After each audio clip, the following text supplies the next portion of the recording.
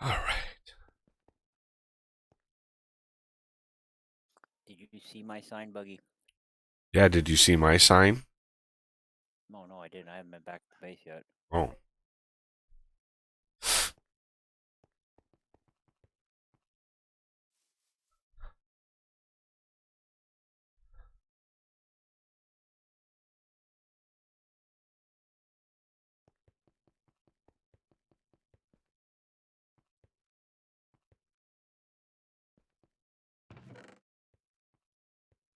Okay. The quarries are finally done.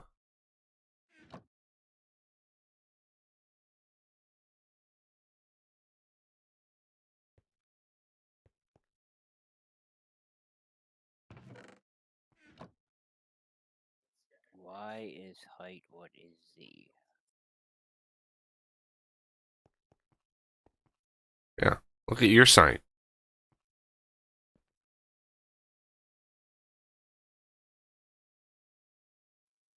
Yeah, You gave me X and Y, but not Z. Z's there. No, it's not. I see X, Y, and then mechanism cavern, waystone in front of entrance. That's all I see.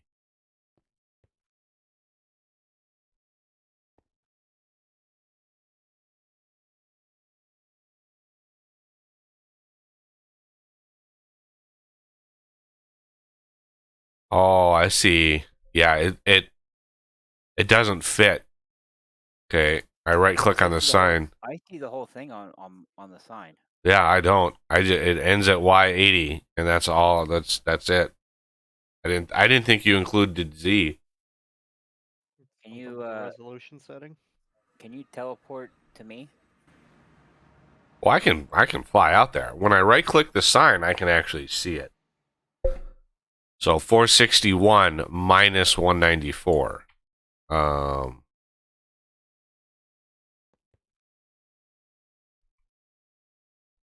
461. Almost straight east, a little north. I'm standing over at the entrance right now.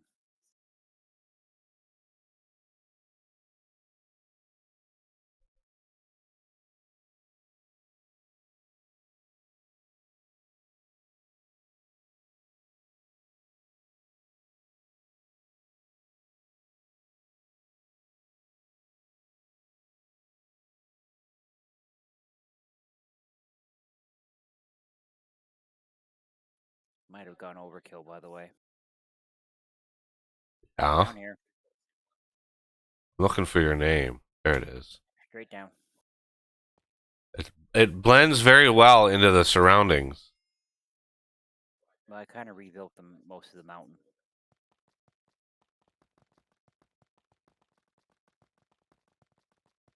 Ooh, nice. How tall? Um, it's you can fit a 17 high building in here,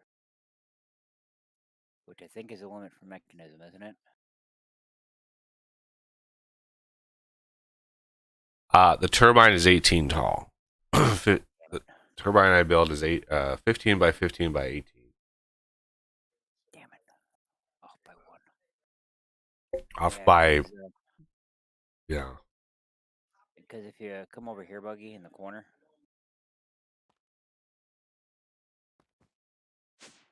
there's an identical room above it. Ah, I didn't finish the like I didn't really know what to do with the ceiling between the two floors. That's what I've been working on.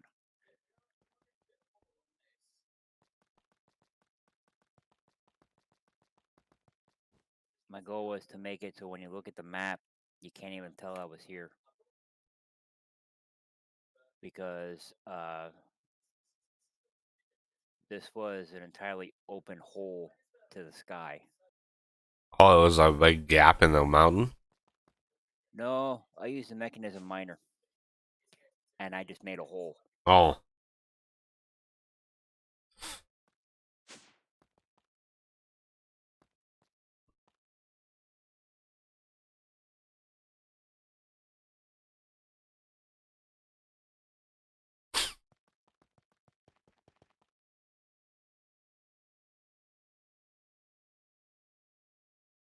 would be too hard for me to take the ceiling up one more notch.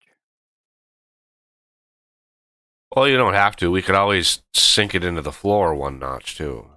Because it's going to cover the floor anyway, so. That's true.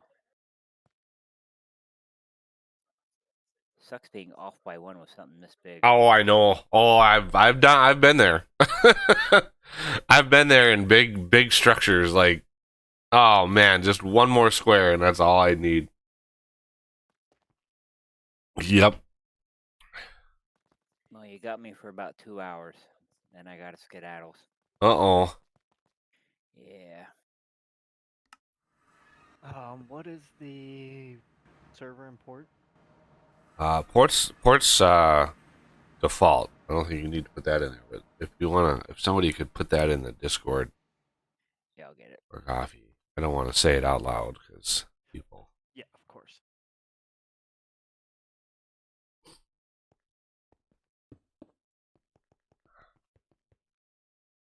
All right. So, yeah, I just built a very basic generic structure, but it's still better than anything Direwolf's ever made. I will say that. So, I mean, it's a low bar with him, but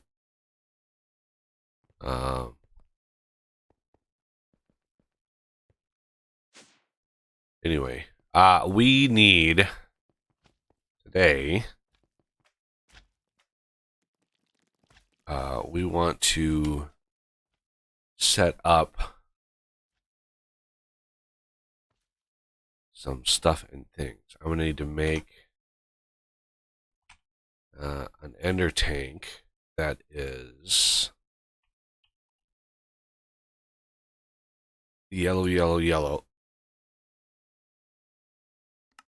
for fuel. Oh, I didn't want 3 of them, you stupid lag spike. Damn it.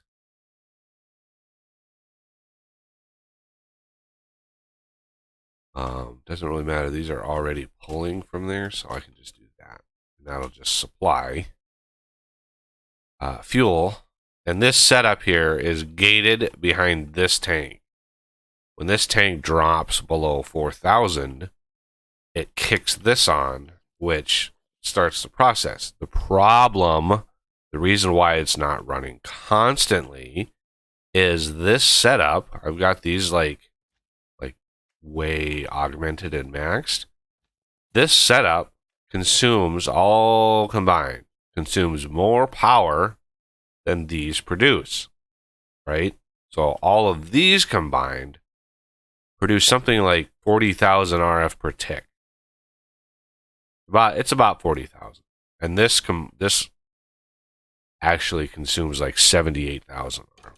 So these cannot be on all the time, but when they are on, they produce a ton of fuel, right? They produce a ton. So when this drops below 4,000 buckets, it kicks that on, and by the time this hits 4,000 and shuts that export off, there's enough oil in that system to actually push this way above 4,000. So you can see it right now. It's just about to drop below. We must not be using very much power right now because, yeah, most of these are full, which is kind of crazy. Yeah, all my quarries, I had 2 quarries running, max size quarries. And those are done now. So yeah, each one of those, I use the RF Tools builder. There we go. Well, I guess it depends on how much usage we have. It turned off right away again, but you can see we're gonna get over 30 buckets just for that fraction of a second that was low. So yeah, it gates itself. So one of the new mods in this version that I added is Megacells. Okay, so Megacells kind of takes the place of the AE2 Editions mod because there is something weird with this mod. There's something really, really weird. I looked at it. I looked at the I looked at the zip file, I looked at the actual files in the mod, and as well as the page. This mod, AE2 Editions, should be adding pattern providers that have more than 9 slots, right? So they have pattern providers, and that's what we use for automating, right? So this is a pattern provider, nine recipes you can fit. Apparently, AE2 Editions claims that it has pattern providers that have like 18, 27, and like 36 slots for recipes. The zip file for the mod actually has data for that. It has recipes, it has textures, it has all the stuff for those blocks. They just don't appear in here. There's no recipe for them. The blocks do not appear. I don't know what's going on. I looked at every possible way that those could be disabled, and they're not being disabled at all. They're just not showing up. So I don't know what to think about that. So I'm leaning away from AE2 Editions a little bit, and going to Megacells, because these add not only up to 64 meg, but they also add another one, 256 meg. And look at this. Renegade will get a kick out of this. Not only does it add the 256 mega storage component, it also adds the radioactive storage component and the radioactive chemical storage cell. You can store radioactive stuff with this mod. So one of the things I'm going to do in my turbine reactor setup for Mechanism, so we can generate lots and lots and lots of power, is I'm going to use AE rather than tubes to shuttle gas around, because we have chemical storage cells, lots of chemical storage cells, and we have the radioactive storage cells. So I'm going to use an isolated AE system to move all of the chemicals around for the fissile fuel, for the waste material, because I've never done that before. I've never used AE for chemical chemical storage. So Applied Mechanistics is in the pack, and it's been in the pack forever. Already adds the chemical storage on the lower tiers, and the Mega adds the super high tiers. I don't think we need a 256 meg storage for like fissile fuel. That would probably store millions of buckets of fissile fuel. That's a little much, but anyway. And there's a Kavi. I haven't seen you in a long time. Oh, I'm on I'm on day shift for this week. Just this week. Just this week? What the hell? Yep. Oh my god, just this week. Okay. So my sleep schedule is I woke up at like 5 a.m. because that's Whoa. as much as I could get sleep. Yeah, of course. That's freaking crazy. That's crazy. Okay, so where do we want to build? I was thinking of building like a pneumatic craft system down here or out here in the flattened yard, but then I realized automating with it, I need access to my AE system, right? And I have yet to get a easy way of doing a wireless connection with AE. One of the mods that we adds this transceiver block. So like there's this wireless thing here. I have never gotten this thing to work. Another AE Editions thing.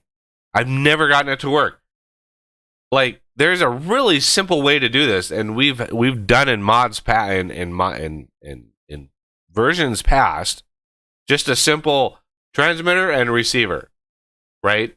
Just keep it simple. This one has broadcaster and subscriber, and you're really not sure which is which. And I've tried them both ways, and I cannot get them to talk. I cannot get them to talk to one another. And then the power draw is like even going like 20, 25 blocks is like 5,000 RF per tick. It's insane. It's insane.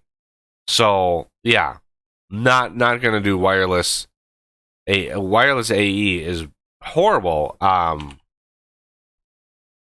For the refined storage is actually super duper easy. Refined storage actually has a wireless connection that is like dead easy and cheap and built in, and it's just nice. The AE one that's built in is the Quantum Duvallaki. It's the Singularity, and yeah, it is not. It's a process. We're gonna need those anyway, because the mega cells adds a bulk storage component. Okay, which is a 1 meg storage plus a Singularity plus the spatial storage for reasons unknown. That creates the bulk storage, which creates a bulk item storage cell. Holds a near infinite amount of just one item. So it's kind of like the black hole storage unit. Right? We have these black hole units, right? So the Supreme one holds 2 billion. I'm not sure how many this holds. If this is, because 2 billion, that's a max int 32.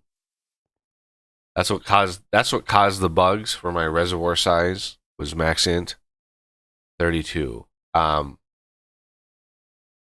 If they use max int 64, that number is like 9 quintillion or something like that. It is really big. And then there's even a max int 128. You can get really big numbers, like really monstrously big numbers. So I'm thinking of doing pneumatic craft, at least the auto crafting side of things, like the pressure chamber. I'm thinking about doing that in the basement. And then we can work on drones and stuff out here in the blue sky. But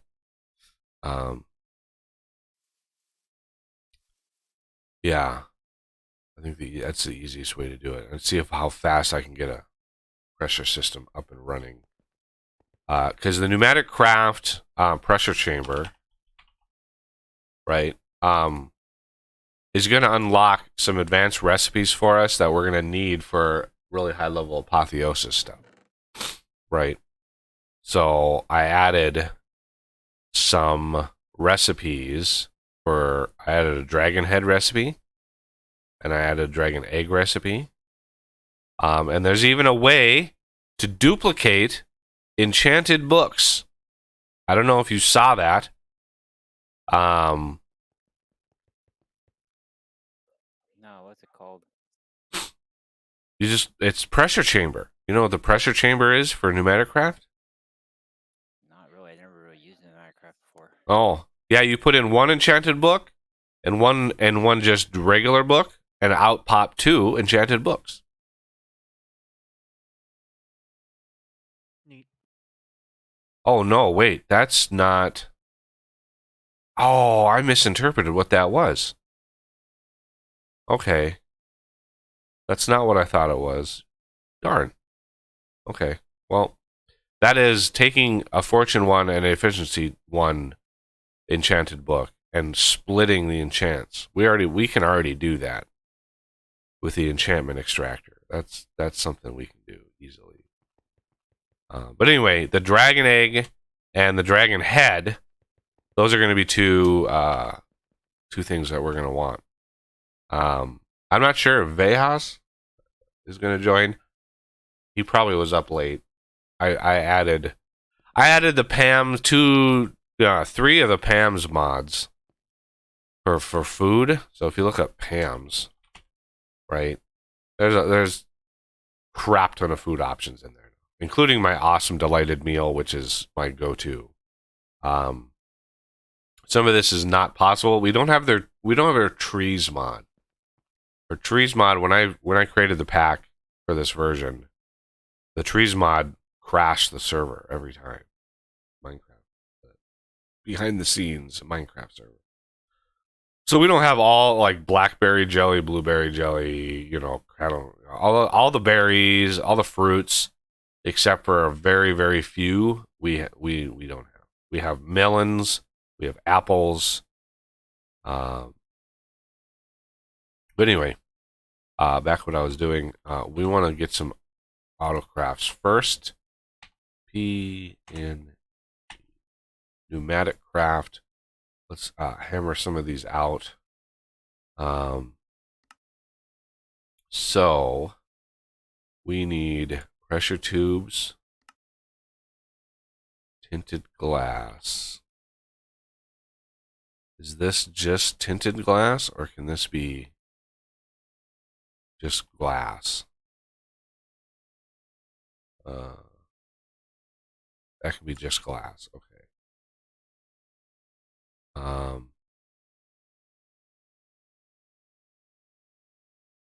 No.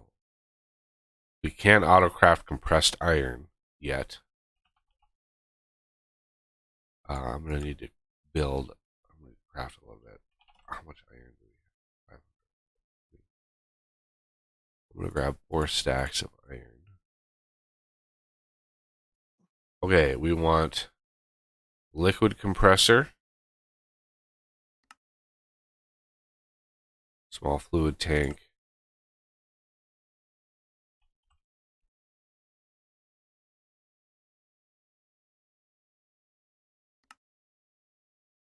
we want air compressor, reinforced bricks, reinforced stone,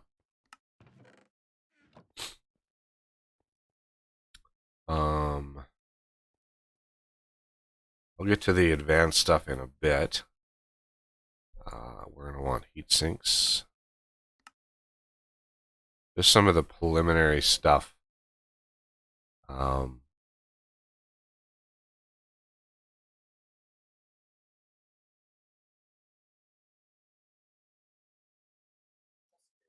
Here, coffee.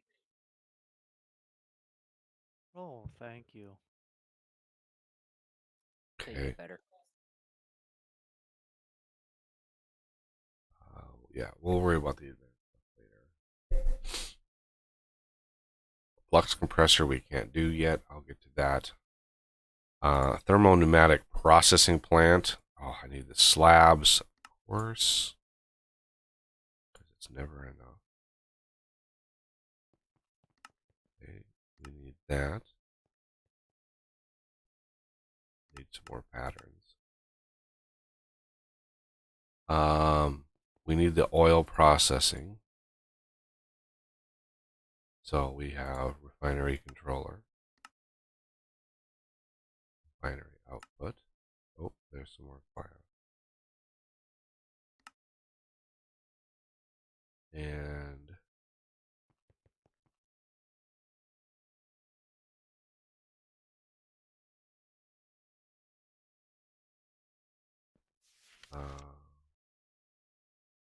all of this stuff we can do later.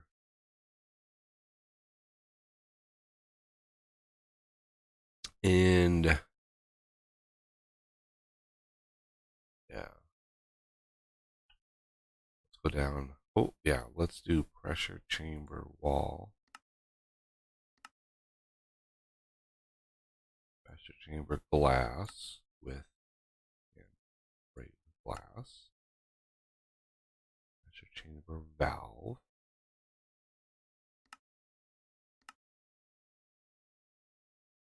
Pressure chamber interface. Yeah, there's us. Hey guys, It's an os. it is usually.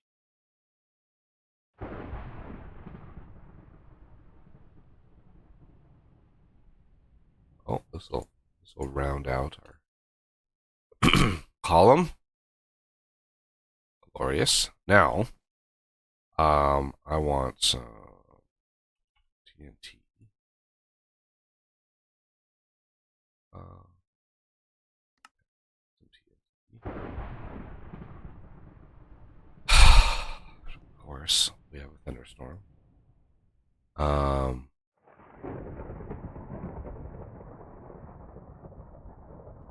Let's go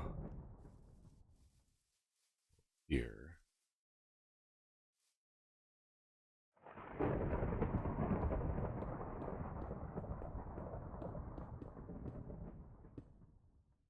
All right, any and all magnets need to be off. Please keep your feet and arms inside the thing at all times.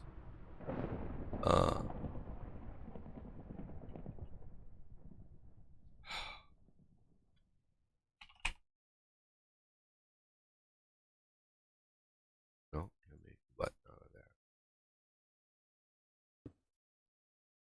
All right, so here,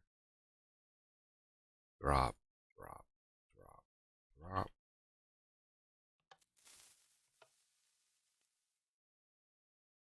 Boom. You get a loss, right? You get a loss. So I put 4 stacks in. I got 3 stacks plus 11. So you don't want to rely on that little method permanently. But that should get us started.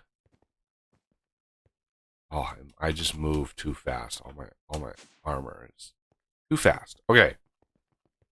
So I've already got a branch line for AE over here, so might as well set this up. Be careful. This can explode if you're not careful, which reminds me at Maticraft, I want a volume upgrade.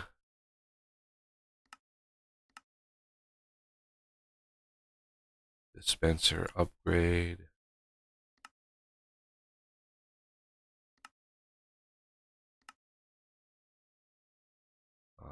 Item life, no. Entity, no. Block speed upgrade. And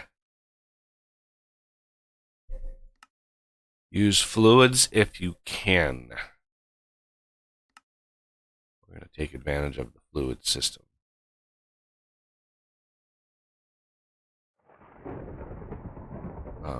Range. Security, definitely one we want. This we want. There's just so many tiers of crafting that you need out of this. Lever. Okay. I think all the rest of these are for the suit. If you hear weird sounds, there is a blizzard raging outside right now. I mean, it is 40, 50 mile an hour winds, snowing, like very little visibility. Yeah, it's pretty bad outside right now. Okay, so you.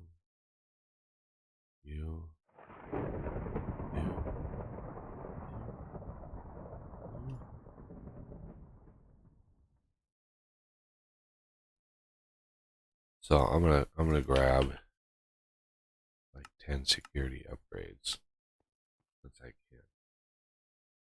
Okay. Now I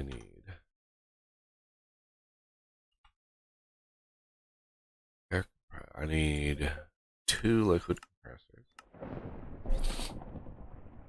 But now we have a finite amount of compressed iron, right? So at Maticraft, we grab the tubes that we have. What?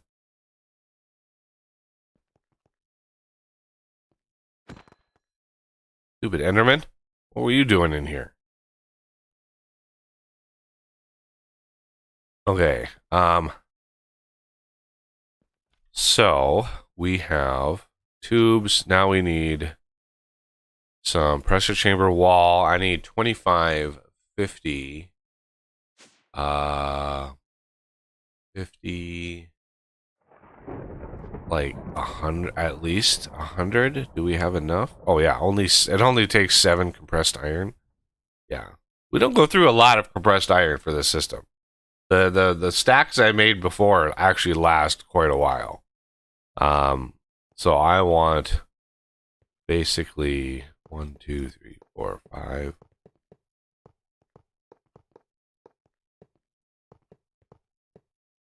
So the bottom and the top have to be solid, right? They have to be solid.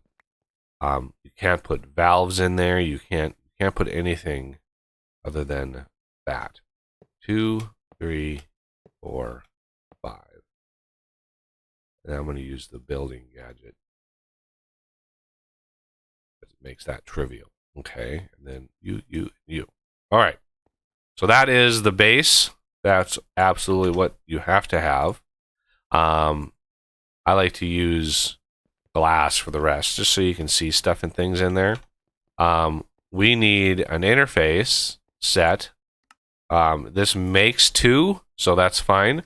So one set of interface, you want one going in and one coming out, right? So on the outside, looking in, we're going to put these like that, and then you want to go the opposite way and look at them going that.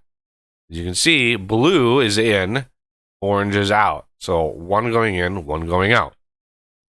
That takes care of moving, when we move things in and out, that's what's going to do that. Okay, so the next thing we're going to want is a valve or 2. Do I want to... it would be so much easier if this was sunk into the floor one. No, I'm not gonna waste time. Okay, so let's do 2 liquid compressors. We're gonna put a valve right smack in the middle. That will connect to those. We're gonna have that sticking out, and I'll show you why in a second. Very simple reason. And then we are going to want our fuel in here somewhere. We don't want to start this yet. This thing isn't finished.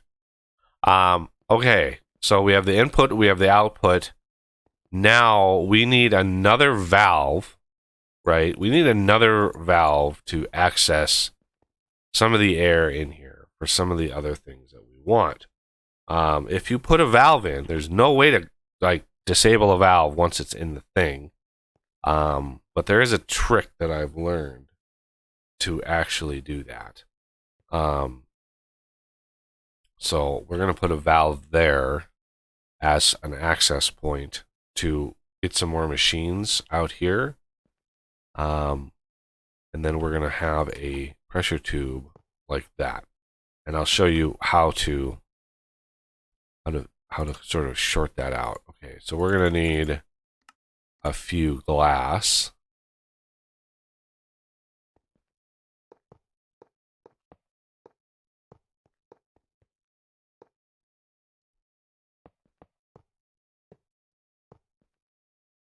Here. And that should... Oh, I missed the front, of course.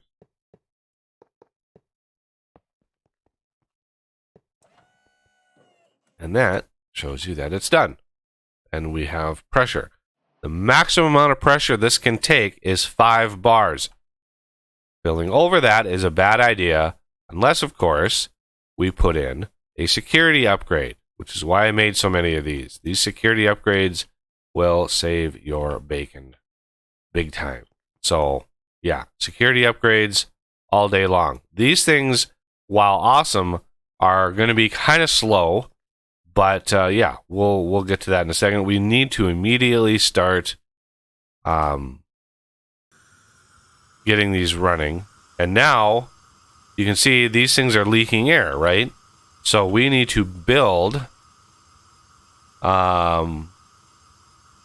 Let's see. It is like a few of these, and then it is the block is this thing here, pressure gauge tube module.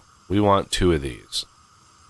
One goes here, and that's the way to block that.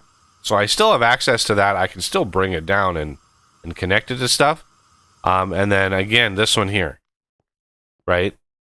This one here will control the turning on and off of these guys.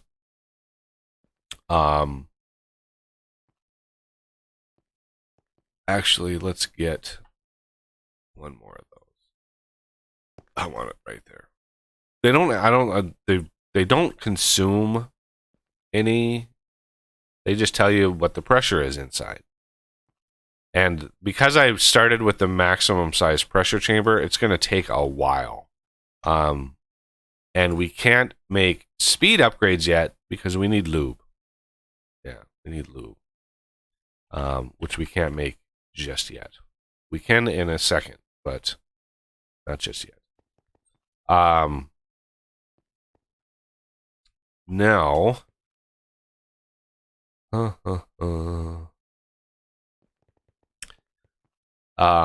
gonna want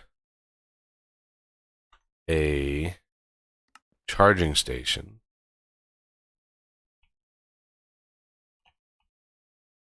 Where is that? In here somewhere. There it is. Charging station. Charging station. This will charge. No, I didn't. Damn game. Let's put this here. We need to charge up an Amadron tablet.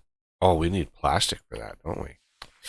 Okay, so let's get to processing of the things in the stuff.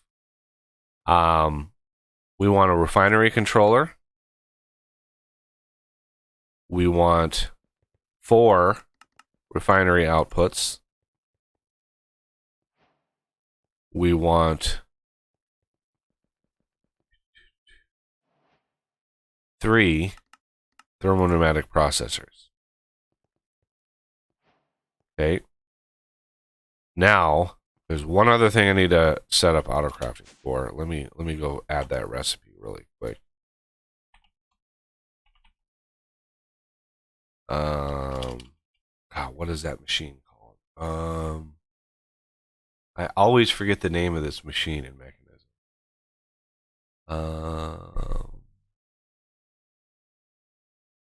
Where the heck is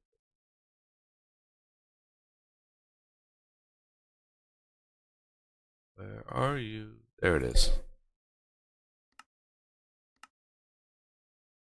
So, normally, if you didn't have mechanism or weren't using my pack,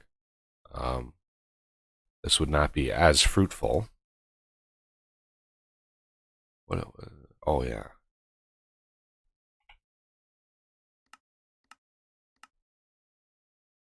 Take those. The oil processing for Pneumaticraft is largely reliant on heat, not power, right? Or not pressure. So heat in Pneumaticraft itself is generated by the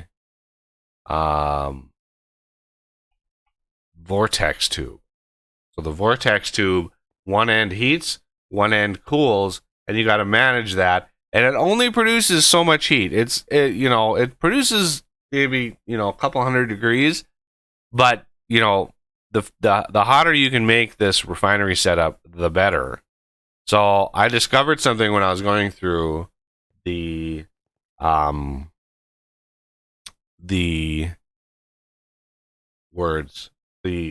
files, that it actually supports something else, something that kind of made me smile. So what we're going to do is we're going to put down the refinery controller. We're going to put down the 4 outputs. Because if we look at this, you can see 4 potential outputs. if we look at the usage for the refinery controller, you can see if you only put 2 outputs, you'd only get diesel and LPG. You can do 3, and you get diesel, kerosene, and LPG. If you do all 4, you get diesel, kerosene, gasoline, and LPG. Now, why would you want to do that? Because if you look at the uses for each of these other ones, kerosene, for example, you can thermopneumatic reprocess into gasoline, right? That takes heat and pressure. Diesel, you can thermopneumatic process into lubricant, right? So you get more lubricant that way.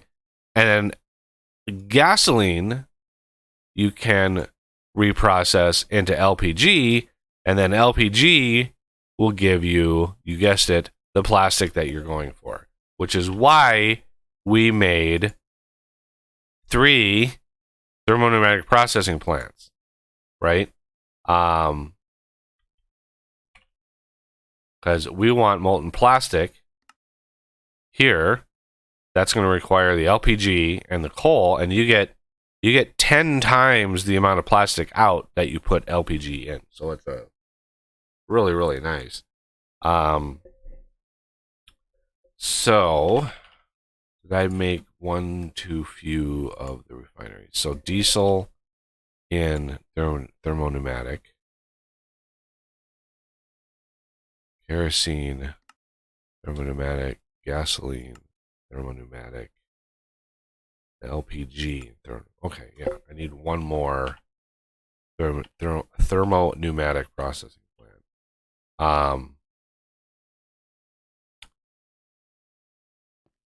Here. And I'm going to use laser IO to manage all these fluids. It's just the best way of doing this, because again, we're going to create 4 different fluids out of this, and then we're going to reprocess them in various ways over here. And we're going to need to insert items, you know, coal in one, like redstone in another. Like, we're going to need to input items a little bit here and there. So I need one more thermopneumatic processing plant. So 1, 2, 3, 4. Now, most of these require heat as well. But the heat for the refinery, you just have to put on the refinery. You don't need to add it to the outputs. So you don't need to add heat to those. But you also don't want to have the sides exposed to air. So this side, obviously, we're going to have, we're going to have like that. This needs to be heated. All these need to be heated as well. So what are we going to do with that? Well, you guessed it. Boom. The resistive heater actually works with pneumatic craft. And it is a glorious amount of heat. Like, this will max out the heat without problem. Tell me I automated the thermal conductor. I did not. Oh well. I will get to that in a second. Okay. And I am super hungry. I always forget to eat when I'm doing this. Okay. Now I need this up here. I need these to match up with those. I need to get those mechanism at mech. What are they called? Yeah. Basic thermodynamic conductor. And then we want advanced. And then elite. And then ultimate. These are good. They're not perfect. Even the ultimate ones still have some loss, but again, I have it set to be awesome. Normally, you get just a tiny fraction of the heat out of those that they actually put out, but I made it so they're actually really, really good. So we are going to do that, and then I made a second one of these just for this purpose. Like so. So yeah, all of these get hot. One of these is going to need pressure. I think it was the kerosene one that needed pressure.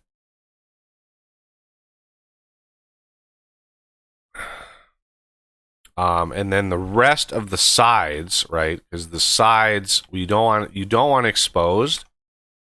You can use trapdoors.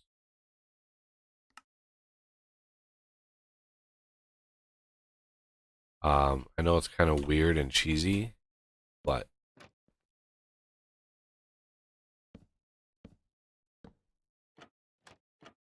yeah, basically trapdoors.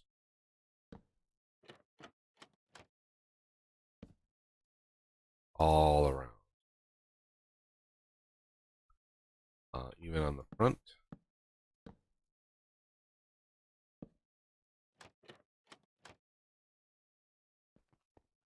Do they lose heat if you don't, or what's up there?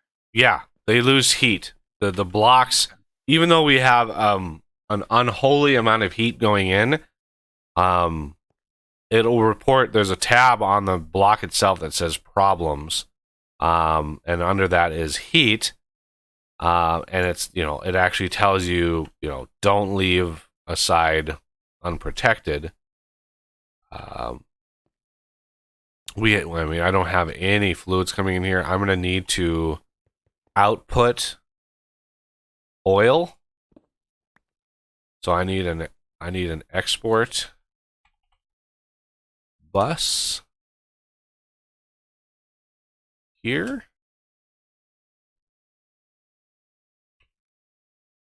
I'm gonna need a bunch of smart cable, like a bunch. Let that craft. Oh, my nose is so itchy.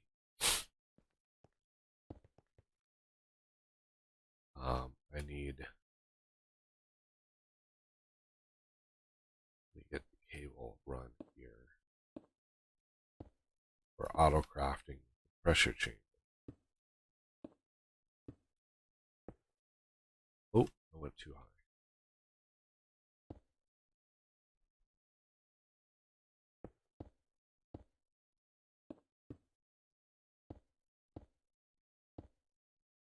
And down.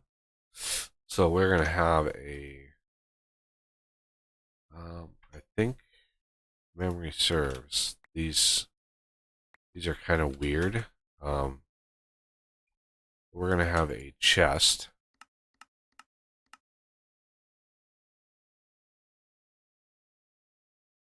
Here. We're going to have a pattern provider here. And rather than use the facade version of the provider, which is normally what I do, I'm going to use the full block like that. I'm going to make sure the arrow is pointed into it.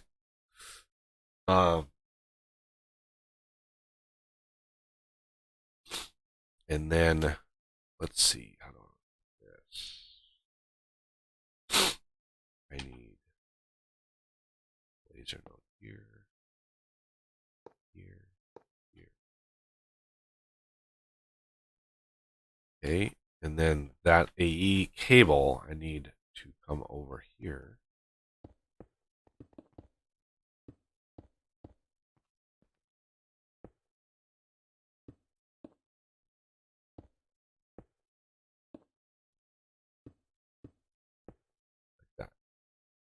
Okay, so all we need now is some power here. This is going to be thermal for pneumatic. And you don't even need to bump the power up. I actually tried to lower the power, but you can see temperature is climbing. 1600 degrees is going to peak out at 2000 degrees with just the basic 80 FE per tick. And then these, you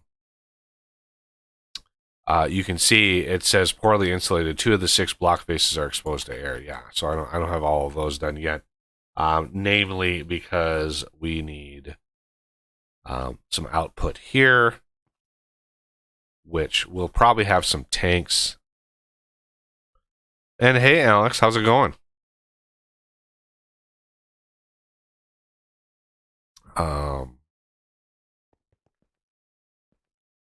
I need to power ultimate universal cable. Like that. 200, yeah. There's a lot of power inside that cable. But now this is producing heat, right? And it's outputting over to here. And now these are heating up, which is glorious. So now what we need to do is set up crude oil exports here.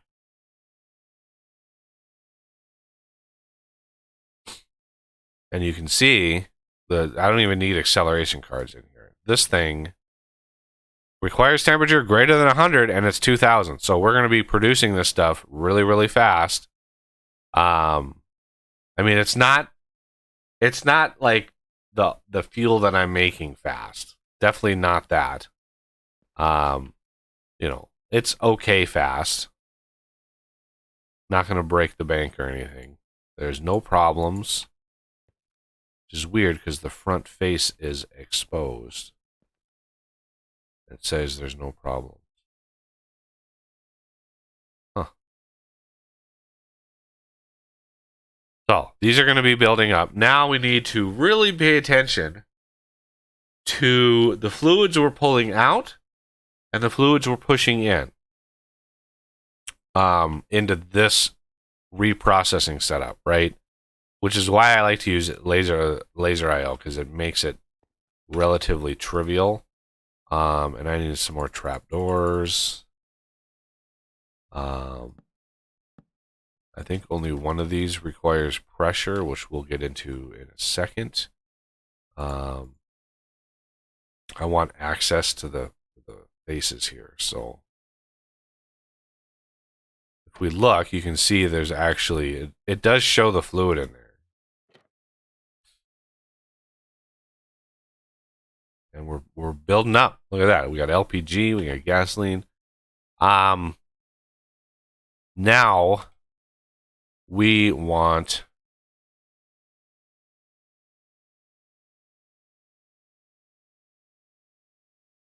oh yeah. Good old mic or face cam, yeah. So let's look at our pneumatic craft refinery here. Refinery output. I think it's kerosene that needs. Yes, it's kerosene that needs pressure, and that is a bluish color. So I'm gonna get my card holder. I'm gonna get a whole bunch of filters. Okay, and on the top here, I want it to be the top. I want the top one to insert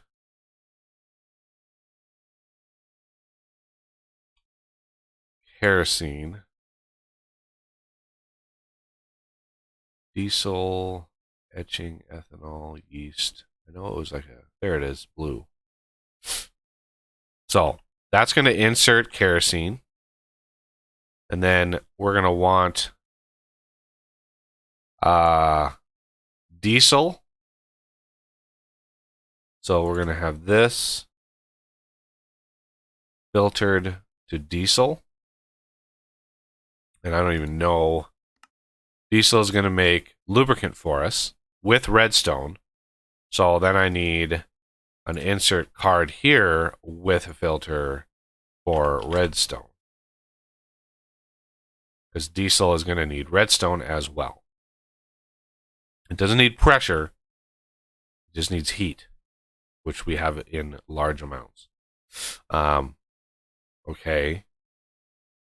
So the last one, I think, is gasoline. So we have a filter here for gasoline. We got to make sure it's the right kind of gasoline. Gasoline from Pneumatic Craft. Insert gasoline. And then this last one is going to be LPG.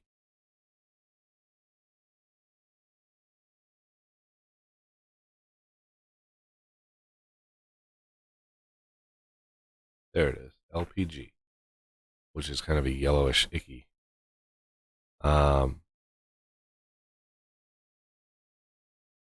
Okay, so LPG needs, I think, coal. I'm pretty sure it's coal. Yeah. So this is going to get an insert card for coal. Can we use LPG?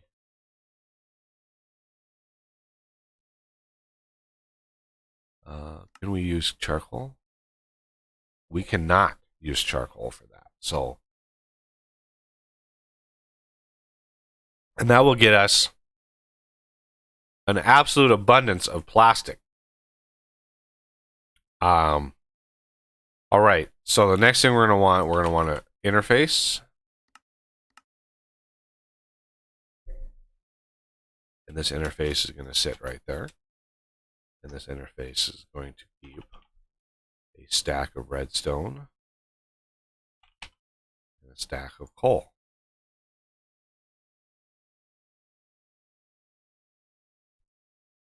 Neither of which are craftable, or not really. Was having a little conversation with radio. Yeah, I've been watching it. Yeah, we did a bunch of work in between from Wednesday to today because, like, I know how people react to Minecraft, and I just wanted to make sure that we got into mods rather than building like structures, right? And I can talk, if people ask like, "Hey, how does your mob farm work?" I can go over that in intricate detail to talk about the sweet mob farm that we have. This is like my best job ever on a mob farm. Absolutely beautiful. It's a passive and active mob farm that's capable of generating either XP or essence. Like it's great. I combined both of my mob farm concepts into one, and it works fantastic. Okay. Back to what we were doing here. So the output of these is what we want to pull in, because remember, we're gonna be making other ingredients here that we're gonna push into other things, which is why I used filters for everything, right? We want to use filters for everything because we're gonna have an extract pretty much on the same color all the way down the line. So everything is filtered. That way we don't have any shenanigans. And I don't want shenanigans. Shenanigans are bad. I need, there they are. I would like, yeah, since there's a trap door, we have to go up and over.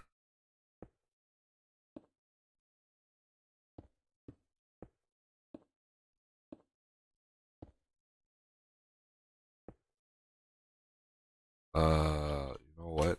This would probably make more sense to go this way and free up.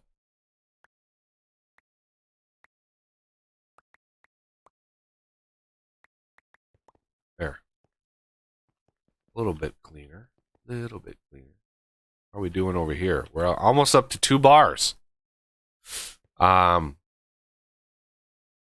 Okay. Now we need to manage the outputs of all of these. So the output of the kerosene, I want to just because a.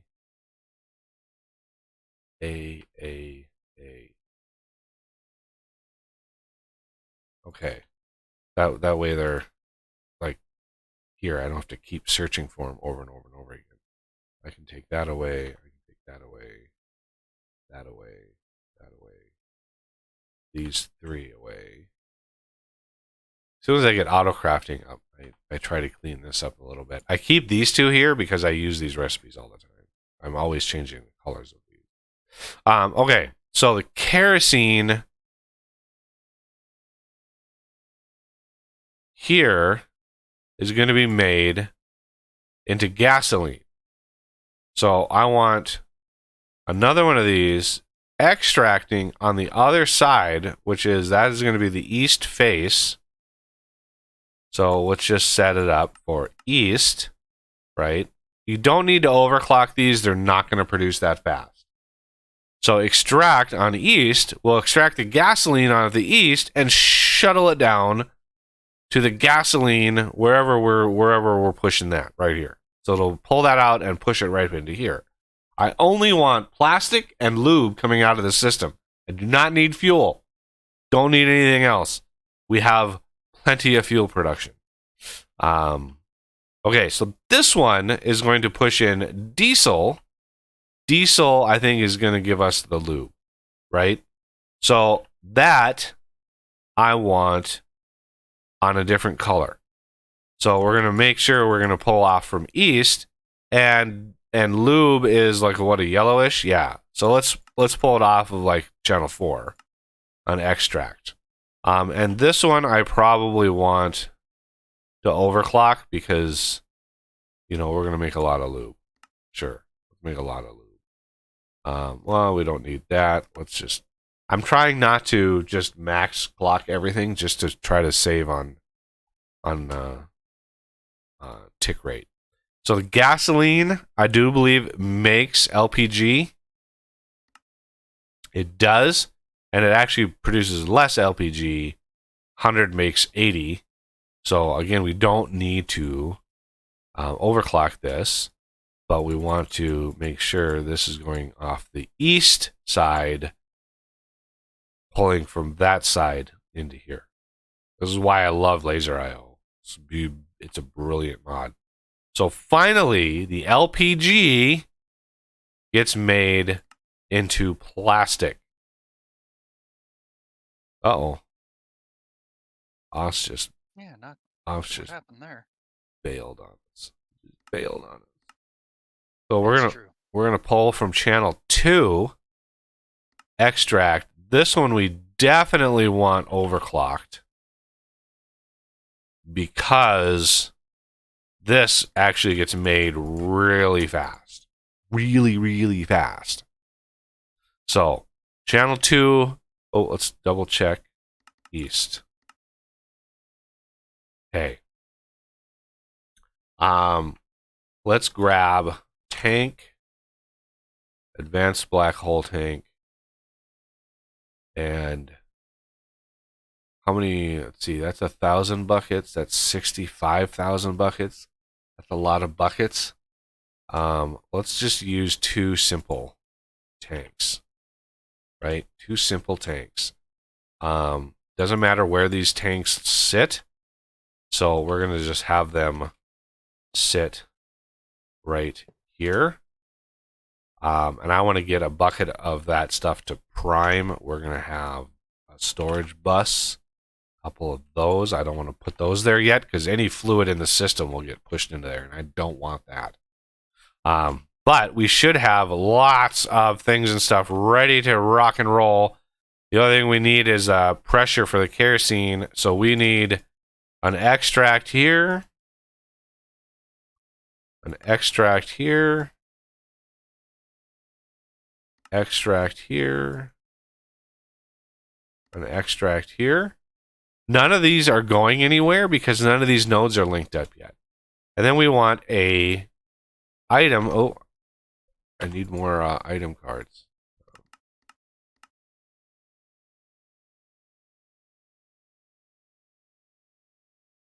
Okay. Item card, extract, round robin. 8 or tick should be fine because we have these two things in here. Now I want an insert. Before I enable all of this, I want an insert on yellow, which is 4, and channel 2, right? I want an insert into this, which should push it into there, but first, I need to connect all of these. So I can actually get the system primed. Bingo. Now we should be good to go there.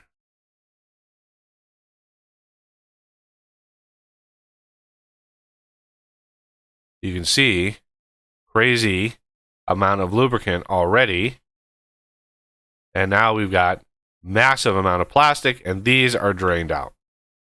All right, let's get a couple buckets. This is plastic. And this is lube. So we're going to put lube in there. We're going to put plastic in there. I've started using AE to manage some of my fluids here. It's just a beautiful system, how it's all built in now. There and there. And we want to partition the storage like this, right? Because if these drain out completely, the partition will ensure that, they stay that way. So now I want an insert card for fluids, but I don't want... I need 2 of these cards. I don't want to insert random, fluids that we're pulling out of here. I only want to insert lube. So again, the channels are 4 and 2. So I think I can do this. 2, insert, and 4.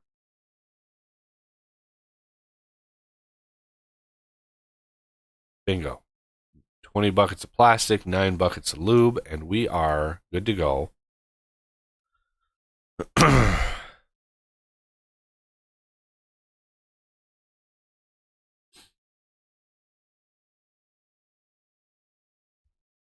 I wish there was a tech mod pack until I disable.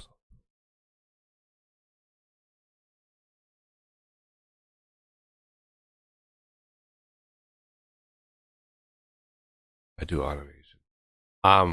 That's what in my pack. You don't want to be bothered by monsters. That's what this is for. Mega Torch.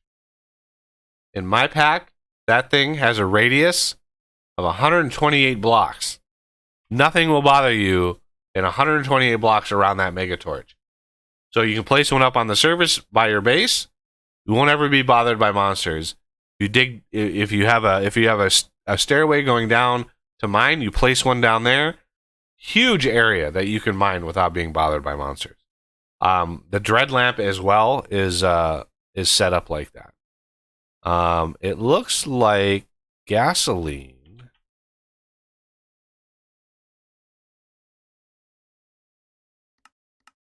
Does this also... This all gasoline needs pressure too. I didn't catch that. So this here.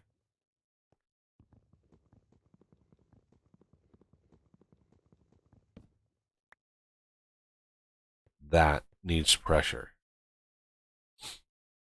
Okay. Good to know.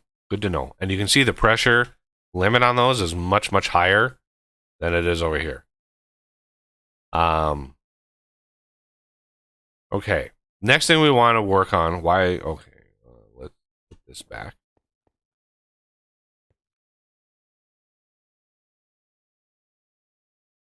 I want to do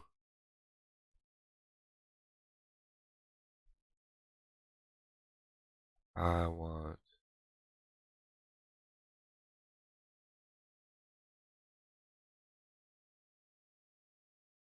a redstone card.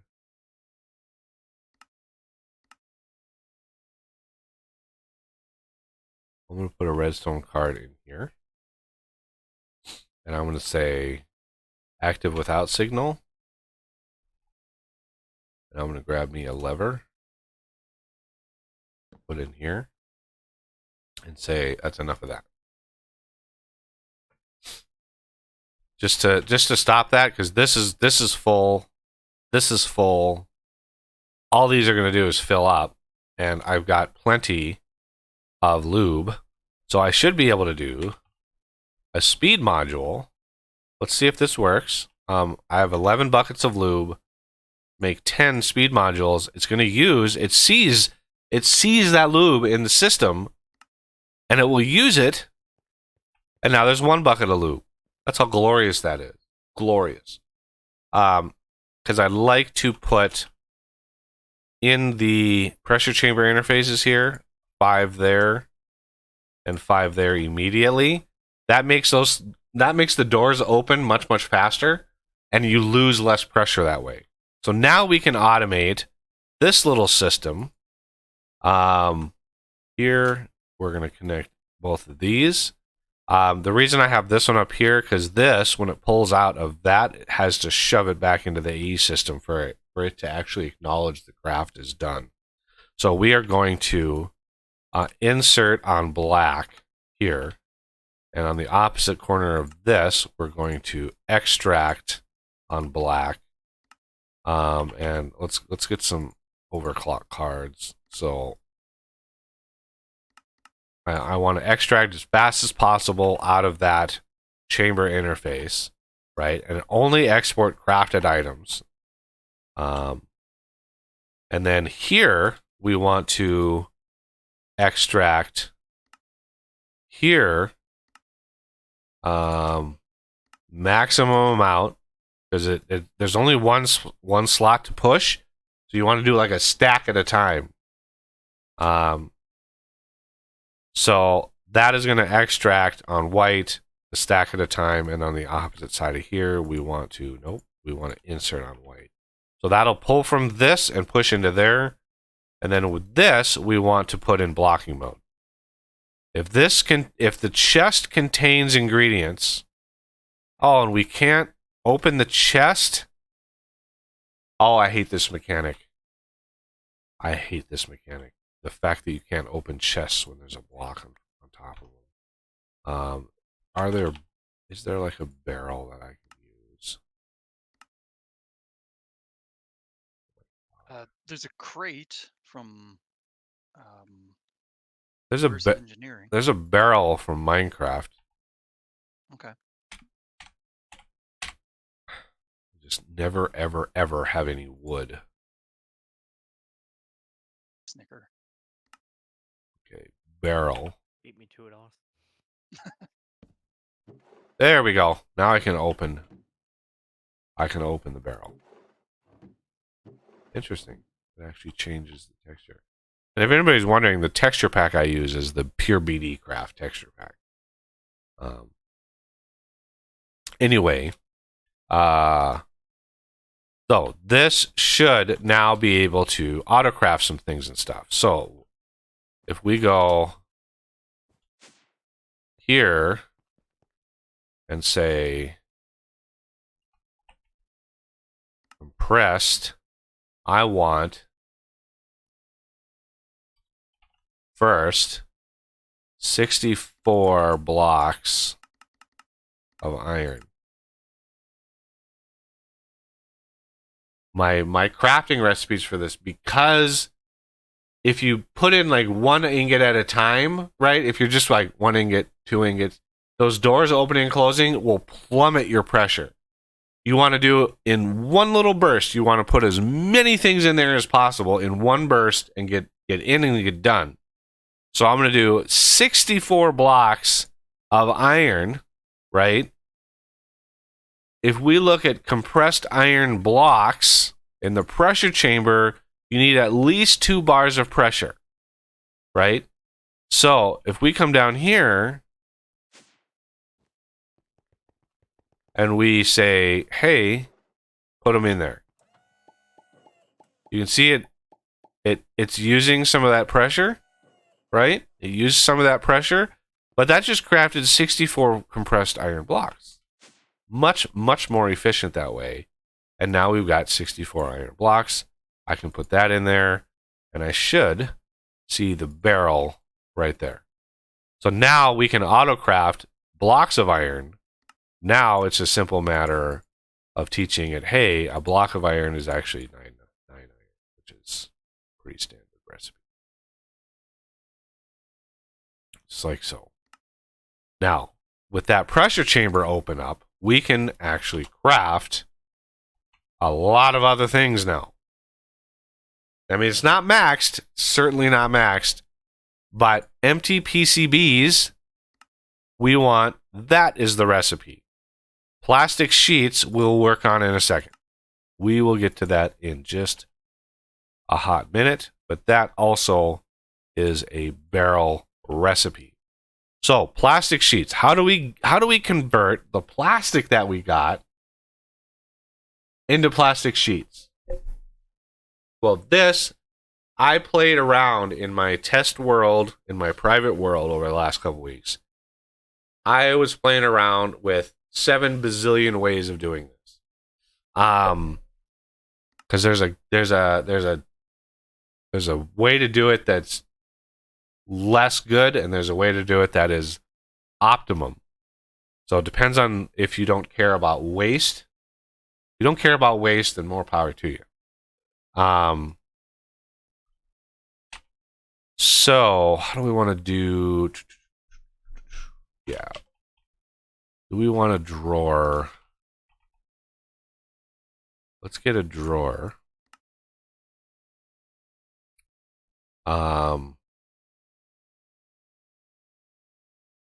And I'm going to need a simple chest.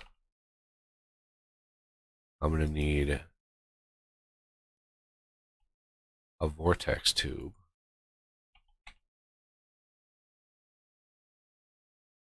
You know what? I don't need a lot of these, so let's just craft one. Okay, there's a vortex tube. I'm going to need a bunch of heat sinks. Like a bunch of heat sinks. Because the vortex tube, your efficiency with the vortex tube heavily relies on how well you can manage the temperatures. All right, we need the heat frame, and I think what block did I think? The one case of using this block, the item user from Cyclic. This block is a royal PETA to manage, but I think I managed to get it to work.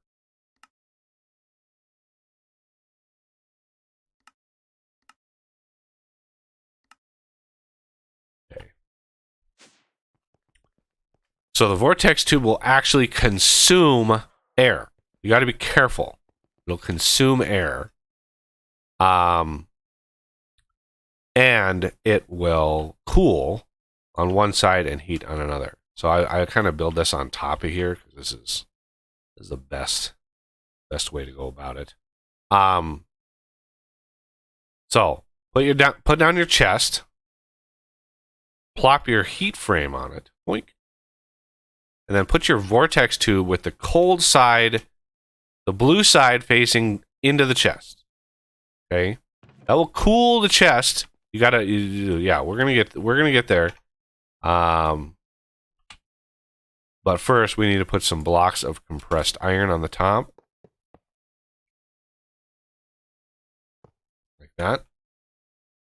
Because blocks of compressed iron are like a heat sink. Think of like your CPU cooler, right? You got a whole bunch of stuff on top of your that's drawing heat away. That's what we're doing here. We're drawing heat away from the hot side of this. Because if you don't do this, the cold side won't get very cold. It won't get very cold. Because the hot side is keeping that temperature up. If you're drawing that heat away, the cold side will be allowed to get colder and colder and colder. And if you do this right, you can actually make this so the cold side hits like, I kid you not, it hits like absolute zero. It's super cold.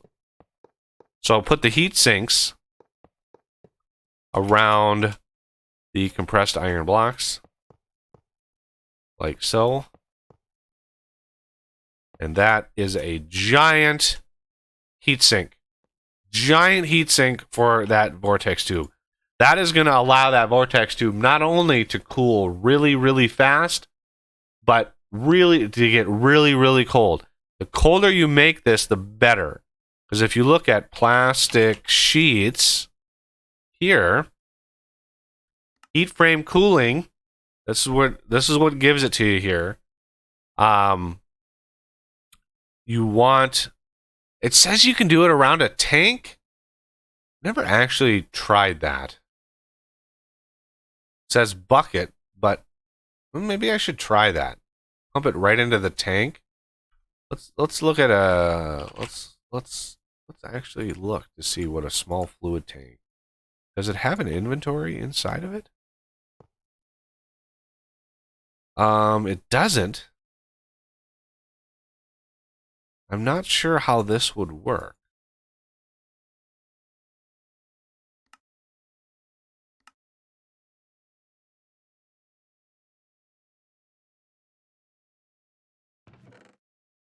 Medium fluid tank with 1 molten plastic.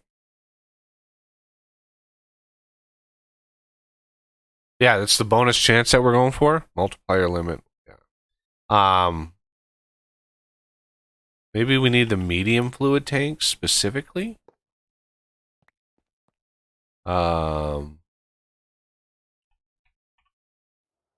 Medium fluid tank. Oh, we need plastic for that. Okay, so let's get a couple plastic.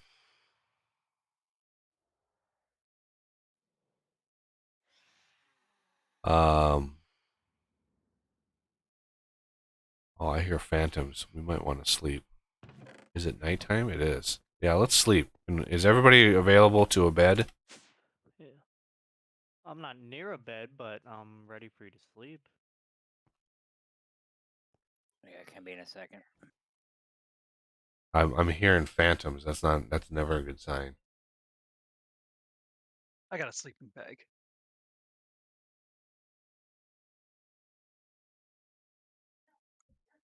Through wool in a vertical line if you want to make one of your own. Yep. I swear I found and changed the setting that requires, whatever percent of people to sleep. And I looked for it before I put out the last version. I looked in FTB. I looked in so many different configs. I could not find that value again.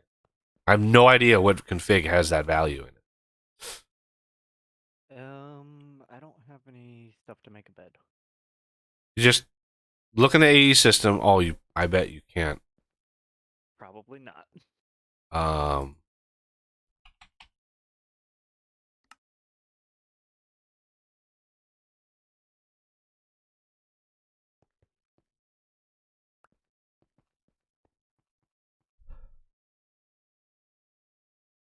There we go.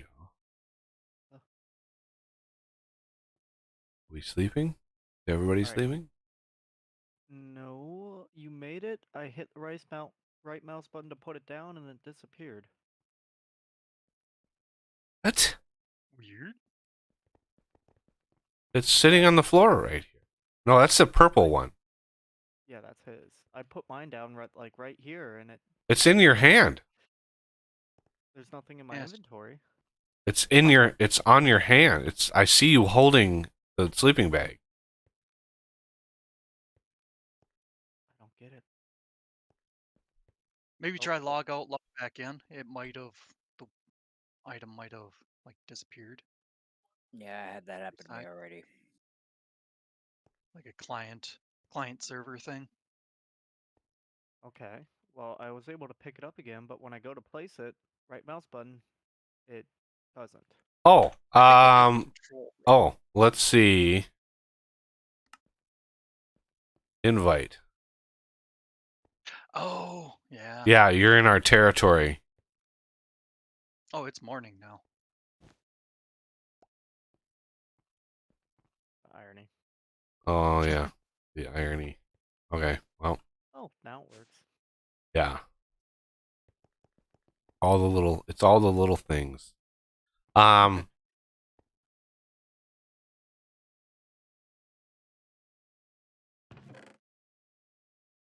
Let's hook this thing up.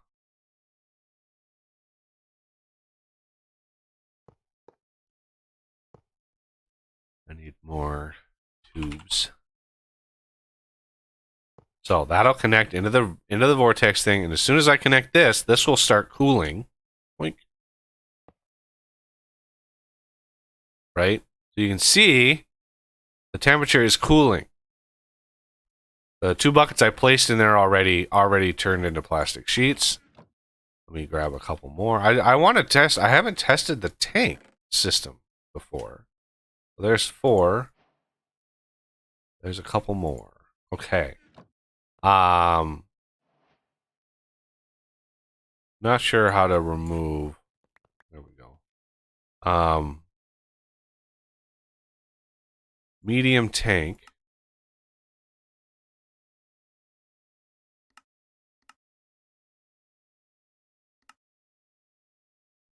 If I put the medium tank here, and I can't put the heat frame on it. Yeah, I think that whatever that JEI is showing here, like this, is not right. The fact that it's showing these tanks, it doesn't make any sense to me because you cannot cool a tank. So yeah, that was futile. So let's go back to the chest. Come on, chest frame like that. See this now? You can open the chest. All right, so you can see minus 273C. I'm pretty sure that's damn close to absolute zero. Oh, I think if you put the fluid tank in the chest, I think that's what it's saying. Okay, let's try that. 64 bucket capacity. All right. Boom. Okay, but the problem with doing that. Ugh. The problem with doing that is as it converts, right? The temperature is going up.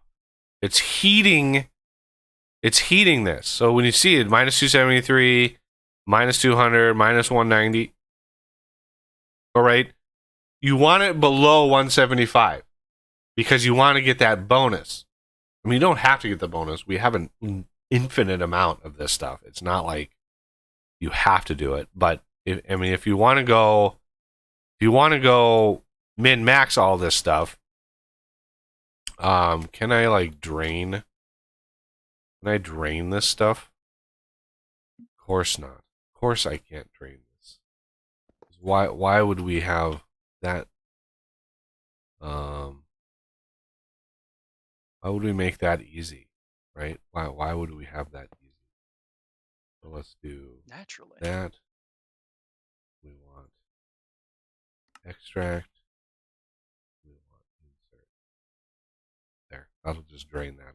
So what I want then is I want a way to fill a bucket and place a bucket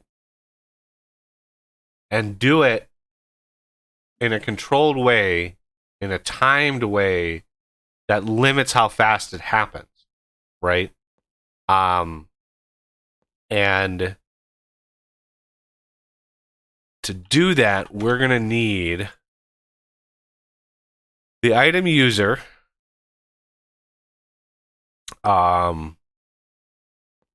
want the item user here, right? This will delay.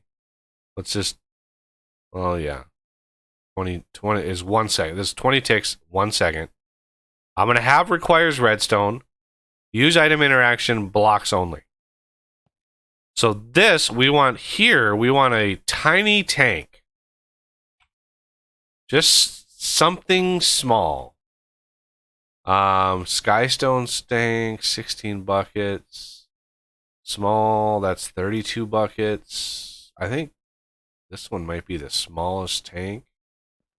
32 buckets. I don't know of a tank. Let's look at... Ooh, basic portable tank. That's perfect. 8 buckets.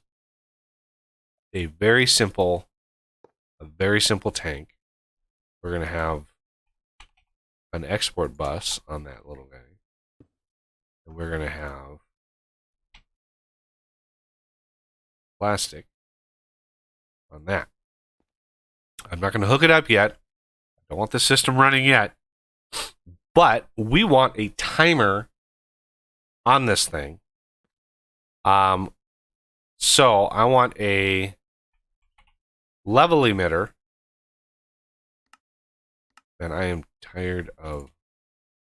I want 1,000 redstone torches in there because I am tired of willy-nilly creating these.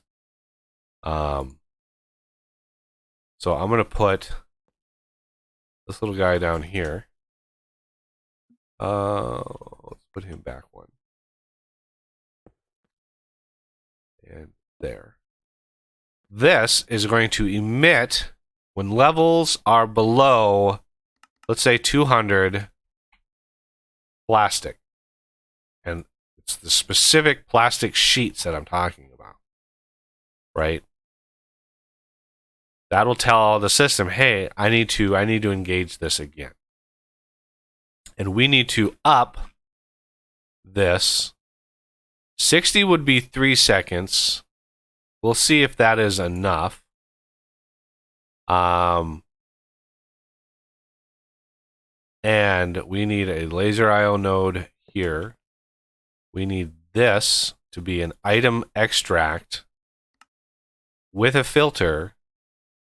And it's going to have to be the bucket of molten plastic, right? It's an item now, not a fluid. We're not moving fluids here. And we only need to transfer one. Now, what we could do is we could, let's see, do we want, I want to maybe not rely on this, right? I don't want to rely on that. Yeah, I think this will work. We're going to do an insert. AFK a bit, but there's been some activity in chat you might want to look at. Okay. With chance. Okay.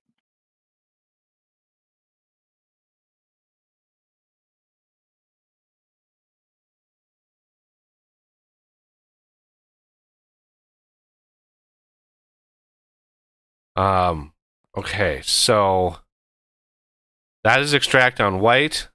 Bucket. This is an insert on white. Here. I only here want to extract on black. An empty bucket. Oh, I need a filter.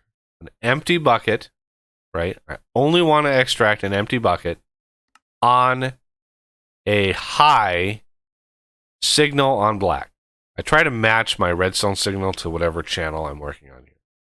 So this is going to extract an empty bucket only when the black channel is a high, and this is an insert on black.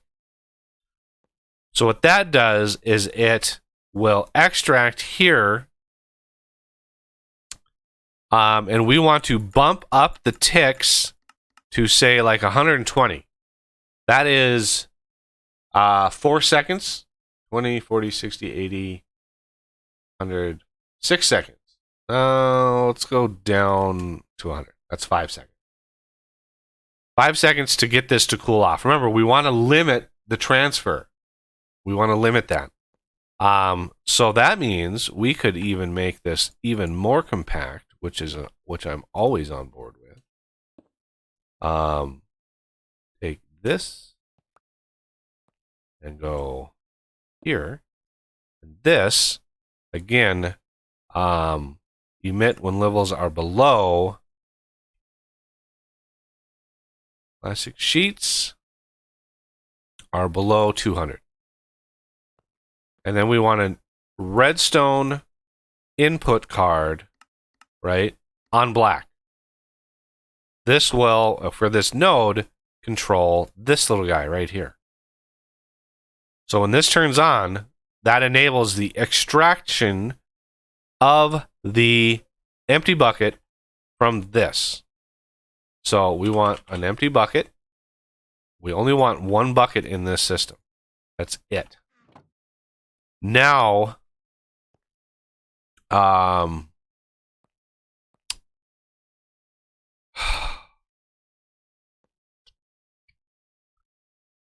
wanted to use this node, but again, this we're gonna have to change this to maybe red. This to red, because these are connected, right?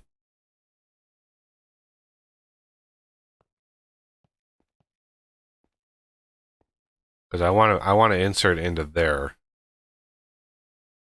So that's an extract on white. Yeah. So I think that's just the basic white and black. So what we can do here is, instead of this being white, we just say orange, or channel 1, whatever channel that is, channel 1. And then I can link this, and then we want to extract the plastic sheets out of there and insert them over here.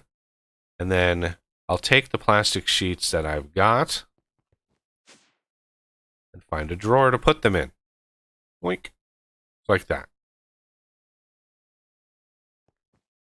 This wall of this thing here has an extremely high priority, right? Which is how I manage to limit how much crap we have, because most of these have void upgrades. They can store a lot, but they have void upgrades. So now we're storing the plastic sheets, right? This plastic. This. I'm gonna just say, yeah, always on. Always on. And just to test, let's take a bucket.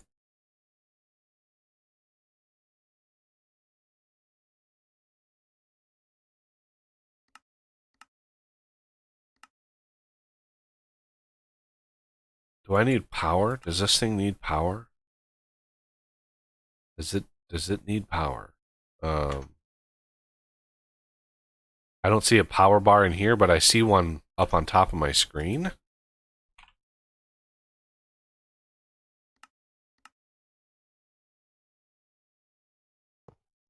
I mean, it connects.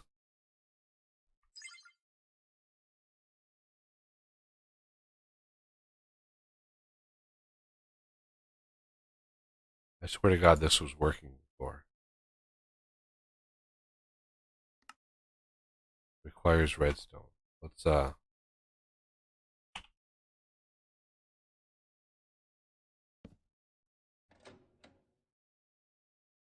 Oh. There's no fluid in there.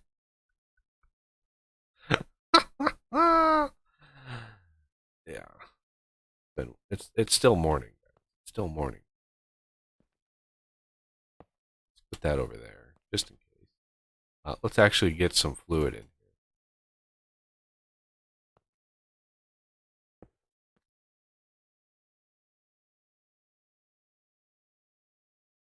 There we go. Now let's test this thing.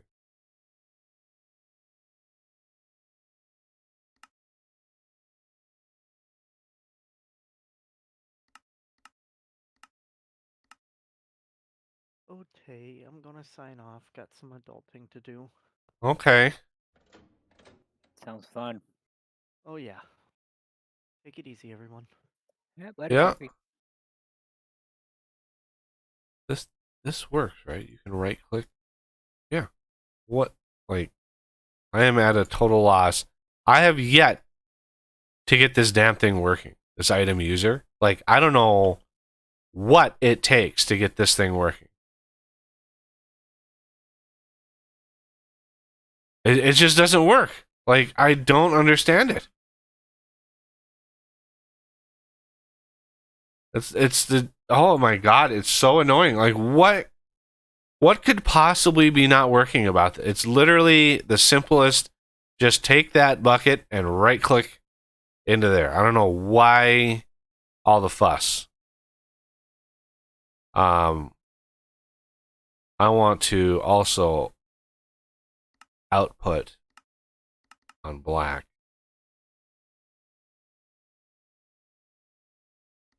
Requires redstone.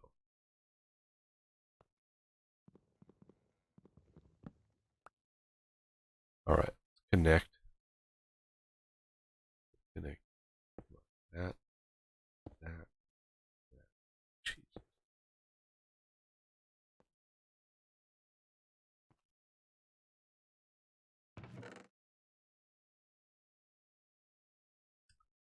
Just take that out. Put it into here. Oh, where did that come from?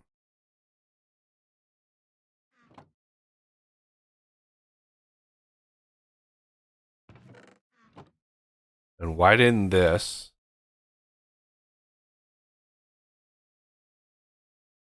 bucket of molten plastic?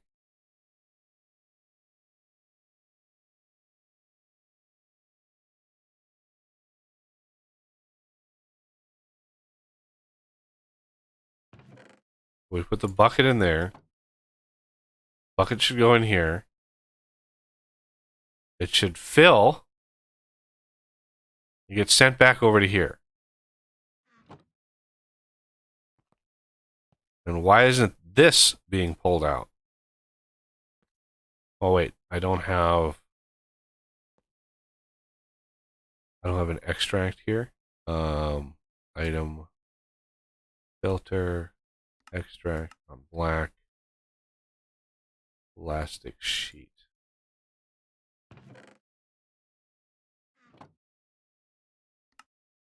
And that should be shoving into there, which should be going into the system. Is it oriented? Yeah, the little guy there. The little interaction there. Right?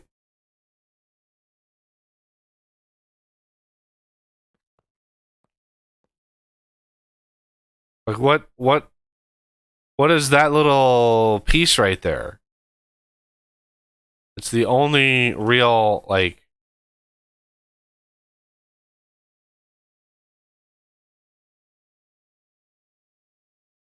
right click, block interactions. I have it requiring redstone, but it's getting redstone here.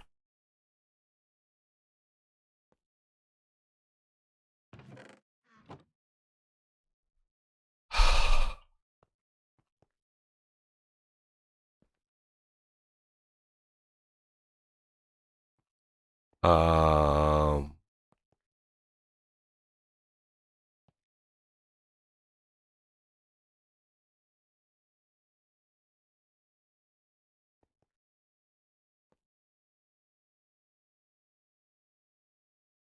I have Yeah, I'm at a total loss.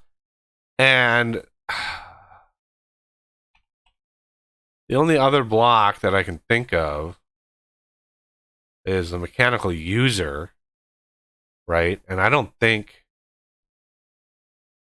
that works either. It's like it's almost like Minecraft, the game,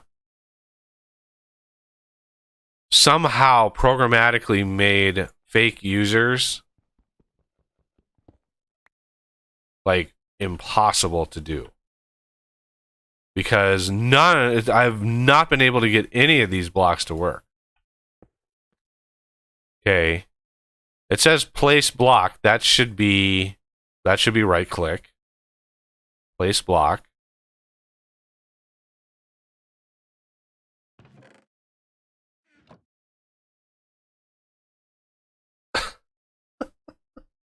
Like what? What is going on? This is the most bizarre thing ever. Like, why are none of these working? There's literally, I mean, I can't.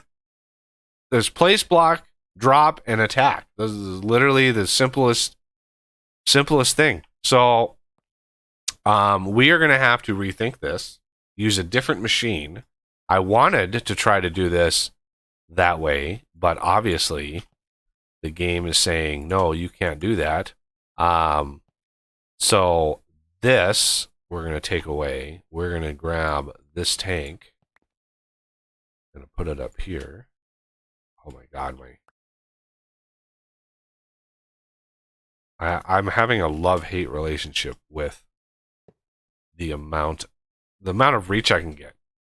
Because look at this. I'm all the way back here, and I can still interact with the wall over there. Like, that is crazy how far away I can. And it's my armor that's doing it. I've got some crazy OP armor. Okay. So, empty out all of that. That's fine. Now, let's put some of this crap away that I don't need. These are probably gonna, no, I guess these aren't. The vortex tube is actually it's kind of constantly using air. So what we want to use instead, I think, the fluid encapsulator thing.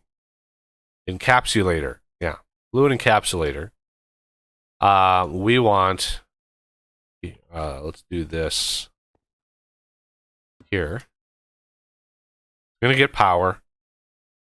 We're going to take that away. We're going to take that away. We're going to put this little guy here. So we're going to put this little guy here. So this is going to be insert, and output on this side.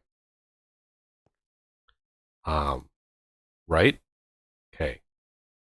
We're already time delayed and we're already limited, so we're gonna have run on low. No, run on high. Right, run on high. And we want plastic here. Bingo. Now this should work.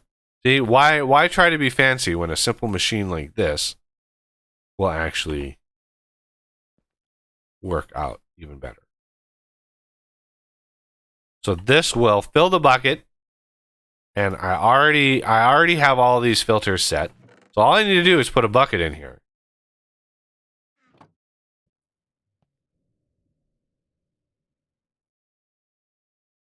There's the bucket. There it gets filled. It gets pulled. Things get done, and then you got to time it so this temperature returns back to what it was before it runs again. That maximizes your return. And so this will run until we get, what did I set this to? 200 plastic sheets, which is, I mean, that's more than plenty. Well, if we get an average of 1.5, we'll have plenty here. All right, so now that we have plastic, finally, plastic. We want to set this. You can see this is outputting a redstone. We want to limit these to run now that we're getting close. So basically what this does is it puts out a redstone power twice that of the pressure. Right? So we want, let's get a repeater. I don't have freaking repeaters automated yet. Really? I've gone all of this time without a redstone repeater. I've gone all of this time. That is unlikely. Okay. Give me a redstone repeater. I'm going to put away those, that. I'm going to keep that. Buckets can go in my inventory. That. Those.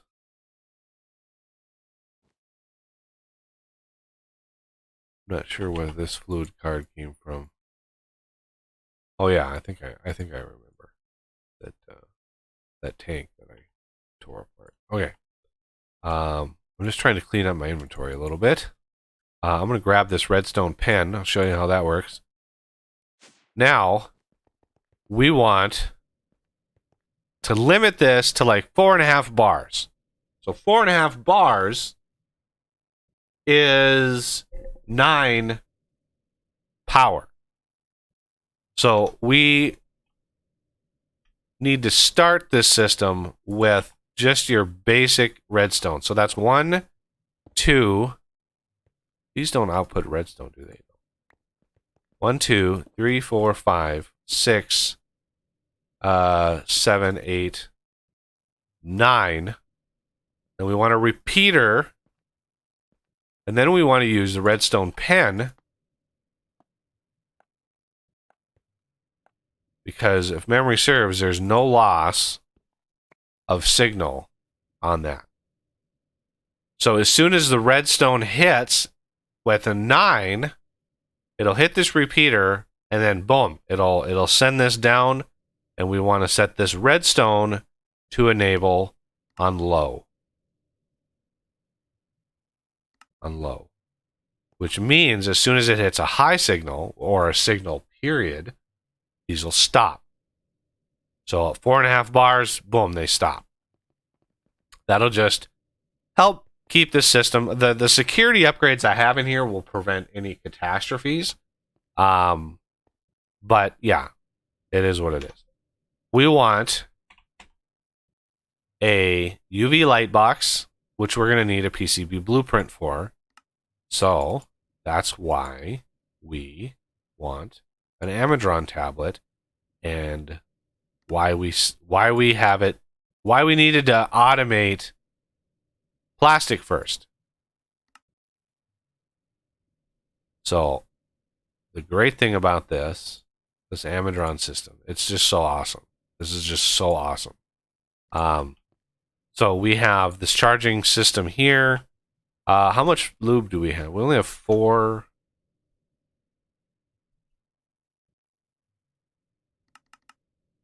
Do we need to empty out these other ones? I'm getting there. Okay. They need pressure. There's 2 of these, the gasoline and the kerosene. They need pressure, and I don't do that until I can do the next level of pump, or next level Gotcha. of thing. Uh-oh, Renegade just left. Yeah, I Probably got got out. dropped. Oh, Yeah, I gotta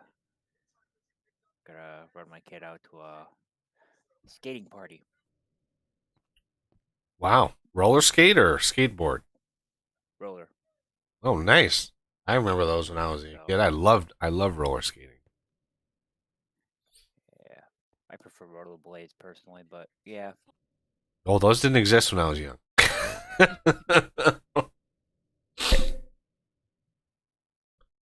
So I'll be back later on if you guys are still on. Alrighty. Later. Later. All right. We got a little bit on the Amadron tablet. Now we have to go outside because this is an outdoor activity. We need some emeralds. Let's go out here.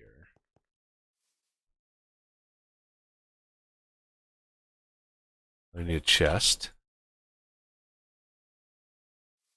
Boink. You shift right click the chest with the Amadron tablet. Put the emeralds in. Then you open the tablet and say, I want I think you right click. I want the PCB blueprint. I want the drill and laser. And then there's other things you can get in here. I mean, beetroot and just weird. You can even trade 4 emeralds, 15 coal for an emerald.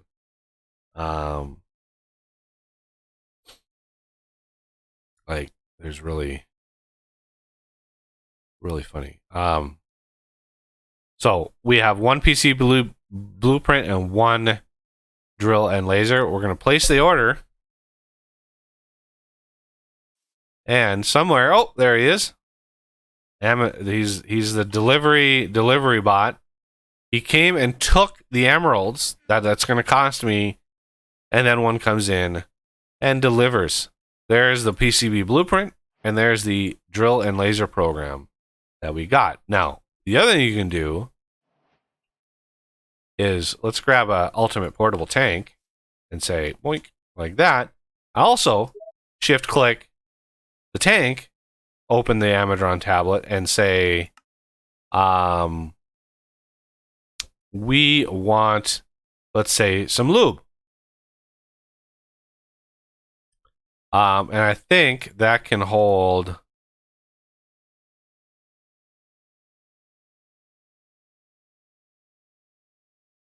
out of items to sell. Let's get 70 buckets of lube. For 5 times 7, that's going to be 350 emeralds. I was going to place order.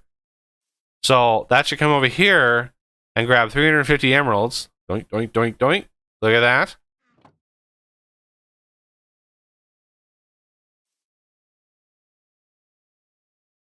They go off in the distance and they spawn and despawn. So it is what it is. And look at that. There's 70 buckets of lube, which we can then take and just increase the amount of speed modules that we have.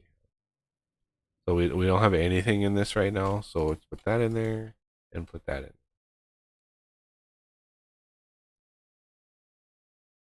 Oh, I thought for sure you could right click. Maybe you gotta smack it with a.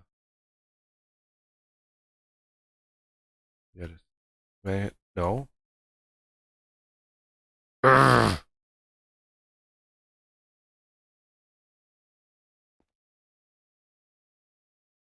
There it is. You couldn't fly with it for some reason. There. 71 buckets of lube. Glorious. And now we can make some more speed module. Or speed guys. Let's do like 20. Why not? All right. Now for PCB systems. I already set up the recipe, PCB. Now we want the light box. Now we can use that PCB blueprint that we just bought. Now the light box has to be on a pressure system, which is why I wanted that. Remember, I put that way back when, so I knew we were going to need it. And now this system is saying, hey, let's get some UV action going here. And these things kind of take a while, right? We also want ETCH. We want some etching acid. Etching acid. This stuff, etching acid. A bucket of etching acid takes 2 gunpowder. Let's grab a bucket.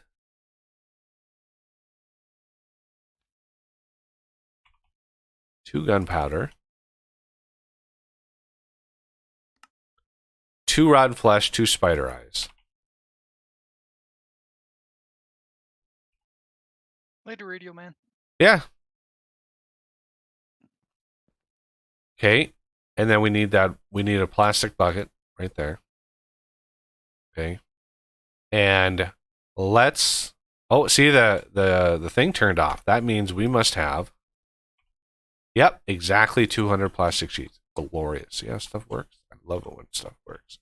So all we need to do, I don't set up a recipe for this because you just make it once and that's it. So why bother? So etching acid, rotten flesh, it's rotten flesh and gunpowder, and we put those speed upgrades in here. We can actually add 5 more. You can do a max of 10 on each one of these, and that will make those doors like instantaneous, and you lose very little pressure. And so now we should have the etching acid in there. Let's get the etching acid tank. Reinforced brick slab.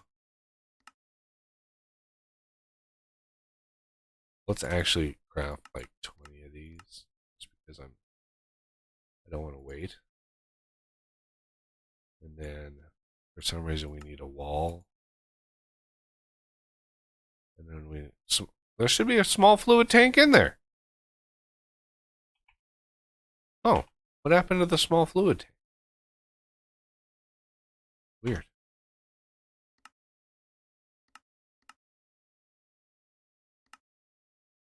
Bingo. Etching tank. I do not believe this needs pressure. It could use heat. It could use heat, except if you use heat,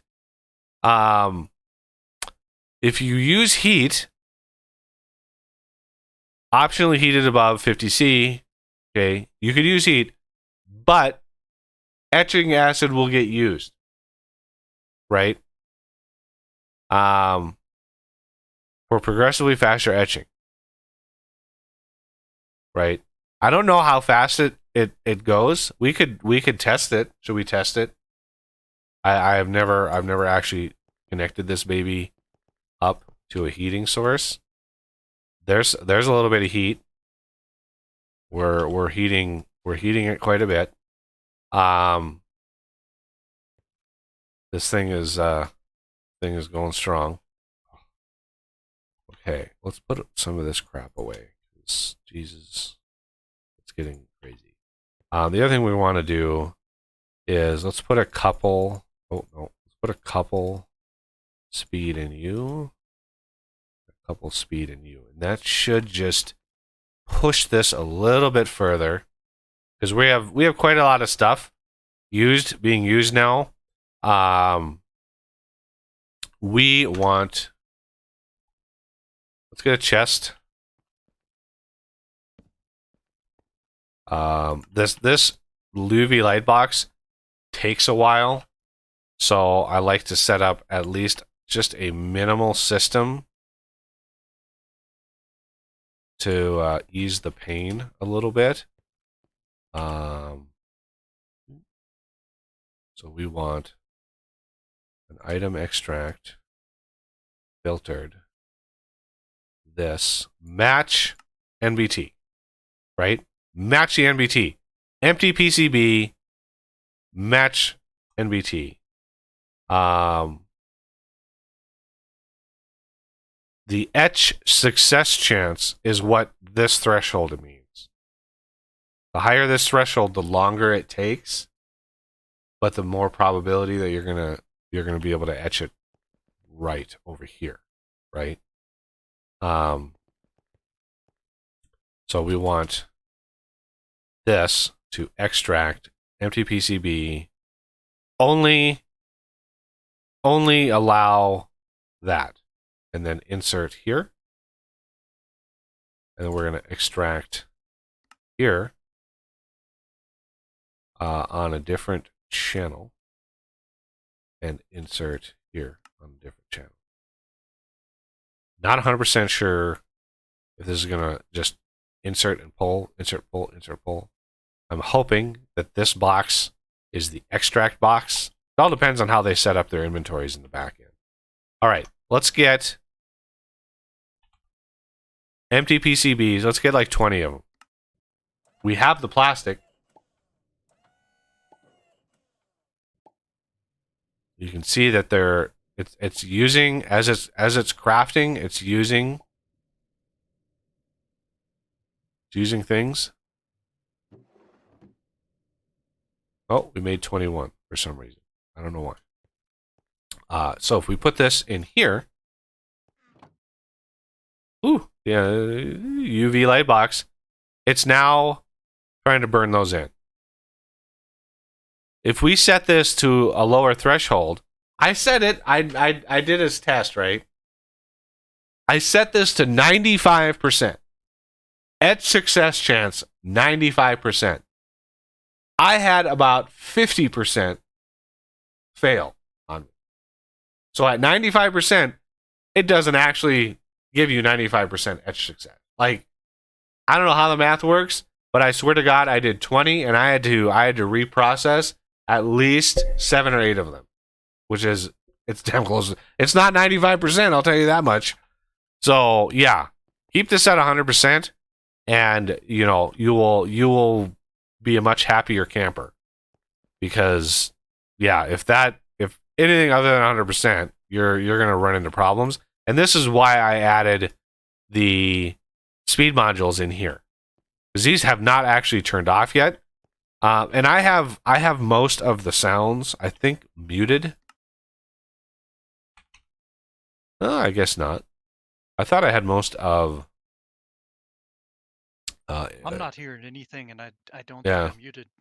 I thought these compressors actually made a sound, but I could be wrong. We could probably, just in case.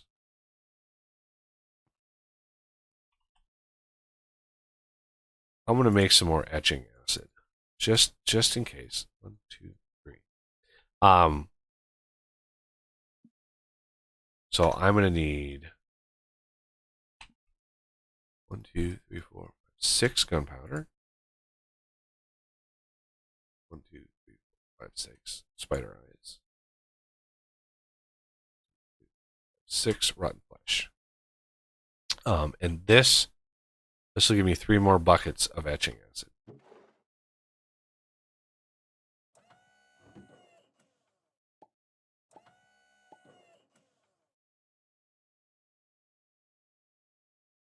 Is that done already? It is. See how fast that is? It's glorious. Glorious how fast that is. With those speed upgrades in the doors. I mean, they open and close so fast that you just can't even tell, which is why I wanted to max that system out. Oh, look at that.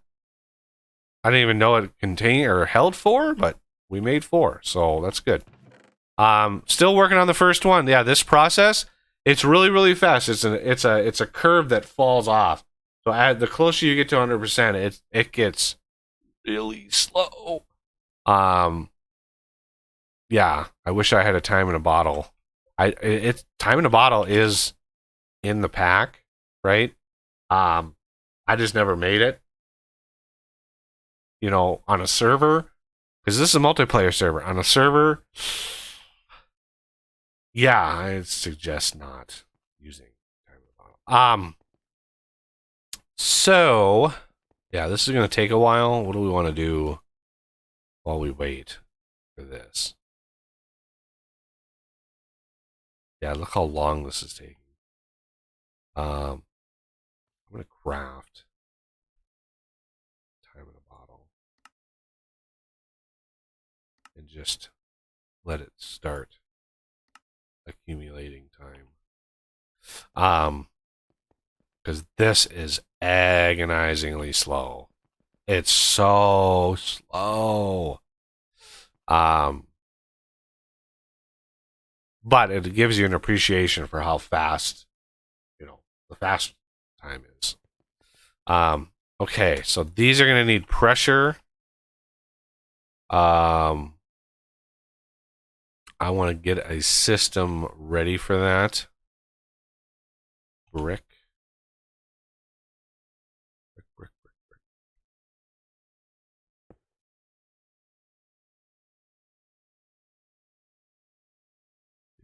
Do.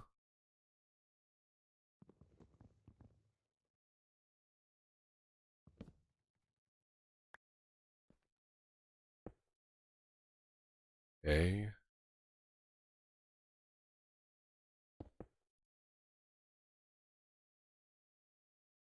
I'm just trying to plan it out here.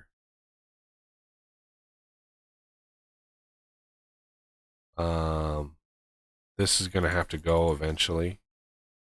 Kerosene again. We want to break these down. These I actually stopped processing the oil because kerosene and gasoline were building up. So, but kerosene, this should have.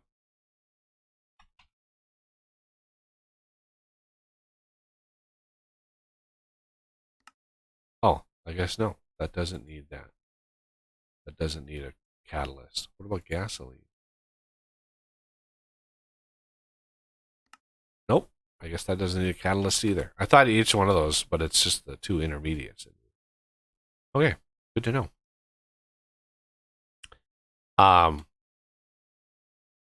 Yeah, what I'm wanting is to get the. There is such a thing as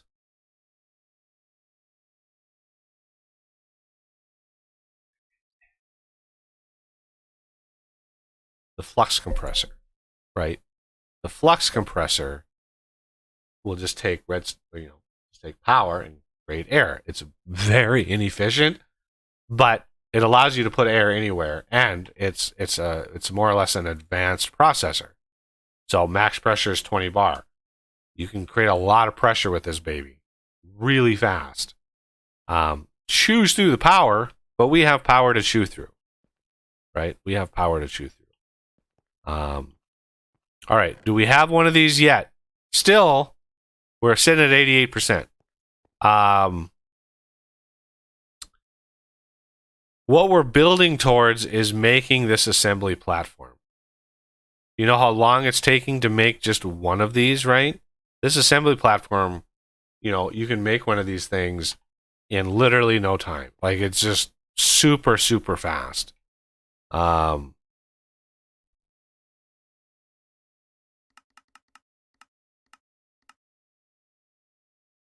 So, yeah, that's what we're working towards. This system will just, I guess, run. Etching does not take as long. Etching, especially with we have it hooked up to heat. You can see 0.8 millibuckets per second. I really want to test this and see how fast it etches. To see if it's beneficial and how much etching acid. Because to make this platform, you need 1, 2, 3, 4, 5, 6, 7 PCBs minimum. 7 PCBs, absolute minimum. I bought the drill, the laser end drill, so that would be 8. 8 PCBs, absolutely needed to get that up and running. So we want to get the intermediates ready to go. Let's get. Oh no, that's not something we can make.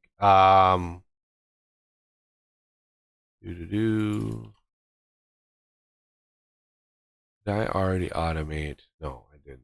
So let's automate the flux compressor. We want to automate that. Turbine here. Blast furnace.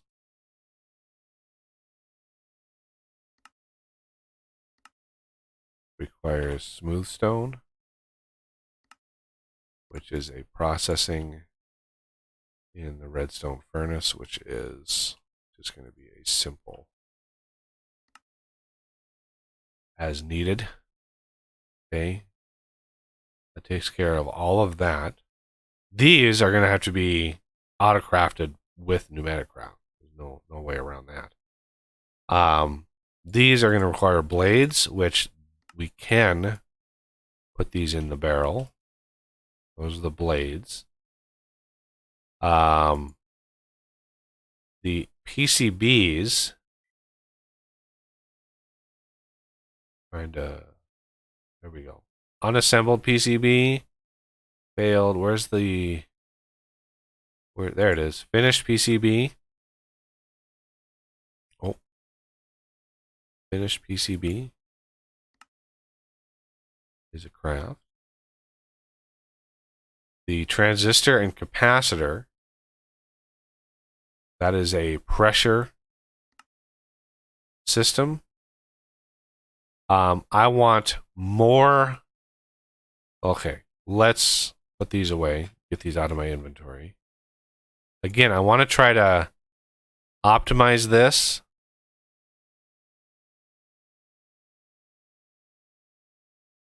So we lose as little as possible. So if I take gold nuggets, 63 of these is 21 of these crafts. So redstone, I need 21 redstone. Right?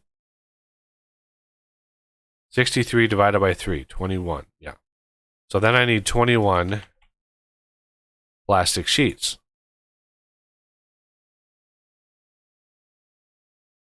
Now, processing this, and this. 63 of these, 21 of these, 21 of these.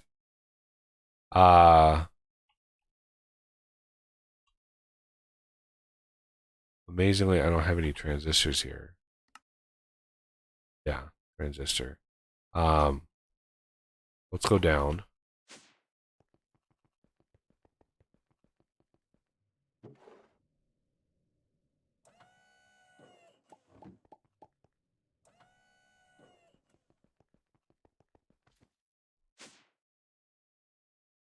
That would give us 21 transistors. Bingo. Now, the capacitor, different monster altogether. So let's put this in the barrel line here.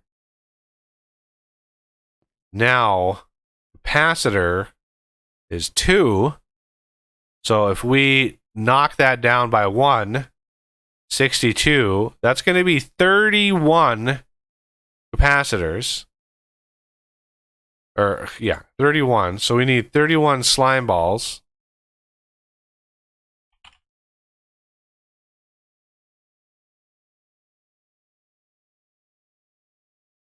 And 31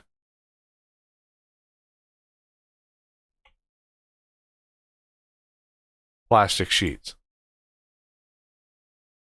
Actually, let's do this, 31 plastic sheets. 31 slime balls.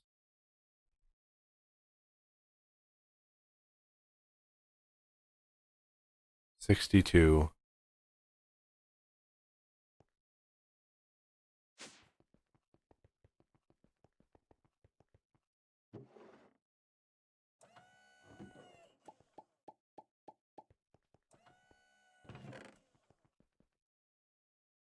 There's one with 100% success in here. Ooh, excellent. What's the next one at? 73. All right. 73. All right. So let's see how fast this takes. See, we're chewing up acid. It's actually way faster than it is without it. I'll admit that this is way faster. But if you do anything other than 100%, right? Anything other than 100%, you risk going through this entire process And at the end result, having a failed PCB is not ideal. So this should be, yep, unassembled PCB. So if we put this, we should be able to craft a finished PCB. Available to, oh no, I want to first finish that recipe before I forget. This is going to be capacitor. This is going to be 31 capacitors. So that will basically max efficiency out of that. And now let's get a finished PCB. And there's our first PCB. Depending on how fast we want to do this, I usually take the first PCB and I upgrade the pressure gauge, but well, I think we're fine on pressure. We're doing just dandy. This we want all this, you know, this stuff is temporary. It really is temporary.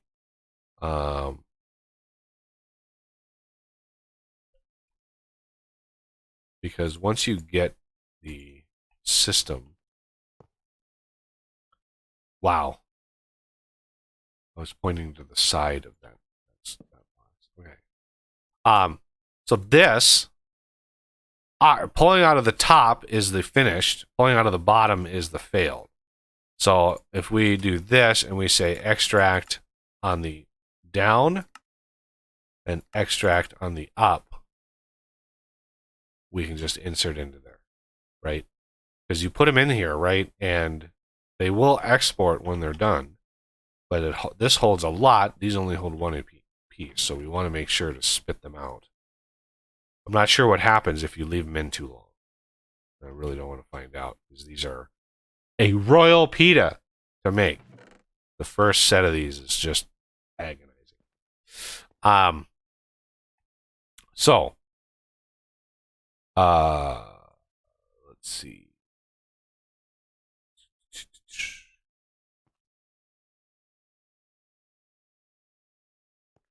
And if this hits 4.5 bar, we could actually automate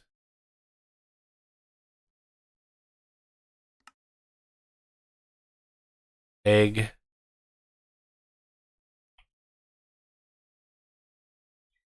Ooh, where would that be?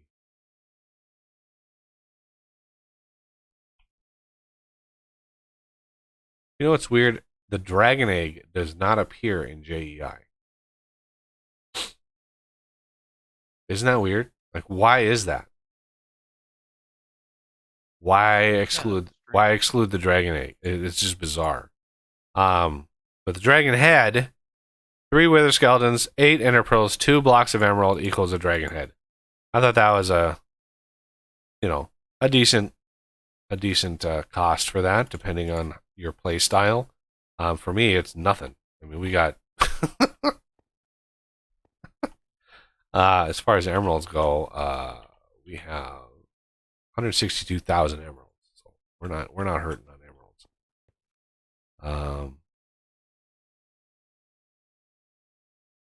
Not hurting at all. I want to make a use pressure chamber. That. Blink. So dragon heads and dragon eggs. Dragon eggs are used, in quite a few recipes. Pretty advanced recipes, like really advanced recipes. And you can use them in spawners to ignore the conditions. So a spawner will work regardless. Pretty nice. But you have to have, I made it so you had to have 4.5 bars. So you have to keep your pressure chamber within a very, very slim margin of, from 4.5 to 5 bars, over 5 bars, you run the risk of exploding, like literally exploding your pressure chamber. So that's really hard to maintain, that tiny sliver. Really hard. Anyway, let's, the advanced takes the liquid. So we want the advanced. I mean, it's another use for our fuel that we're making. So I don't want to completely rely on redstone flux, because it's like 40% efficient. Redstone flux. It's crazy bad efficiency. All right. We have another. We do. Let's slap this in here and make sure this is getting tested properly. Inserting, if you want to automate this even more, inserting is on the any side. You insert on any side, and the top and bottom are the extracts. Yeah, I think the buckets, the 4 buckets, will be not bad. This will, I mean, this consumes not too bad.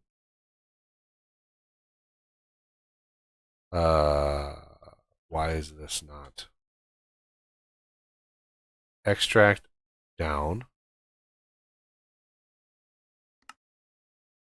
Extract up.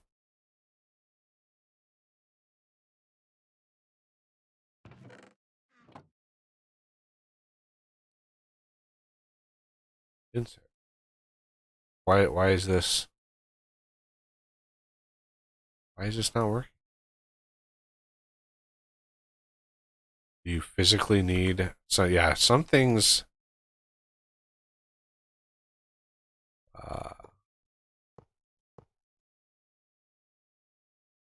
Some machines really do not like.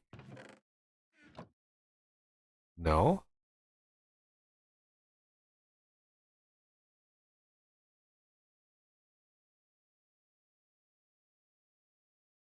There we go.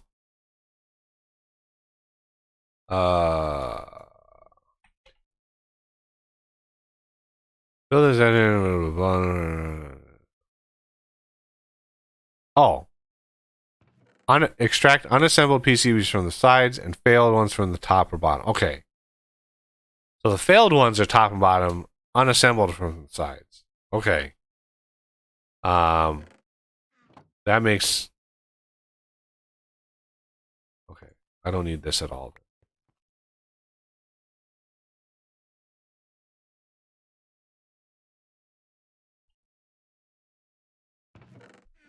So we have this unassembled PCB. Let's throw this in the system, and now we can say finish PCB. And there's another one. Now we have 2. We are 25% of the way there. 2, 4, 6, yeah. Glorious. Okay. What should we work on next while we wait for those to get done? Because we're almost done with that system. Oh, you can see, yeah, you can see this system now going crazy. So what we want to do here, you can see this blinking on and off. And that's usually you usually don't want stuff like that happening. You don't want it blinking like that. So we need to mitigate this. This is why I would like, yeah, I think I'm going to have to use one of our PCBs for a module upgrade. So, wow, there's a lot of module words in here. There it is. Module expansion card. This will allow you to have more finite control, and you get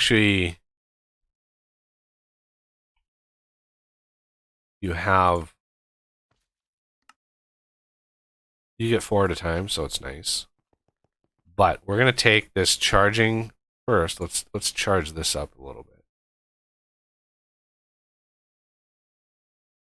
Oh, it just takes so long. The tank itself isn't actually the same pressure Then what? than the gauge over here. So that's 4.5, whereas this one's 4.36. Right, because these are actually producing the pressure. So it takes a while for the pressure to sort of propagate a system.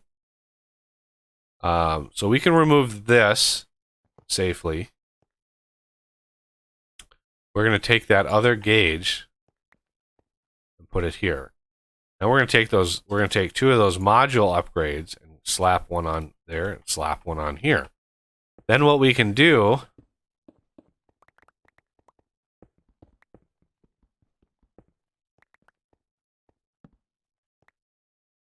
is refine this even more. We are going to take a logic thing from RF Tools. This one we want to say emit. No, we don't want it. We don't want it advanced. No, we don't want it advanced. Emit when greater than 4.8 bar. Right? Okay. This one we want to emit when less than 4 bar. So we want this is gonna allow us to control very precisely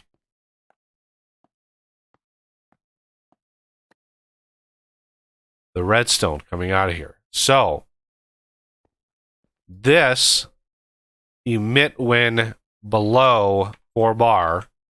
You have to look at it with this pointing here because that's how this diagram works. So we're going to ignore A completely. This side here. So any of these we don't care about. A we don't care about. There's going to be no input on A. So B, however, when B is on, right? B is on. We want to turn this on. We want this to be on. Which means when it's below 4, kick the system on. When this turns off, C will be off. So when B is off and C is off, which is up here, we want to keep. Which means it's above 4, but not yet 4.8. When C comes on, right? When C comes on, then we want to turn the system off. This one here will never happen. This is an impossibility, so you can ignore it. Because this says the pressure is going to be below 4, but greater than 4.8, which is impossible. So it's just these first 3 that you care about. I've seen Direwolf do this many, many times, and he really does not explain how the process, like the entire, like what this is looking like. So when it's below 4.5 or when it's below 4, turn on. When it's above 4 but less than 4.8, keep, which means it'll stay on. And then finally, when it's above 4.8, turn it off. Now the big problem is, well, yeah, this hits 4.8. I've already got security upgrades. Nothing is going to explode. Something, these might hit 5 bar before these do, because it takes, again, a while for the pressure to propagate the system. God, these take so long to finish. Basically done that whole thing, and this still isn't done.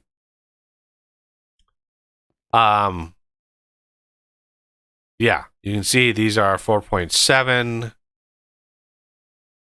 But as soon as they hit 4.8, as soon as this tube hits 4.8, this will kick on, and these will turn off. Right? As soon as it hits a high signal, boom, they turn off. It's nice.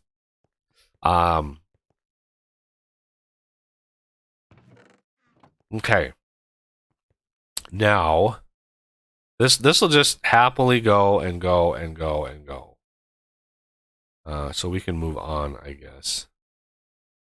Pull that out. Let's go look at how the oil is doing. Is the oil derrick still giving us a passive amount? It is.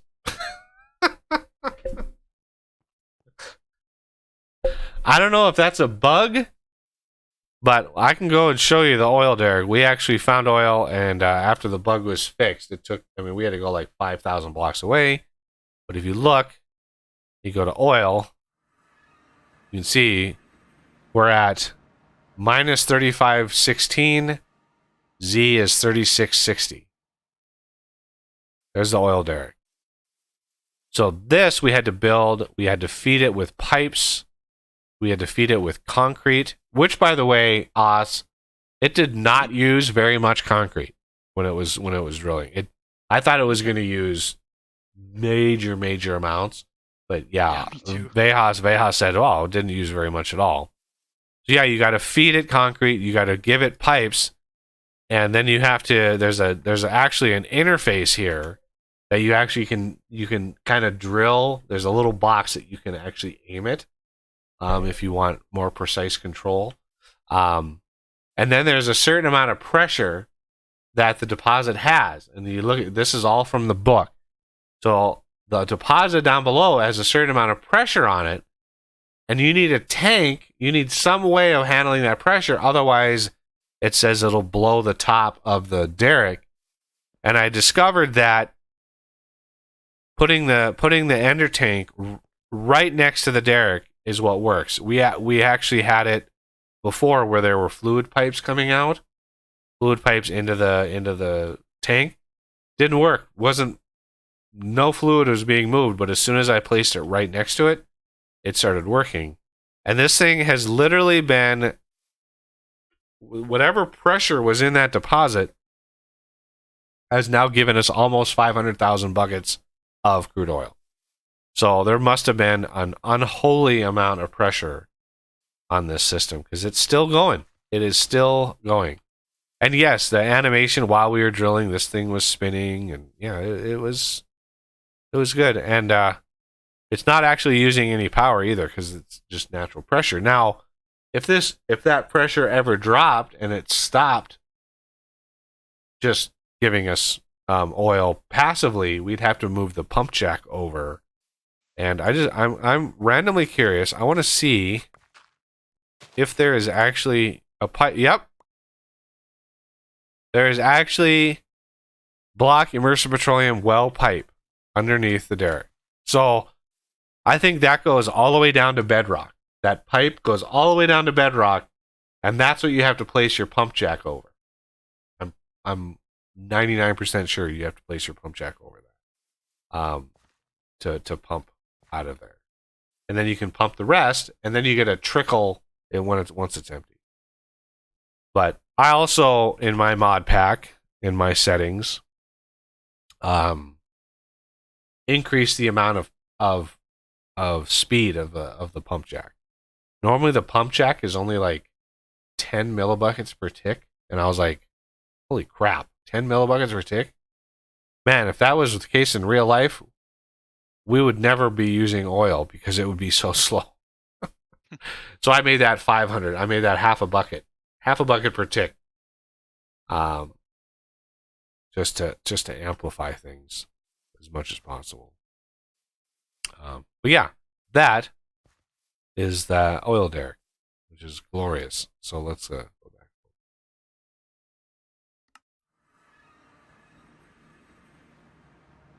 Come on, there it is. I love how you spawn in underground. Yeah. Okay. I am in need of food. I don't think Vejas has been in yet. Not that I've seen. Let's go over here and see what kind of food stuff's he. Ooh, hearty stew. I'll take that. Where does he want it? Where does he want his bowls? I think just put them back in the pot. Well, I added Pam's, so he actually has the pot and the saucepan and the skillet and the bakeware. So it massively increased the amount of food that you can make. Massively. Interesting. Hearty stews don't stack. Huh. Cheese. Trying to find the ones that I have not yet eaten. Stuffed pepper. I eat better in the game than I do in real life. I just want you guys to know that.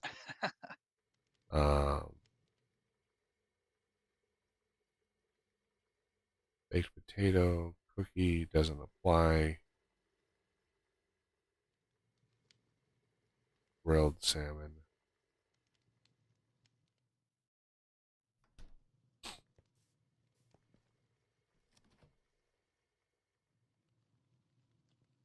Plate of roast chicken. Bowl. There we go. There's a decent amount of food. Need to put some of that in my backpack because a lot of food.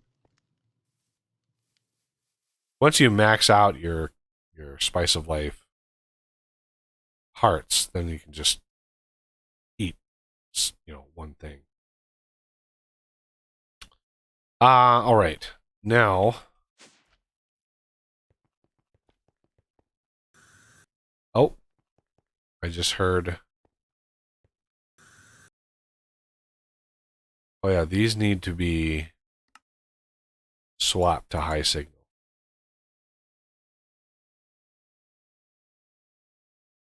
Because now it's reversed, right?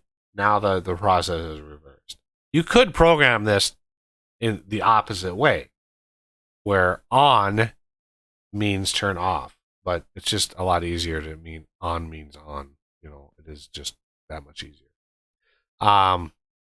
Now I could set this up right now. I have enough PCBs to make the flux compressor for this back here, and get these operational.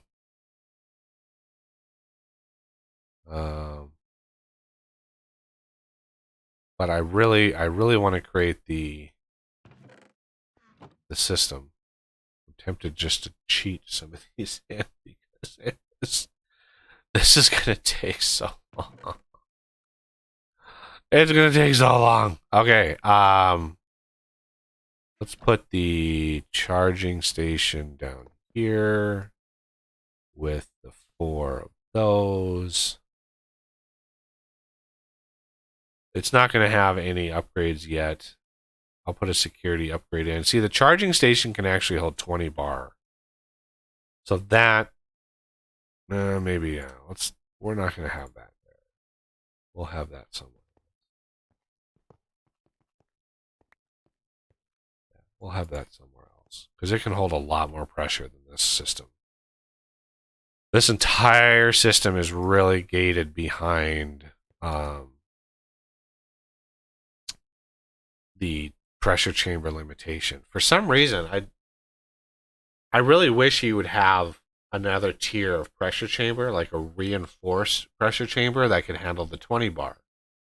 But yeah, once you get the advanced compressors, there's literally no reason to use them on the pressure chamber.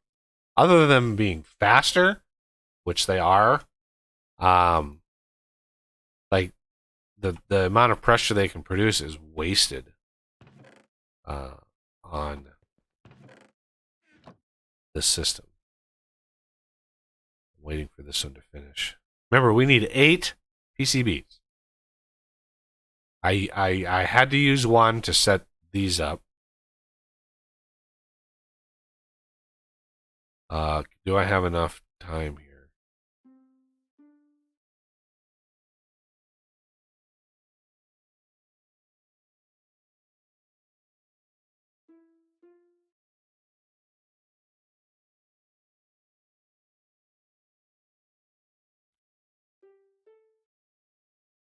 $64X. Yes, please.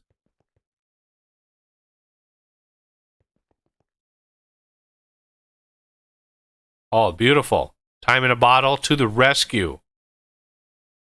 Oh my god.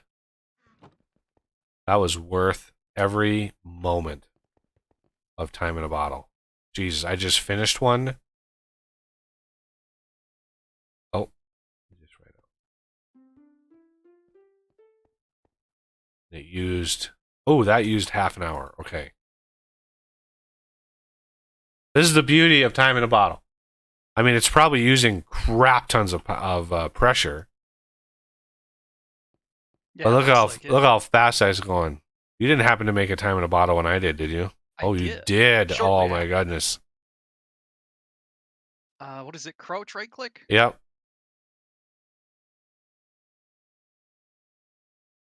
Mine's only got 10 minutes on it, but Oh, 32x is gonna have to give it. Oh, that's gonna be glorious. That's 3 unassembled. What I'm gonna do? Well, no, that's pointless. PCB. That's 4, there's another. 5, 6, 7. Oh, we need one. Literally one more.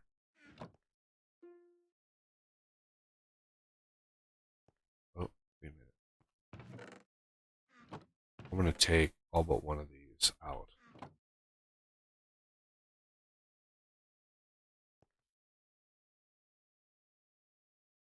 Oh.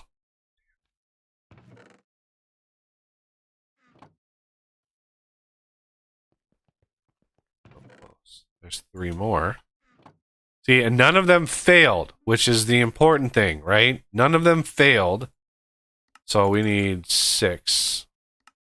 If you set that anything below 100%, you're it's a crapshoot. It's a crapshoot whether or not it works. All right, we actually have enough.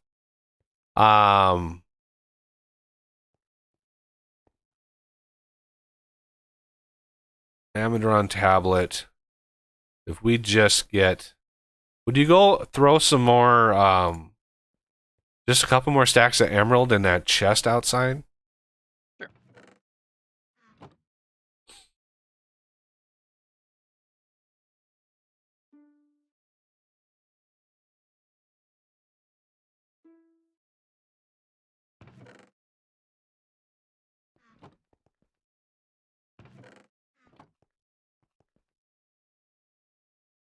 Oh my goodness, There you go. I think we'll actually etch success that in here. All right, the other thing I need to automate is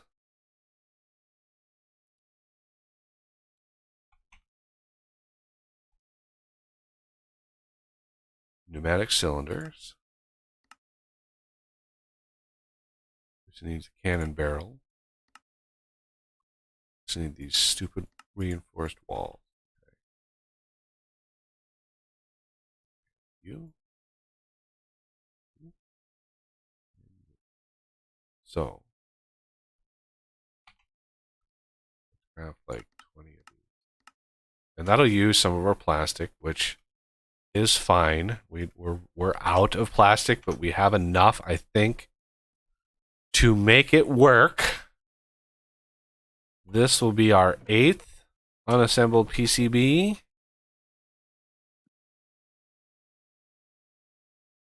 So let's do finished. That's the 8th. Here. I grabbed these other empty ones because we want to process these the fast way. And I'll show you why it's that much better to do them the other way. If I can find the machines. Let's see. My eyes. Okay. First thing. We want the platform.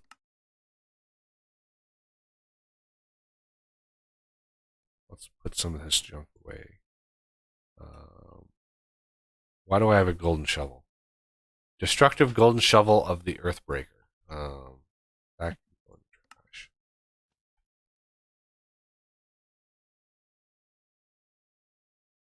Let's see. Just trying to clean up my inventory, everybody. Okay. We have the platform. We need the import.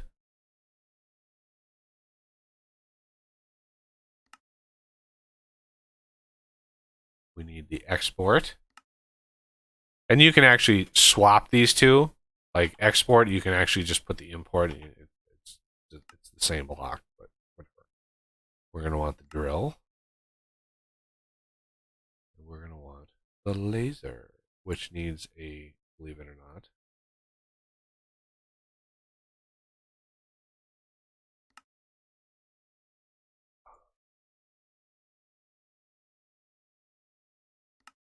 red stained glass,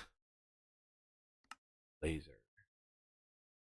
And then finally the controller. Did I do the math wrong? No. The finished PCB right there. I don't know why that didn't do the thing, but whatever. Okay. So, kind of back here a little bit. We want the controller. Controller is what gets the pressure. So we want that on this side. We want, like, let's say if this is the AE system, if we want automation, which we will, we want the import. Let's say here, platform here,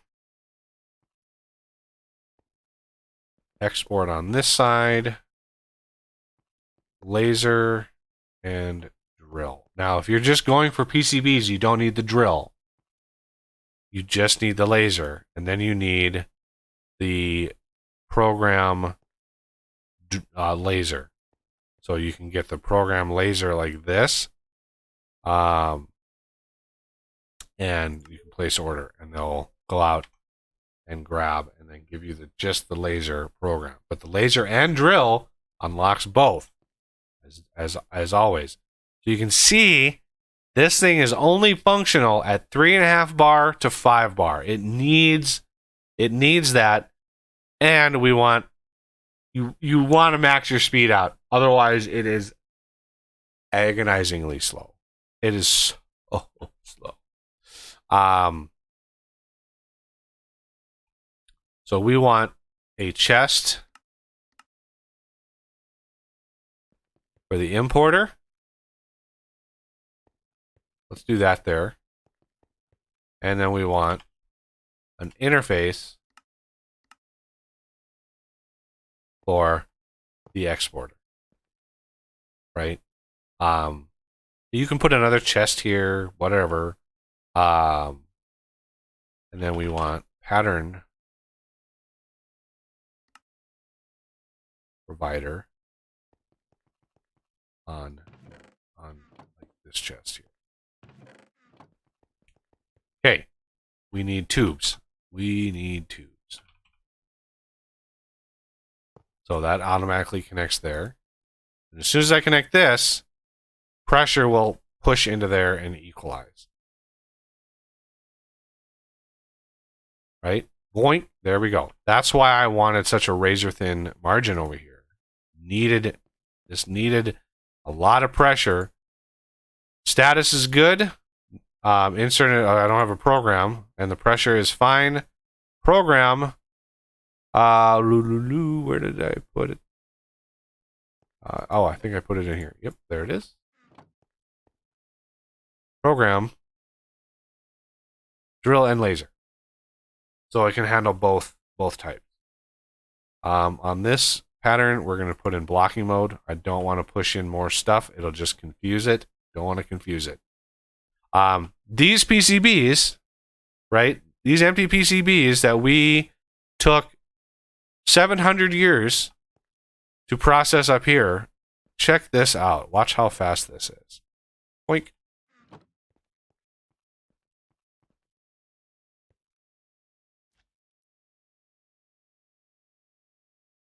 And there we have an unassembled PCB. Literally, and granted, this is with super maxed out speed upgrades, right? It uses a lot more pressure, obviously. This is going to drain pressure pretty fast out of here. But this gives us PCBs super fast. Super fast.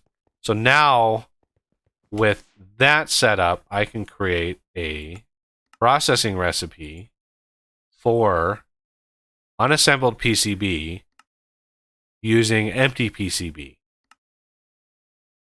Right? And then I want one more. There's one more recipe I want to put down there. I mean, none of that stuff is hooked up yet, but that's fine. Where is it? Where are you? Where are you, tubes? I don't see the tubes. Where are the tubes?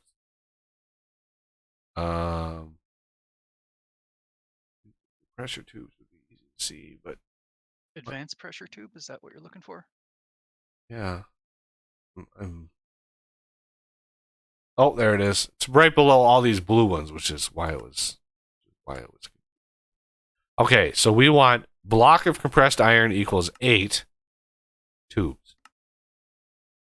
Right? The advanced tubes are really nice. This is what we wanted. Now we want to connect this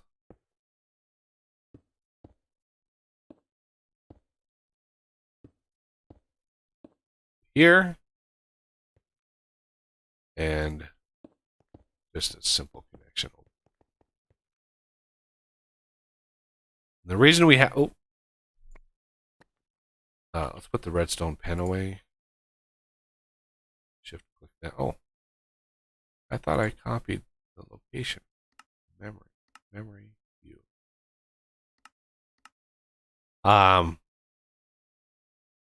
Because when you autocraft something, you want the interface to consume it, because then it completes the craft. It's like valid. Okay, so now PC. So now we have 11 unassembled. We can say, hey, I want 11 of these, and there it's going to craft some things and stuff, transistors, capacitors, that kind of stuff, and give us finished PCBs. And then we want tubes. We want at least 16 of these, and that'll put that in there. I think I need to hello. Oh, it doesn't have enough. It doesn't have enough power. You can see it doesn't have enough juice.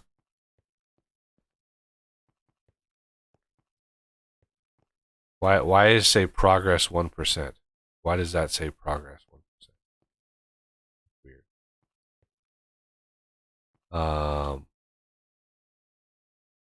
These are on, right? Well, one of the things we need to do anyway is we need to disconnect the fluid. We need those to drain. Yep. Need those to drain. They're not fast enough. We're going to upgrade. So with those PCBs that we got, we can do advanced liquid compressors. And finally, let me get one of these. It looks like we finished one set. Or maybe 2 sets. What? Crafting 8.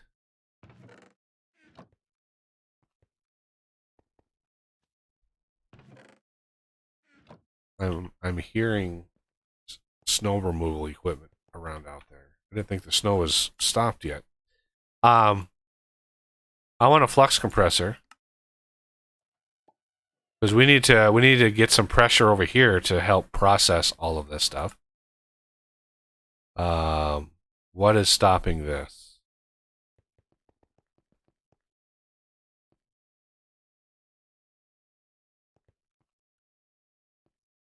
There's my flux compressor. Now, one of the things with this block, this thing produces heat.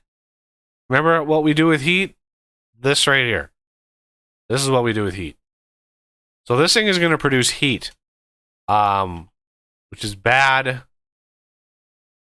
for us if we don't dissipate it, because it really lowers the efficiency.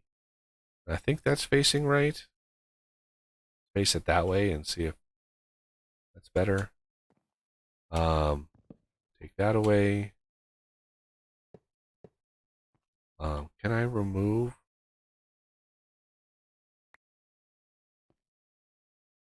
I don't want it. I don't want it to connect to this one.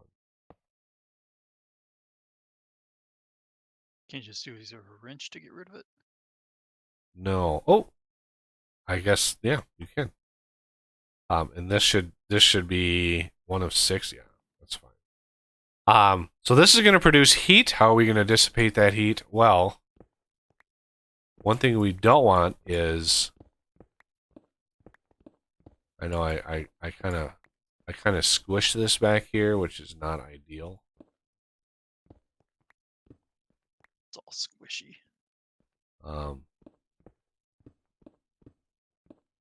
You don't want it right next to a block, because then it's insulated.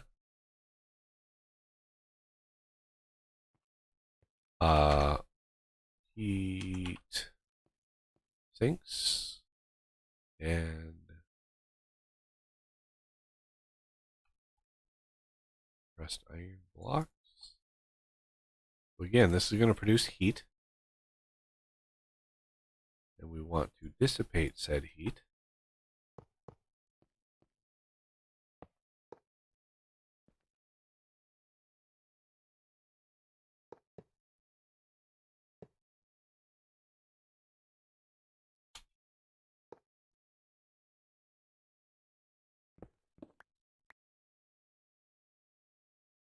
Putting them on the machine as well helps a lot.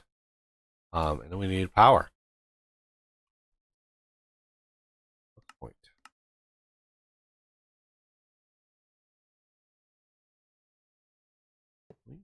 And rename this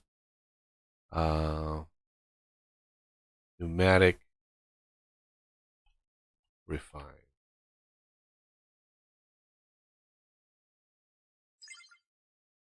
And it pulls like, yeah, it doesn't pull a lot, but we need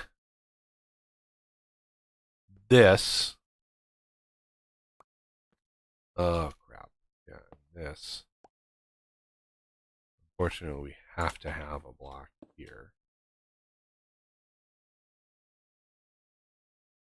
And then one thing we can do here is, I know this is going to leak. I know it's going to leak.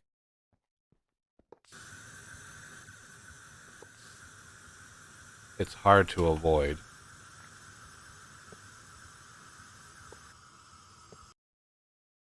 But you got to replace all of these.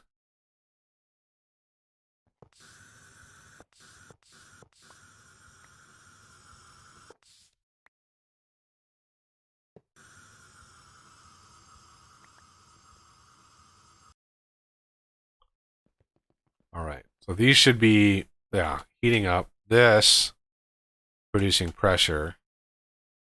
What I wanted is this pressure gauge tube. Because this, with an upgrade, this says I want to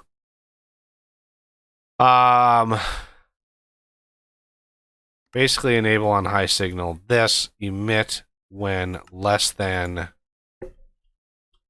9 bar. And then let's grab our redstone pin.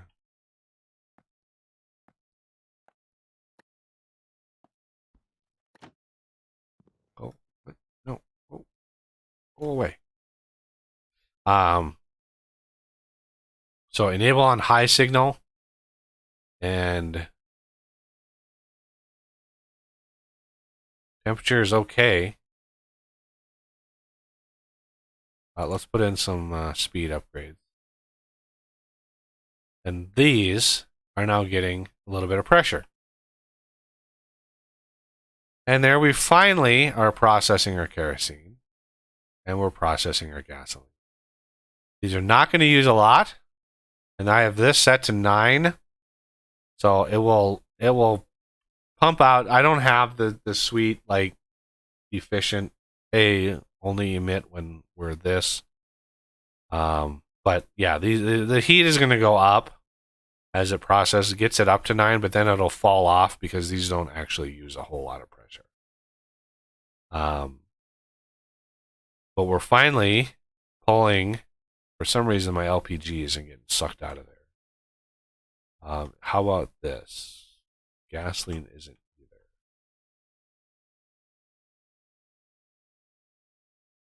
either. Is east the wrong place to pull that? Oh, it's pulling. It's just super slow.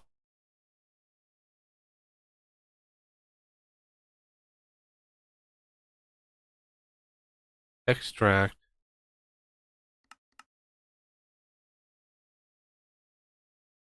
Looks like not much is coming in to the refinery controller. No, I'm not worried about that. I have that disabled. But I'm looking at this. Why is this? Oh, this filled up. Okay, LPG.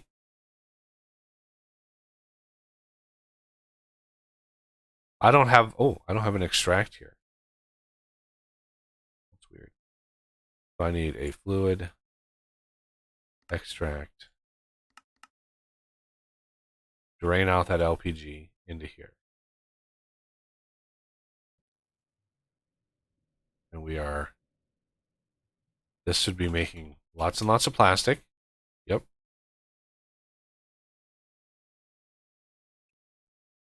The system is working. Oh, yeah. I need some more tubes. You want to disconnect the UV? Oh, yep.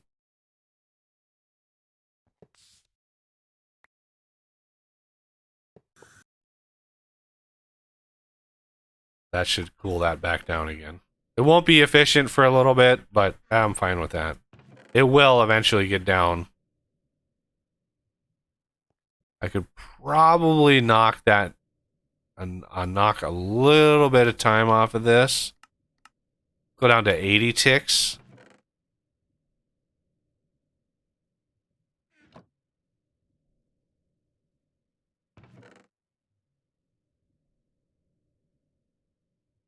Yeah, that's a little bit better. So what was the advantage in upgrading the pipe over here? The pipe has a greater internal volume, and so the pressure can traverse the distance much more efficiently. Okay. Which means you can have compressors that compress much faster, and that pressure distributes through the system a lot faster. And unfortunately, these things hold. Yeah, it just makes the system that much more responsive and fast. Okay. So I want like 20 more of these.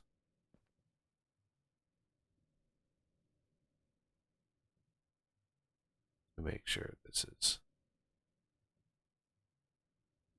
this is why I got the drill and laser program, because to make the tubes you need the drill and laser, and you need the laser to make the thing, like, just more efficient to get one thing that does all the things, one program that does all the recipes. And it's fast enough that you don't need to worry about having one of each. Right. Well, if you didn't have the speed upgrades, those import exporters are, holy crap, they're slow. Yeah. They're so slow. So you really, by far, if you have a very limited amount of speed upgrades, use them in this system rather than anywhere else. Because, yeah, they're so damn slow. Yeah, I think I remember setting up this system before, and I tried it without a speed upgrade. You know, just thinking to myself, oh man, he has to be exaggerating. And I built one, and I'm like, never mind, I take it back. Right, yeah. Wow, gasoline is taking its sweet, sweet time. All right, finally we're out of the kerosene. And look at how many buckets we've got of plastic already. It's just, yeah, we're building up our plastic back up. Good.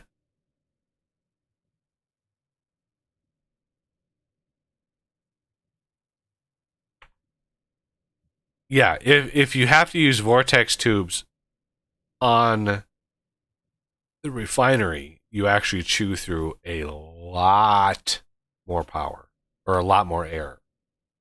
But I've got those super efficient. So the resistive heater from Mechanism does a fantastic job of getting those things operational. All right, so this now hit its mark.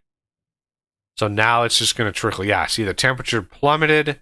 Now it's just turning on and off. It's going to flicker. It's going to flicker, but it's going to keep that pressure at 9, and it keeps this running very, very smoothly. All right, I need to take a quick bio break, and I will be right back, everybody.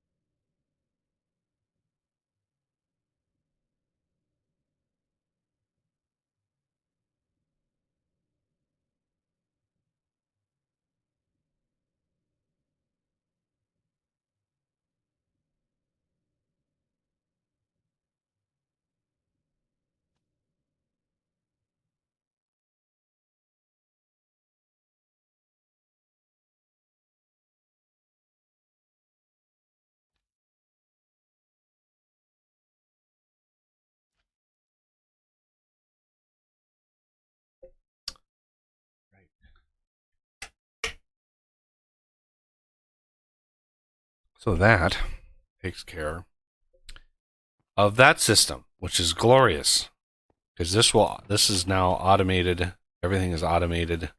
The other thing I need here, yeah.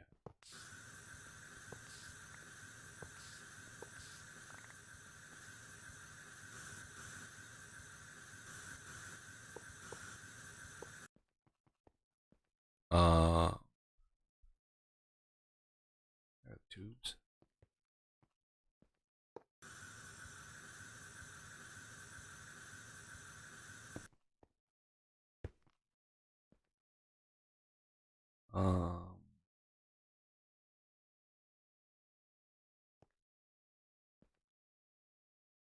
This was less than 4 point,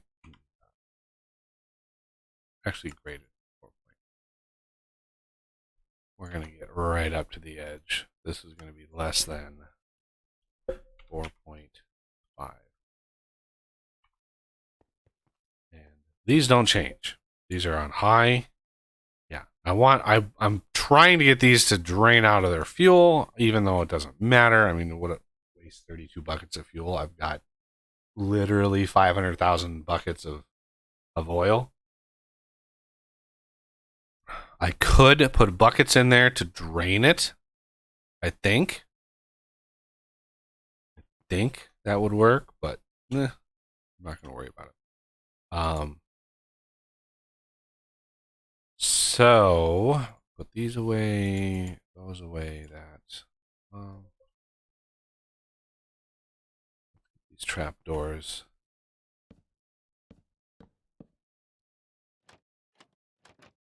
Out like that. All right, we are empty there. Empty, empty, and empty. We can actually turn this back on and get this system working again. Get lube, functional, plastic again. Now we're going to be limited by plastic. So, you know, it's once this fills up, this will be 1,000 buckets. Then the system will shut down regardless of how much lubricant we have. We're definitely going to have more plastic than lube. Because it's 10 to 1 for plastic. So you always fill that up faster. But the system is now upgraded except for the compressors. And we have a very razor thin margin here. We have 4.5 bars to 4.9 bars. So it's going to try to keep the pressure into this thin, razor thin area here, which is why you want security upgrades, because bad things happen. I want some more speed up. Now that we have the advanced tubes, so we have advanced tubes here now, which can hold way more pressure. We can upgrade these. You can see they jumped high in pressure, but that's going to push that pressure into this system a lot faster. The volume capacity of the pressure chamber can also be upgraded with volume upgrades. So you can put 25 volume upgrades in this pressure chamber, and it will hold the base volume here a unholy amount of air, which it's like a battery, right?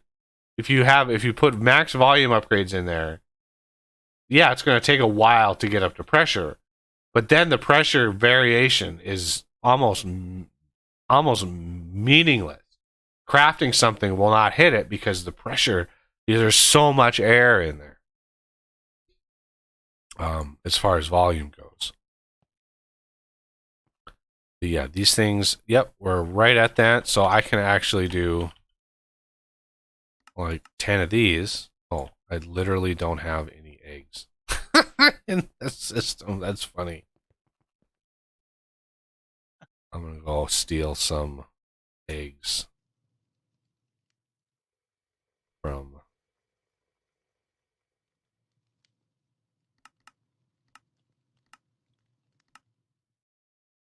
bingo. Done. 20 dragon eggs, please.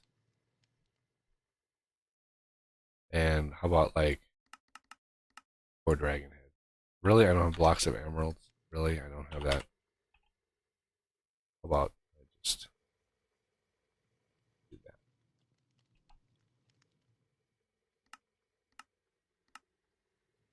Dragon heads. So if we come back over here,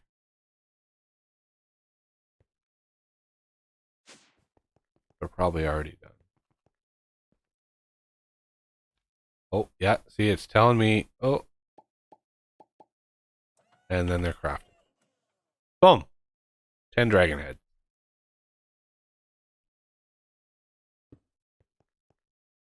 Dragon head overseeing everything. All right. That is the core. That's the core of pneumatic craft, right? That is all of the components, all of the things ready to go. We didn't even use a bucket of acid. So yeah, I didn't need to make so much acid.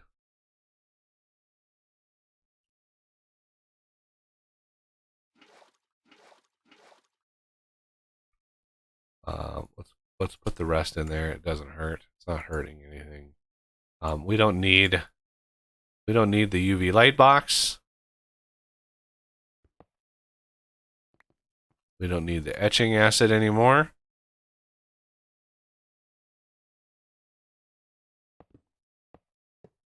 All my reach is too far. You know, when you play the game for a long time and you don't have that long reach, and then suddenly you do, it's really hard to get used to.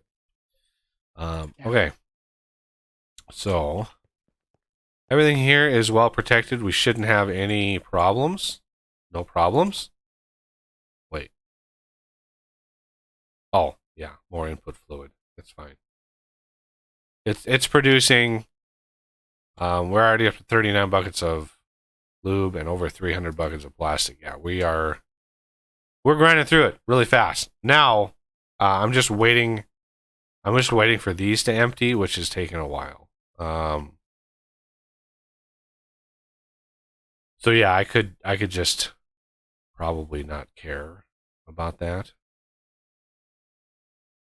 Can I just take a tank?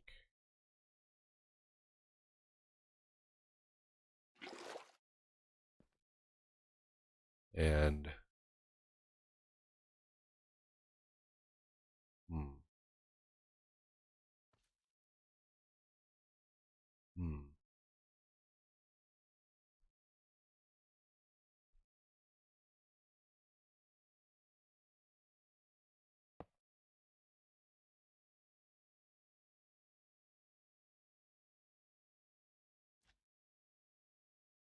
what I do? This.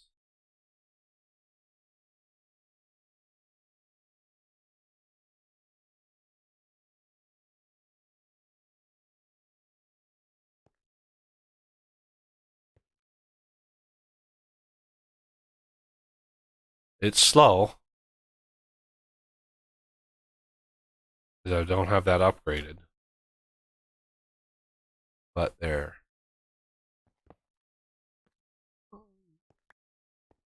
And let's grab this.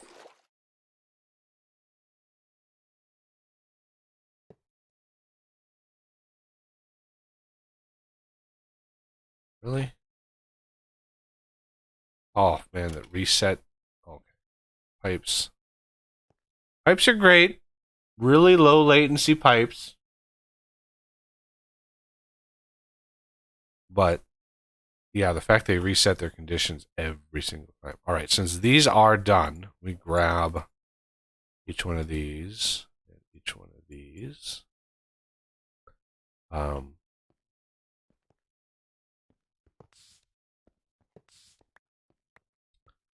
Put these in the system.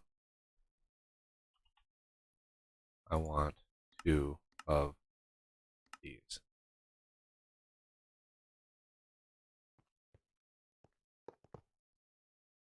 We're going to set these high signal. High signal. Available fuels. Yeah, you could use LPG is a really, really good fuel, so is gasoline. But refined fuel is pretty much on par with gasoline, so I use refined fuel. Remember, these advanced compressors can go up to 20 bars, and we're gonna barely make them barely go use 5. So it's kind of a waste of advanced compressors, but they're really fast because we have such a razor thin margin for our pressure chamber. You know, these kick on, push a ton of air really fast, and then stop, which is fine. That's what we want. All right, now fluid pipes. I want 1 more of these, and then pull out of that. Yeah, you see that? How fast they went up? A little dangerous, but that's why we put security in them.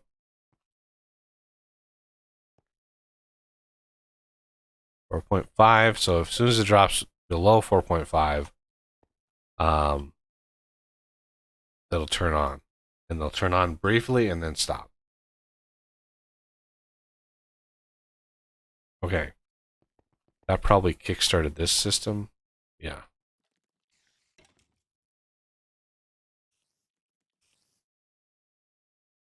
Because we're consuming all the things. Okay. So now we can use flux compressors anywhere we want, right? That's a good system. Although those max out at 10. No, I guess they max out at 20. I thought they maxed out at 10. It was these things that maxed at 10. Or you can use the fuel. I'm going to take a couple speed upgrades out of these.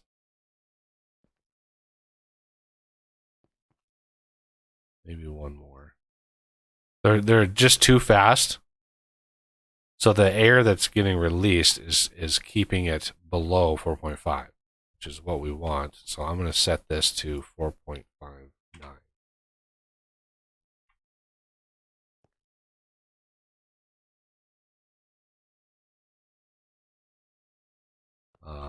You could put volume upgrades in this too.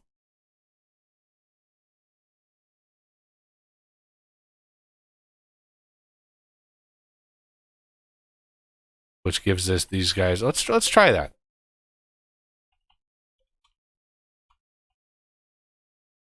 I have no idea. I'm just gonna make 50 of them. I just want to see what happens. I don't think I've ever used these before. Since these compressors are so fast, 25 of these. So yeah, they drop in pressure. Obviously they're hot.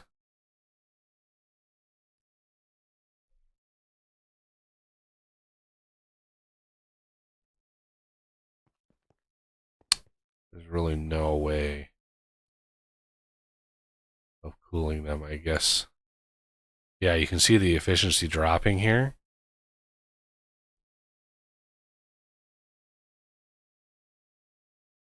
Wow, they're really hot.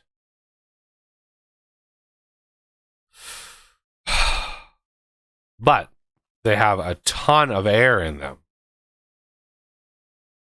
So you can see the volume upgrade from 10,000, now it's 100,000. So that should allow much smoother pressure differentials. But they're super, super duper hot. So we might have to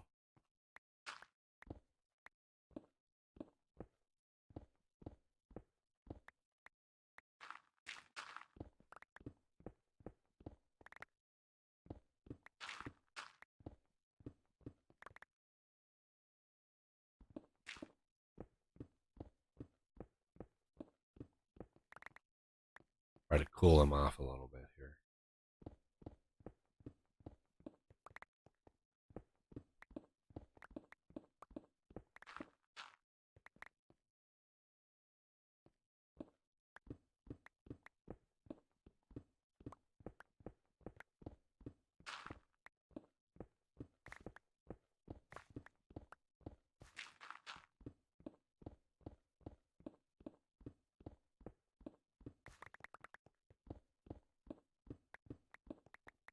Okay. Get rid of all of this crap.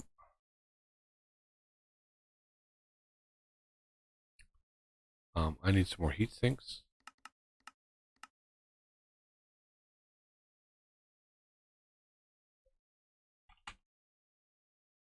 I need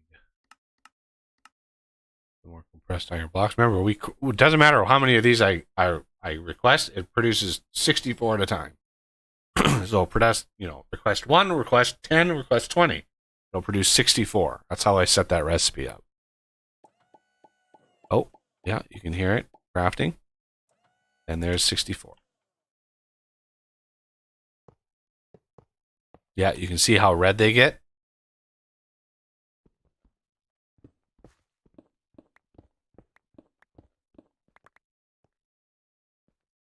Very, very, very, very hot.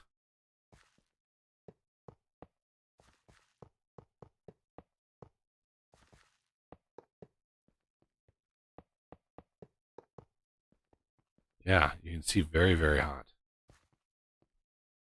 Did this just in time.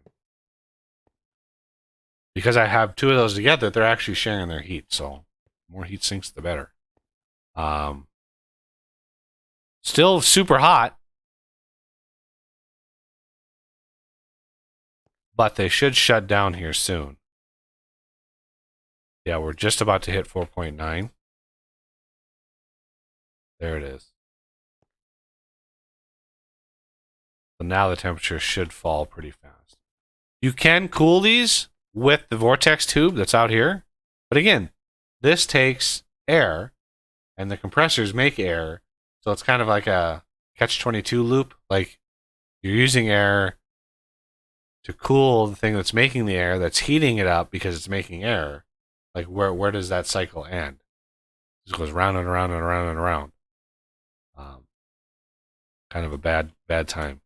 But it's finally cooling off. I'm going to put one here too.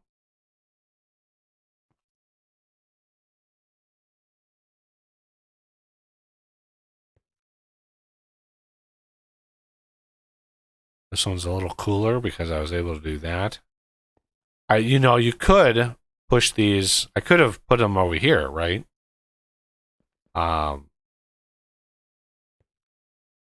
That would basically guarantee that this is high enough pressure. All right. And this isn't even the fun part of pneumatic craft. Like, not even close. The fun part are the drones. Harvesting drone, logistics drone, regular drone, guard drone, collector drone.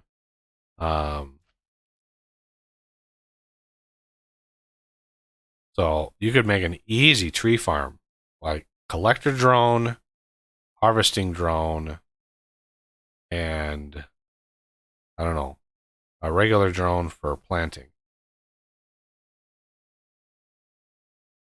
Deploy on an inventory. Deploy on the ground adjacent.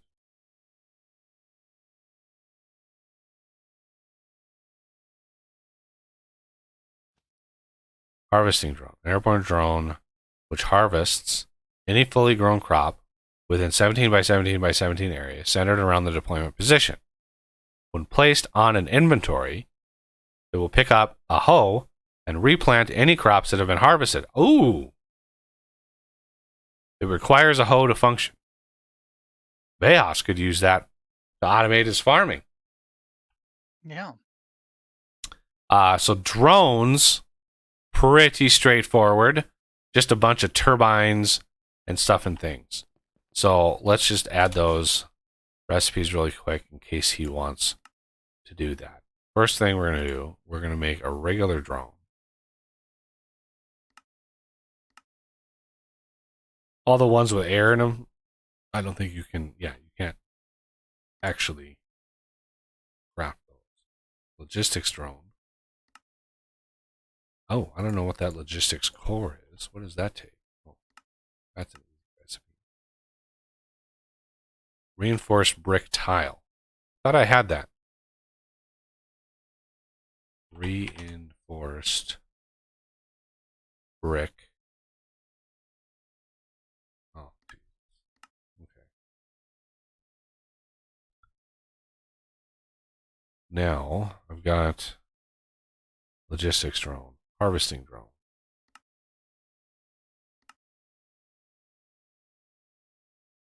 Guard, we don't need a guard drone. Collector drone. And put all these in here.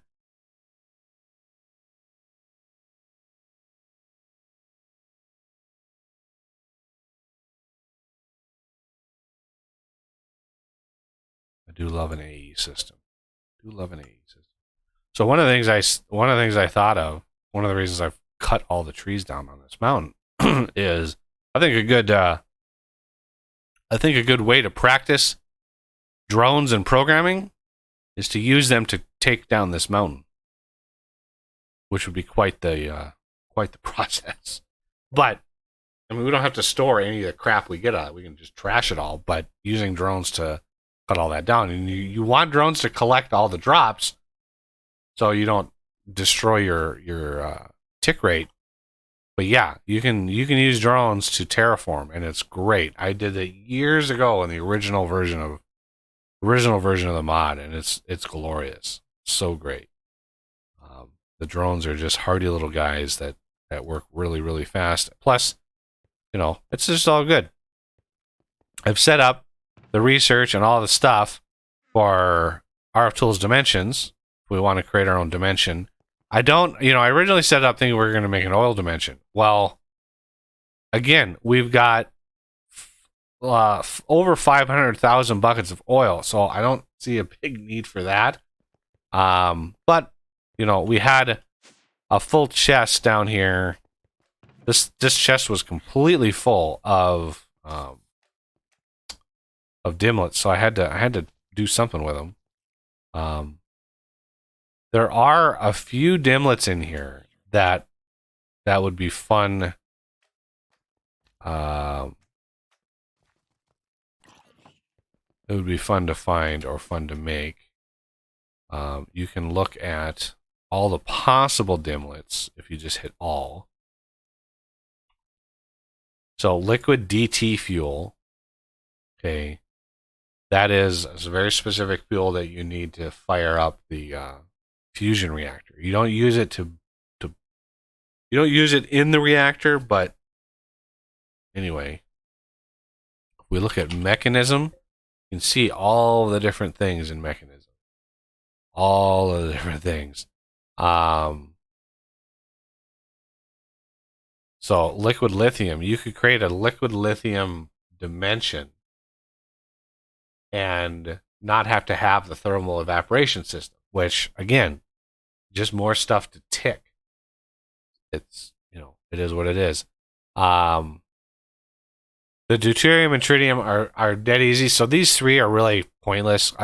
They're advanced stuff, but they're infinite and they're really easily made. So I really don't see why you would want to do that. Lithium would be a fun one to have. Make. I think in mine you have to have 64 fluid blocks in order for that to work. So if you look at liquid lithium, you see that absorber on the far right there. That fluid, you need that absorber with the material in order to make it, but you also need the two cubes. So we need to actually make a dimension that is super high level and expensive in order for those blobs to spawn. And once the blobs spawn, then we can use them in our mob form. And we get, as much of that stuff as we want. Everything else. Yeah, Cat. Yeah, what do you want? He's been sleeping on the chair for all this time, and now suddenly. But thermal has its own set. Here. See, thermal, glorious. Lots and lots and lots and lots and lots and lots of blocks. And then I added crude oil. I actually made sure that this dimlet was added. Otherwise, it wouldn't be. So there's two different ways of getting oil in the mod pack, which I think is fair. There's one way that is super immersive, and the other way is, is a dimension. It's super easy. Well, I wouldn't say super easy. It's a rare dimlet. Yeah, it's a rare dimlet, and not cheap to run. You can't do it early game. It's hard to get it. So you kind of have, if you really want to go fuel, you kind of have to go the immersive petroleum route first. And I really think we should look for a deposit of essence in immersive petroleum. I really think somebody should go out far away into new territory and try to find a essence deposit so we can start pumping that. I think that'd be good somehow, Alrighty. because essence would be useful. Having a lot of XP, I think you can convert it into XP. I think so. Uh, Let's see. essence. Where do we have those seismic things? I have one on me. Okay, here's one also. Okay, you found one.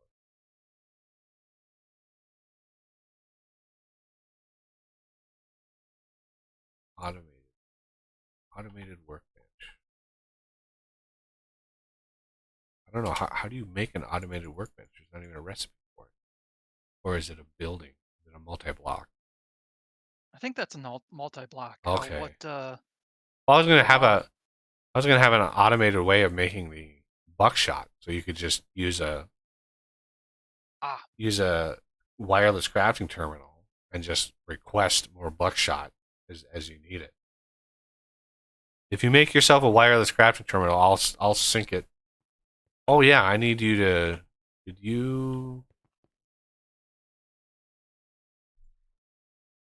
Okay, you did. You have access to the system. Yeah, I need to. Yeah. I'll link your wireless crafting terminal once you make it, and then make the Infinity booster card.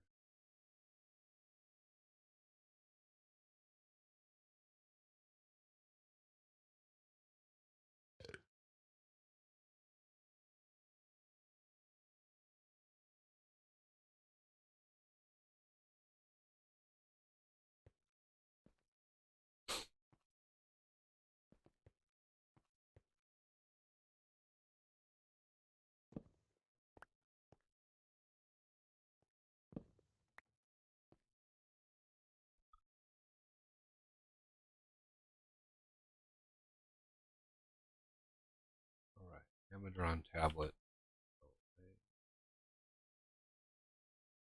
Charging station. I want to set up something different. And then the other thing with pneumatic craft or drones. Oh man, trying to find anything. It's a programming puzzle piece.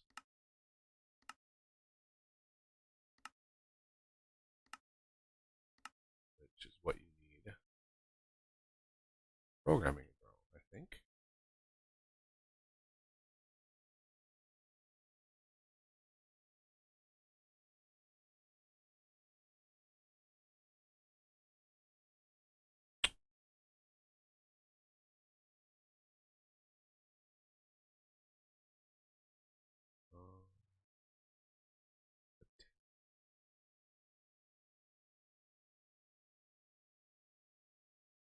Sorry, programmer.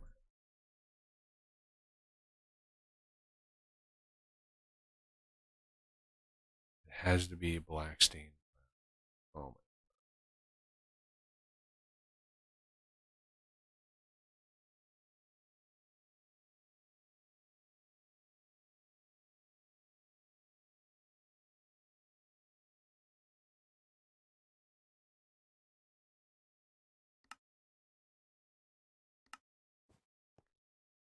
I always do that on the wrong terminal.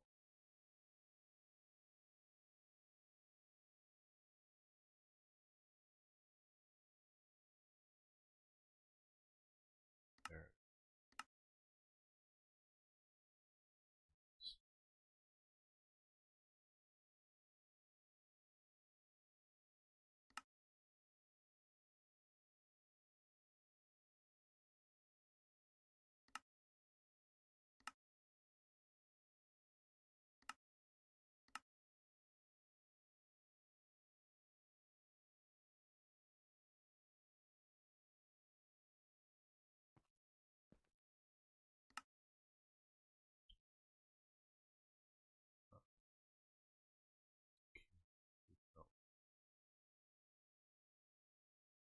Oh. Wrong. Boy, those blocks look identical, don't they? Those blocks look absolutely identical. Program.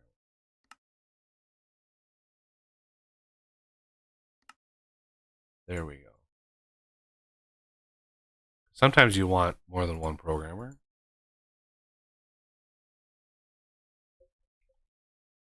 And then we want, in order to program drones,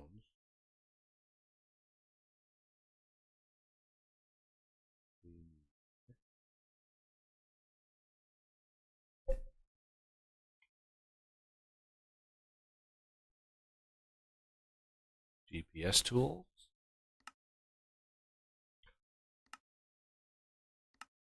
Okay, wrong terminal. Always. It's always on the wrong terminal.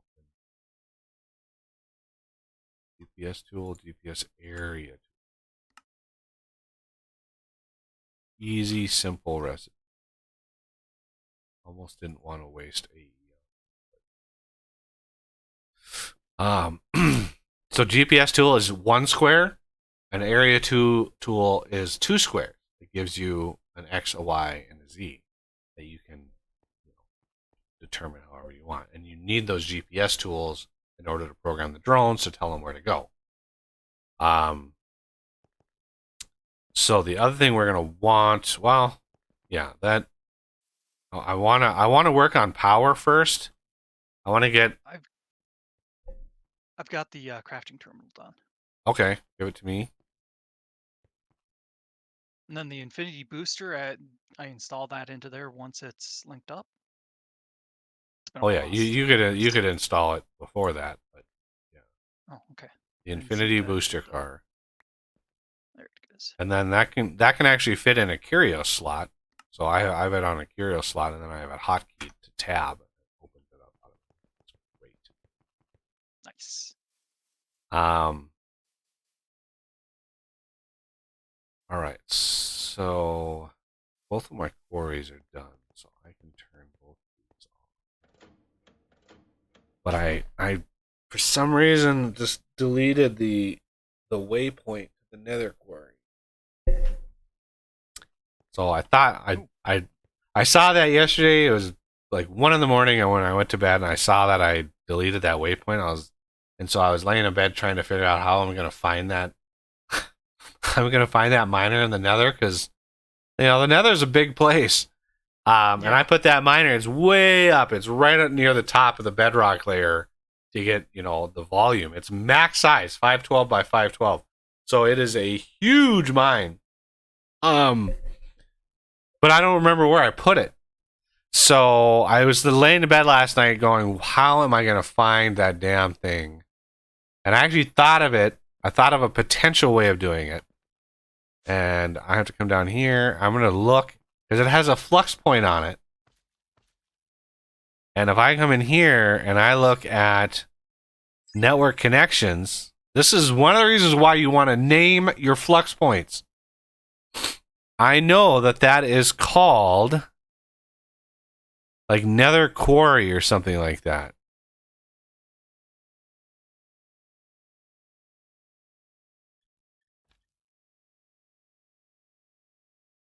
I think. I'm hoping. Processors.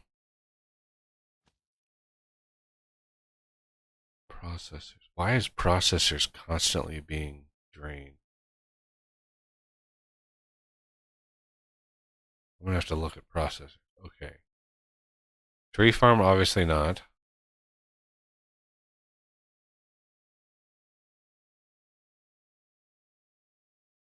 I don't know why these are named the same.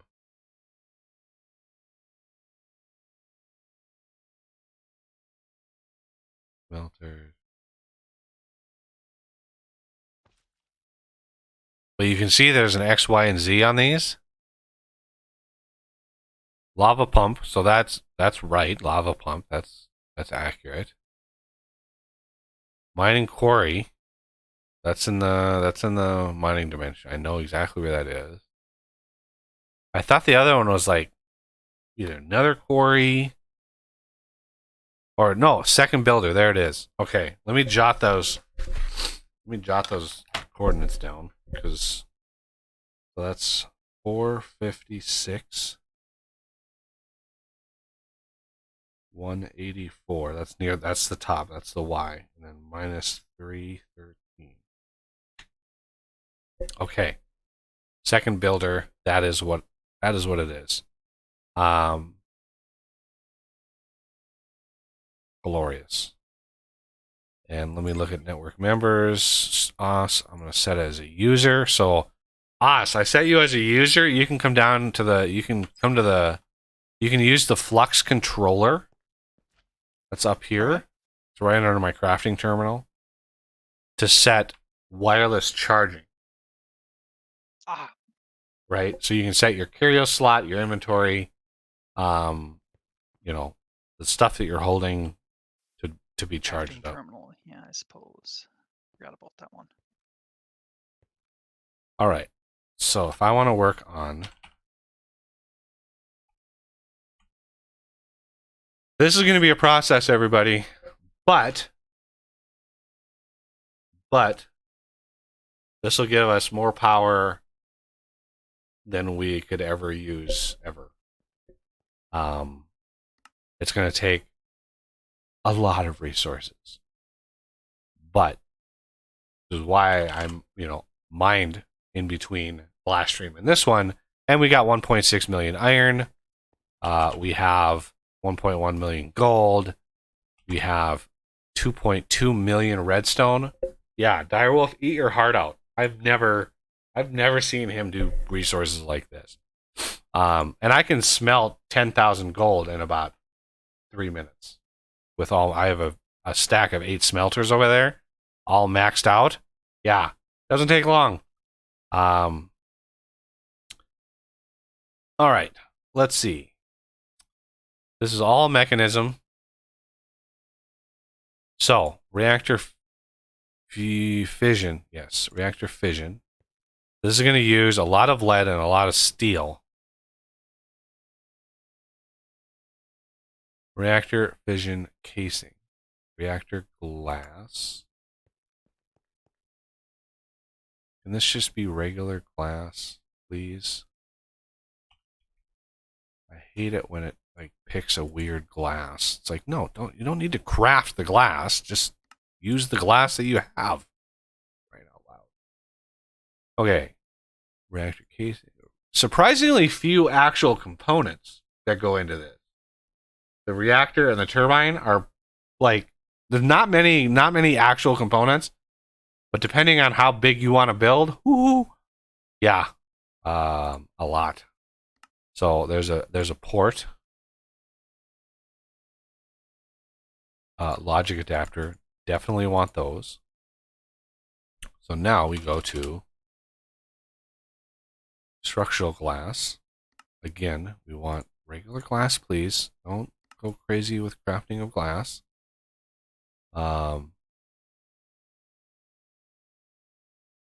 That's lead. Oh, enriched iron. That's the difference. Okay. So that structural glass is the type of glass that goes into anything but the reactor. The reactor has reactor glass. Everything else gets structural glass. So the turbine blades, easy. These are steel, yep. And I have substitutions on just because. Turbine rotor. Like I said, this is going to be a lot of steel. Turbine casing. Turbine valve. Turbine vent. And there's a few other things. Pressure disperser.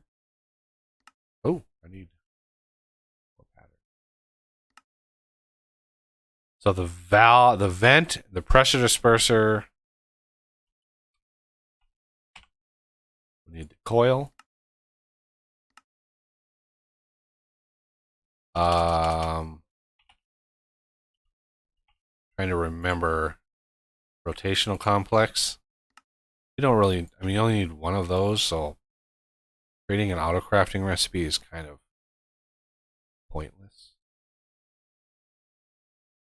I like to autocraft all the things because I like automation of all the.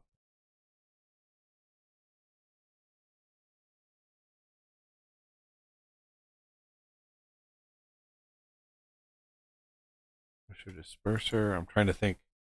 Let me open.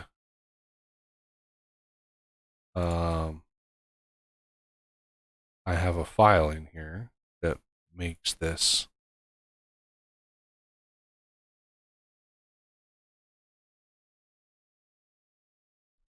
Easy.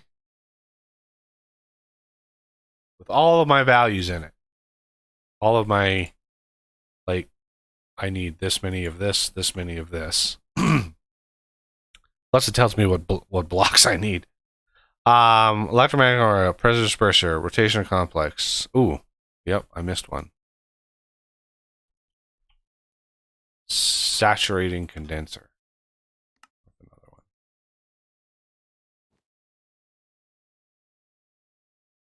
I'm only finding oil deposits. Yeah, essence is very rare. Okay. They're there. They're just rare. I'm just surprised I haven't found lava or water yet. Let's see. I'm just happy you're finding them at all. The fact that it plenty works. so far. Yeah, well, you need to be a lot further away. What's your XYZ? Yeah. 644, 387.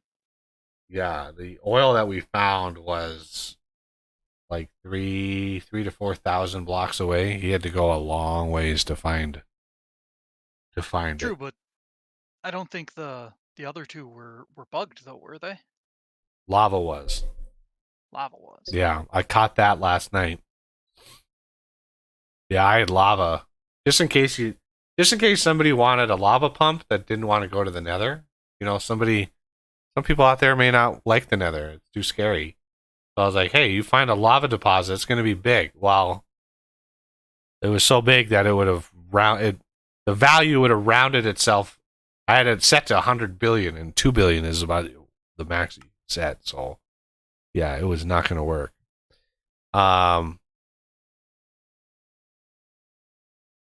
Okay.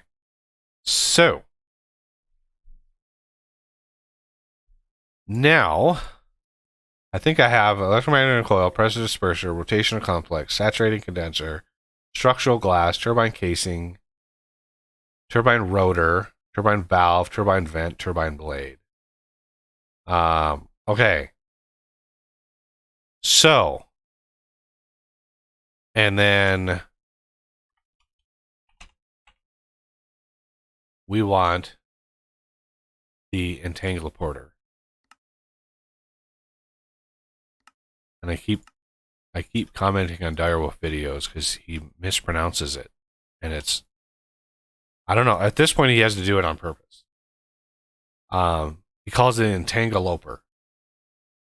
Entangloper. I wanted the entangloper, and I'm like, oh my god! Every time he says it, it's just like it. You literally look at it, entangloporter, like entangloporter. It moves stuff.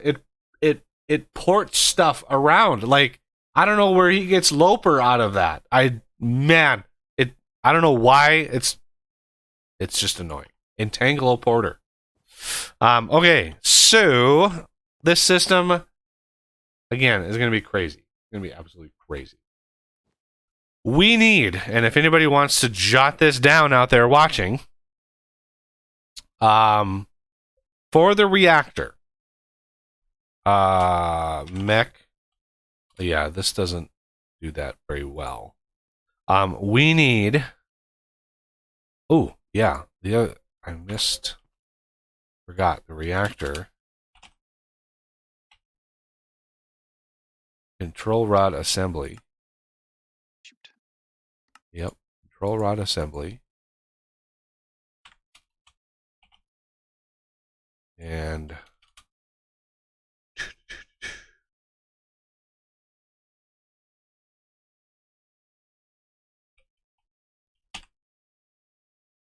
Fission fuel assembly.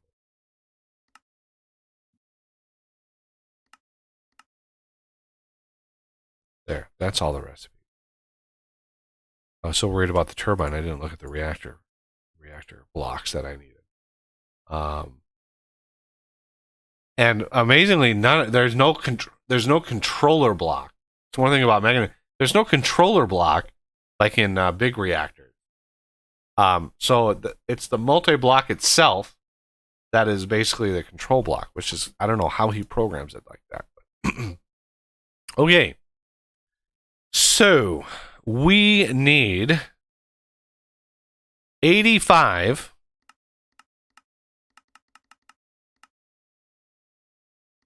of the control rod assembly. And this is going to take a lot of steel. Yeah, so what I want to do...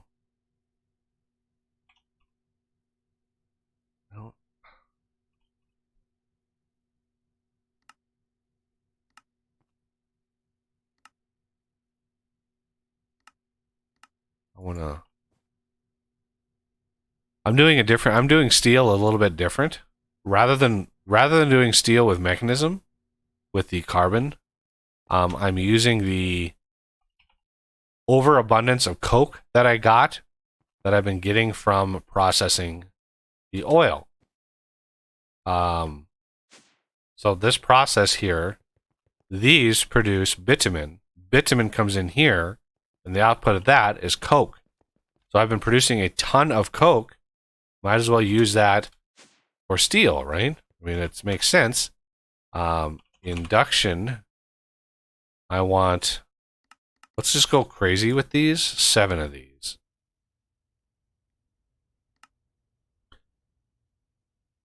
Yeah, it's still working on these, I think. Wait.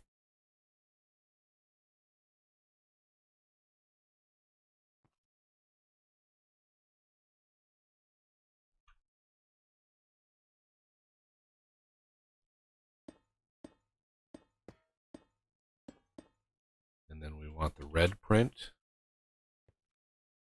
Clear. Copy.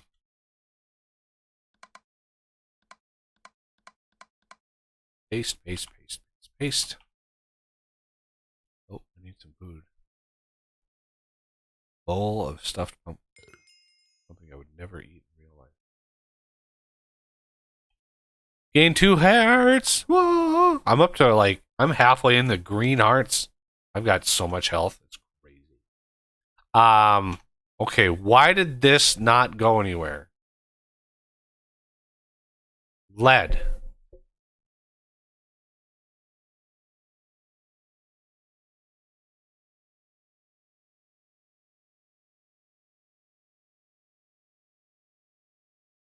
Is there an easy way for me to dispose of some of these survey results?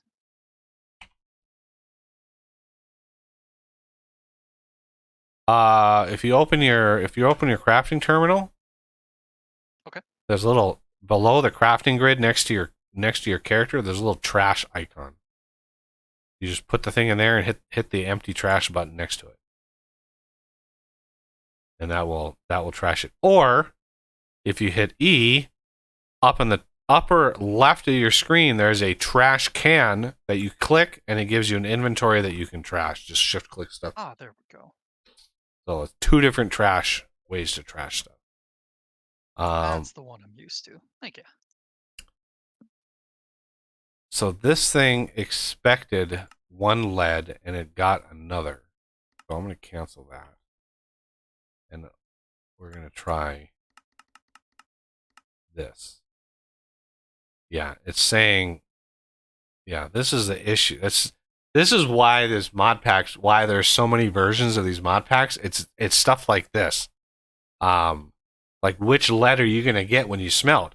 Sometimes the game gives you 1, and then the next time you play, it gives you a different one. It's like so annoying. But yeah. So I think, like, if this lead goes in,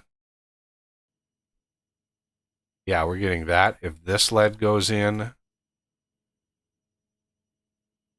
Oh, yeah. See, we're getting this lead now. This is the lead that the recipe calls for. This is the lead that we're actually getting. It's like, what? Okay, back to what I was doing here. Let's get some augments. I need like a few more of these. Yeah, that's a fun craft. Look at all that stuff. Glorious.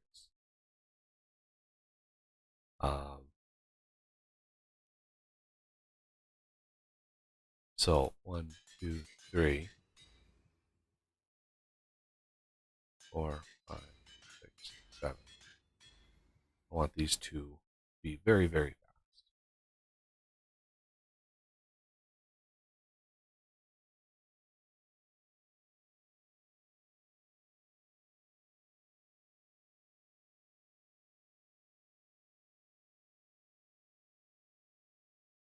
All right, these should all be good to go. Grab these.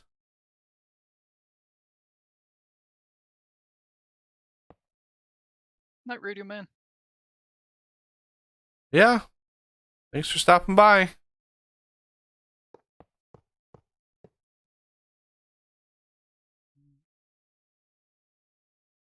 You.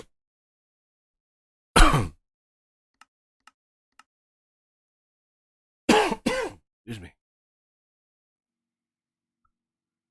Okay, so you. This will just make sure we're exporting as fast as humanly possible.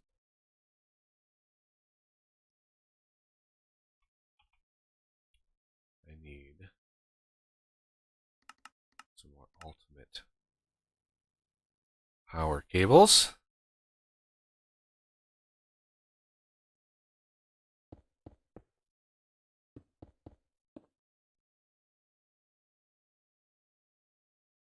And I need some more pattern.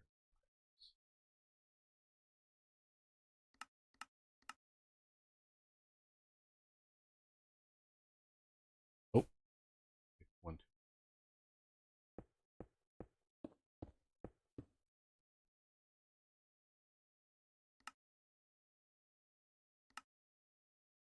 Why did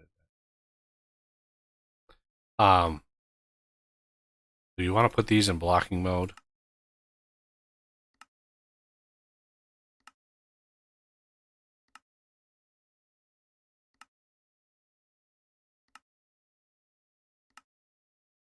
Okay.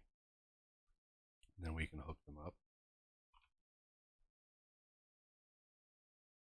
Oh, Cat is back.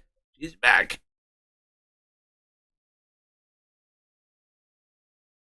It's Lucy. Lucy. Right.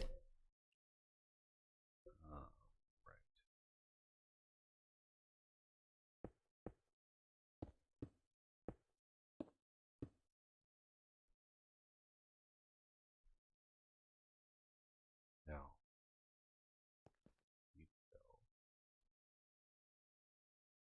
induction.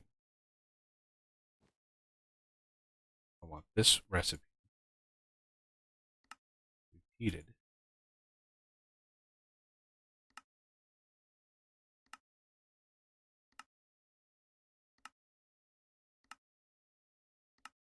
Eight times.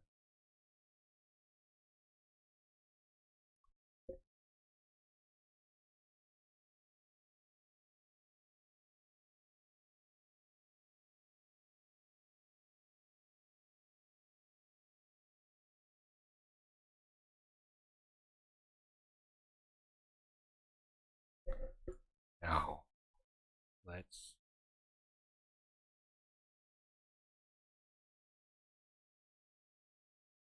craft.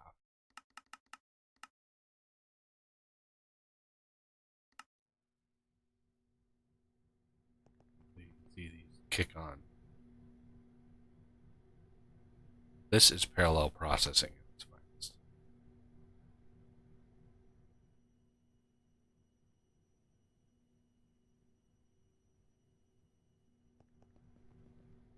Now, plenty of steel.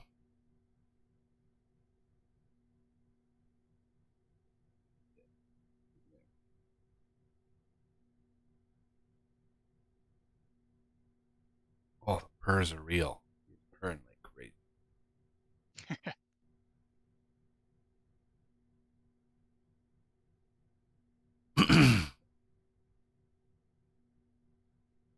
Wait. We have, almost 40,000 coke. That's 40,000 steel. What we got? We got plenty of coke before we have to use the mechanism version of steel, which is a lot slower, obviously. Okay. Now, 85 minutes.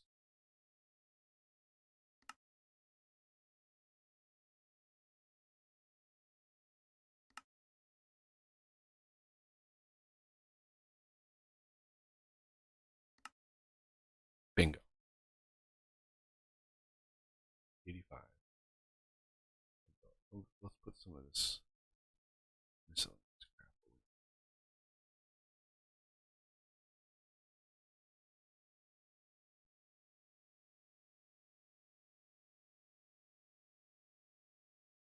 Oh,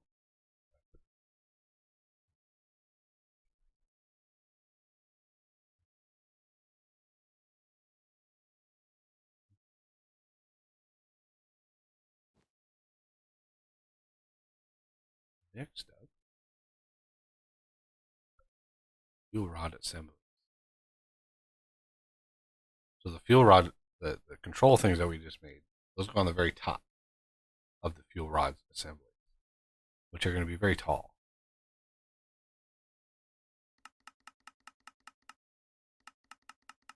$850 of these.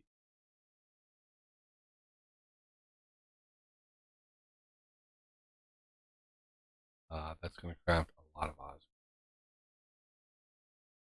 Oh, it's going to use a bunch of lead. Okay.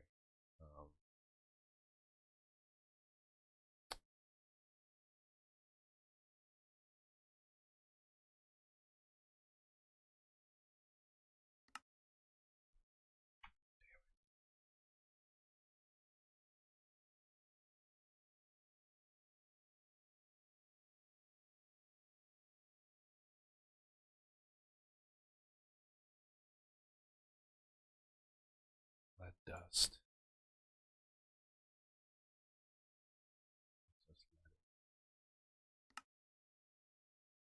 Really hate those are backwards.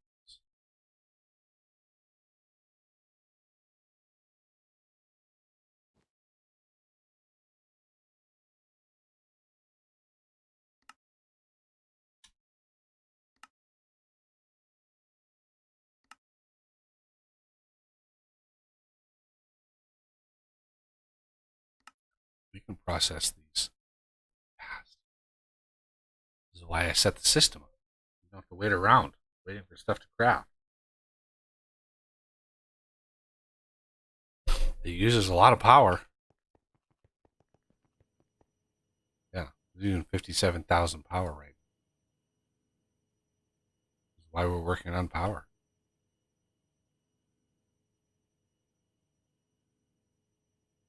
I do love mechanism smelters though. So glorious. So yeah, next time I start the server, we might be getting the other lead. It's so stupid. Why we need 7 mods adding?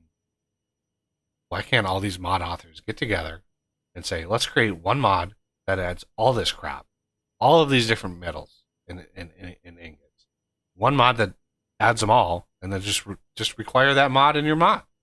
Like this mod depends on metals, like forged metals, and it just forged metals just adds an unholy amount of metals. Like that's all they would need to do is just combine forces and just say enough is enough. Let's actually be smart about this and not have 5 different versions of lead and 6 different versions of silver. And it's just like, Why has that not happened yet? Because these mod authors want to keep tight control over their stuff, and it's like, no, we add our lead and we use our lead, but Forged or Dictionary has negated that whole system. It's like they register their ingot as lead anyway, and it's like, why not just create a basic mod that all it does is add the ingots? It doesn't do anything with the ingots. It just adds them. Adds the ore, adds the smelting. That's it. But no, you can't do that. Work together? That's just crazy talk. Yeah, that's why in Vintage Story, one of the mods I made in Vintage Story, all that it does is add a crude oil fluid and crude oil generation in the world. That's all that it does, is add crude oil to the world. It's up to other mods to do stuff with it, but that's all it does is add crude oil. And it's like, yeah, any mod out there that wants to play with pumps and all that kind of stuff, they would just say, you just require the crude oil. That's all you need to do. And I don't override anything. I don't do anything other than generate, add the fluid to the game and generate it in the world. That's all I do. So, yeah, I wish authors were more smart. More smart. Or smarter. Back to it. I need, again, 850. We're still going to need a bunch of osmium, which is fine.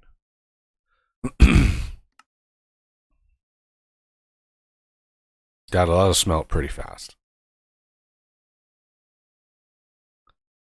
It's the crafting 4 at a time. This is why so many of my if you look in here, I literally have 9 crafting patterns in here for the 1K storage. So we can make 9 times 4 at a time, which is 36. You can literally craft 36 tier 1 at a time, and then the next stage I have 3 4Ks. Right? And so that can craft 3 times 4, which is 12 at a time, which can filter into one of the 16Ks at 4 at a piece. So I can craft literally like 116K like per tick. Like, it's crazy how fast I can actually craft those. And then I added the mega cells all the way up to 256 meg. But I need to make like the matter balls and the singularity still. I haven't done anything with that. Okay. We've got the fission fuel assemblies ready to go.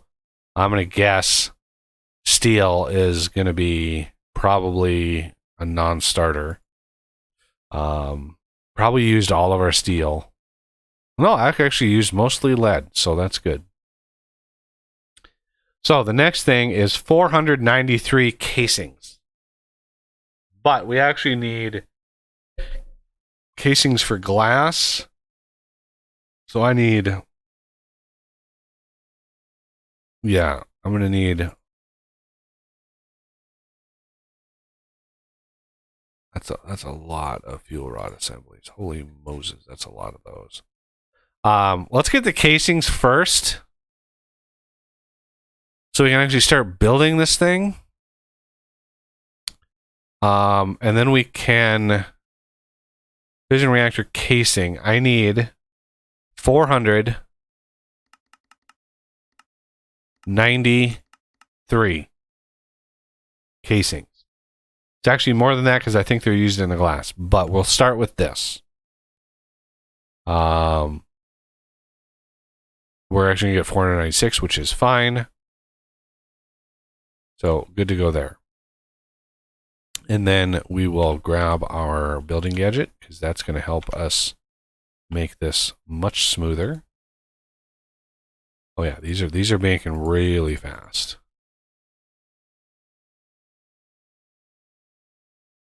There we go. Beautiful. Let's put that away. Again, with mechanism, we have several mods that include chemical storage, and now with Omega, we can even do radioactive stuff. So I want to try to use AE for all of the fluid back and forth for all of the mechanism reactor stuff, because the official fuel line is going to be crazy. I go overboard with that. So mechanism cavern is actually pretty close. This is what Renegade built for us. So this big cavern, I want to see where we land on. So he didn't really align this. He didn't align this to the chunks at all.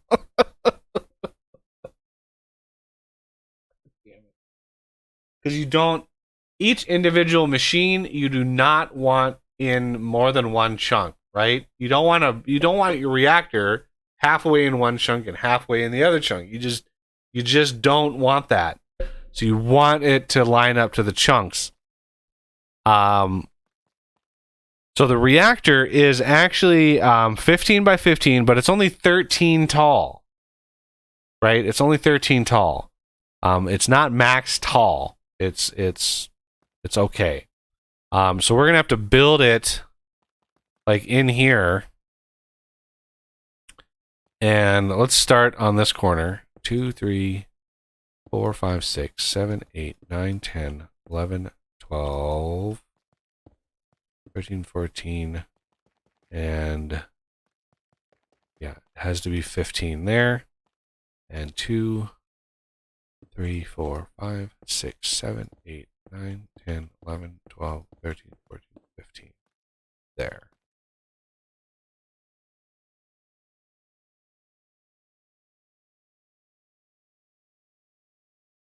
Okay. Bottom has to be solid.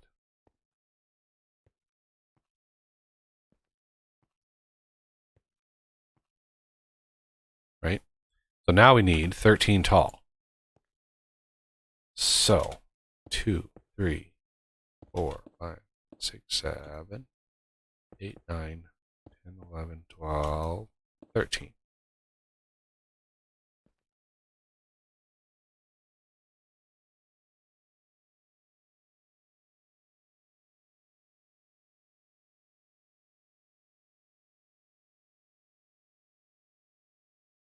I'm not going to do the top yet. We need access to the top. So these are going to be for the top. We won't do those. Now we want these. These you place in a checkerboard pattern. Right? And the reason why this has to be an odd amount wide is you need well, at least for the turbine, you have to have an odd number wide because it has to have an exact center. That's where the actual like spinny bit goes for the turbine. All right, so the exact center for this is rather easy to find. You just do this, and boom, there's your exact center.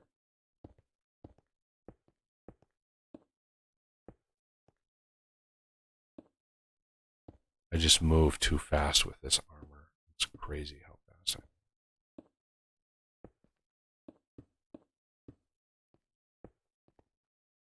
I basically you place it on the diagonals.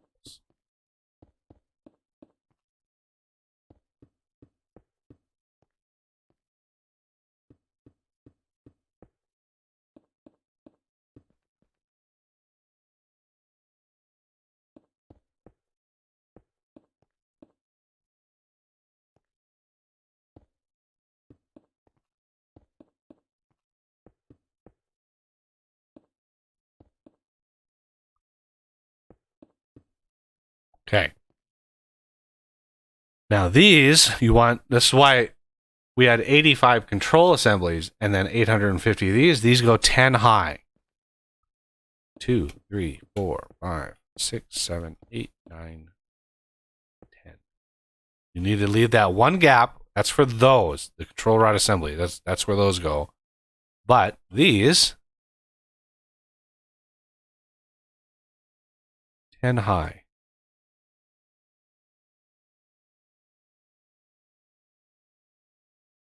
Oh, I wish I could zoom.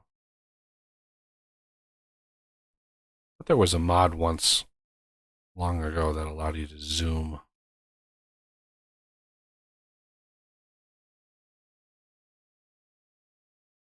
Yeah, I think so. Yeah, Z just brings up alternate. Yeah. Wow. Are we able to sleep? Oh, sure. I'm seeing phantoms. Oh, damn it. Got me out of bed. Oh, it destroyed my sleeping bag. Well, that not good.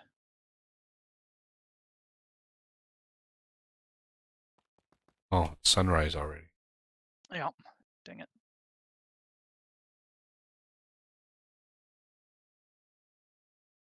You should be able to. You have literally an infinite amount of stuff in your crafting terminal. So easy to craft a bed or sleeping bag.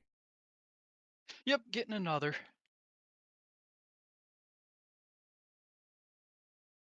Device is low on power. Set it up to charge. Did you click the curio slot or whatever wherever you put it?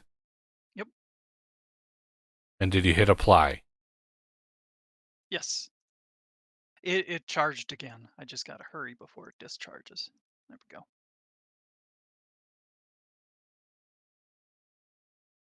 Must be a limit on how much it charges. All right, that should use exactly that many. So now we have this and this, and we want to go surface mode.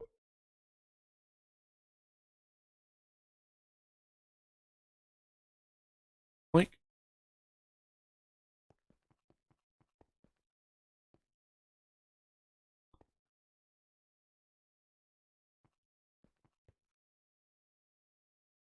That should be all of that. Glorious. Log out and back. Oh, that's what's up.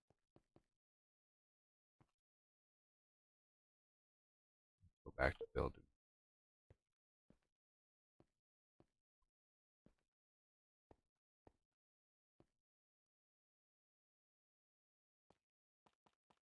And that is the bulk of what you need. I mean, obviously, we still need glass and ports and all that stuff.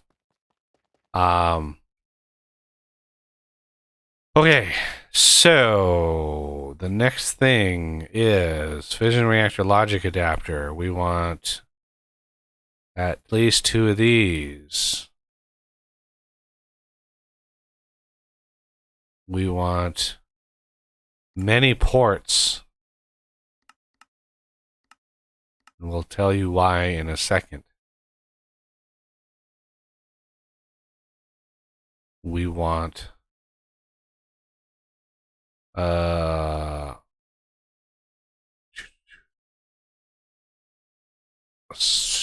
what am I missing? Logic adapter reactor port glass. Reactor glass. We need roughly 600. It's a 554 is what I have, but let's craft 600.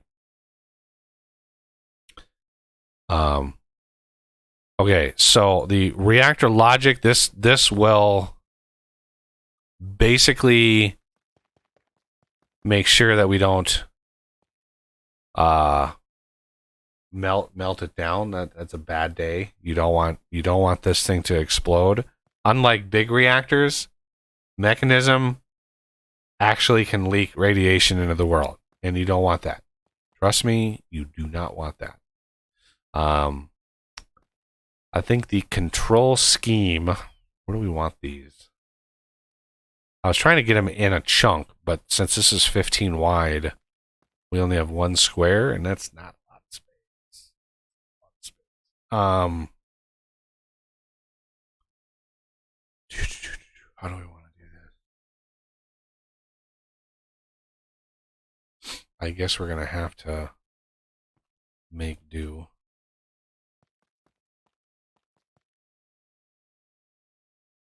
Well, here's what I can do. Oh. The last buckshot I had gives me an essence. Nice. How much? Does it tell you? Yes, it does. It is 17 million buckets.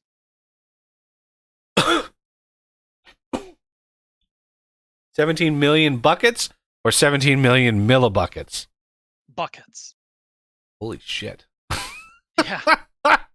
We might need a bigger tank to hold that. I don't know what size tank we have to hold. I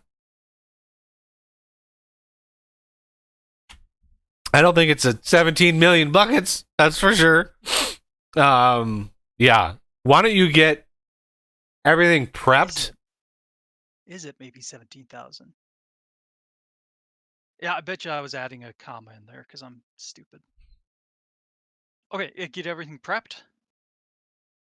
Yeah, because you need the oil derrick and the concrete and the pipes. You need all that crap. Don't start it yet because I kind of want to be involved in that process as much as possible. But we need power first more than anything. Yeah. So what I'm going to do is I want another logic Duvallaki. And I'll show how all this works in a bit. I need to get this thing formed, but this will make sure I don't forget.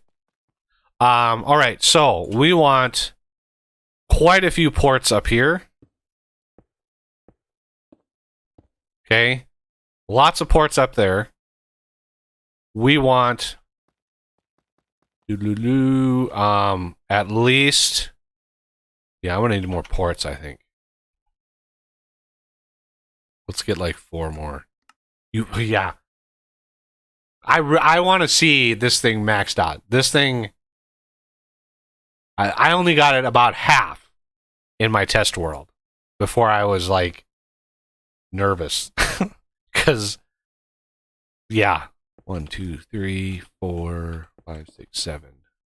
Let's go 8. Why not? 8. All right. So we need a way to process the waste. Again, we're going to try to use AE to manage the input and output. And I want them to be in a chunk. I need them to be in a chunk. So we're going to go here and here. We're going to get our lovely configurator tool. And we are going to say, which one do we, let's do waste. Nope. It was in wrench mode. Of course, it was in wrench mode.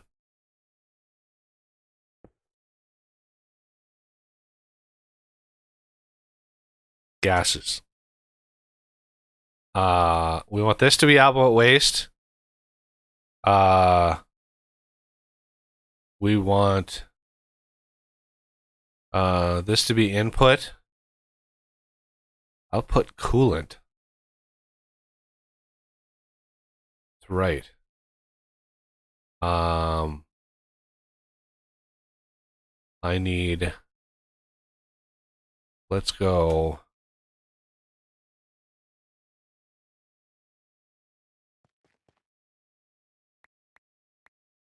Oops.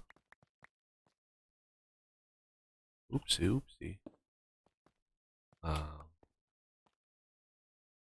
You know, it'd be so weird building a nuclear reactor, right? This day and age, imagine you go into your construction site and you're building something. Building one of these and being able to walk inside of it, right? Knowing that as soon as it goes online, it would be instant death, right? You're walking inside of a structure that's going to be so heavily irradiated that no other person is going to be able to see it for the next 2 million years. I think that'd be weird. That'd be a weird sensation. I kind of wonder how people like manage that. But all right, 2, 3, 4. So we want, let's go 5 there. And where's my other side that I don't? Okay, over here. I want like 5 more of these. I'm just gonna go crazy with this. 2, 3, 4, 5, 6, 7, 8. well, let's put a 9th there because I have it on me. So this, not wrench mode, output coolant, right? So the reactor, at its most basic, you put water in, it heats it to steam, outputs the steam into the turbine, right? The turbine takes the steam, generates power, converts it back into water, and you want to push the water back into the system. Because these big machines, when you build it big like this, the amount of fluid that's being moved is insane. It is insane how many thousands of buckets per tick are being moved. It is, I don't even know. It's amazing how much it is. So the turbine is 15 by 15 by 18. And this 2, 3, 4, 5, 6, 7, 8, 9, 10, 12, 16. Yeah, he's made this 17 tall. So what we're going to do, we want to line up the 15 wide right in line with this. We're going to give it, this is going to be 15 by 15. So we're going to offset it a square, but we're going to have to dig down a couple, like maybe, let's dig down like 3. I think that's fine. We can make this even easier with the destruction gadget if we wanted to actually do this. We want depth of 14, up 1, down 1, left 0, right 15. Bingo. And the other thing we need to do is remove that line there, which is up, down, left, right 0, depth 15.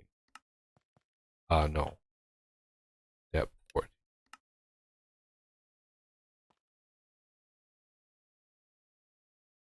Oh, I guess it was 15. Oh. No, it shouldn't have been. Darn. Oh well. Oh,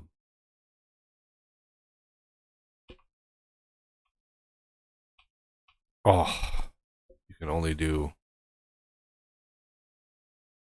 one undo.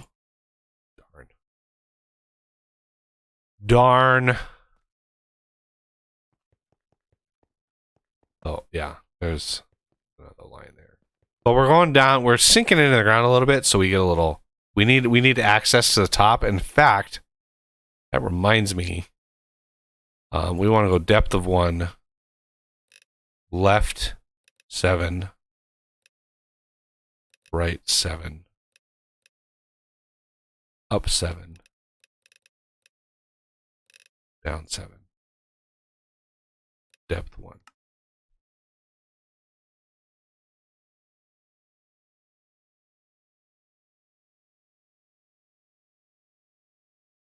We actually wanted to go down a little bit more, just so we have access, we can get up above it. All right, turbine time. Ooh, waypoint for essence deposit. Nice. Yep, just wanted to get that in the chat.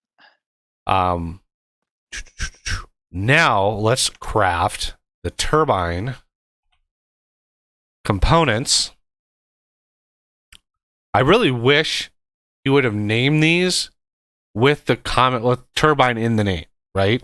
That way you could just look up turbine and get all of the blocks associated with the turbine. But no, we have electromagnetic coil, pressure disperser, rotational complex. Very few actual words that include turbine. Okay, so let's get the ones that we do. So we need 20 turbine blades. That's it. 20 of these. I know, like this giant turbine, you only got 20 blades. That's even less blades than a big reactor. Turbine valve, I want 1, 2, 3, 4, 5. You have to match those plus 1 extra for power. So turbine valve, I want 6. What's it craft? What's it having to craft? Oh. Okay. Did we run out of iron? We did. We are going to craft up. Yeah, you guys hit 10,000 more iron. Again, that only takes like 2 minutes. 10,000 iron. Okay.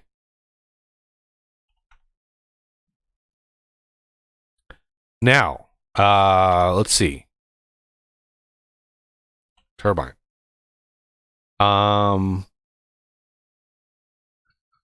These numbers, by the way, come off the wiki for like ideal build. So the basic math, the basic math is you build your turbine how big you want it. The fluid that it can process, the maximum fluid value, that determines the size of your reactor, not the other way around. You don't build a reactor and then build a turbine to match. You build the turbine first, because odds are you need a lot smaller reactor than you think, because the reactors can produce a lot of material. Okay, so turbine casing, how many of these we need? 345.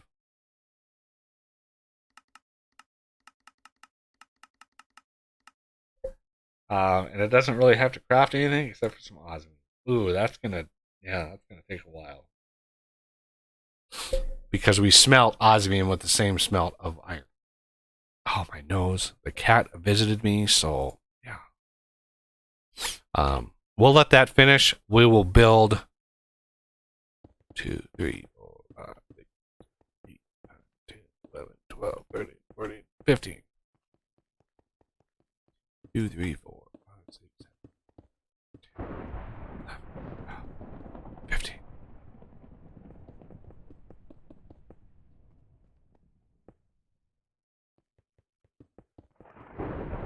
I hear a thunderstorm outside. Yup.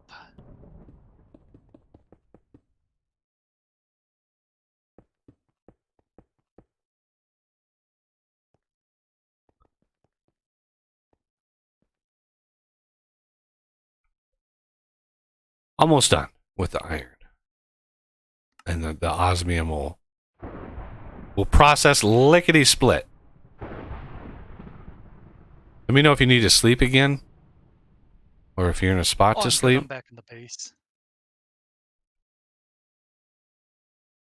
We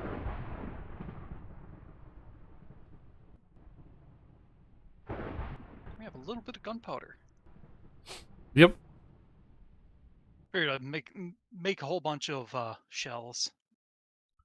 All Just right. in case anybody wants to go out again. So this is 18 tall. So 2, 3, 4, 5, 6, 7, 8, 9, 10, 11, 12, 13, 14, 17, and 18.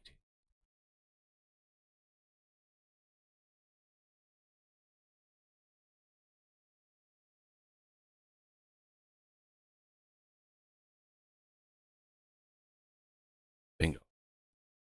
And that's it for the casing. You don't need any more casing than that. Oh, my nose. Okay. So, this gets crazy. So, we want rotors, I think 10. Yep. 10 of these. Super easy. Okay. One. Okay, valves again. Didn't we get? Oh, yeah, we got the valves already. So you want to be in the exact center of your turbine. 10. That's it. You want one rotational complex. And that goes right on top.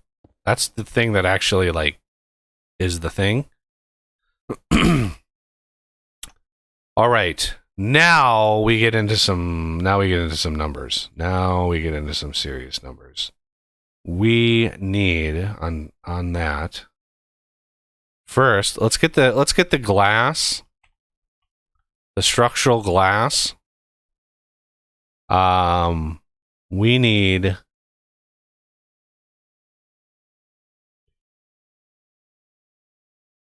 514 structural glass. It's a lot.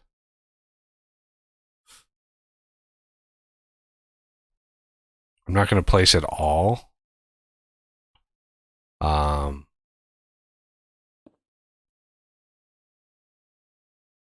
Basically up to, say, I don't know about here. Oh.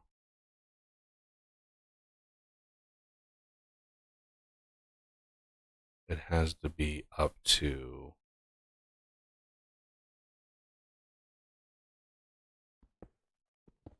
here. One below that, right? So that is at that level here. One below that is where you want your glass. This is why you actually use a lot less of this than you think.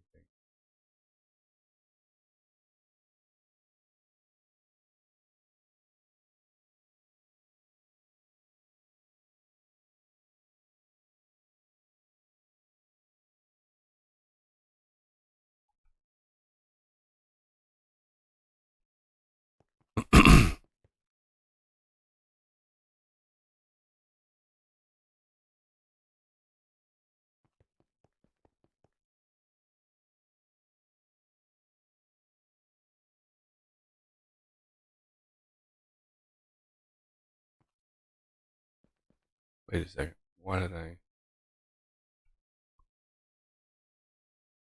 am I literally one block? Literally one block off. You know, I bet you my value's off because I had a valve in there somewhere. Probably what. Oh yeah, that is definitely what it is. I had a valve in there. So we want the valves down here.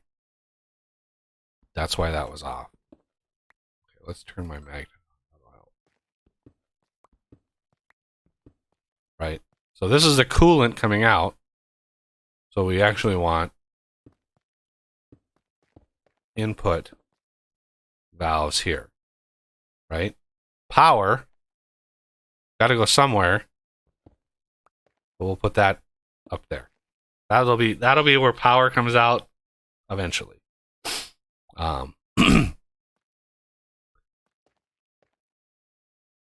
Okay, so next I need vents 481 vents.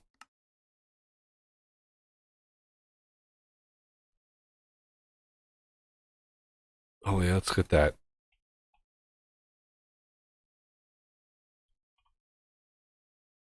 Let's get that one glass that I'm missing over here.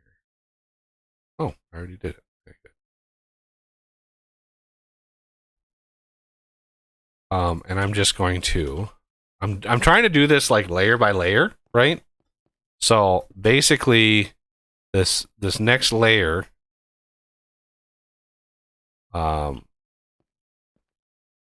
is a vent, just the outside of the layer, just the outside.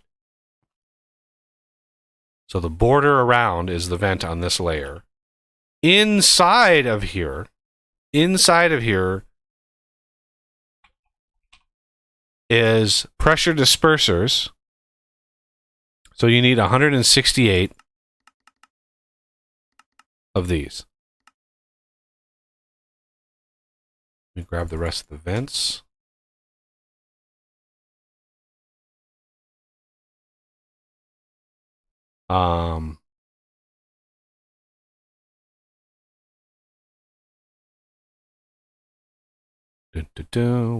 Waiting.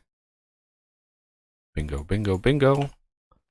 Those go inside of here, right?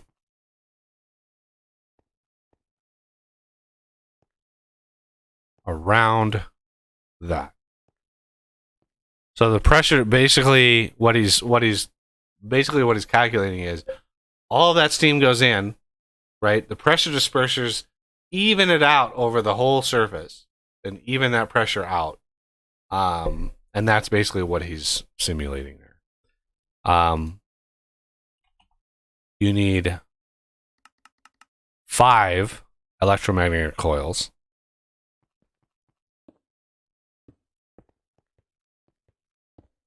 Honestly, not sure how these actually go in, but you know, hopefully we'll be good.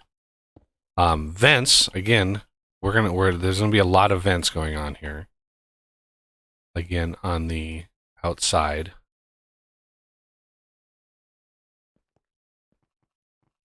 And then inside the container here, let's just put the vents on this back wall all the way across.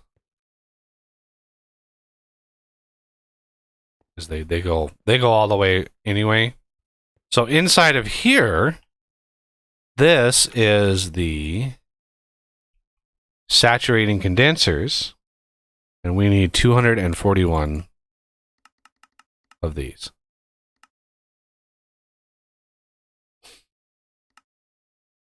Hey, look at that. We actually made some steel. Glorious. Yep, that was me.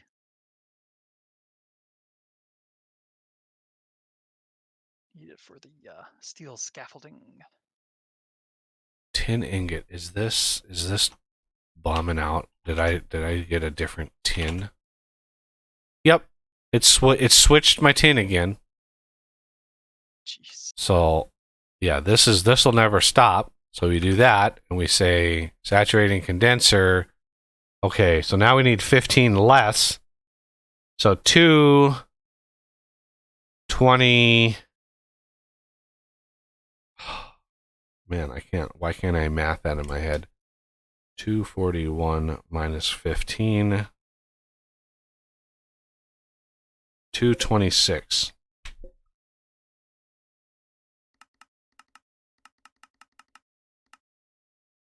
See, now it sees that other tin. The recipe, when if it expects a specific ingot, even though you have substitutions in there, it still does not like it when you don't get what you're wanting out of that. Okay, so this saturating condenser, we want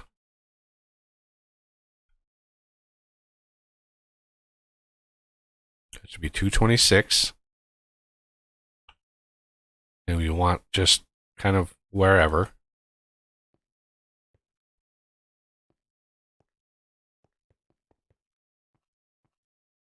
Basically what these do is convert the steam back into water. Saturating condenser. I try to make it look nice, I guess.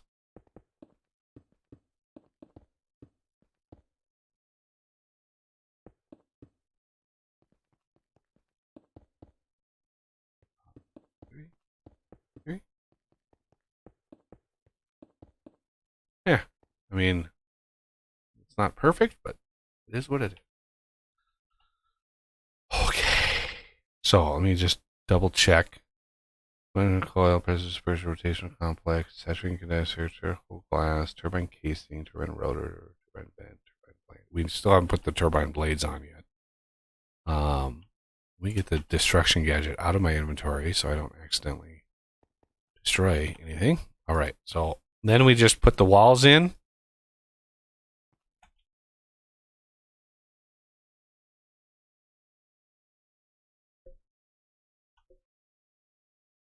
And the top. This is why I said we needed access to the top.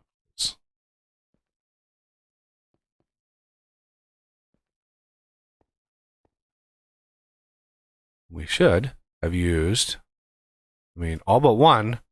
I mean, the thing formed, but obviously it doesn't have any blades in there, so not quite done yet.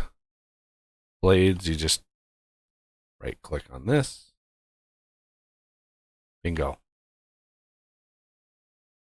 Then we go out, build this, forms, you right click it.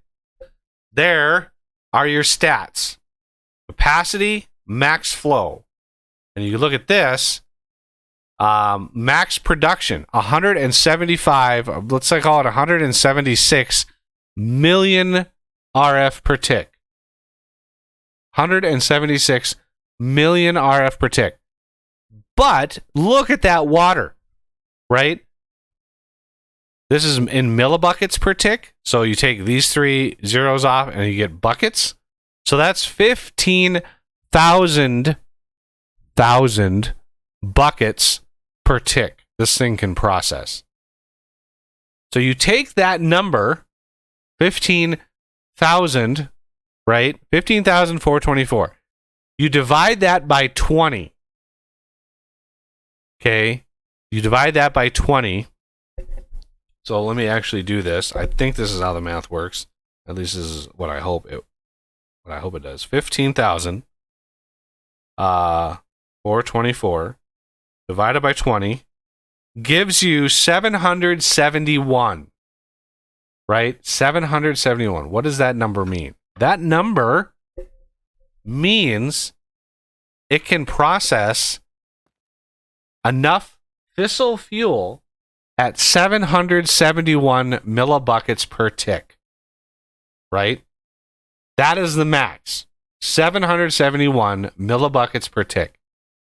Which these fission fuel assemblies are capable of 1 millibucket per tick. So it all depends on how many of these you put into your reactor. So the fuel, the flow rate here dictates how many fission fuel assemblies you need over here.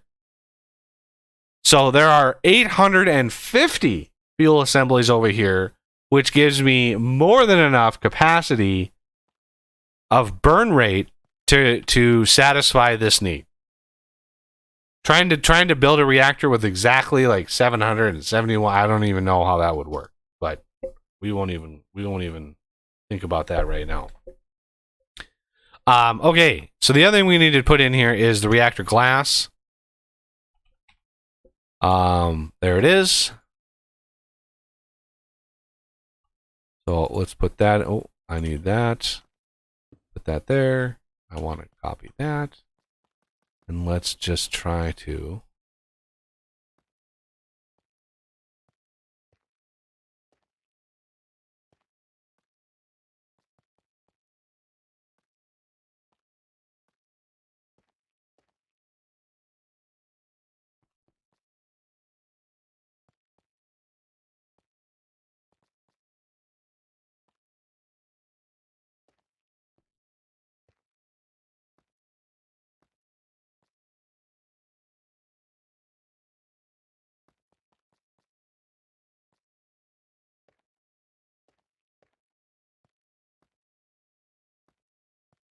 And boom. Yay! Red particles, always welcome. So if we go over here, we want this to be activation. We want this to be high temperature. And we want a lever over here.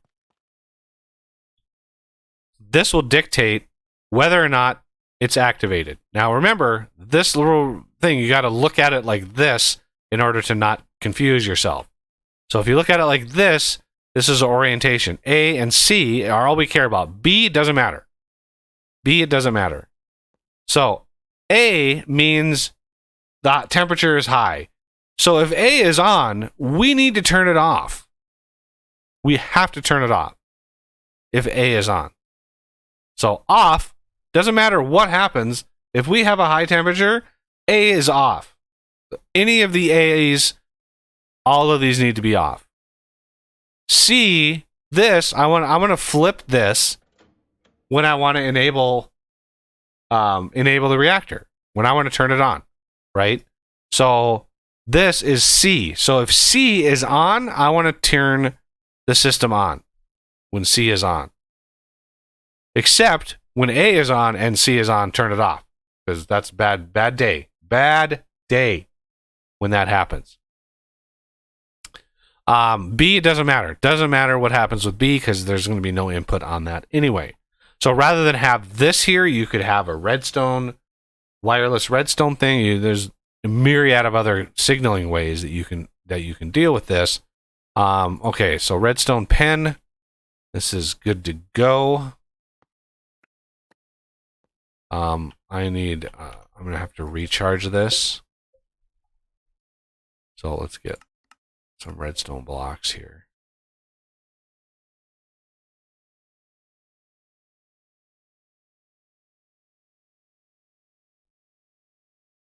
Can I just like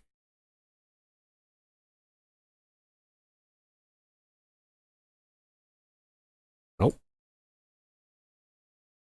89. Durability 98. How about a stack? Can I do a stack? 179. I don't like adding them in willy-nilly like this. 224. Okay, that's going to be good enough. So we're going to come out and over.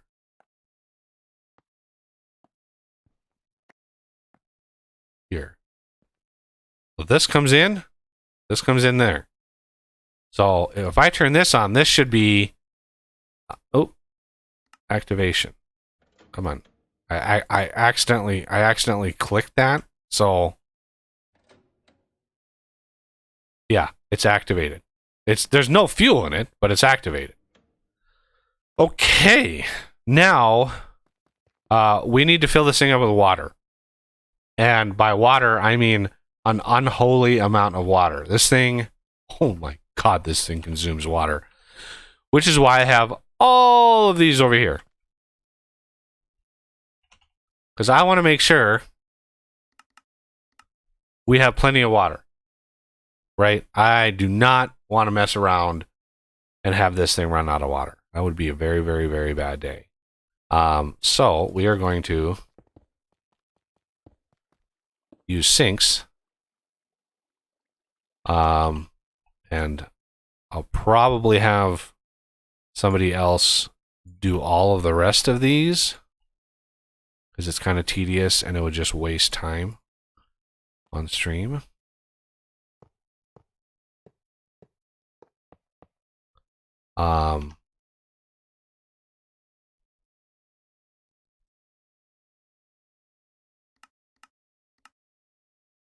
So this is just generic water loading. We're going to need a whole lot of overclocking cards. Like a whole lot of these. We are going to need cards that I don't have access to yet. Not access to, but I need node overclocking cards, right? Let's craft like 100 of these.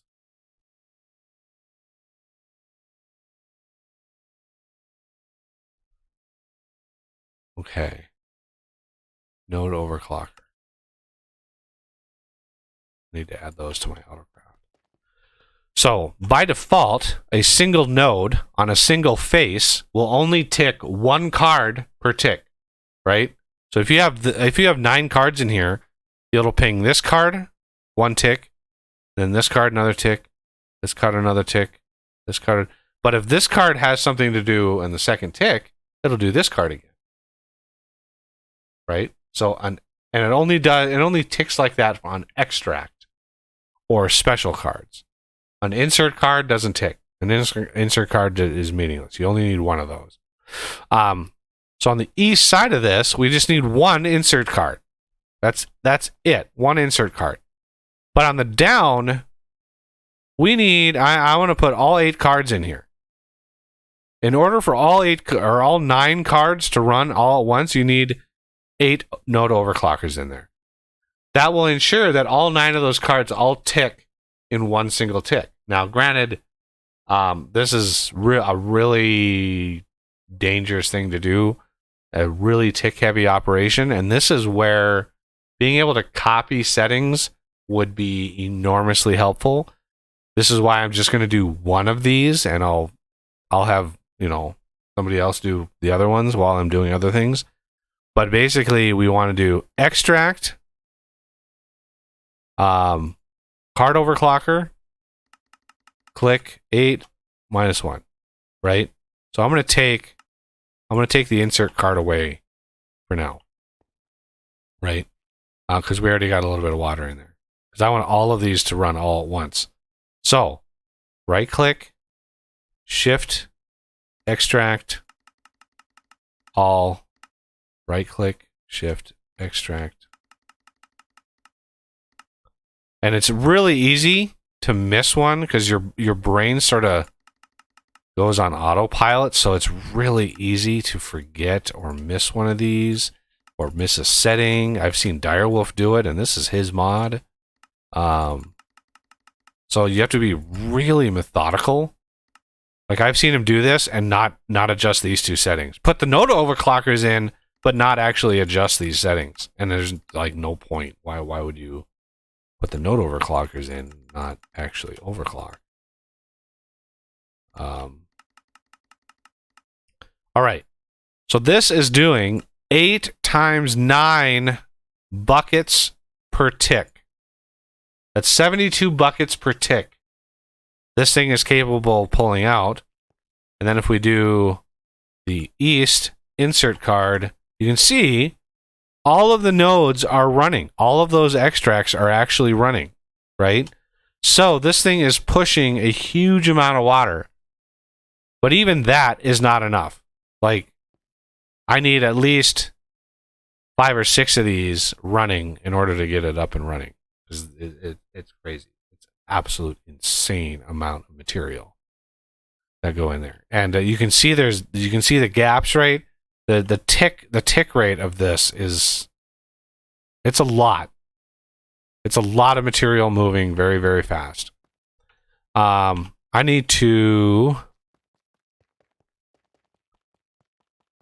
Let's put in a... Oh, I just rubber banded big time.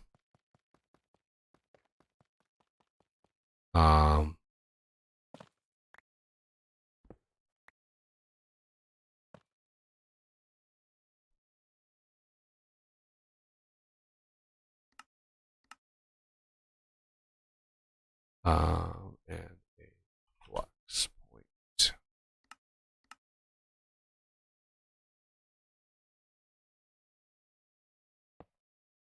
This is All right. Nick. I have all the materials and stuff for the derrick.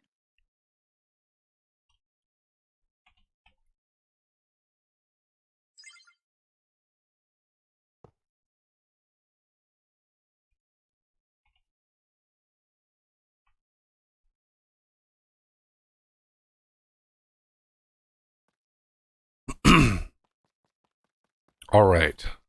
Let's go back. I need to head back home.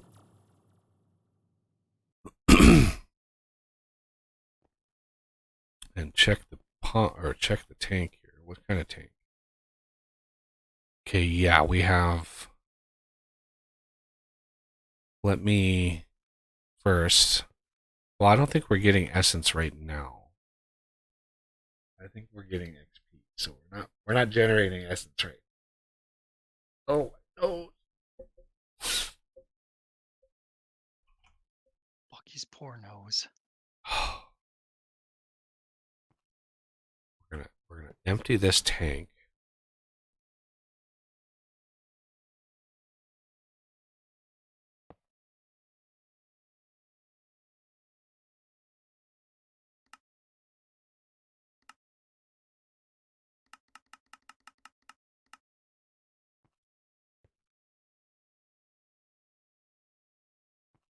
I don't like, even though I think you can pick up those black hole tanks without losing the fluid, I didn't want to risk it.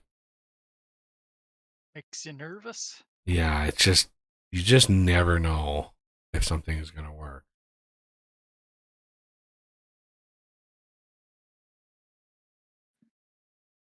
Yay, I finally have 2 billion liquid experience. Ploink.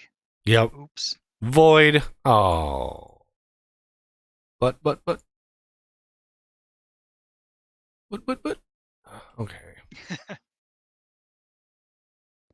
Now I need a Supreme machine frame, please.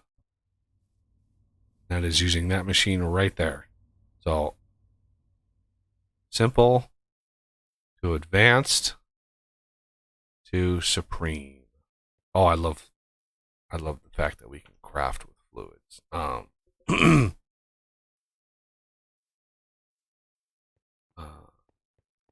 There it is. Supreme black hole tank capable of holding 2 million buckets. Yes, please.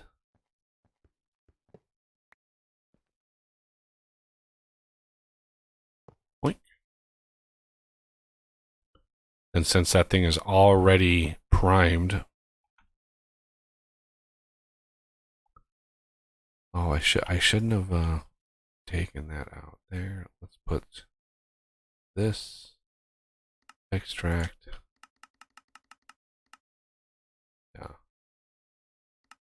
I realize now I should not have reprogrammed those.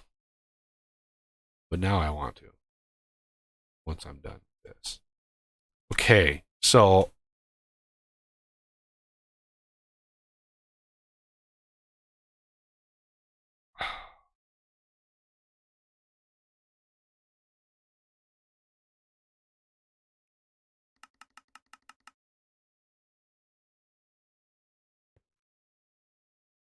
we want a green, white, green ender tank.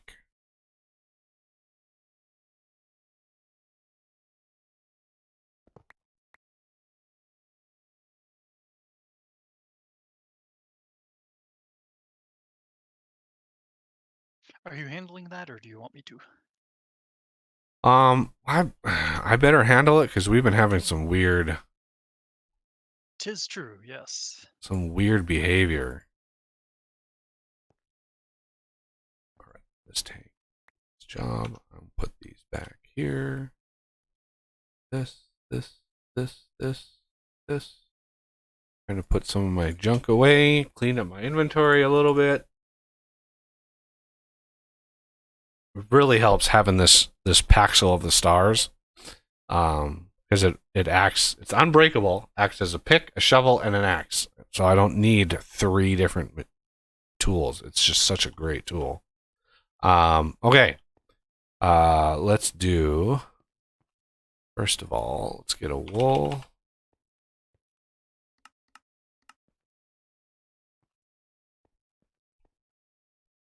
Green dye.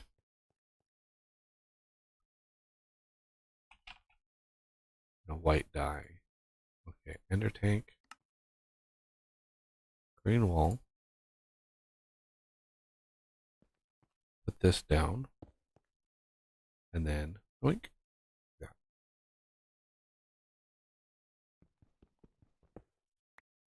Okay, we got the tank. And is there anything at... Did you put a receiver, a matter receiver, at the location, or is there any way to... There's a waypoint. I didn't think to put a matter receiver. I kind of forgot about those. Okay. Want me to make one quick? They're auto-craftable, actually. Oh, nice. I need to put this here and here.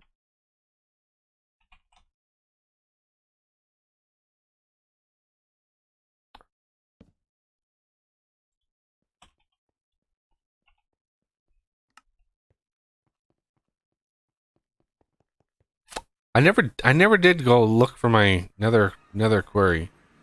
All right, let me head to the coordinates here. There it is. 2144 2789. So that is... And I forget, how do you charge the matter receivers? You just put a flux point underneath it. Oh, With- of course.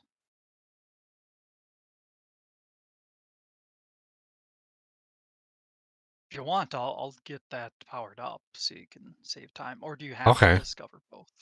No, you can. Once you place the matter receiver down, as long as it's public, the dialing device will see it.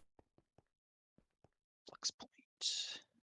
Then you have to make sure to set the network on the flux point to the power supply network. Yep. Otherwise, it won't actually, get power. Yeah. Although, if memory serves, isn't it that the matter receivers can receive without power? They just can't send? Or am I No, thinking- there's a different pad for sending. If you try to teleport to a matter receiver that doesn't have any power, you either die or get seriously injured. Ah, okay. Power supply. And Coffee is cooled off enough we can just guzzle it. Probably not good for the heart.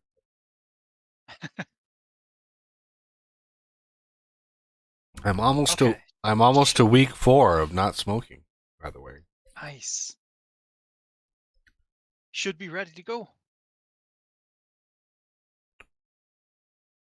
You gotta name the receiver. Oh yeah.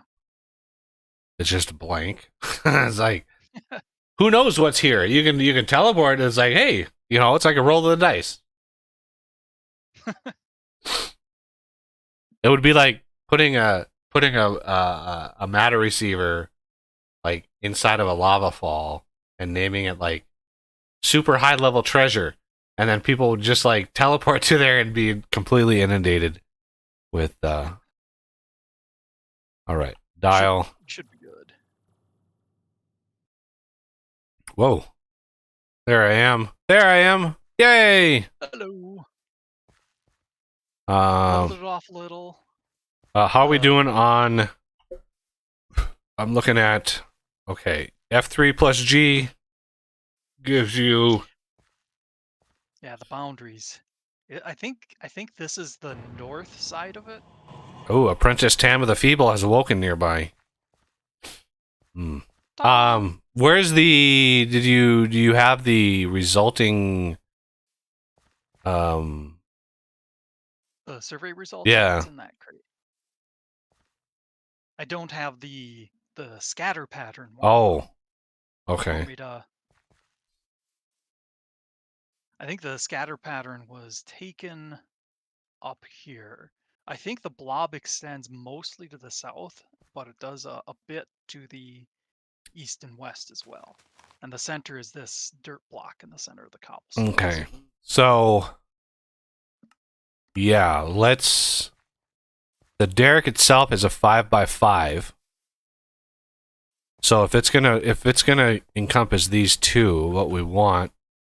Okay, it is east west. So let me go map, claim chunks. And I can go These get two. the thingamajig if we want to just be sure. What thingamajig? The sonic testy thing. Sonic survey tool. That's what it's called. Well, the derrick itself, you can actually when you're drilling, you can actually point it. You can move it as you drill. So you really want the derrick itself to be in a single chunk. Not 100% required, but you definitely want to try. Yeah. I claimed and chunk loaded both of these chunks, so it shouldn't matter. But you never know if it matters or not. Yeah. Well, but I brought the tool just in case. Okay. So I need to. You want to start setting up the derrick? I'll just stand back and watch because I got to go on a bio break really quick here, and you can just Certainly. work on it, and I'll stand back and. Center it in this chunk then.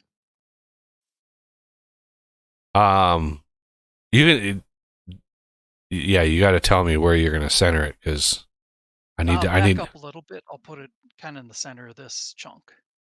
Okay, let's go to sleep really quick just so we're not bothered. You have your sure. sleeping bag? Yep. Yay! My first sleep through the night in quite some time. Yeah. Yeah, if you want to center it in this chunk, I mean, we can try to do the drill thing. So you wanna, I mean, put the center of it maybe over that block. Okay. All right, I'll stand back and Try watch. to... Yeah, that'll do. All right, let me take the thing out. I'll be right back, everybody.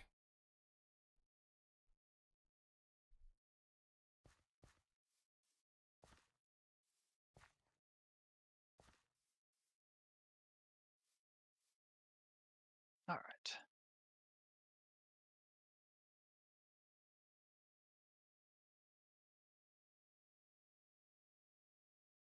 Fortunately, I'm not sure which items I'm going to need and when, so I'm just going to kind of wing it.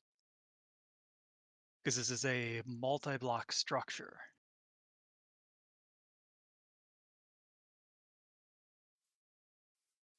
Oh. I actually have to have the projector on my bar to be able to see the ghost.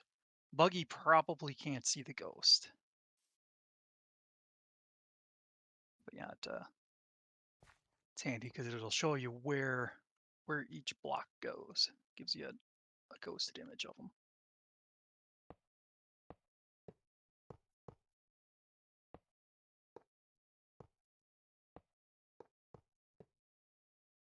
And it does it layer by layer. Sometimes it'd be handy if it didn't, if it would just show you the whole thing, because then you could place multiple, like the pipes here.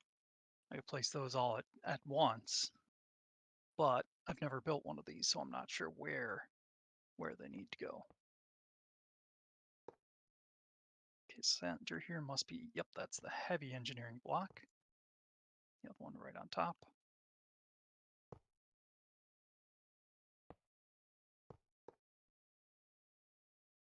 Shoot, so yeah, the redstone block is right there. That's like the power switch. Okay, I must be missing something somewhere because it's not giving me the next. Oh, what is this one? Ah, that's a fence.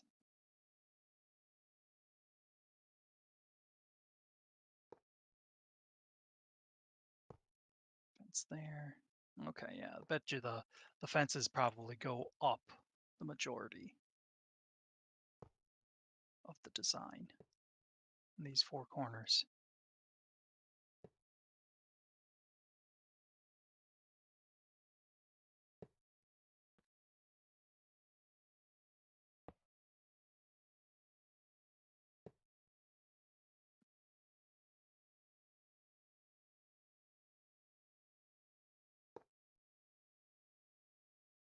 Welcome back. Yep. Nope. All right. Sometimes it's tough to place fences. Oh, I gotta Oop, did you turn get that? turn my magnet off here. All right, where do you need it? We're making a ring around here, so it can connect any of those. It's giving me a red for this one. Is that maybe a scaffolding instead? No, it shows a fence. Oh, maybe it's it's the variance for the fences. So since it's not a three-cornered or a two-cornered fence, it's giving a bug. But as soon as I place this one, now it's fine. Okay. Have you done it with the projector? I haven't built this specific block with the projector, but I have used the projector. It's really nice. Okay. I was kind of explaining to the audience Yeah, kind of what that does. because I can't see it. So Do you want me to toss it out? Yeah, so you can see. Show everybody. well, does it work like that? Can you? Should. Because it actually exchanges it to a different item. Oh yeah. And then it must It's remember where you even center it. and then Guessing. You got to put a Making pipe. assumptions here. Pipe in the center. Oop. Pipe probably goes up quite a ways. Yeah, pipe goes to the top. They do keep them fairly simple. Oh, I took out. You need to. Another fence there. I grabbed it. There we go. Ah. Fence, and then another ring. Another ring.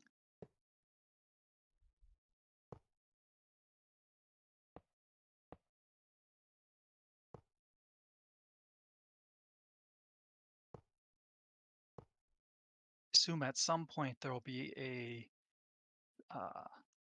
slab walkway around it. These things are fairly tall. Yeah, this thing's like 15 blocks tall. All right, and just another. Right about that. In each corner. And the middles. In the middles. Okay. Yep.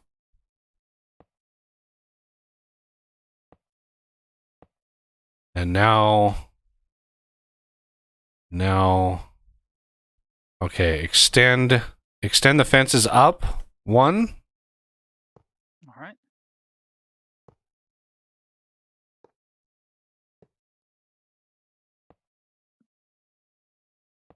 With the scaffolding on the back. And then you have a layer on the aimed to the top of the scaffolding block here. You have a layer of the walkway slabs. Okay. All the way around, or Yeah, fill in the gaps between the fences and around the pipe. okay. Ah, missed that one.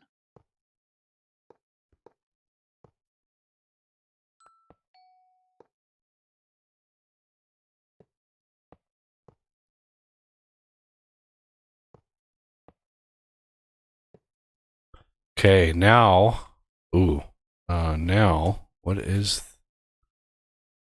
Now we're shrinking it. It's really hard to see. It looks like, okay, a big scaffolding block in the back here. Okay. And then I think fence all the way just around the pipe itself. Okay. Because yeah, all we have now is the scaffolding, the scaffolding slabs, and fences. Okay, repeat that up. Repeat that again. Missed, of course.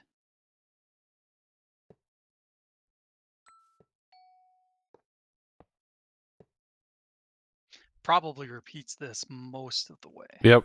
Repeat it again.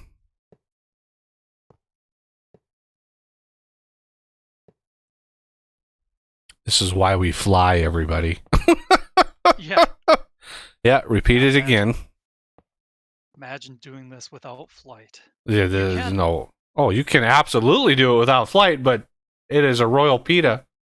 Yeah, you can climb up the scaffolding, fortunately, so that makes it a lot easier, but still, pain in the buttski. Yep, repeat it again. I don't even know how high we are yet. Got to be getting close to the top. I'm down to 20. Okay. 19 fence. Now, wait. Scaffolding goes in the same, so continue that block up. On top of the fence, on the corners, put a slab. Nope, on the top. Oh, it goes top side. And then in between those is a fence.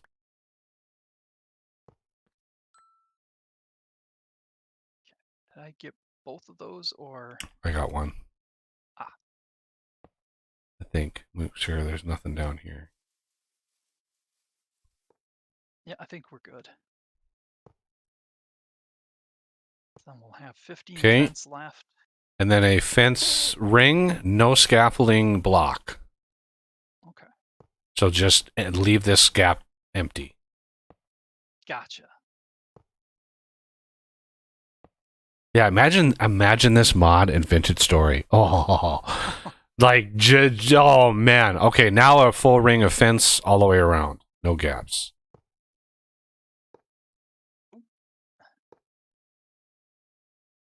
Yeah, this would be quite welcome in Vintage Story. Might be a pain in the butt to And get that's stuff it? going, but as long as it's All right, if memory serves, you got to smack it. I actually have a hammer. Yeah. oh, good, 'cause I forgot mine. I think it's the heavy machine block. Yep, I think so. Right in the center there.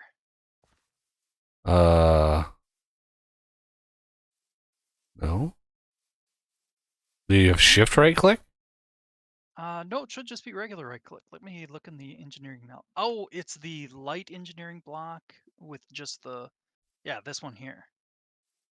So that must Bingo. be the control panel. Boom. Glorious. Okay, the projector is good. We can turn that off. It just went all red. It was just like, oh, those blocks don't match. Yeah, I have no idea. I have no idea how that works. If I could figure out how to do multi-blocks in Vintage Story, I would be very tempted to change my patron from, hey, I'm doing a YouTube channel. Instead of that, I would be like, hey, I'm porting immersive engineering over to Vintage Story. You know, support me doing that because that would be glorious. Okay, so flux point. We want one of these. And we're going to name this Essence pump. And put it on power supply. Okay, we want a lever. Memory serves, you always want a lever. Now, the input, this is, I think, the input for concrete right here. Yeah, I think later it's also for water. Yes. I think. And we need pipes. Okay, I didn't bring any pipe, but I've got the concrete tank. And you said that's what the one with the blue dot above it? The concrete? Yes. Input is blue in pretty much all of these. Yeah. You think you have to... I think you have to have a way to push it in. Okay. So you probably need like a laser node or something. I'm not sure. I didn't quite Right. get... Here, do you have any fluid? Do you have any fluid pipe? Yes, there it is. Put a fluid pipe down. Just one. Nope. That should be a fluid. That is not the same mod. Ah. I mean a fluid pipe I think it worked, but from the mod. Yeah, it would connect, certainly. But would it work, right? So we have Probably. that. This tank allows you to output on. So let's see. It's saying no touchy on that. It's saying it doesn't have it. Maybe because it's not on. Disabled via controller. What? Out of pipes. Can we put pipes? Missing liquid concrete. 15 buckets of concrete.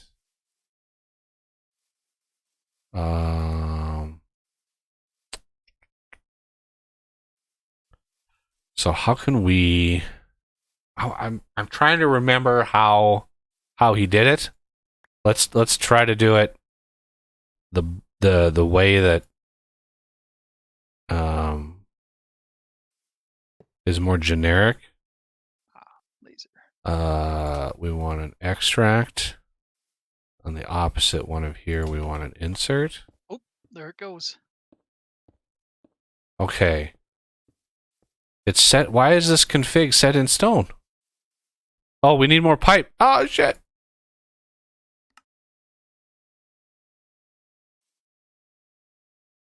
Oh, there's some more pipe. So it's using... Looks like 125 millibuckets for every square.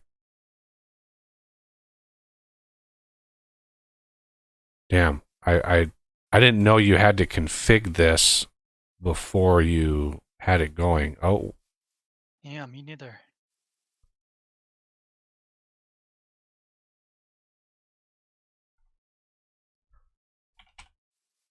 so we have a sink available. Let's get that ready. 10 cards. Missing water.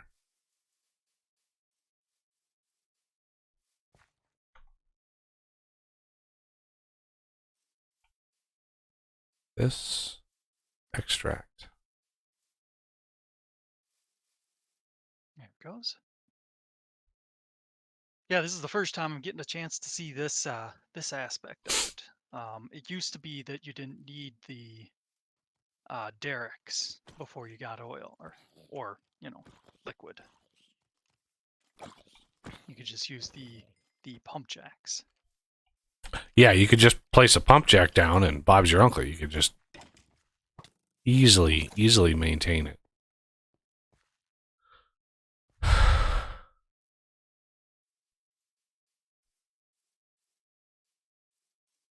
How much power is this thing drawing? Seems to be pretty significant. 'Cause it drops About by- about 3,000. Yeah, it's about 3,000 RF a tick, average. So it's not. I mean, it's really hard to see, but you gotta. If you look at network oh, I guess that's network statistics. What is the? Oh, it's only 512 per tick, so it's fine.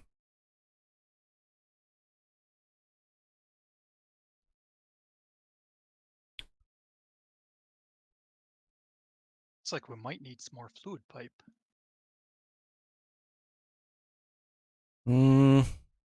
Maybe like Not many, if any. yeah. 'Cause it seems to be using one for every 2%, or thereabouts.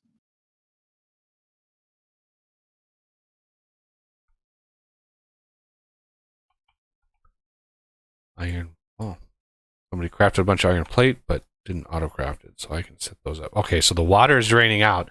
So what's cool about this block is it only consumes the liquids that it needs, right? So it doesn't overly consume. You don't have to break it and reform it just to like put in water.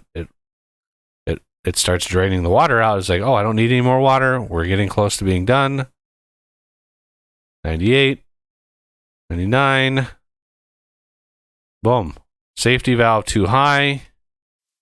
We take, and of course, I put that damn torch thing right there. So then we take the tank and we say, boom. And it is done. So now if you go home and you look at the essence, this thing is pushing essence into that tank. I'll grab this and all of this. That one seemed to use more of the liquid concrete than the other one did. Unless I overbuilt the Here's the concrete ones. projector. Ah, yes.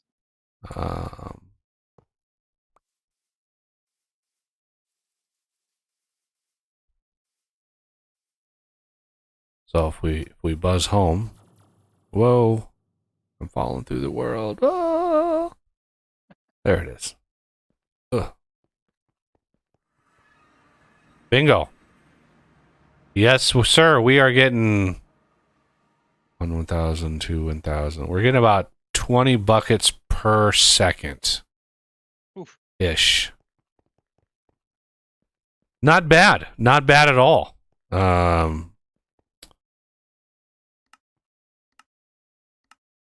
Let's automate iron plate. Multi-servo press. Let's go. Maybe steel plate too, because that's another pretty common one. Okay. Multi-servo press here. I just want to make sure we're getting the same plate. So 1 stack of iron gives you 1 stack of iron plate. Steel. I don't know if I mentioned, but I did find another whatchamacallit? Oh, crude oil. Yeah, you said something about, you know, Okay. finding a lot of crude. All right, there's a steel plate. And servo press, bingo, and bingo. All right, so iron and steel plate. So now we can automate fluid pipes pretty simply. Like that.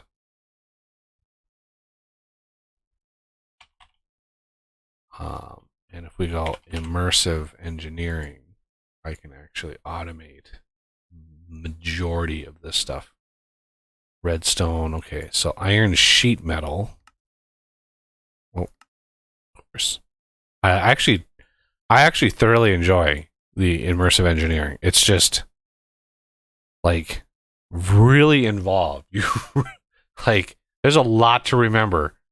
Yeah. So let's see. We have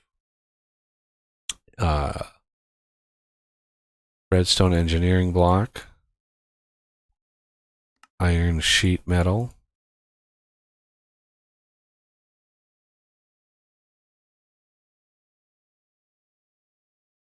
steel mechanical component, steel sheet metal,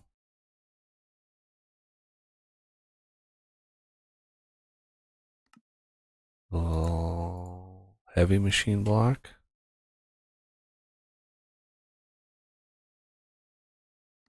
iron mechanical component, light machine block, steel fence, steel rod,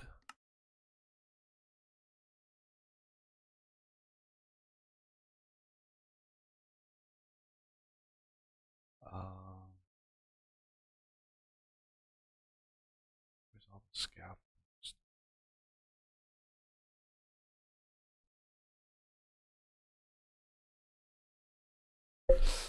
Anyway, let's put these in here.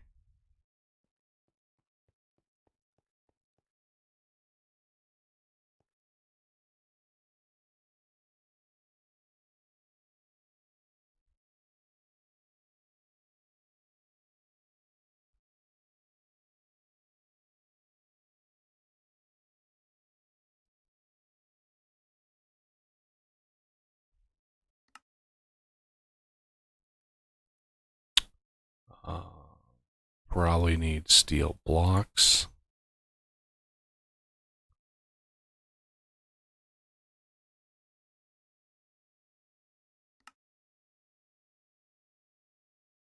Steel scaffolding.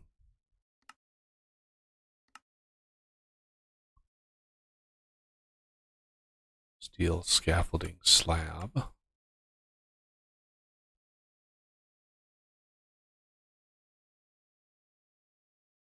There's a different steel scaffolding in here. There's a standard. Oh yeah, there's one with like a wooden block on top. Looks like a grate. There's a steel scaffolding grate top, steel scaffolding wooden top. Are those used in building? I don't believe so. No, I think you use just the regular one with the grate, Okay. as far as I recall, anyway. When I dive into that mod, I will probably find a bunch of more recipes that I need. Oh yeah. But that's the basic in AE. We got most of the immersive stuff. yeah, if we look at it immersive with fluid pipe, heavy engineering, mechanical, the fence, scaffolding, steel, sheet metal, iron sheet metal, light engineering, heavy engineering, redstone engineering, or redstone engineering. There's a bunch of other stuff in here that we don't have yet, namely like an automated way to process treated wood and all that kind of stuff. But I plan on this streaming series, instead of just like wham bam, the base is done. Like literally, we have infinite resources. Like we have all the things. I don't need to go into immersive engineering, right? I don't need to do that. All this stuff is done. But why have immersive engineering in the pack if you're not going to actually go into it and make something look cool and have a bunch of like stuff done in immersive engineering? Same with Pneumaticraft. Like, we didn't need this Pneumaticraft system, but you know, it is what it is. We've got it done. It's good to go. We got 1,000 buckets of plastic. Like, it's good to go. I think it's fun. But I was working on a big system already. We need power. And this system takes a while. So we're going to go mech reactor. Okay. Why is this?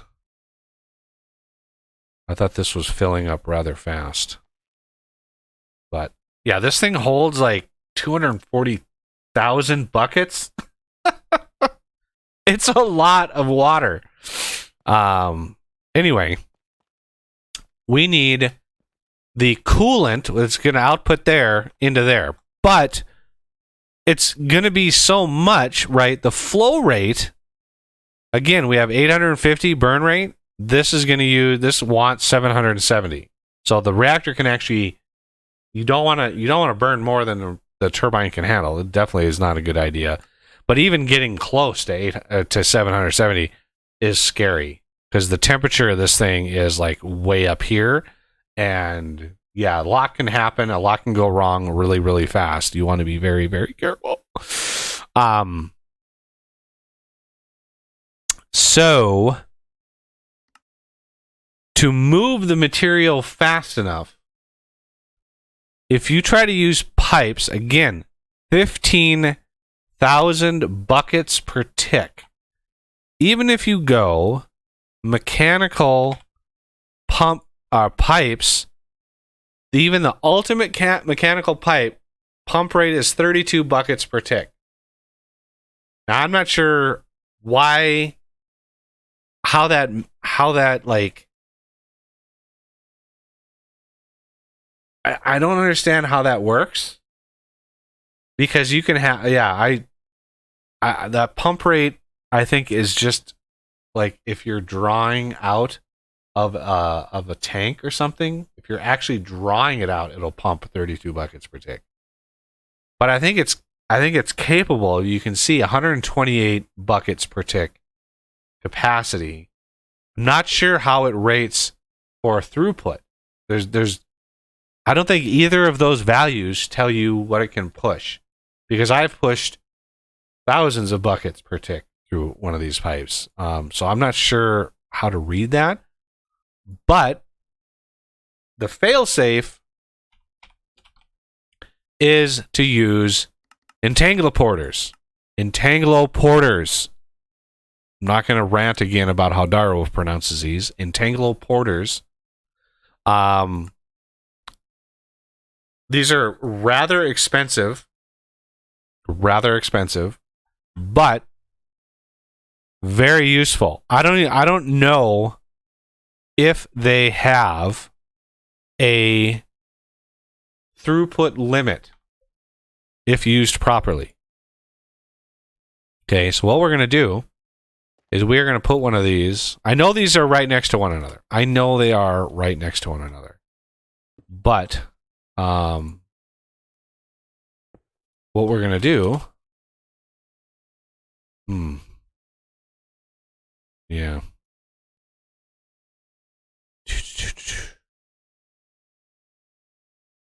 we might need to,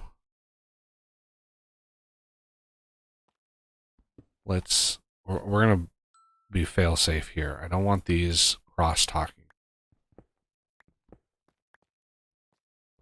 Since I built these so close together.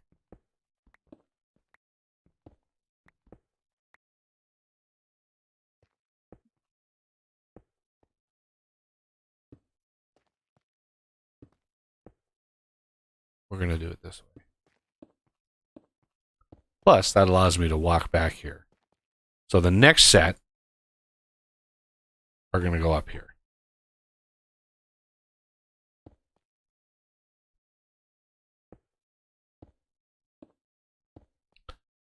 Because this is going to produce a ton of steam. So these, we're going to create mech reactor steam. Right? Mech reactor steam. Side config. 4 items I don't care about. Fluids I don't care about. Gases, however, are going to be input on all sides. The reactor is outputting steam, right? So these are all set to output coolant. These are input gas, which is water vapor. It's going to be a gas. Input on all sides. Eject off because it's not outputting at all, right? The configuration card makes this easy. You shift right click that, paste, paste, paste, paste, and you are welcome for that feature, by the way. I'm the one that asked to be able to do that. This one is going to be the same steam, except no fluids, none of that.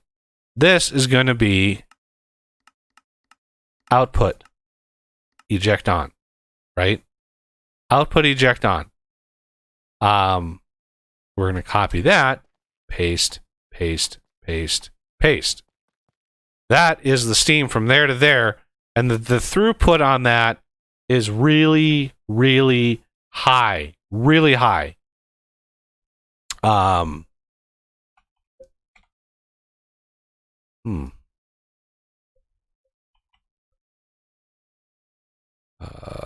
Let's craft. Ooh.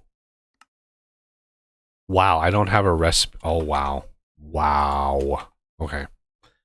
Now, the fun part. The water that the vapor that we send into there, right, gets converted back to water, which then needs to be returned to this. Because even with all of those sinks, right, pumping water into here, probably not enough water. This thing will demolish even 300,000 buckets of water in seconds if you don't replenish it. So this thing is going to generate a ton of water, which we need to send back. We're going to do that again with entangler-porters. Right? So we can do that basically anywhere we want. So what we're going to do there, there, there. You can put these anywhere. I mean, it doesn't matter where they go, just as long as they go somewhere. There, there. We have 1, 2, 3, 4, 5, 6. 1, 2, 3, 4, 5, 6. Bingo, bango. So these are going to be steam, react, mech, react, water, set. Actually, no. Mech, react, water. Mech, react, water. So these are going to be import water. This is going to ask for water. No items, but fluids. Input. Right? These are inputting water. Doesn't matter gases, but water. We want water. So let's copy, paste, paste, paste, paste, paste. All of that. I'm going to need 2 more entangler-porters. Boink.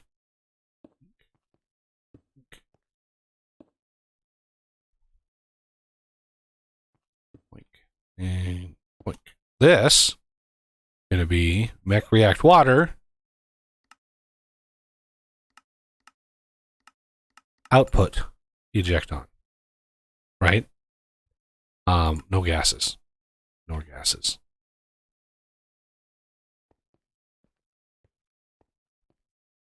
That is capable of moving a lot of material. You can make this even better if you put mechanical pipes input and because that's why I set fluids. I set input on all sides because yeah, you want to maximize this because even all of these is not enough once you really get to the high levels, not enough. So it's gonna be really hard. We're gonna map this and this because he didn't build this on the surface. Yeah, that was north. So the reactor here, this chunk will be the fuel production. So map, this will be the fuel production. And again, we're going to try to use AE, a separate AE system. We're not going to try to bind this with our AE system. That would be just insanity. But yeah, we're gonna try to get this to work. Now, again, we don't have any fuel with this yet. This is our waste. This is going to be our fissile fuel.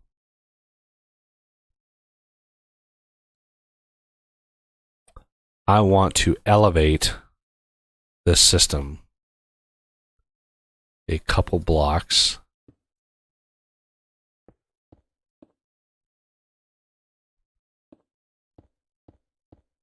Just allow me access underneath a little bit.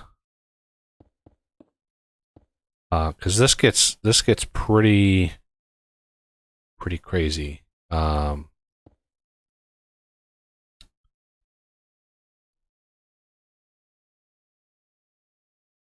Building gadget.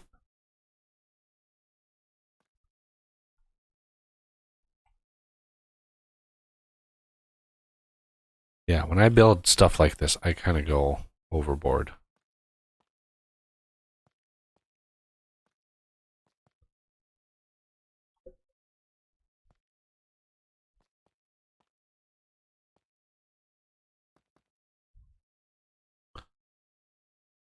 All right. Buggy overboard. Yeah, I go overboard.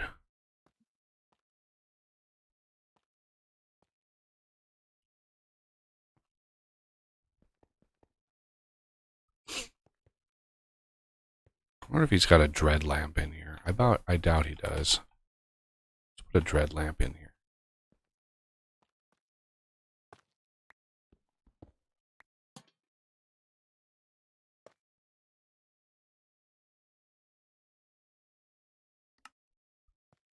All right.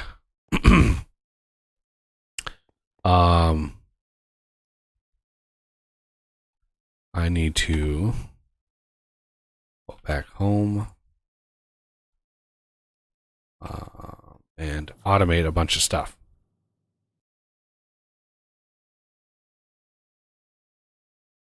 Like a bunch of stuff. I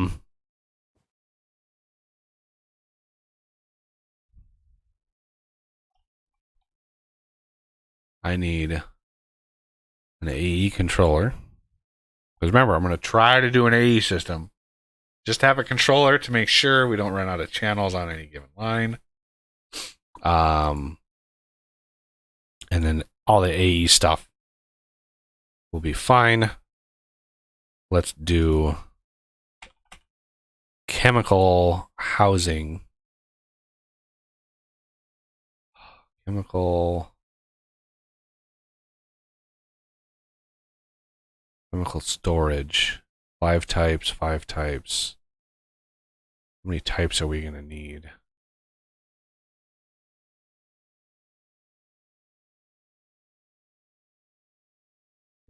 chemical. Oh. Helps be in the right terminal. Chemical housing.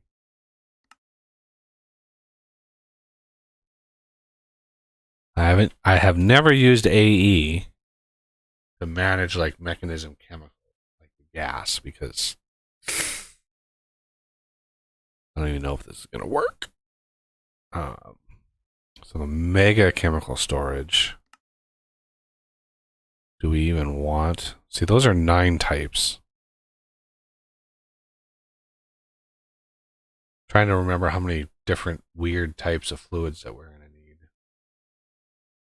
But I don't need 1 meg. I don't need 1 meg of storage for all of these. We are probably going to need this radioactive thing. Oh, you can't get that without polonium first. Oh. Okay. All right. I see how it is.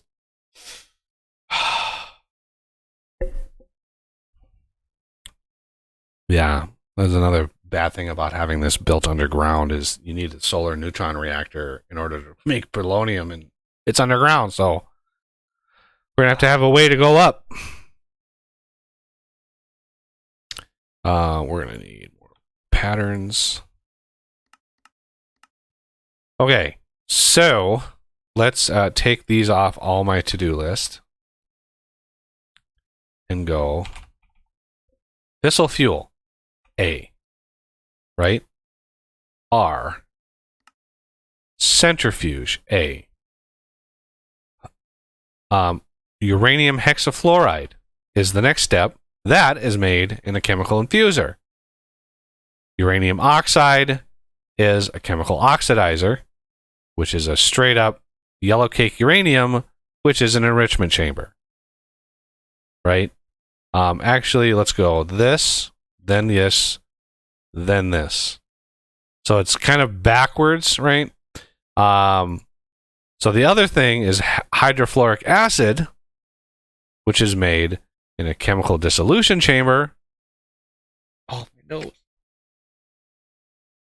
I swear, like, the cat's lingering effects. So, chemical dissolution chamber needs fluorite, right? Chemical fluorite, chemical dissolution chamber, hydrofluoric acid, and sulfuric acid. I try to hit the A so it all sort of cascades down.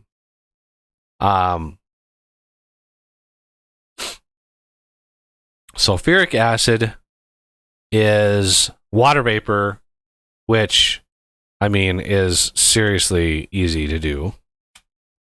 And then sulfur trioxide, which is a chemical infuser. Oh, yeah, see, I removed it off of that because we need another one of these, which is oxygen. Again, that is a rotary, no, that is an electrolytic separator.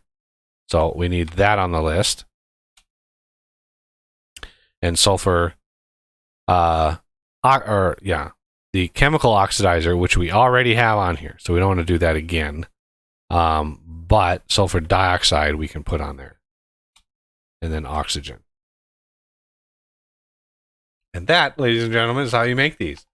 I know that was like not helpful, but here we go.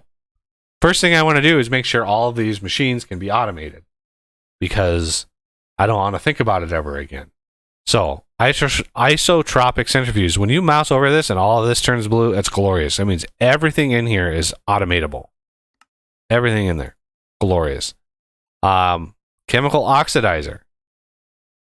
Okay, see this? Dynamic tank, personal barrel? Really? What? How about trap? Personal chest? Oh, can I do... Let me get my glass, my backup glass pane out here. So personal chest, that's a intermediate for this. We need the dynamic tank. And then finally chemical oxidizer. Now, I think we have the enrichment chamber. We do not.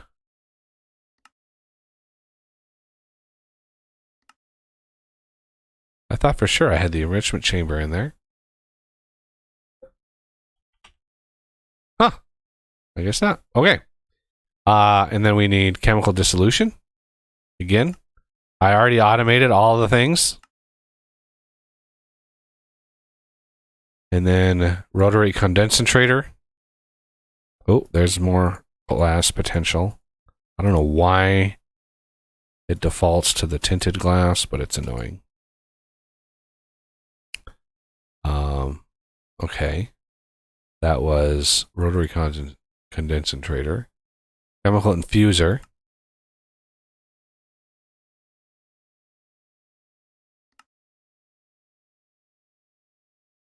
Electrolytic separator.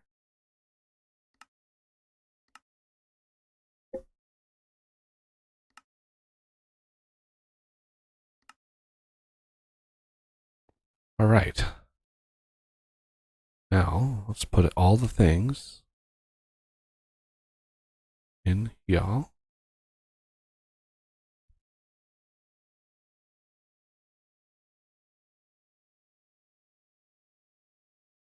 Like that. I'm going to want some signs to keep track of all the things.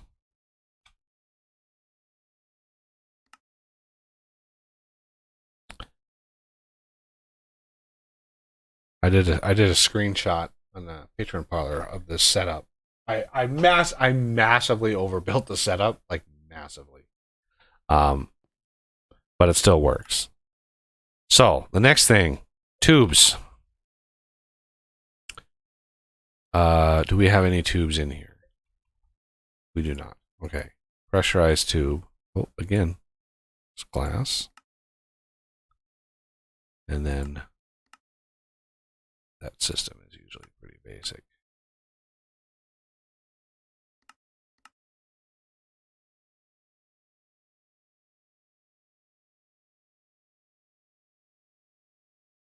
I'm not sure what would be better, having tubes move just from machine to machine, or AE having import buses and export buses. I think with AE, having the import buses and export buses just between two machines is probably not ideal, because that's like a lot of stuff that has to tick.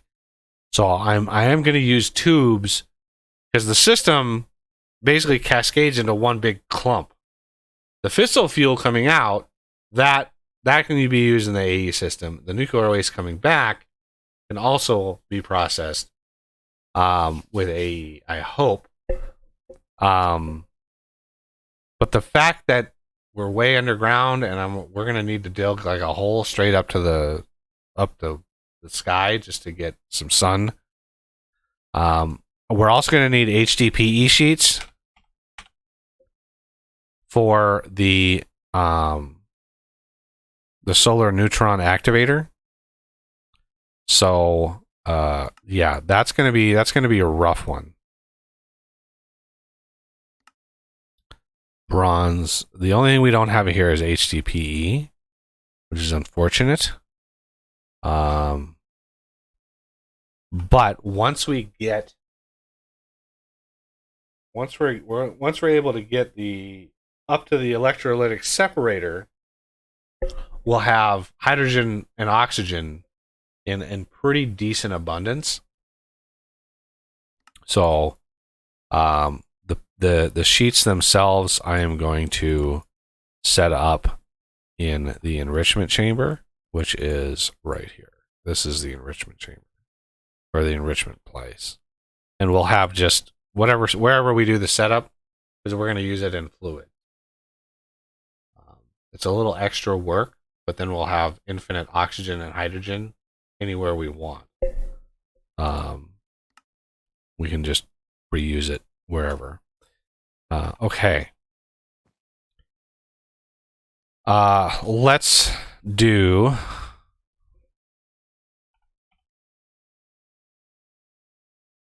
I want 2 of these. I'm going to try to scale down my build from before, because it was massive. Okay. So I'm looking at this production line here. Chemical oxidizer.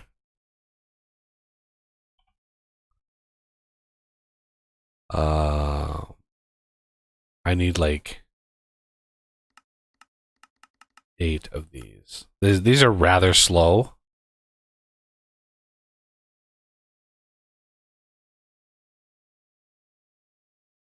These are one of the slowest machines in this process.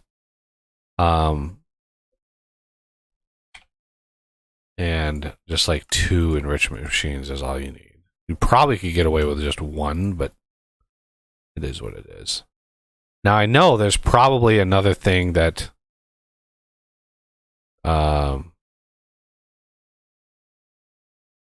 yeah, there's probably something else in here that I'm missing. Because remember that machine disappeared out of here?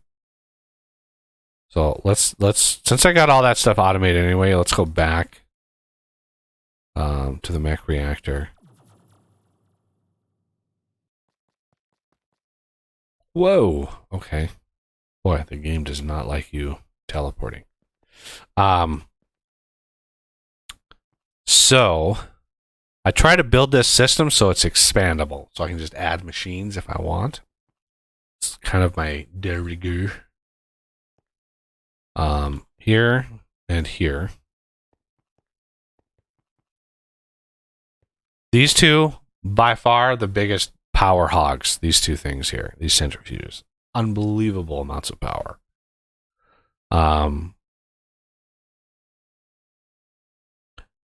So the uranium hexafluoride again is chemical infuser.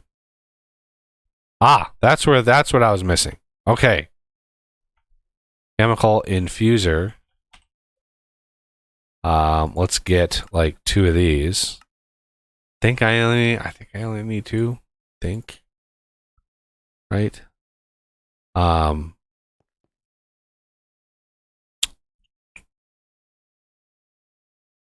So I'm not confused. Chemical no. That was the wrong thing. This and this. Chemical infuser. So this I like to label all my things.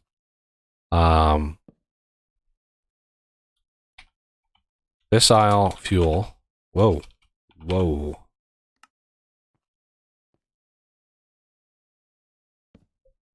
Uranium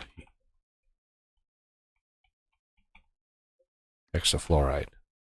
Fissile fuel is made from uranium hexafluoride. So that's what these make. That's what these are going to be for. Now, again, these require 2 ingredients. We're going to output out the back, so we have the front and the top. The bottom is where the power is going to go in. So I like to set these up. Let's first get some tubes.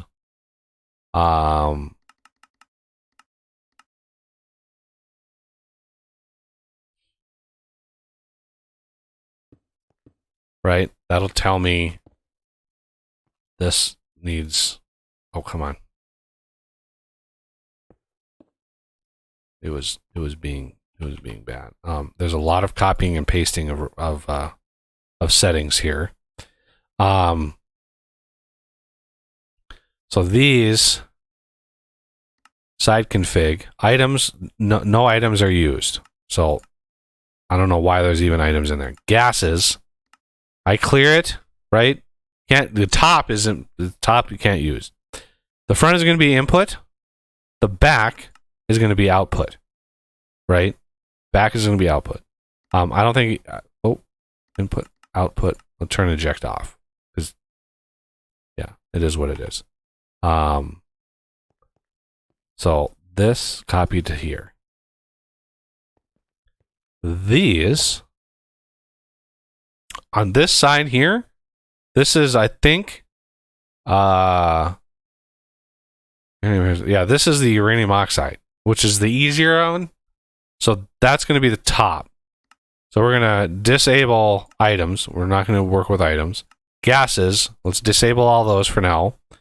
The top is going to be this input. Input 2. The front is going to be input 1. The back is going to be output. So let's copy and paste. You can see these automatically connect, which means, yay, it worked.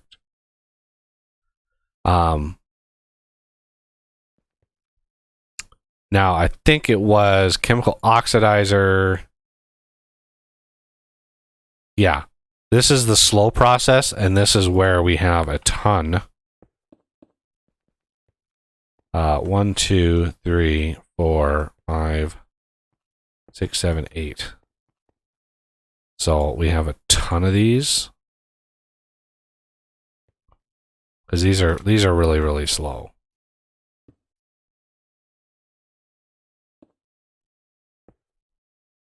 Nope.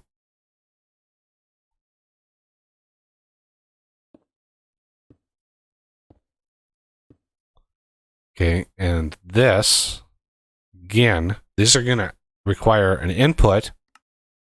That's going to be the top. The gas output on the bottom, right? That'll connect that.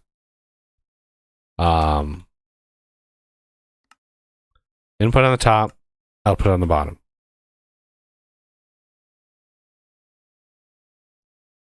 That should connect all of these. Okay, now the item input here you can manage many different ways.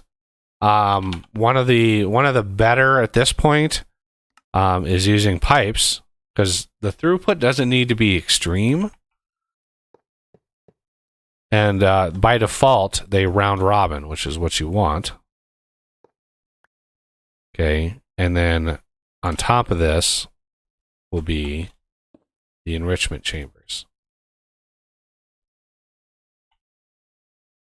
This and this. So if we look, round robin, let's get some upgrades here. Round robin here. Like that. And they do a lot, right?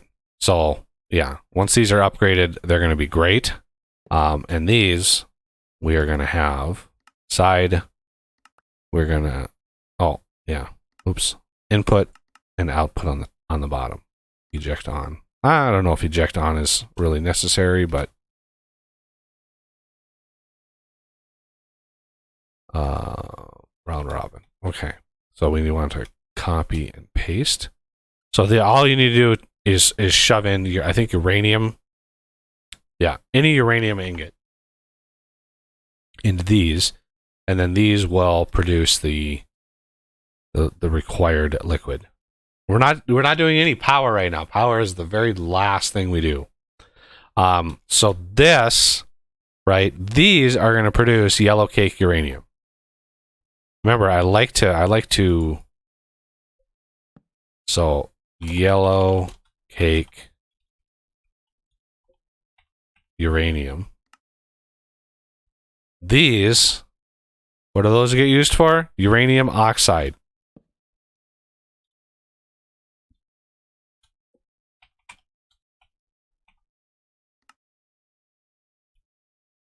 Uranium oxide, yellow cake uranium, uranium hexafluoride.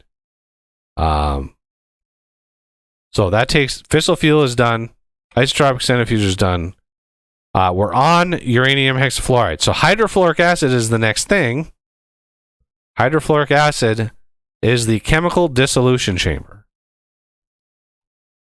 Let's get 2 of these. Ooh. Boink. And where's the other one? Boink. So this is a liquid input and an object input, an item input. Sulfuric acid plus fluorite. item input will be on the top. Gas input will be on the front. And the output will be on the back. That should connect that. And then the pipes will connect to that. And I'll use an ender chest to actually pull and filter the object that this is allowed to pull. In my world, I use laser I/O, and I think that was massive overkill. I don't need the throughput of laser I/O. Pipes is a very low latency way of doing that kind of stuff. Okay, so this is going to be the hydrofluoric acid. Right, this here. Hydrofluoric acid. So you have the fluorite, and then you have the sulfuric acid, which is the next sulfuric acid. Now, there's sulfuric acid. There's like, I don't know. There's like a liquid version.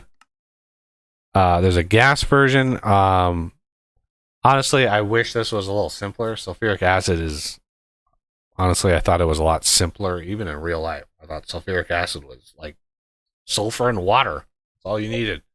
But, because that's what acid rain is, sulfur and water. That's what acid rain is made of. Sulfur from like burning fossil fuels. All right. So that means uranium hexafluoride is done. That is done. Yellow cake uranium is done. Enrichment chamber is done. Hydrofluoric acid is what we're working on right now. I like to leave them up until they're done, right? So sulfuric acid, that is going to be chemical infuser. Chemical infuser. Let's get 2 of these babies.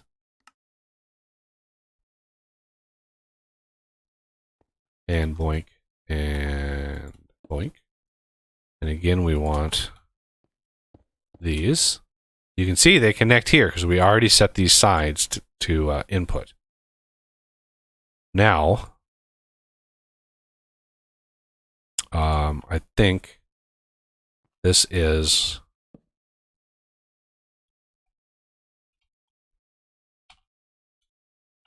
sulfuric acid. These guys, two inputs. Water vapor will be on the top. So again, input 3, where there's no items. I don't know why there's an items thing. Input 3 will be on the top, or I guess that's input 2. Input 1 will be in the front, and then back will be output.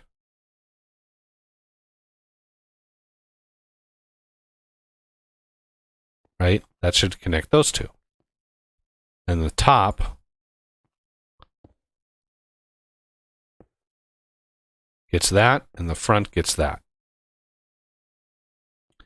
Because the water vapor is dead easy to deliver. That's literally like a deconcentrator, yeah, for water. So condensator. Let's get 2 of these. Whoa, basic fluid tank. I guess I missed. Let's get alloy.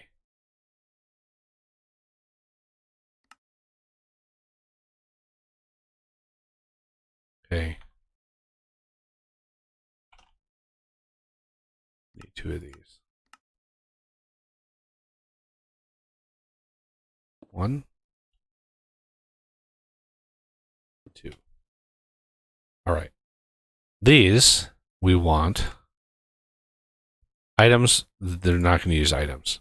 Gases, bottom will be output, right? Fluids, top will be input. Gases. So this is going to concentrate. No, we want deconcentrating. Concentrating means like water vapor to water. Deconcentrating is water to water vapor. So with those settings, gases to output down, fluids input top, we want copy and paste that, right? So the fluids on the top will be, I mean, that can be some fluid pipes with a sink. No. It's really finicky. You. With this. Round robin. Excellent. These should actually have a little bit of water vapor.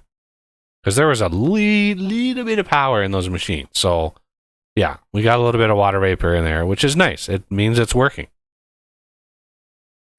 So this is just water vapor. All right. Now, again, we're on sulfuric acid, right? We already finished hydrofluoric acid. Sulfuric acid. Water vapor is done. Water vapor is done. Concentrator is done. So we're still on sulfuric acid. Now we need the sulfur trioxide. This is, oh man, you think like, oh, that's just adding an oxygen. It's like, no, there's a lot to do. Sulfur trioxide is a chemical infuser with sulfur dioxide with oxygen. So we need chemical infuser, a couple of these babies. Here and here. This is sulfur trioxide.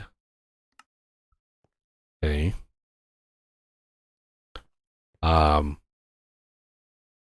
Side config.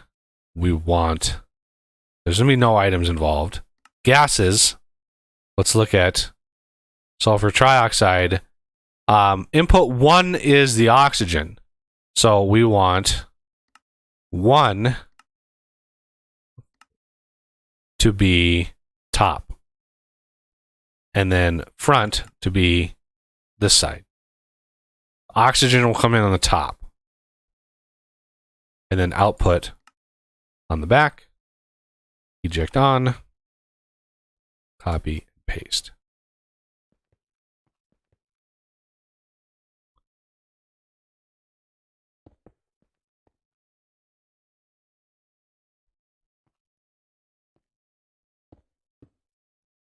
Okay. The oxygen is going to be, that's going to be fun.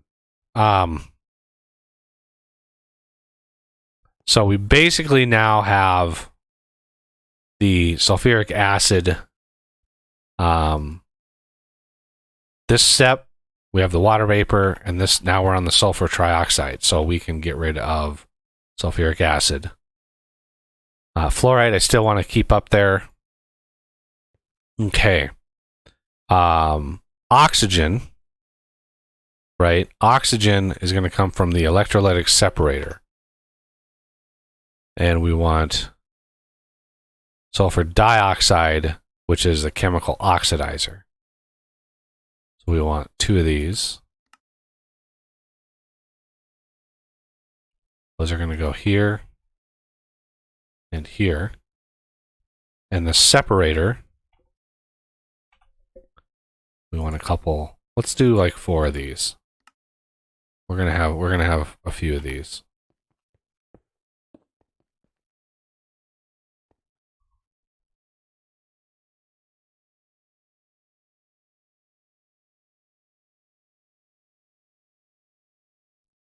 because we're gonna want a little bit of extra hydrogen and oxygen out of this system. Okay.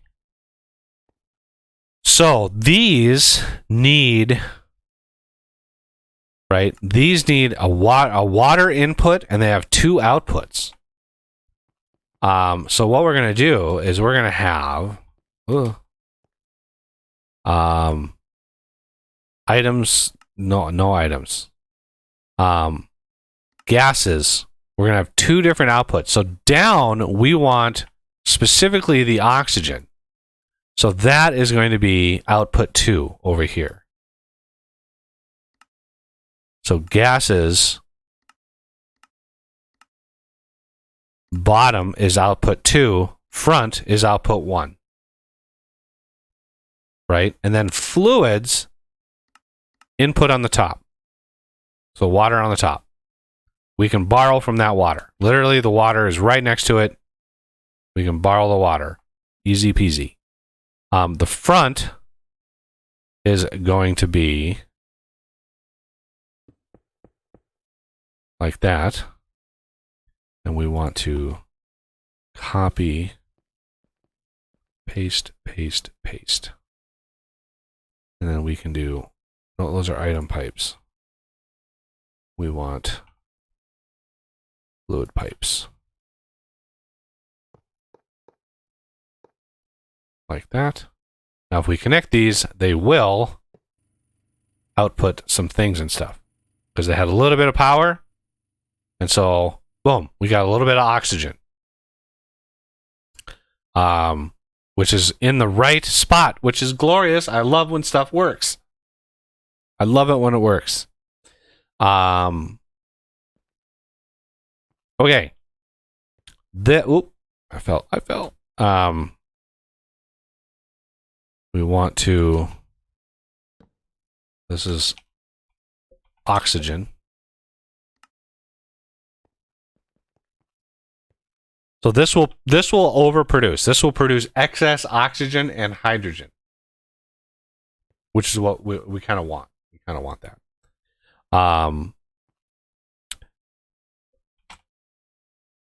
Now, I think the mechanism way of storing fluids, yeah.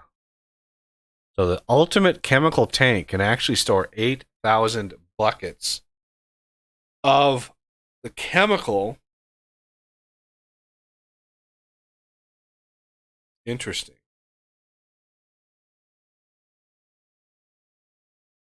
Yeah, interesting. I'll figure something out. We're gonna try to use AE to store some of this stuff. And that includes that oxygen and hydrogen. Okay.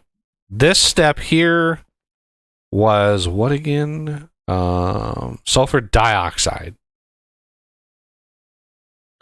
And sulfur dust gets you 100 millibuckets. Or there's one other way of getting this, and it's like really bad. I forgot what it is. Liquid sulfur dioxide. Sulfur dioxide. Anyway, there's a version that only gives you like 10 or something like that. But anyway, chemical oxidizer gives you sulfur dioxide. So sulfur dioxide. This is why I label all these, because now it's like, oh, it's a little easier on the brain. These basically take an item, sulfur dust, and just produce that. So pretty simple. Input on the top, gas, output on the back, which should connect that like so. And then we need item like that. And the ender chest color, what should I use for that?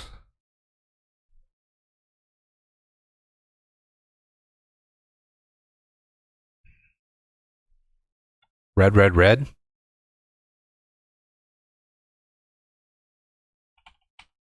Don't think I'm using that anywhere. I really hope I'm not.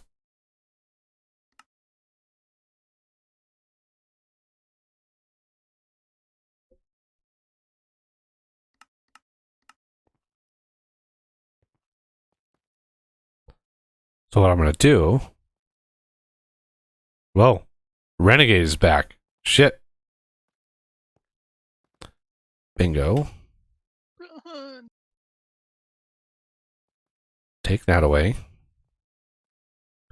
We're going to put this in there. We're going to add a filter because this only wants sulfur dust, which we have been actually making passively with our oil refining system. So we're going to add sulfur dust, right? Submit sulfur dust. Only sulfur dust and round robin. Over here, where is it? This, we want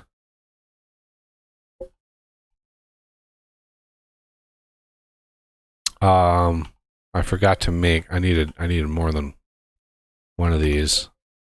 Wool. This. Red dye. Let's just get a few of these.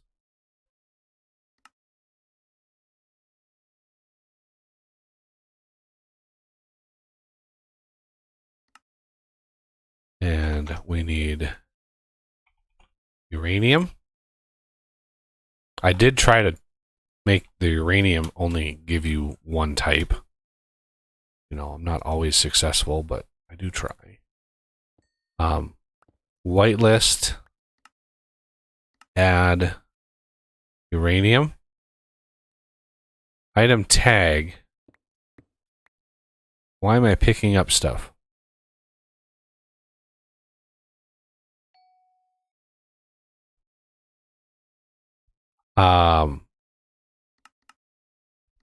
Add item tag uranium ingot.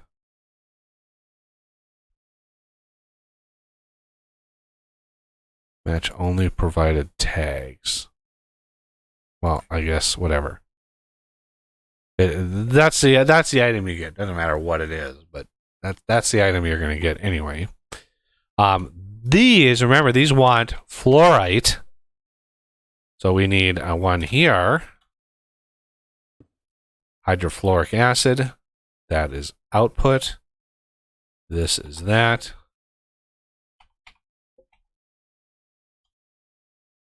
We only have 825,000 of these, so it is what it is. Mechanism fluorite gem. Submit that.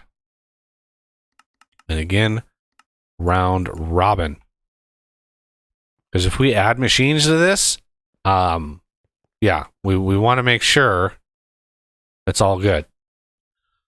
So, to summarize, we have sulfur dust being made into sulfur dioxide, combining with oxygen to make sulfur trioxide, combining with water vapor to make sulfuric acid, combining with fluorite crystal to make hydrofluoric acid, combining with uranium oxide to make uranium hexafluoride, and then that is being spun, spun fast into fissile fuel. And that's the gist of the things. So here, again, these are round robin. These are good. We're not going to set anything up yet because I want... Let's see.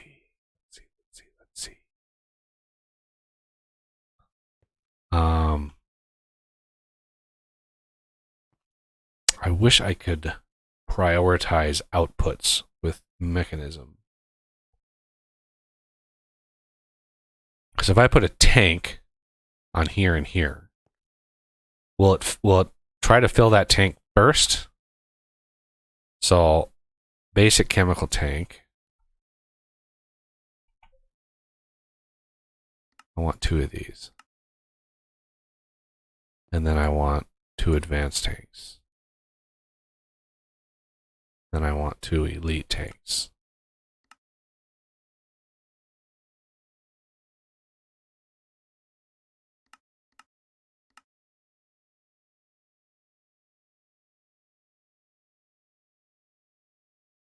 Right? Then I want 2 ultimate tanks.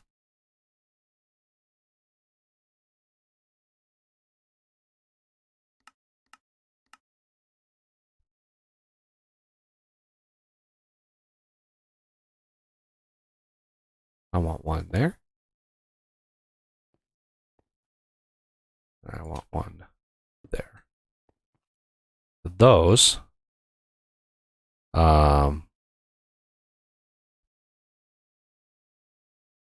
hydrogen and empty. That'll be eventually be oxygen. So first things first, let's see where this can go. I know I'm not going to need very many more centrifuges, so let's put ye old controller over here.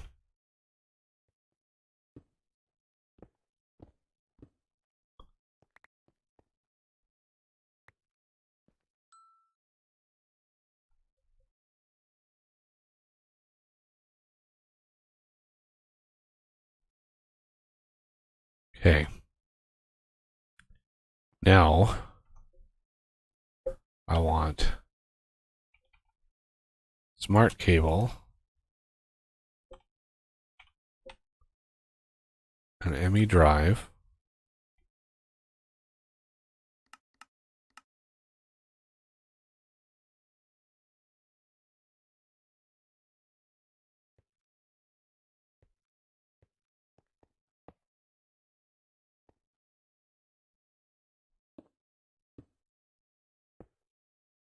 and then I want that. We are going to have 1 here and here.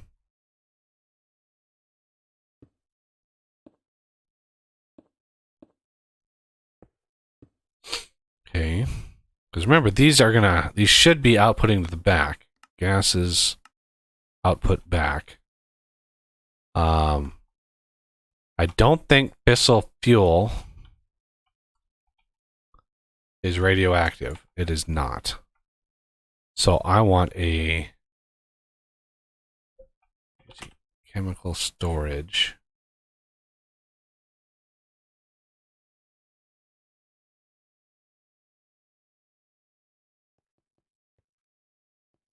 $16K, that's 5 types. Let's do 2 64K.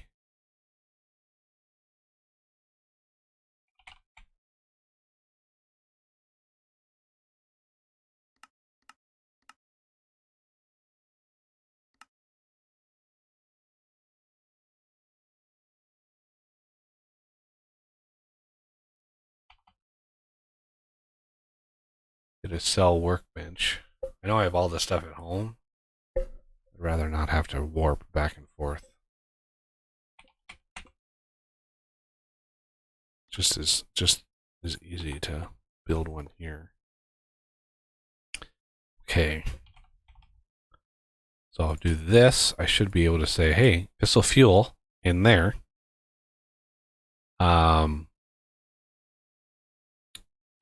then this one will be oxygen.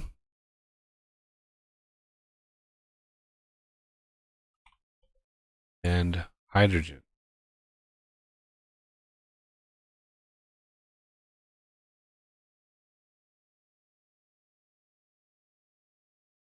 Oxygen and hydrogen.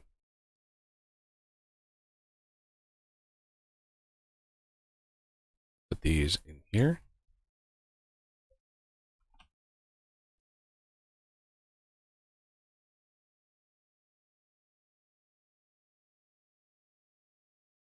I'm not sure how to access fluid, if we need a crafting terminal or just a regular terminal. I'm going to guess regular terminal.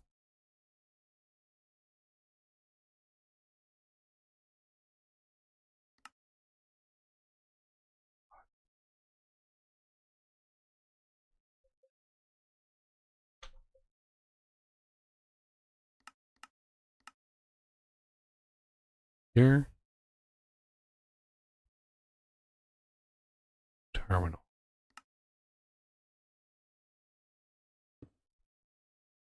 And then I need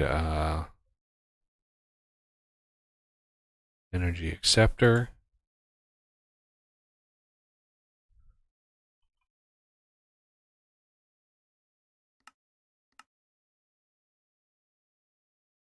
Flux.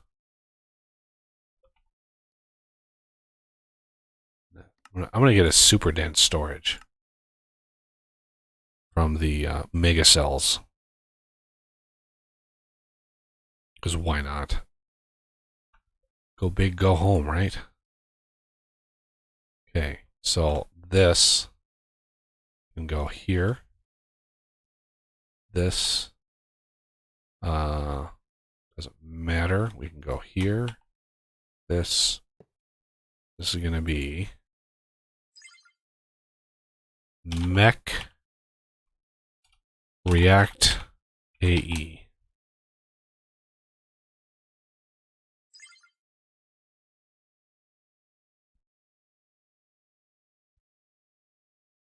Bingo. Okay, so now we want some buses. We want 2 storage buses.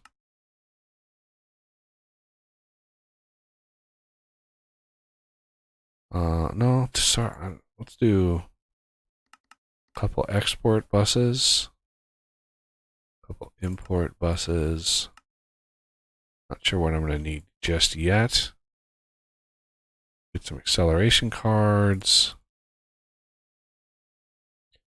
I know we need 1 export bus here. We need 2 import buses here and here. We need I can't decide whether I want oxygen and hydrogen in these tanks or in the AE system. I think, yeah. Let's take these advanced tanks away, because that's just too much storage. And that actually had a little bit in it, so I'm gonna take that away. I want 2 just basic tanks.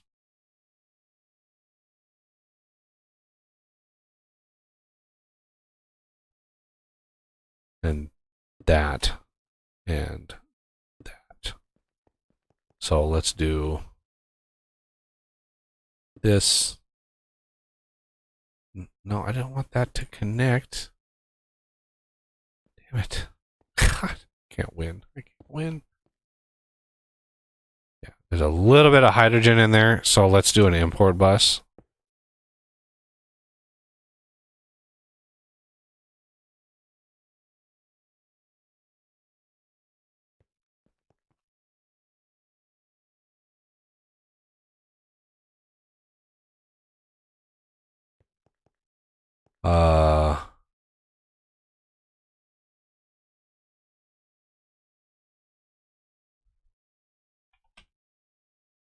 Is there a separate import?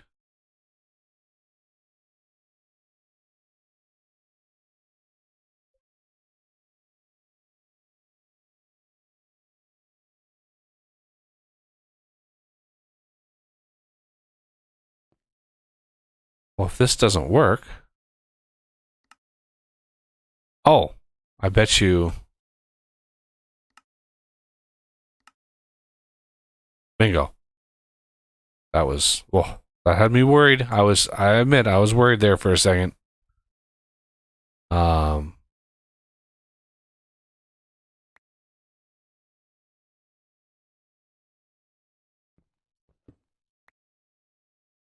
Okay, put this away. So each one of these, I want gases output on the bottom. And then we will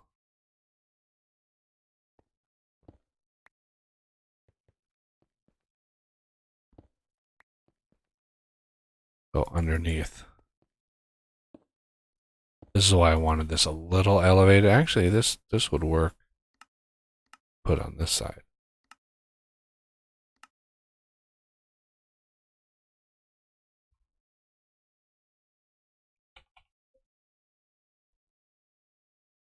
Couple of these.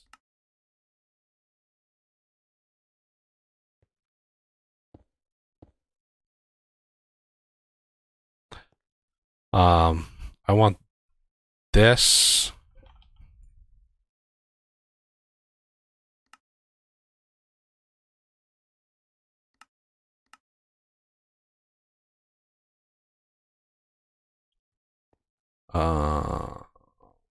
This one, I want to have a redstone card in. Activate without signal. Activate with signal. I need to limit these, right? I need to limit these in some way, because otherwise, I'm sure a 64K drive that's just storing two different things is going to be able to hold thousands. So I want to be able to limit it a little bit. And the way to do that, let's go. I already have this here. And then I need a red one here. Two different colors don't connect. Level emitter here, which this one, this top one doesn't care. It'll import whatever. This one, I want to say, the IO port here, I only want to import if we don't have very much in here, right? If it's below a certain threshold. So when levels are below of oxygen, and we want maybe 400 buckets, it's kind of arbitrary at this point. And then we want to connect those up.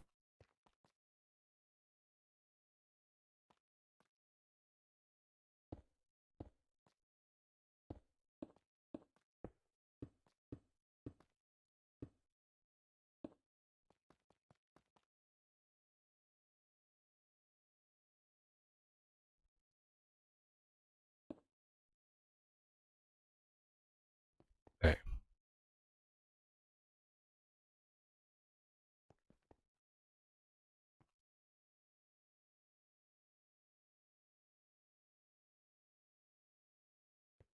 Now, so this is on because we only have 700 millibuckets, right? These are all good. Let's do ultimate. Universal. I need a bunch of these, so let's get those queued up.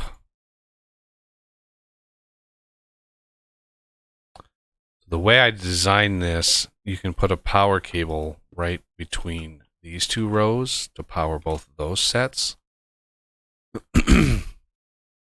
And you should be able to get a power system in here somewhere.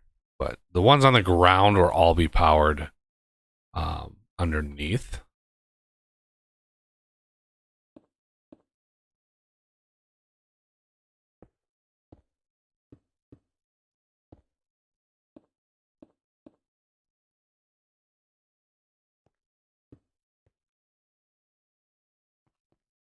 Well, those look very similar, don't they? Yeah, this system, when you max it out with upgrades, the system consumes millions of RF. It's kind of daunting, actually.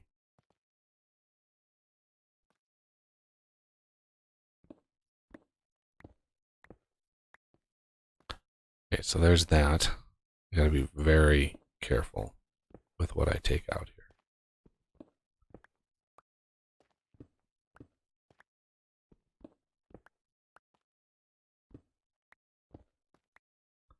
These alone consume. These two maxed out will consume 1.2 million RF per tick. It's honestly like a lot. It's a lot of power.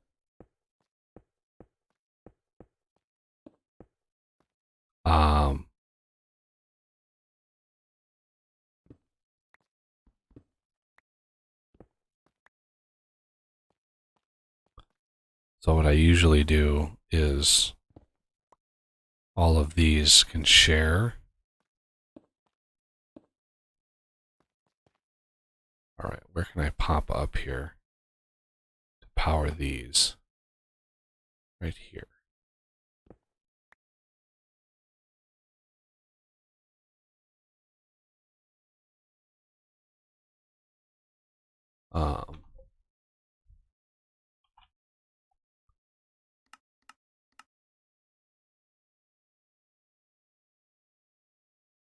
So this here will be fissile fuel line.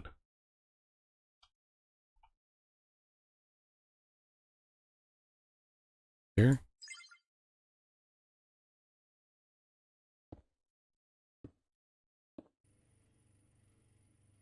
Okay.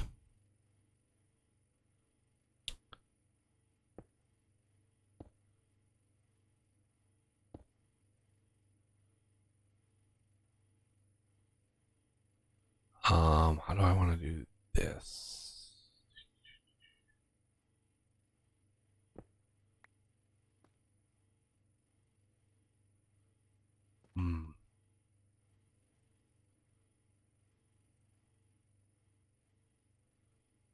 You know what? I think what I'll do.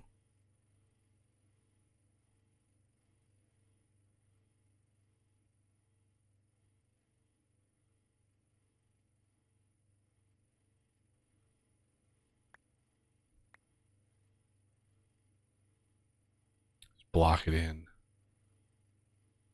right in here. I don't anticipate needing more of these. I really don't. That's why I kind of built my AE system around here. Because these fully maxed out, I mean, they scream through the process. So I'll leave enough space for maybe one.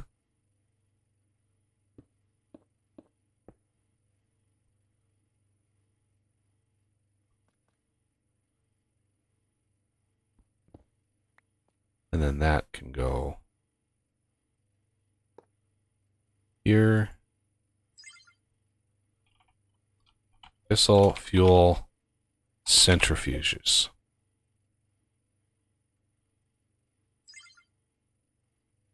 We're going to bypass limit on that. Yeah. Got to bypass limit on this, baby. Woo, that's going to be a lot of power. Be a lot of power. Okay. So we should have, yeah, these are actually producing, and that's why I limited it. You can see hydrogen and oxygen. You know, H2O, you produce twice as much hydrogen as you do oxygen. So right now they're not going very fast because none of these things are upgraded, and that's on purpose. Don't upgrade these until you are absolutely sure you are ready to go.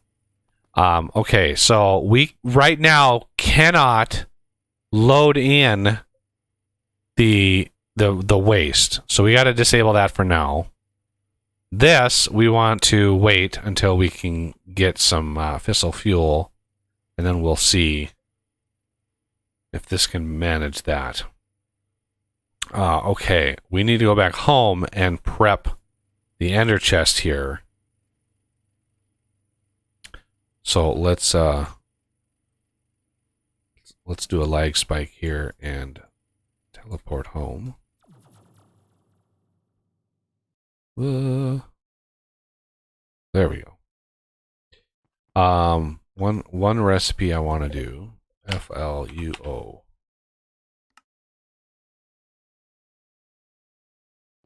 I know we're gonna need it, so we're gonna go over to your crushers, and you're gonna crush all the things.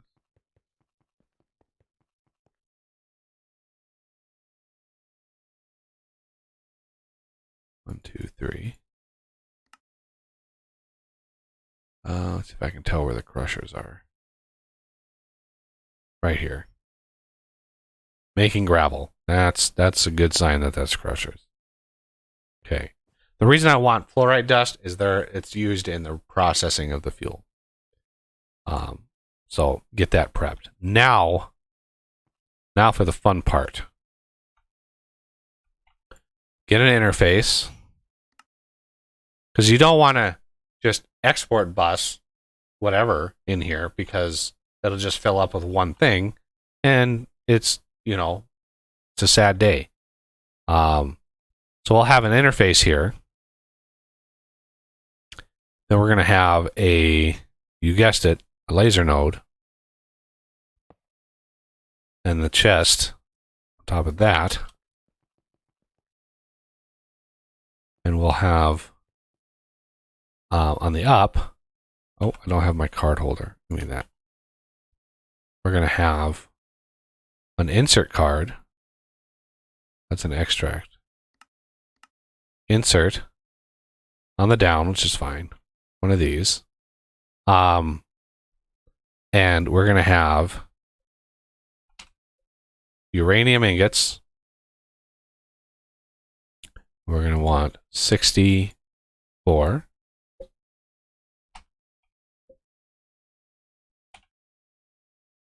Fluorite dust. And again, we want 64. I'm just shift clicking and clicking to get those, and shift right click or right click to remove. I think control shift actually increases it by like 640. And then we need sulfur dust, which is sulfur dust.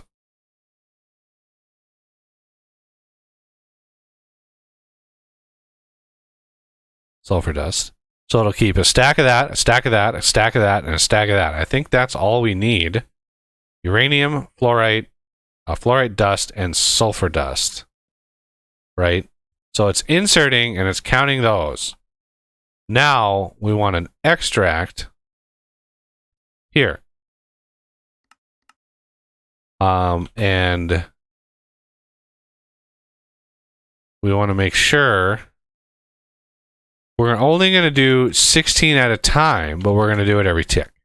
Again, I'm trying not to just max everything out, everything. So the extract will extract whatever. The insert card is what is going to control what goes in. And then here, we want uranium.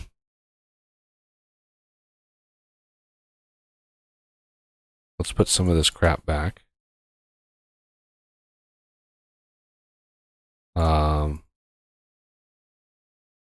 Uranium, fluorite dust, and sulfur. Again, we want to just do that. So this, we want to keep a stack of that, stack of that, stack of that, and a stack of that. Now, when we put all these away, they'll get pushed in here and pushed in here. You can see, where's the uranium at? Oh, I bet you it was pulled out already. 100%. We need a crafting card. No, not a capacity. We need a crafting card. We need the interface to say, hey, if we don't have anything, we need to craft it. And that will basically kickstart the whole system. The entire system is now running back at the main base. Or back at the mechanism reactor. So let's...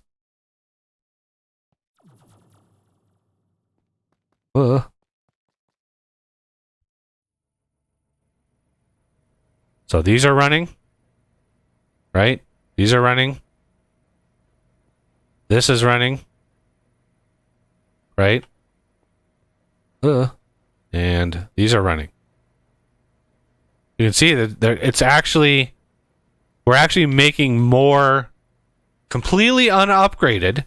These two machines are producing more uranium hexafluoride than these two centrifuges can actually process. This is pretty crazy. Fissile fuel, believe it or not, is being stored now in our AE system. How about that? We've got 3 buckets of fissile fuel. How much fissile fuel can be stored in the reactor? A lot.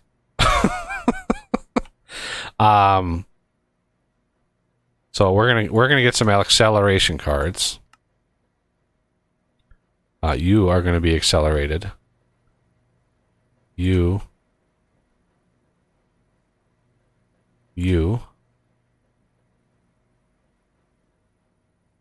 These two not really needed 100%, but you know we'll put a couple in there just to make sure.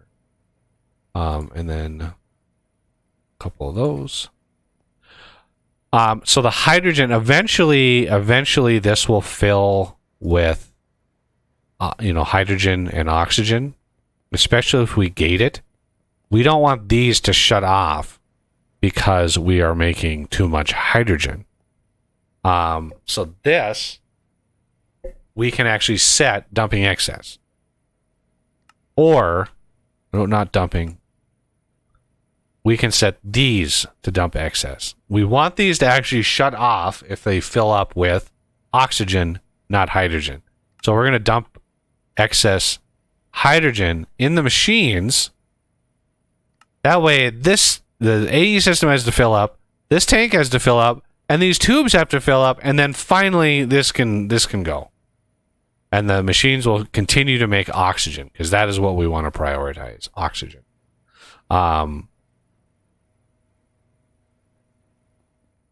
Okay. Glorious.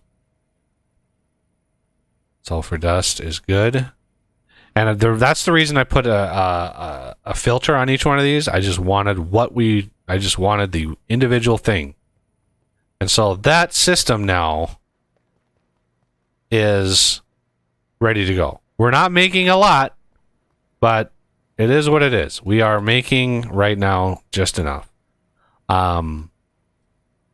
The 2 blocks, there's only 2 blocks in this whole system that can get upgraded by tier.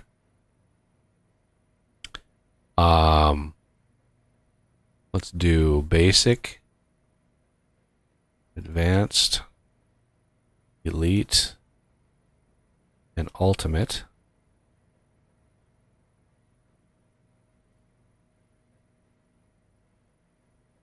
Okay, and we can upgrade these with distribution. Yeah, it's going to be a lot of uranium, but as far as how much uranium we have 600,000. So I think we're doing okay. Okay, let's drain some power, shall we? Let's put away some of this stuff that I don't need. You and you and you and you and you and you. All right. I'm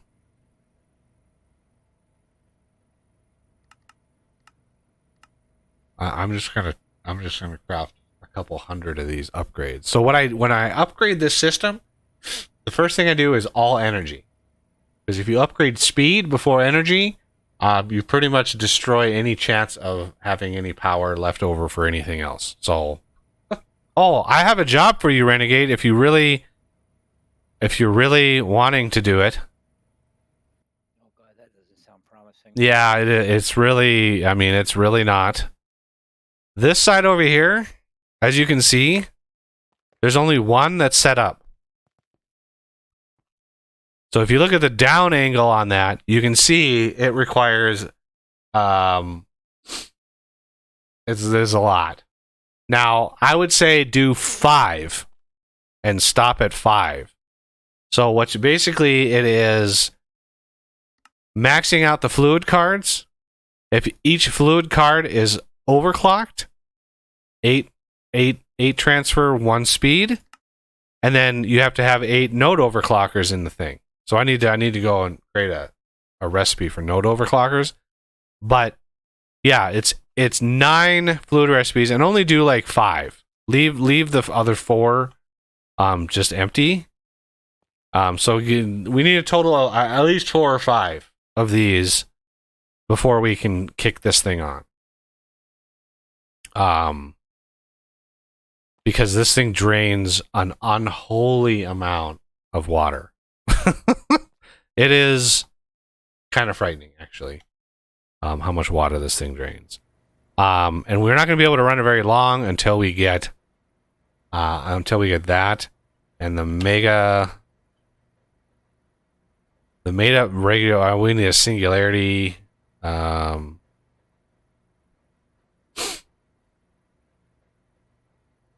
That shouldn't be. 256 meg storage and a singularity gives us literally 256 bytes of storage. That's not a lot of storage for radioactive waste. Okay, so do energy first. Again, getting back to what I was talking about here. Get energy done first. I do like that you can shift click the entire stack in now. God, what an improvement that was. Okay, 1, 2, 3, 4, 5.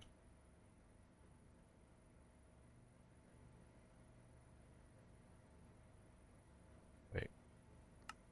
Huh.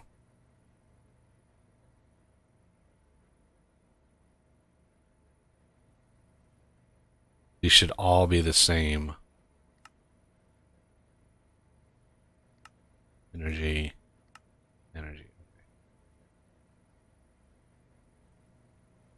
Those. Those. Oh. Those. Oh, those.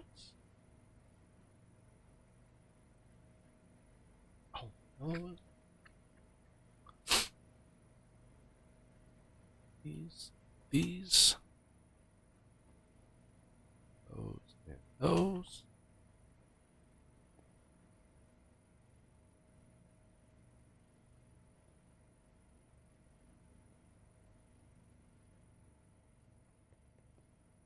Oh, hey, how about that? Okay, so now they're actually using like minimal amount of power. So this whole system now is using very little.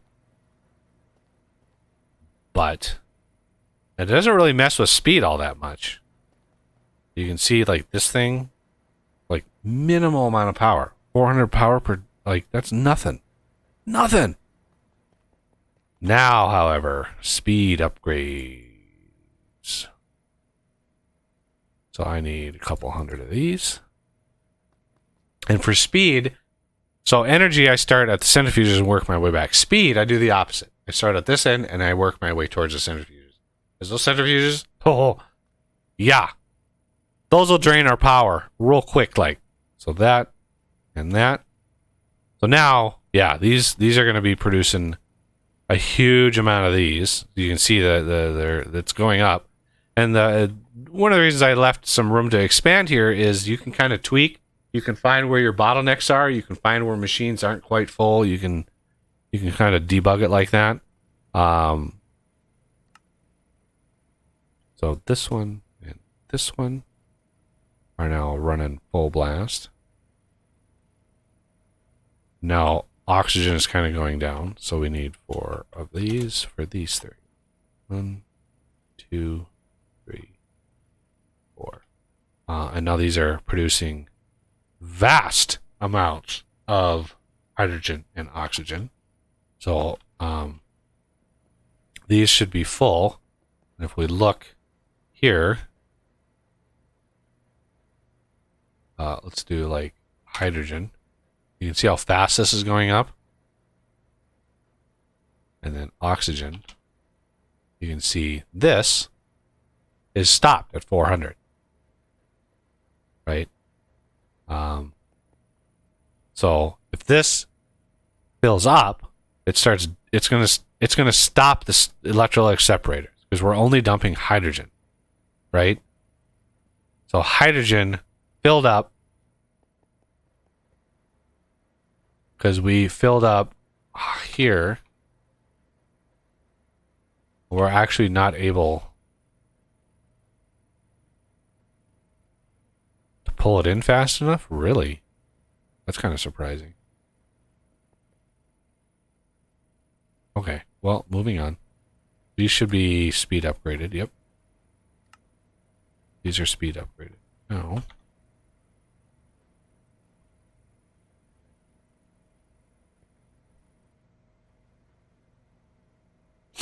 These guys, oh, we need water vapor. Yeah, see, not enough. I keep getting this, not enough energy. It literally has enough energy. I'm not sure what that's all about. We're gonna get this error on the centrifuges too. These universal cables are capable of moving vast amounts of power, although they just emptied out. I think we are out of power. I think we just drained all of our power. The 200 million RF we had at the main base, I think is gone.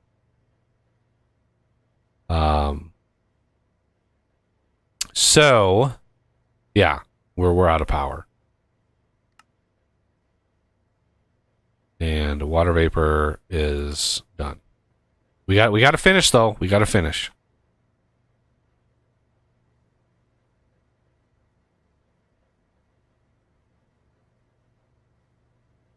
Okay.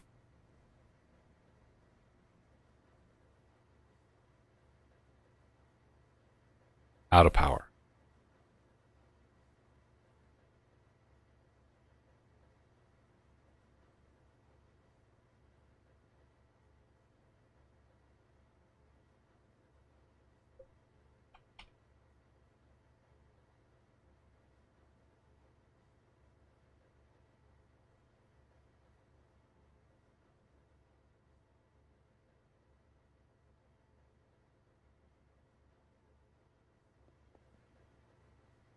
These will all back up eventually. Yeah, see these full. They just don't have any power. These. Okay, so you can see 32 FE per tick. Boink. 640,000 FE per tick. A slight difference, everybody. There's a slight difference. Yeah.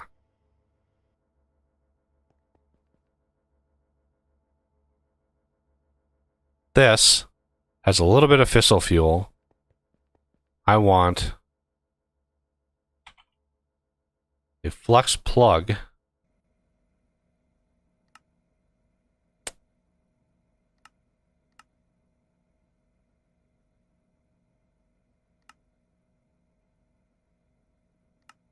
Flux plug. Oh, didn't have a flux block. Oh my god.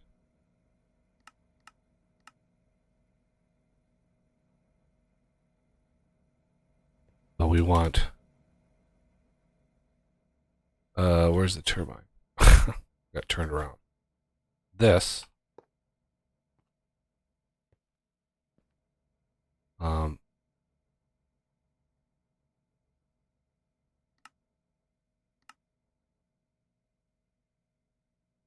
Energy. I don't want it to connect to that. I don't want those things doing anything. So we're going to do, this is going to be power gen. No, that's not the name. That's going to be turbine mechanism turbine. The network, we're going to add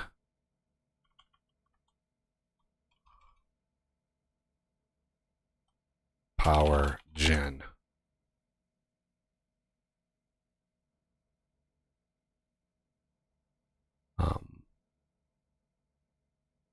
Yellow. I don't even know what the other. Do purple. Create. Power gen. Bypass limit. Absolutely 100% bypass limit. Okay.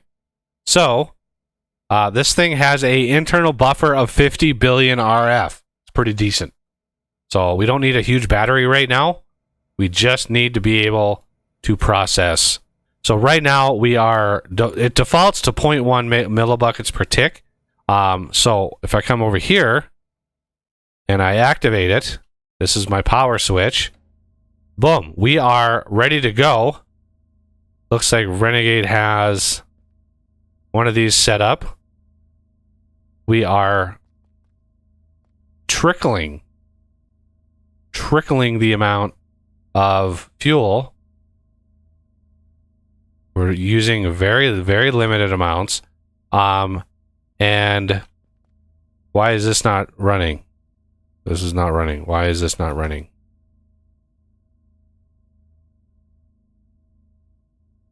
Is this just not? Is it not enough material?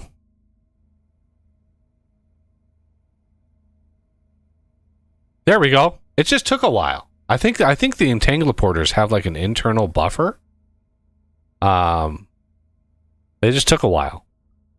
So we're actually producing a little bit of power. It's a little bit. It's 7,000. It's not nothing to sneeze at.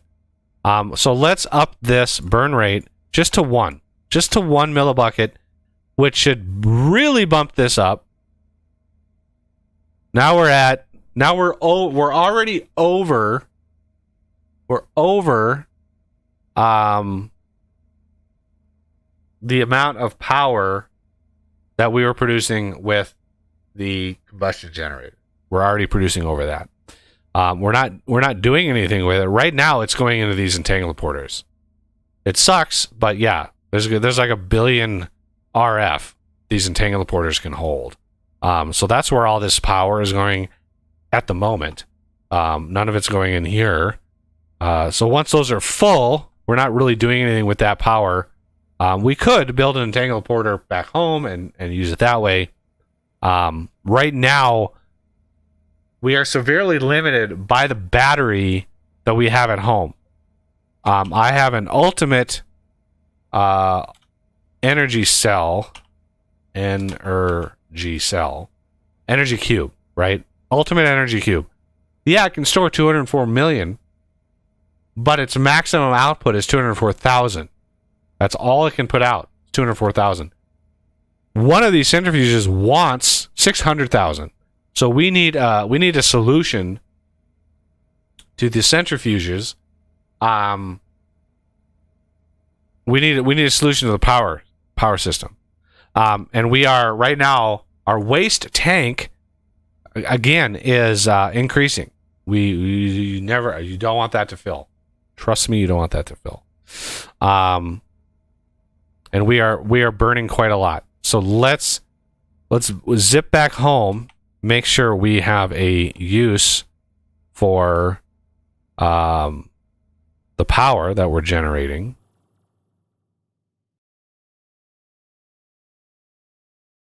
Oh, there's a lot of stuff. Flux point. We're gonna grab this, go into our basement, and we are going to state, hey, I want this to be on power gen. Right? Boom. Power. All of the power. So this is main battery. Okay. So this is will get us our power, right? But again, not enough power even for our centrifuges. So we're gonna go back.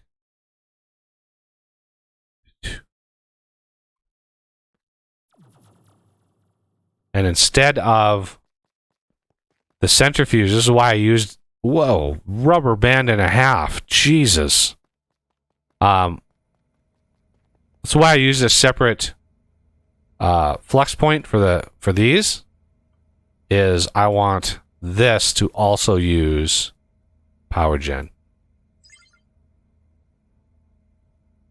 And this can be a higher priority. So this is no longer pulling from our main power. This is pulling from the generator, which is producing, I would guess, about 113,000 RF per tick, which is exactly what this is consuming. So if we bump this up again, let's say 10, you want to double, you always want to check to make sure your coolant tank isn't dropping. But now, look at that. 1.1 million RF per tick. And this is probably consuming all of it. Yeah, this is consuming all of it. These centrifuges are pretty insane. And now, if you can look at this, we're actually net gaining again on fissile fuel, which is glorious. We just need to do something with the waste. So let's do a barrel. We need somewhere to put it for now. So I'm going to put a radioactive waste barrel in here. Let's go down here. And you want the smallest tube you can possibly fit. Now you could,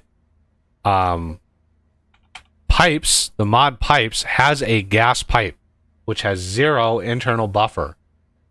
You could use this. In fact, let's actually use it and see how well it works.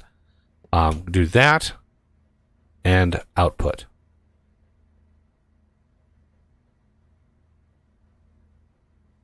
And it's working. Look at that. I made the barrels. I edited the barrels. Here, they store 5,000 buckets. I don't know what they store in vanilla or what they store like outside of it, but I edited this so the decay rate's higher and they store more. So this thing decays 10 millibuckets a second, and yeah, well, we're definitely using 10 millibuckets every tick, so we're using 200 millibuckets a second. We would need 20 barrels in order to decay that much that fast. But we actually want the waste, believe it or not.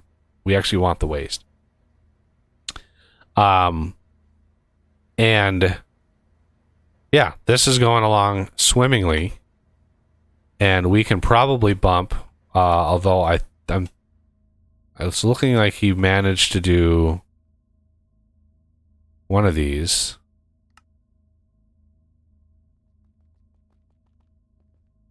He forgot the insert on this side. Oh, we're actually, wow. My water system, see, I really did a number on this water system because I wanted to make sure we were moving as much water as possible. So actually I'm gaining most of my water back from here. You can see not all of these are being used. So yeah, I think we're good over there, except, you know, once I really up the, let's up the burn rate to 20.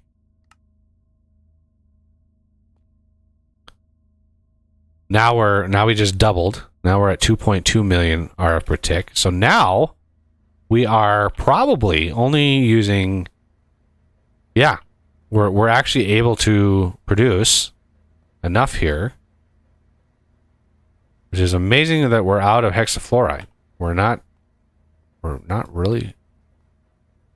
Yeah, see, these, again, not enough energy run. Why are they complaining about energy? Bypass limit. Let's put this also on the power gen line. There we go. All of the power. Yeah, see, these have maximum, not enough energy. They're maxed out on energy. I'm not sure if it just hasn't updated yet or what. But yeah, now these are complete. I'm not 100% sure what's going on. Because I had this same issue in my private world as well. Why is sulfuric acid taking so long? Water vapor is doing fine. Sulfur dioxide is... Okay, sulfur dioxide... So I might need more of these.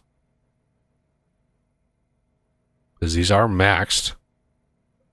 But we're not capable... We're not filling this up.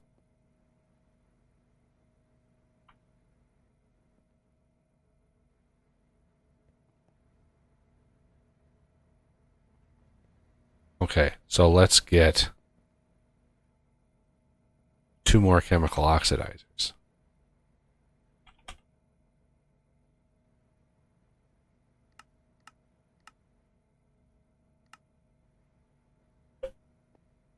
One and 2. Now we want... I always do power last, so we're going to do power last. I want a couple pipes. And that should start, that's it, start the process. We need to copy and paste the settings. Copy, paste, paste. And we want ultimate pressurized tube here and here. Again, you just gotta find your bottlenecks. So then we need upgrades. So we need 2 speed, 2 energy. There's energy and energy. And speed and speed. And ultimate universal cable.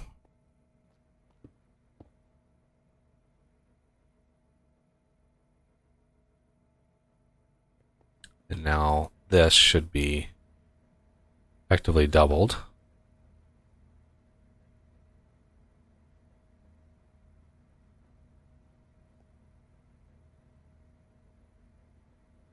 Wow. Seriously?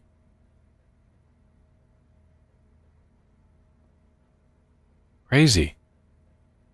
Who knew sulfuric acid would be our... Ooh, I wonder if we can create a dimension with sulfuric acid. The fluid. Because if you could make a dimension with a fluid, you could pump the fluid and just do rotary condensators and just flood the system with it. I bet you there is a dimlet for sulfuric acid. We would have to take the output of sulfuric acid, put it into condensators, move it into liquid, get 64 buckets of the liquid, create an absorber, and there's a whole mess of stuff that we could do.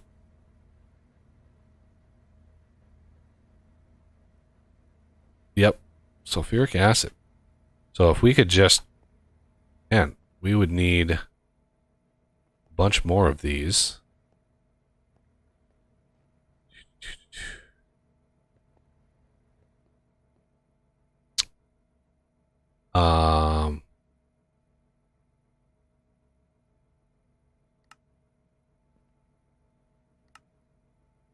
So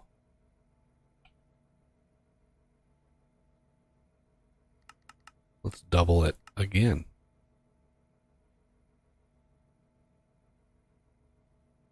We want to get the speed and energy upgrades in these. Now, one of these can I forget which one take the gas upgrade. So we want to find that and put the gas upgrade in whatever one. 'Cause, yeah, just it's funny. It's just one of these machines can have a gas upgrade. Kind of weird.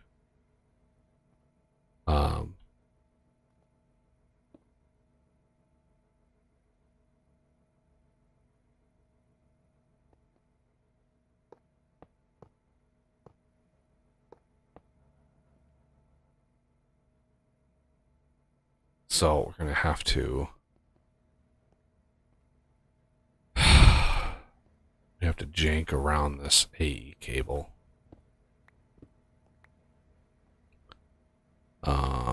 You and you and you.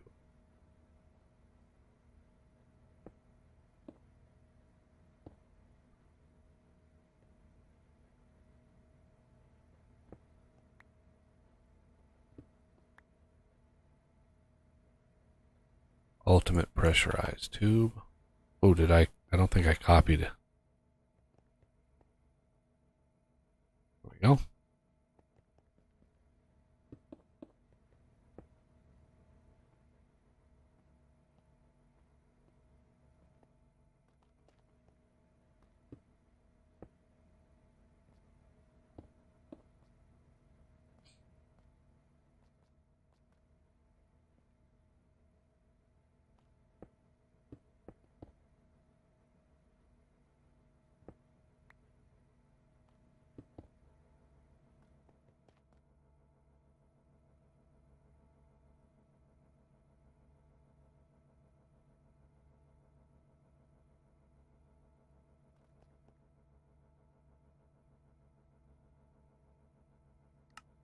Need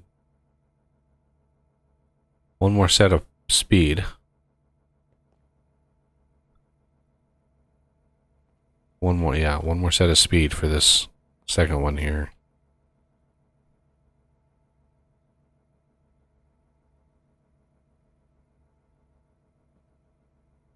You know, you can shift right click the whole stack in at once, right?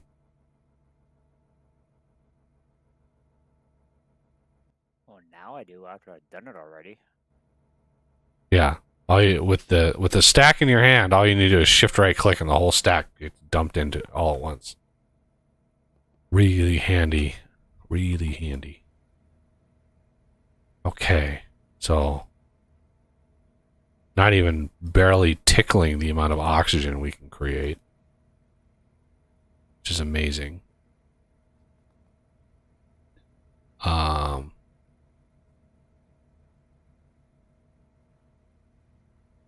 Still, look at that. Dissolution chamber. Is this the one? This is the one. Oh, gas upgrade. Yes.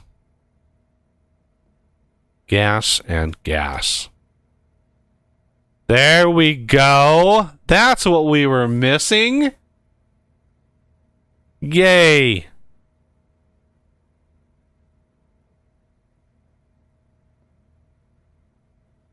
Hydrofluoric acid. Yay.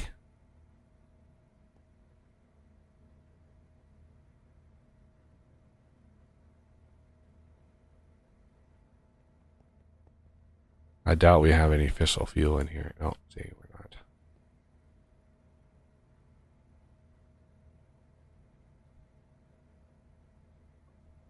Okay. That, I mean, yeah, we could probably, now that we have so much sulfuric acid, we could probably get hexafluoride or hydrofluoric acid up and running.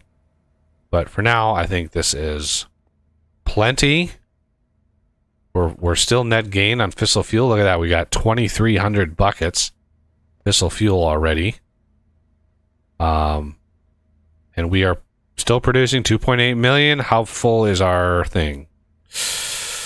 282 buckets. That actually is not a lot. That gets burned out pretty fast. So we're going to have a temporary setup. The problem with having this underground is we need solar neutron activator Duvalecki. So,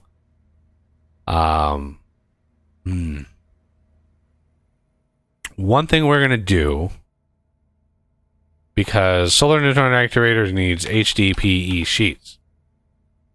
HDPE sheets use HDPE pellets. HDPE pellets use oxygen and liquid ethylene. Well, we have an abundance of oxygen. The liquid ethylene comes from, regular ethylene, which is reaction chamber from water and hydrogen. Hey, we have hydrogen. Now you know why I wanted oxygen and hydrogen sitting around.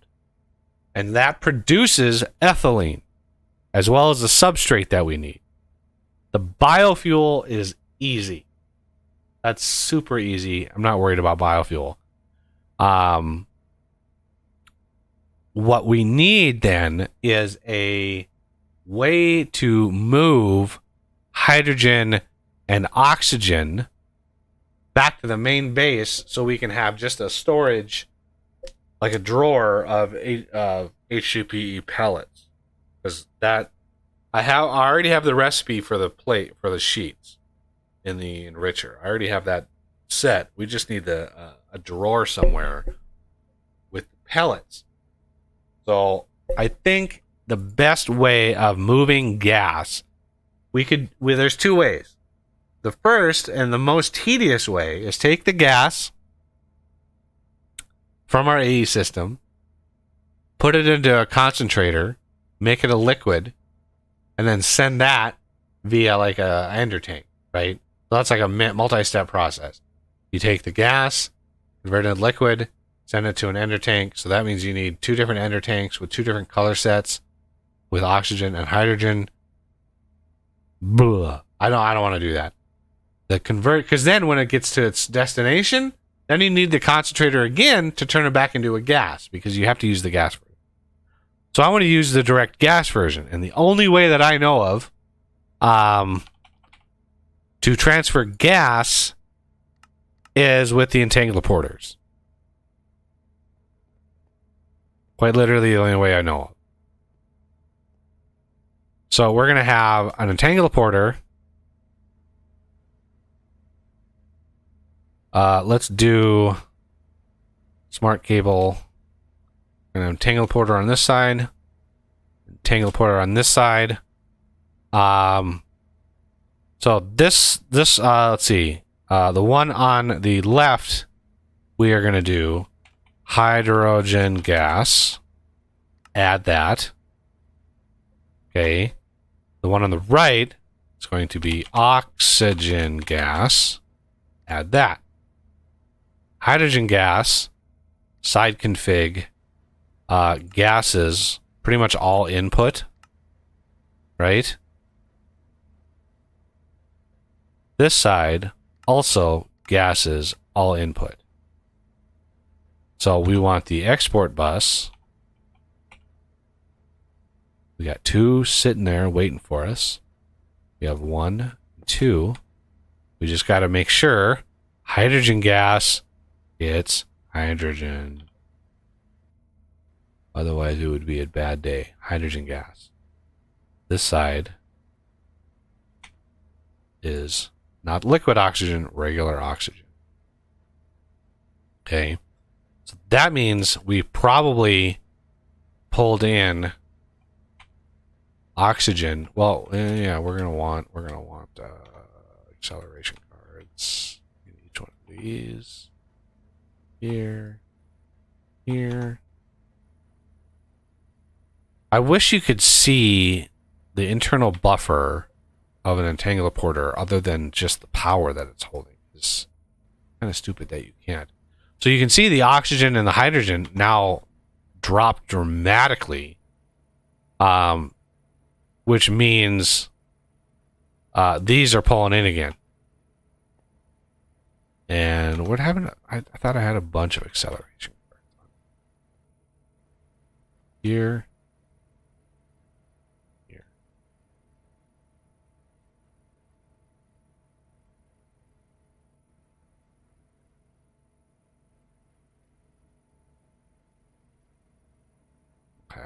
They're not. None of them are dumping excess anymore.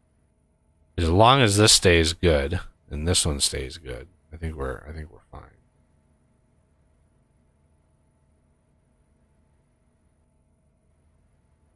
Okay. So now we can go back to the main base. Let's look at what we have here. Yeah, I think we're doing fine. This amount of power production, I think, is good for now. It's only a tiny, tiny fraction of what is possible. But I don't want to go too overboard because A, we are not processing the waste yet. So that is bad. We want to process the waste as soon as possible.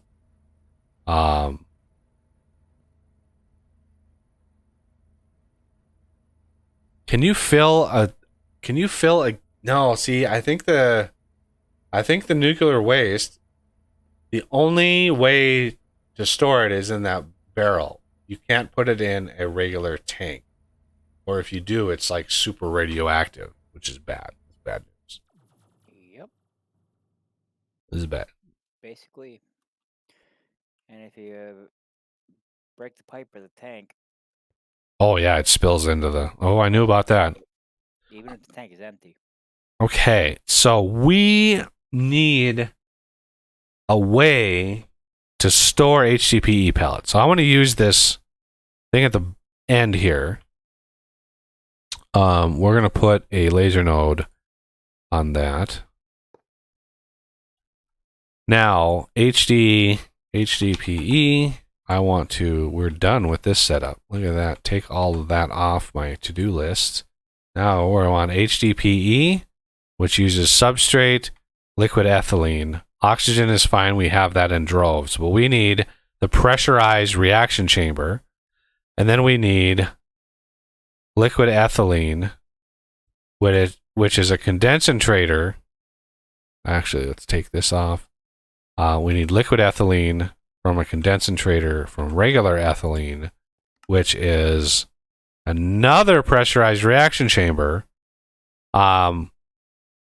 with hydrogen and water and biofuel. So we're going to need biofuel, which is rather easy.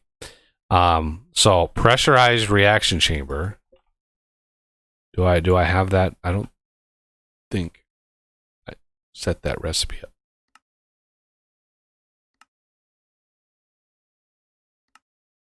I have all the components in here, which is nice.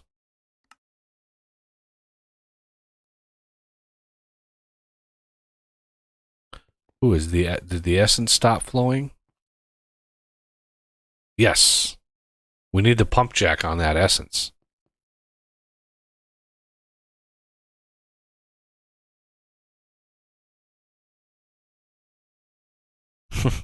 Oil is still flowing.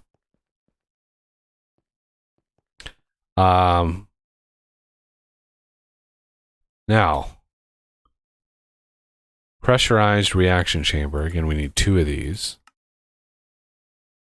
We might need a third. I'm not 100% sure. So the first one, we're going to go here. Again, HDPE, oxygen, and liquid ethylene uses substrate.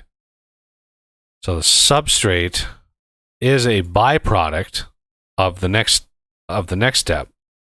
But there's also another one there to take a substrate and make 8 substrates.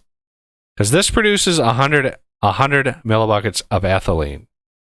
And to convert it, you only use 50 millibuckets. So you actually have a net positive on ethylene. And unless you do something with it, unless you do something with it, you're gonna eventually back stuff on ethylene, and you're not actually gonna create more HDPE pellets.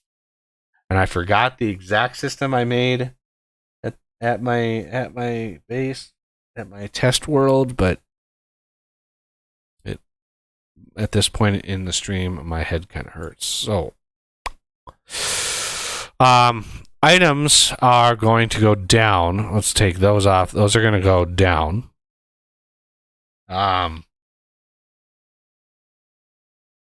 Input on the top of the item. Gas will input on the right. Fluids input on the left. So again, we're going to want oxygen over here. So we need entangleporters. This will be oxygen set side config gases output eject on. Boom, oxygen. See, I love when that stuff works. Just love it. I could also do power with these, but I'm on the fence about that. Okay, so the other thing is the liquid ethylene. So we're gonna need. I know we're gonna need condensator. Oh, I need to automate that fluid tank. Keep forgetting about that.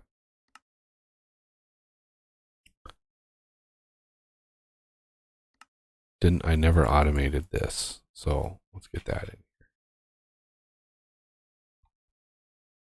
Rotary condensator. Okay, so this, again, our liquid is input over here. So this can just get set right there. We're not going to deal with items. Let's not deal with gases. Fluids, output on that side. Right? Fluids, we're actually condensing this now. So fluids is going to output right into this. Okay. Gas will come from maybe the top. Yeah. The gas is from the top. Oh, my nose. Oh, my nose. Oh, my nose. So this, again, items, I think, come in from the top. Yeah. So we want this, and then this, and then this is going to be the creation of the substrate and the ethylene. So the ethylene is going to be made as a gas. So the gas needs to be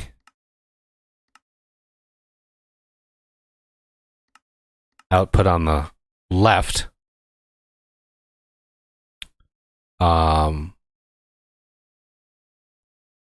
And input on the right. That is another entangleporter with hydrogen gas.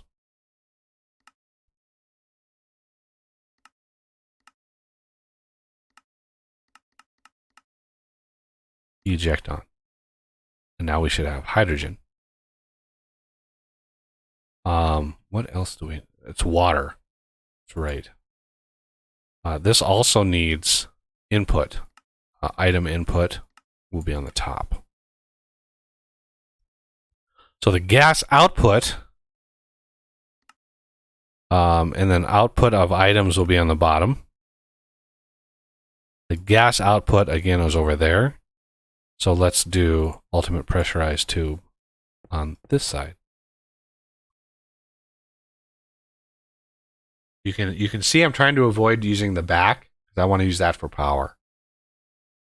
So what this needs input wise is water, which we're going to have to use laser IO on the top. Water as a fluid will be on the front. Oh, let's do the back, which is facing north. So we need a insert card on north. for fluid. This needs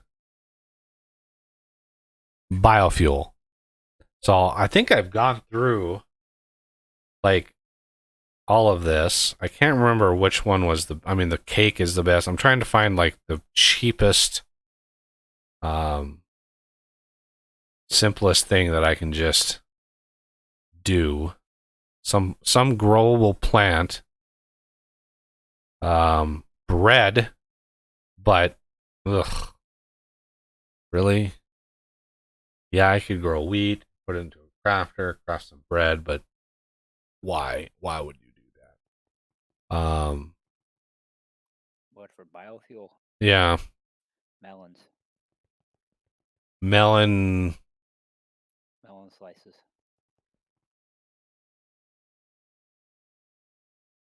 Trying to find it here.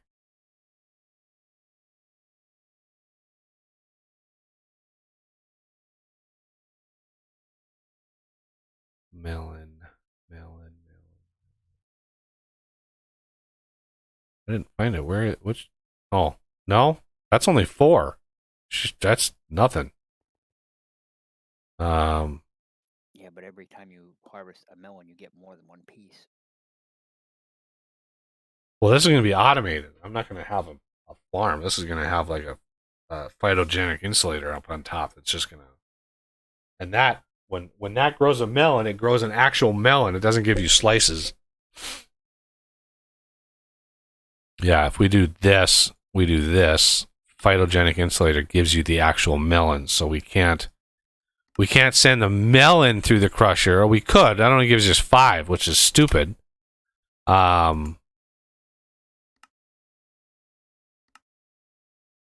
So, I mean, rosebush. What I want is something I can put in a phytogenic insulator, or we already have something like that over here, right? We already have roses over here. So I could connect this node to that node up there, maybe. I don't know. That's probably going to fit. And then I just have an insert into a crusher. So let's get a crusher.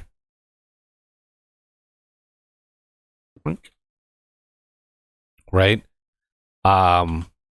Let's get a couple filter cards. This is going to be, let's clear all that. Input on the top, output on the bottom. So this will be an insert, filter, rose, bush, okay, on the up. And then this will extract, filter, biomass, biofuel, I should say, on, say, black. Well, let's go like brown. I don't use brown very often because it's brown.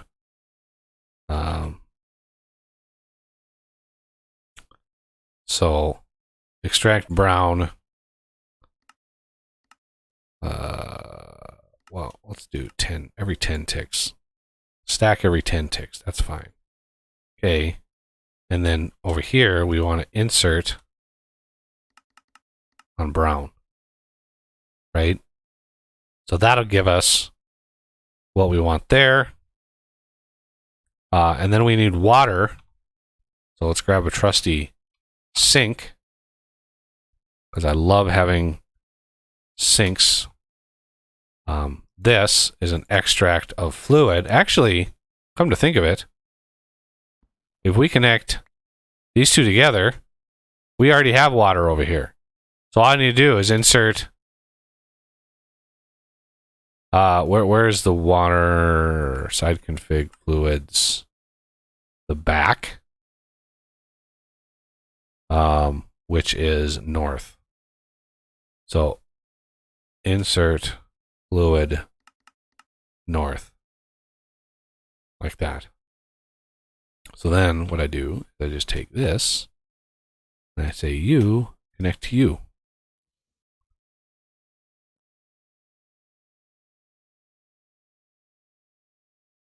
this. Look at that crusher. Let's upgrade this crusher. We have basic, advanced. Now, of course, we don't need this to be super duper, but we have it. We might as well upgrade it. You know, this, if we want to insert, let's do. I'm going to take that insert away.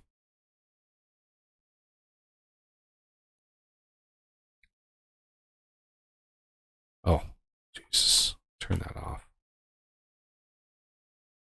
And rather than use a regular filter, I'm going to use a counting filter. So this can go, and I need a rose bush again. And I want like 32. That's all I want in there. It's 32. So we can go here. Wait. Did it install it? It did. 32. So that will prevent it from getting too crazy.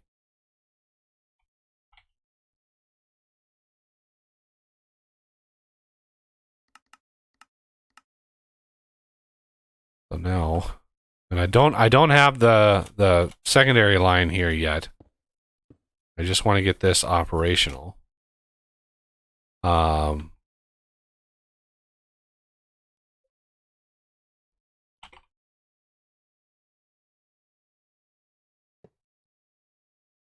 Oh, damn it. Do not connect to the damn. Okay, this is going to be HDPE line.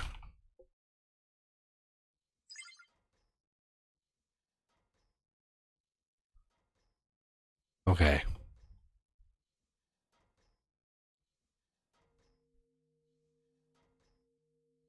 Hydrogen, water, bam, substrate. And then we need, pull that away, push it down here. Ethylene, you can see,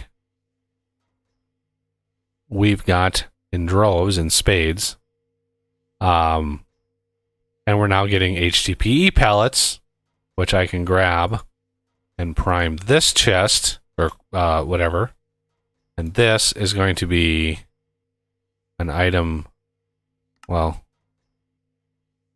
yeah, this will be an item extract. And then I need some more cards. 10 of these.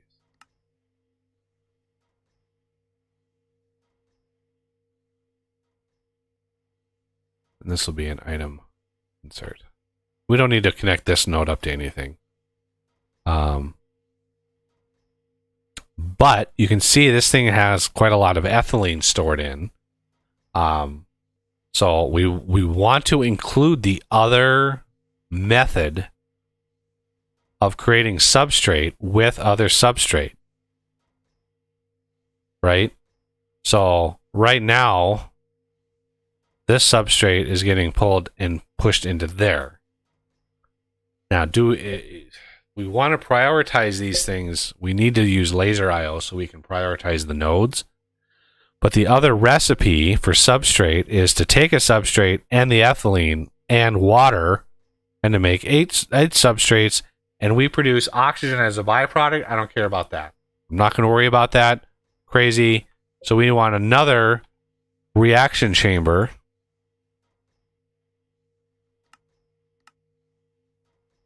Right, and this is going to use the ethylene that we are producing out of here. Yeah, we're gonna take this. Let's do this. Pressurized reaction chamber. I want to clear all of these first. I don't want it to connect to anything just yet. So we need water. Yeah, we're going to do this. Like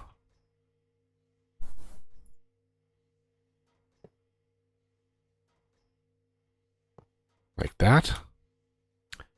I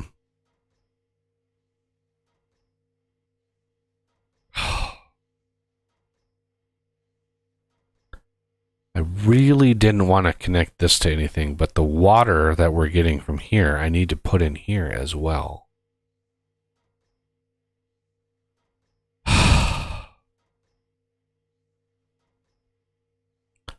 So that means we need that to there and there to there.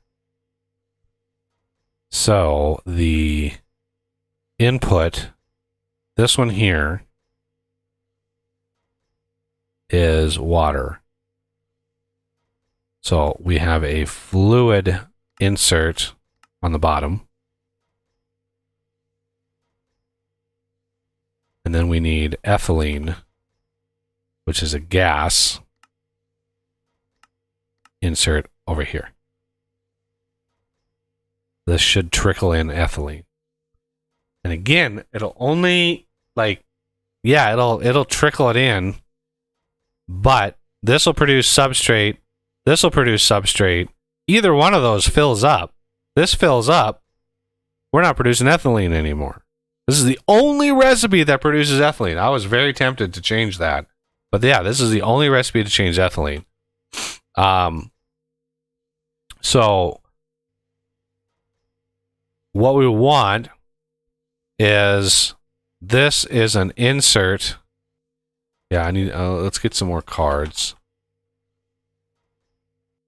Like that. Let's get some more cards here. We want to basically round robin this, I think. So the extract out of here will be a round robin.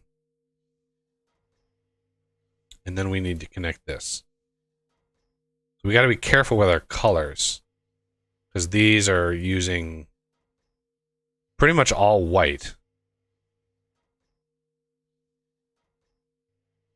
White, 5, I think 1, 2, 3, 4, and 5. There's 4, 3, 2. So I don't see like black or red in here. So we can go backwards with the numbers rather than forwards. So if we do an extract here, round robin, right? Round robin will insert on black here and insert on black here. And we want to items insert there. Believe it or not. And then we want water to insert here as well. Okay, why is this not running? Oh, doesn't have any power.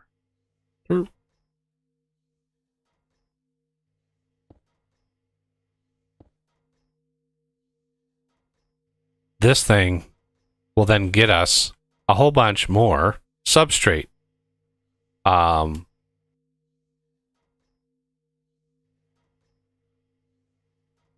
Which, believe it or not, can then be extracted. Let's do items on the top. We want item black extract on the up. So it'll literally round robin it and distribute them.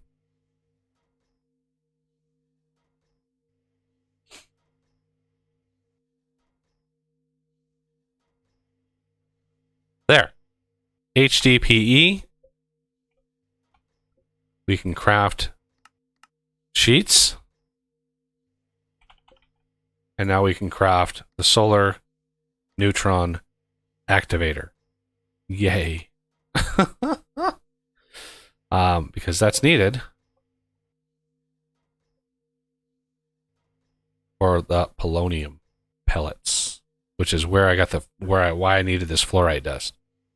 So the polonium is only made in the solar neutron reactor, and during the day it just chews through the waste. But we are going to need a lot of radioactive waste barrels to process the final version of the nuclear waste that we can't do anything with. So we need like, let's do 64 of these. All right. Now, plutonium, plutonium is in another centrifuge. So let's do a centrifuge. So each one of these is radioactive. So we got to be very, very careful.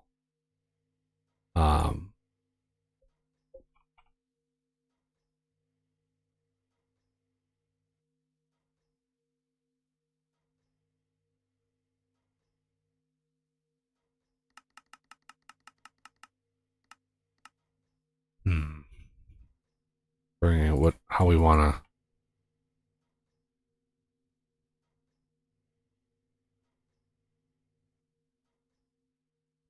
we want to prioritize these.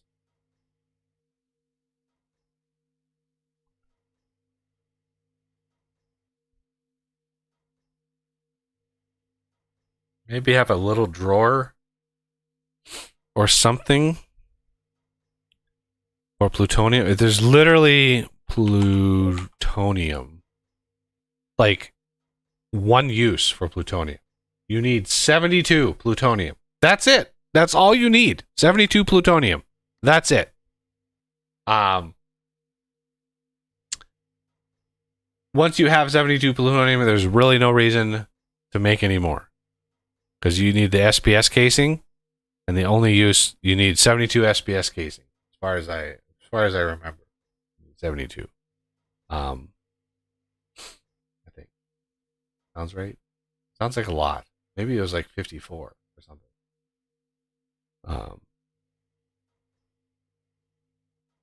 Anyway, I want to get this I want to get this stuff set up now. So, between now and Wednesday, we actually have enough power to play the game.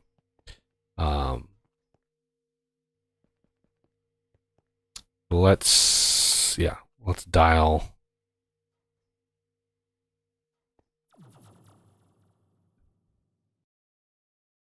Wait for the rubber band. Bingo. It teleports me, and then like the server has to sync up, and it's like it doesn't like it very much. Whoa.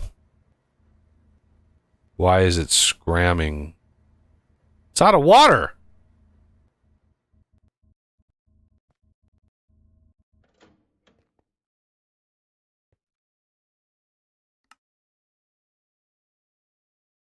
Oh man, you never. Okay.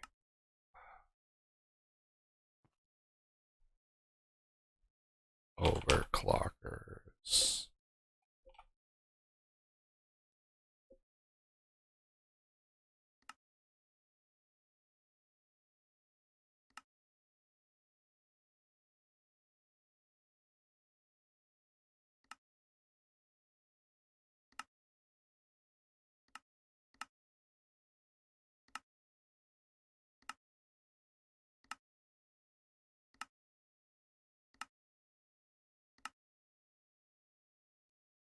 That's why we built in the safety system. Otherwise, it would have exploded on us, which would have been a very, very bad day.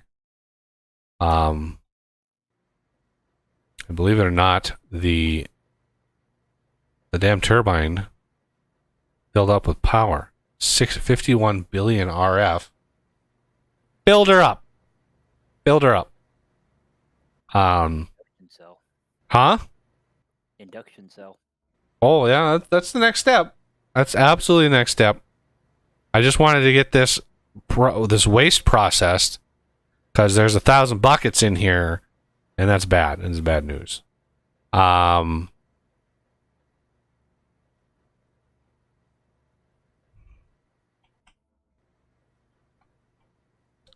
There is a chemical P2P tunnel. What do you want to bet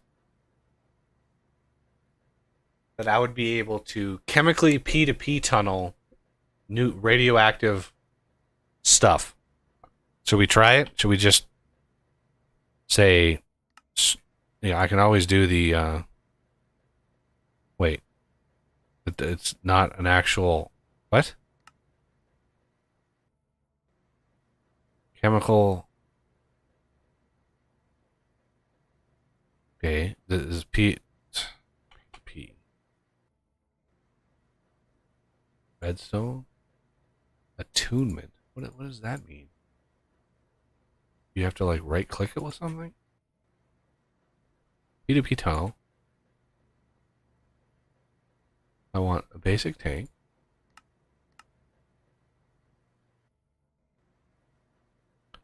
Let's just do that.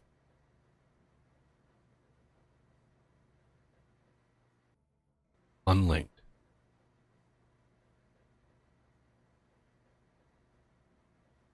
Unlinked.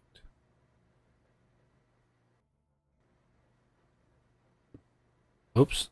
No. No.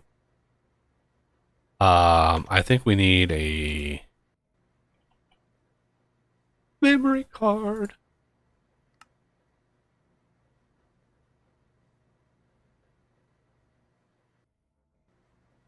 Okay. Let's go over here. And itchy nose. I want the centrifuge. I want the solar neutron Duvallaki. I need to take this square.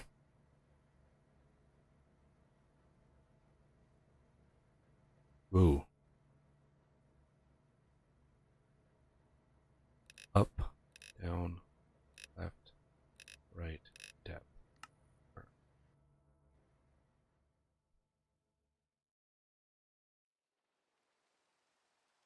All right.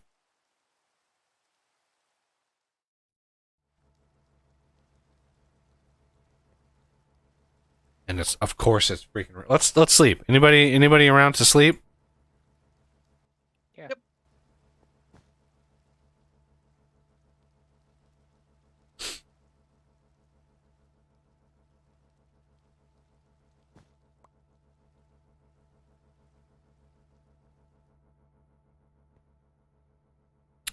Okay. So this side gases input all sides, output front blue is fine.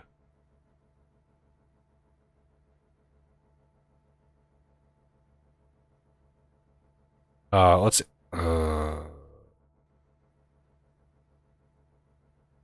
instead of that, let's output out the bottom.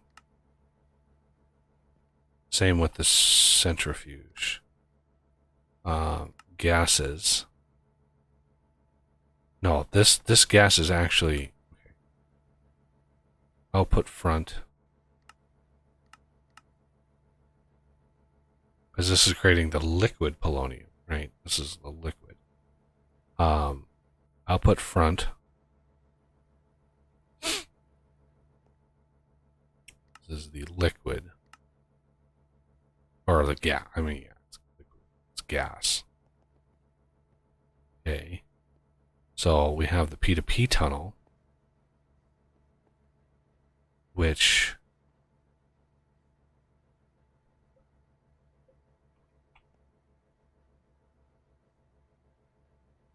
I want just the basic. Don't go overboard with this.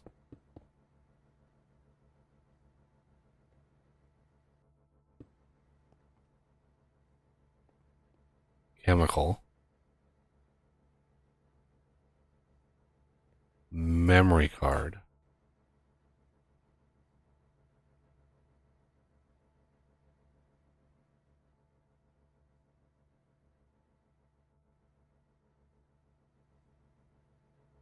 Pull.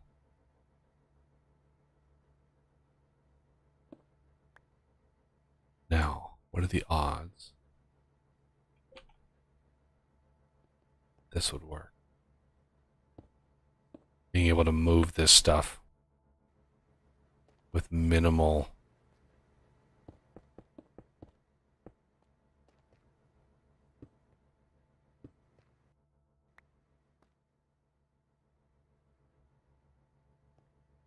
Oh my god, it worked. Ha ha ha! P2P tunnels, baby! Ha ha! Very nice. Very nice. So the polonium is made in another pressurized reaction chamber.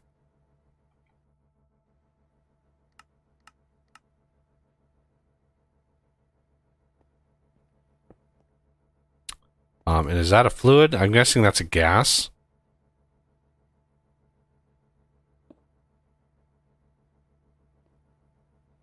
So the gas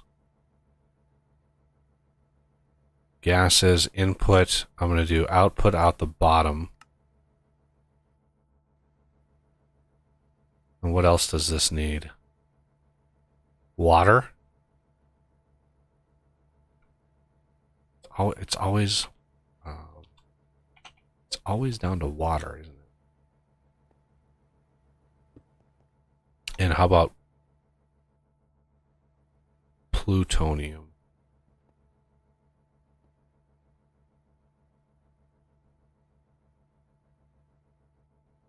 Same machine. Glad I made 2 of those. Oh, of course. And again, pressurized tube. And flux. This is a sort of temporary system until we get enough things and stuff ready to go. Polonium, and I'm guessing. Oh, that's plutonium, right? I'm guessing this also needs water. So we are going to have an easier way to do this. Would be right in the middle. Fluids input. Fluids input. Here. Extract. Insert. Insert.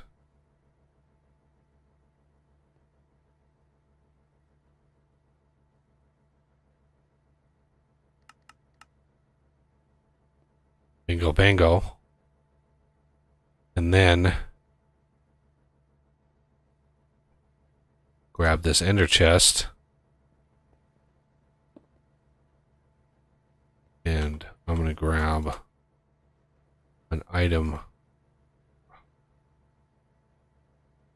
filter there. We're going to grab a filter here. This is going to go in. Fluorite dust, an extract, round robin, and we want to insert it into that face. Insert there. Insert there. Items. Items.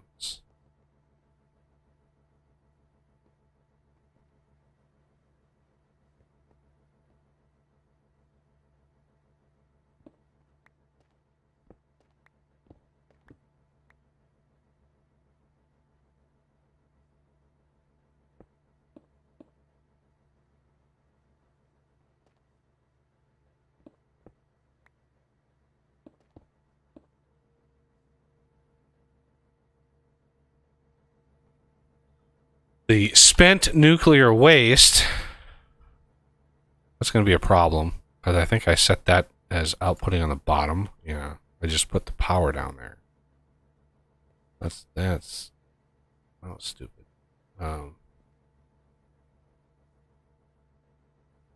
Let's do this in the front. This, that's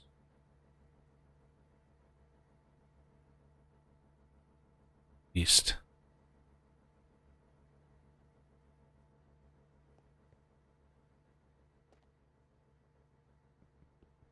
Oh, yeah. I do not want to use my axe over here. Let's get this.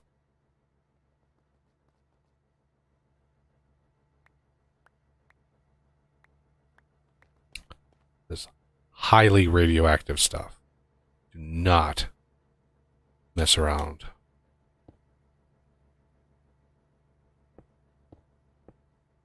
Oh my.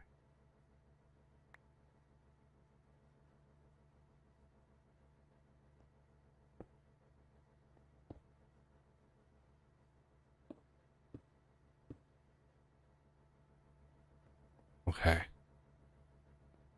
So, F3 plus G.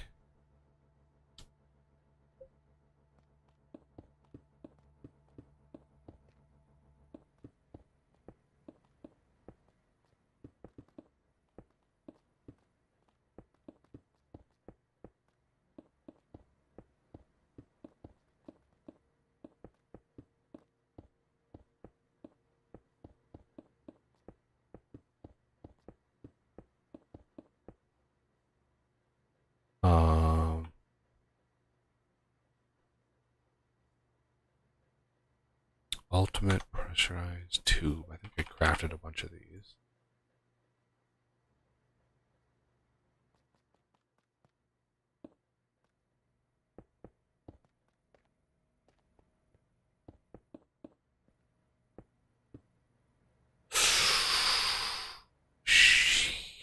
Okay, this one we gotta move.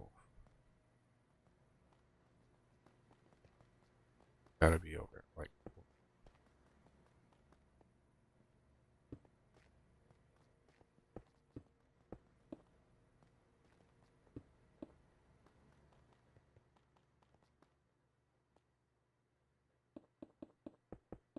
This is the advantage of having a long reach.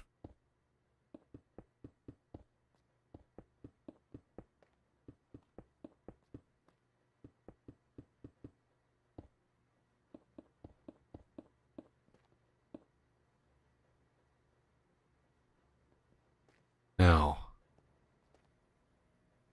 this spent nuclear waste, this spent nuclear waste, down and down.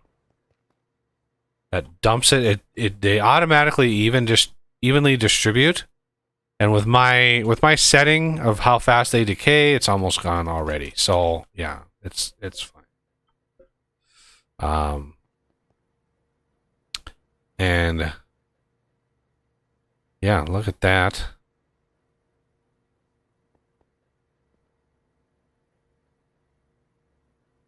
Polonium. Oh, it must be night. Yeah, sunset. Why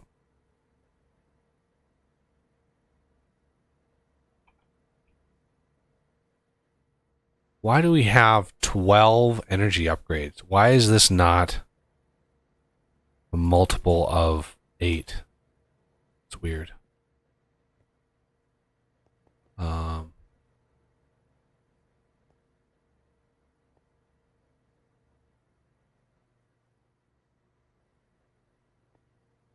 Okay, there's our polonium pellets. Got quite a few.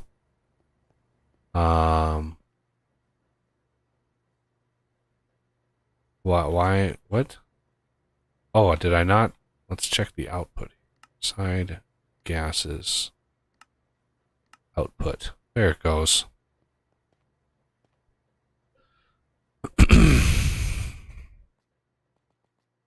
Okay. Again, we do not need a lot of plutonium. So, like 2 stacks and never have to deal with it again. Um,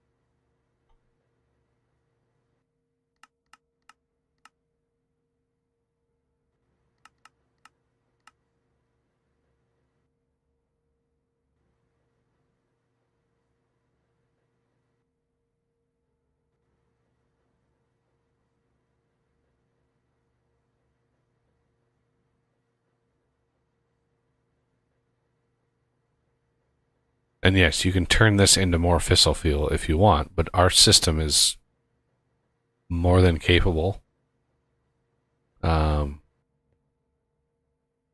Yeah, I forgot to jot down what we need for SPS. Look at that. We just churned through all that nuclear waste. Glorious. So yeah, not all of these waters were done. I don't even know if you did the insert. Yeah, you didn't even do the insert here. Insert there. Down. Down.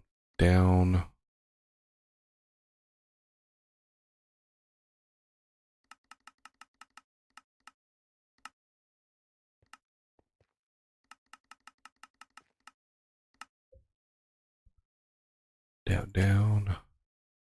Correct. Yeah, when I turn this back on, it's going to be crazy. But we need a bigger battery, and we need more throughput, which we can actually accomplish.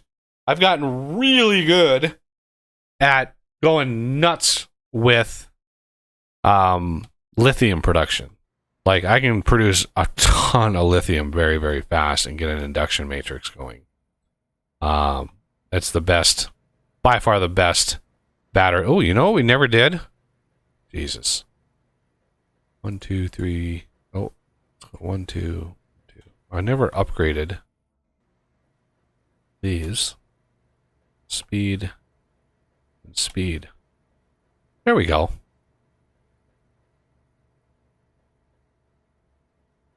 Much better. All right. We want to start this baby up again. So let's go. We need power. Water is doing good. Oh, wait. I forgot this thing. This battery is still got 47 gigajoules. I don't know what that is in understandable units. Or giga FE, whatever. Okay. A quick lithium setup. As soon as I get back. 1 joule is 1 watt of power per second.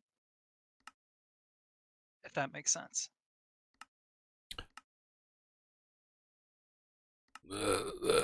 Sort of. So if it's running for 1 second, 1 joule will supply 1 watt. If you have 100 megajoules, it'll supply 1 watt for, 100 joules, not megajoules. 100 joules, it'll supply 1 watt for 100 seconds, or 100 watts for 1 second. What is it in RF?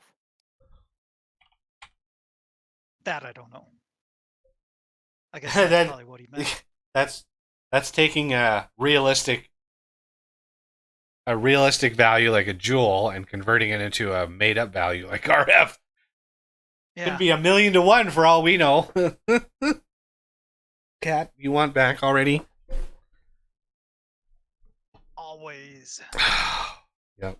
She takes a little nap on the chair and then she comes back until I start talking again. I think my coffee is all gone. All right.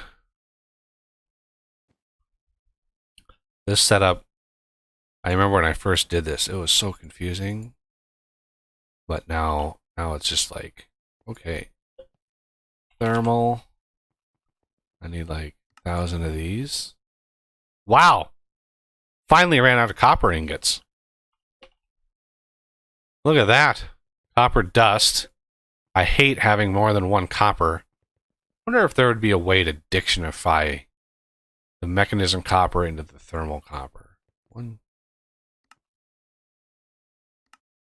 2, 3. 1, 2, 3. Like, I don't know why we have copper dust. And this needs to go over here to the smeltery.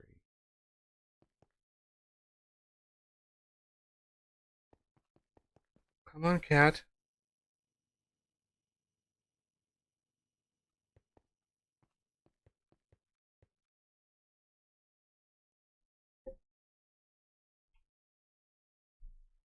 Thousand of these.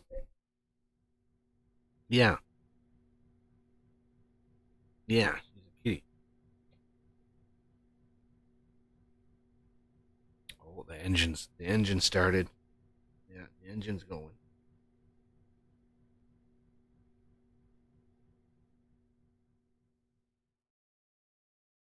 Her engine is exactly 1 kitty power.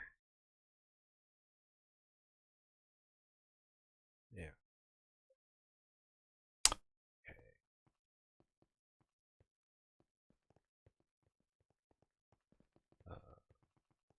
All of these. These. I want 4 of these.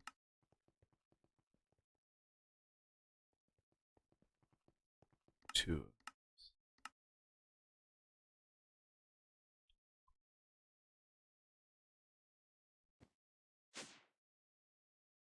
Uh,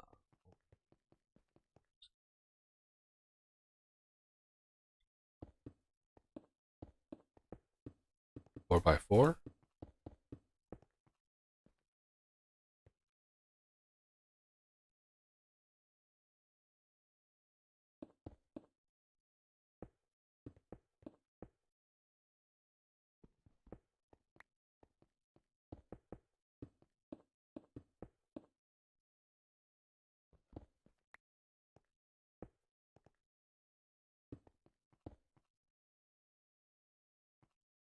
Two.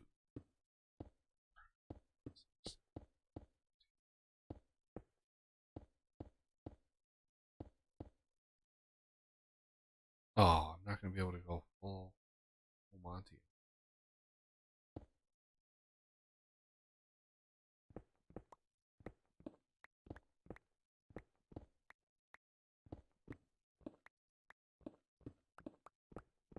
$18 tall is the tallest.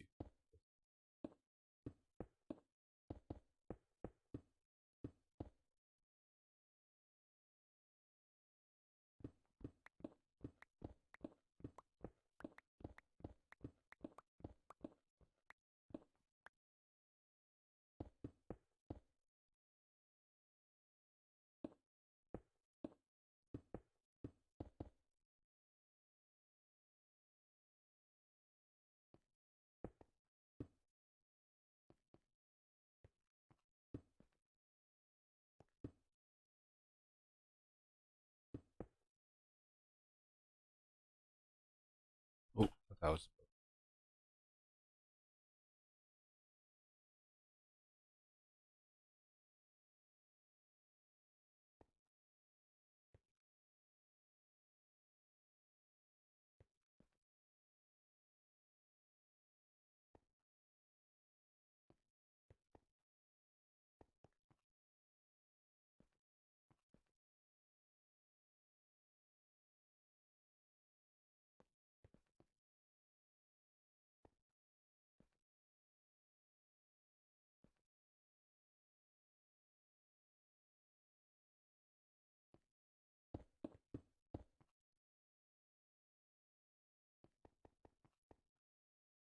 18.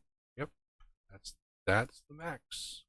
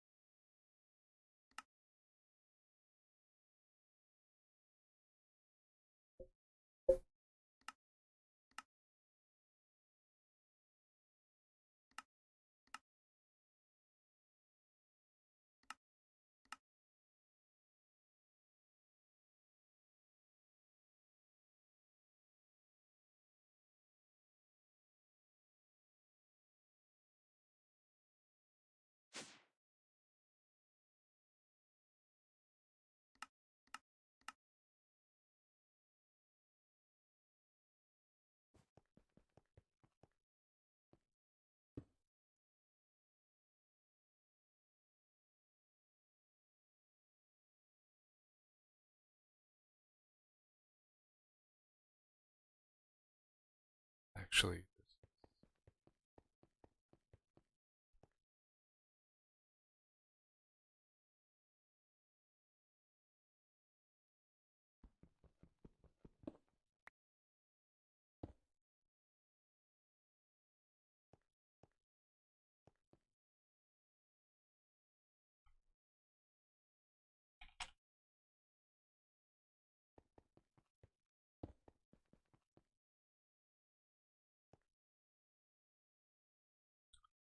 the reason you space these one apart is so you can do a thermal thing like that.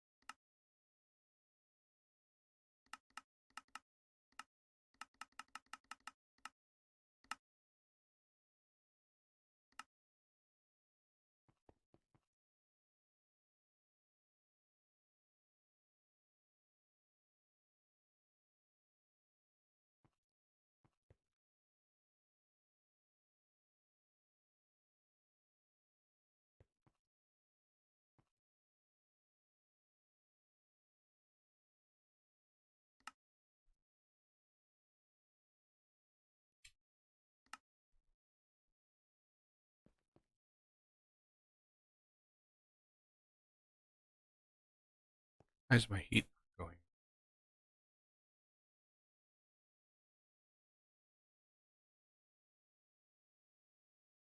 Wonder.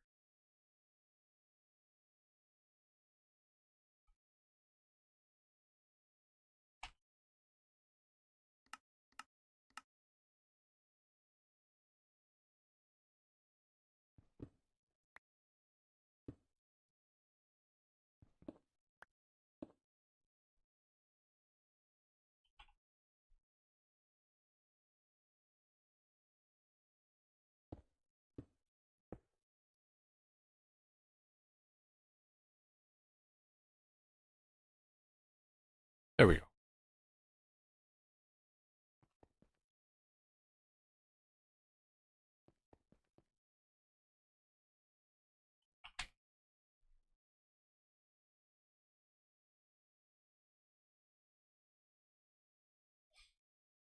Lithium dust is from lithium.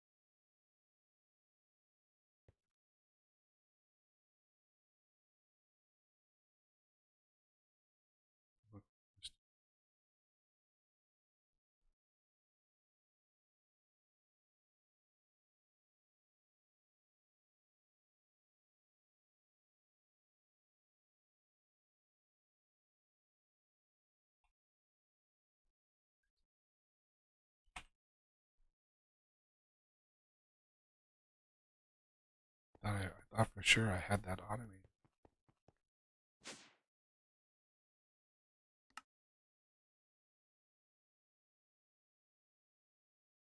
Oh, maybe not.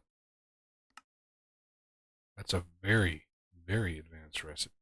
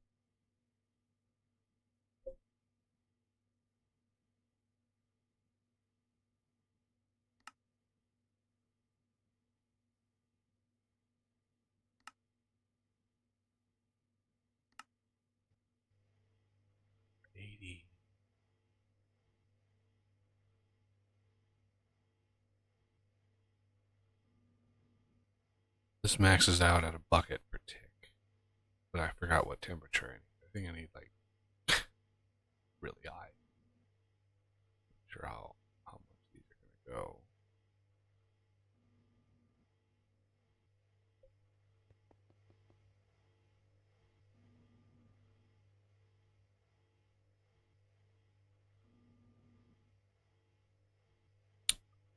Uh,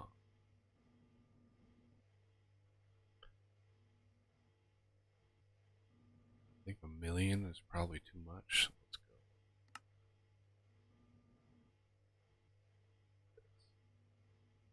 64,000. Plenty.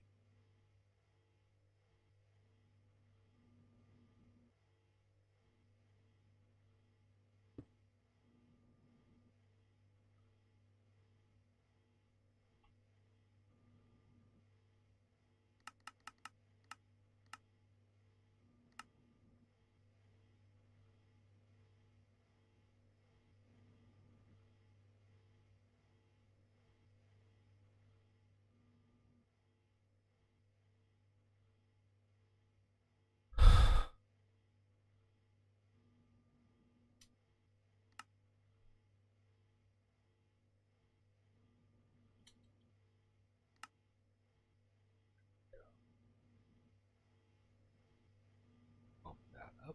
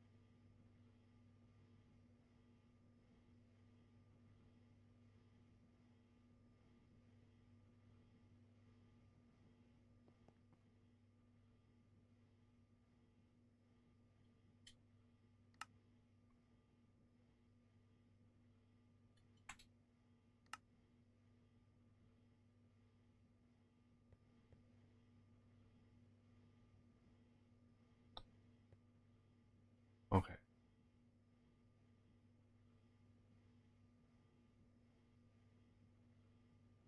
Pretty sure this maxes out at 1,000.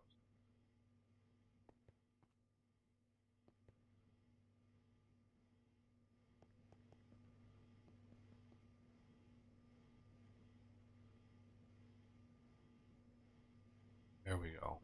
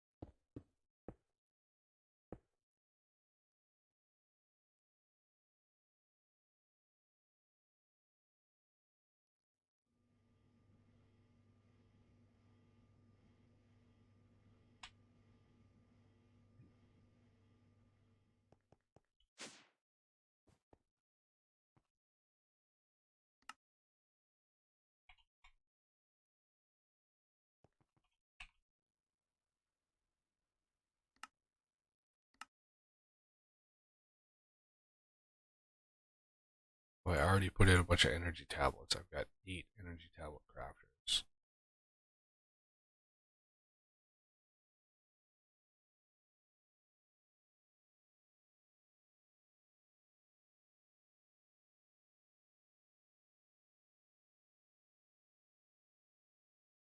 I can't overlap any of these recipes with any of these recipes.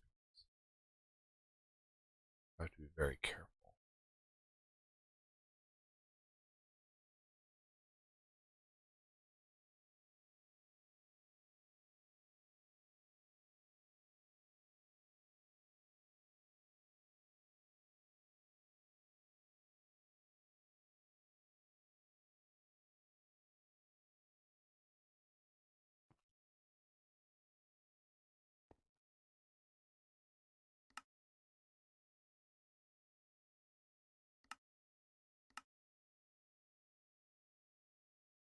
Induction port. I'm not going to make many, so that's fine though.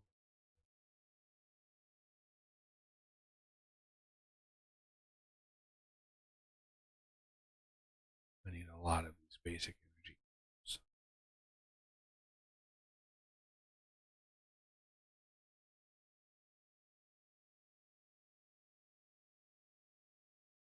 Maybe not.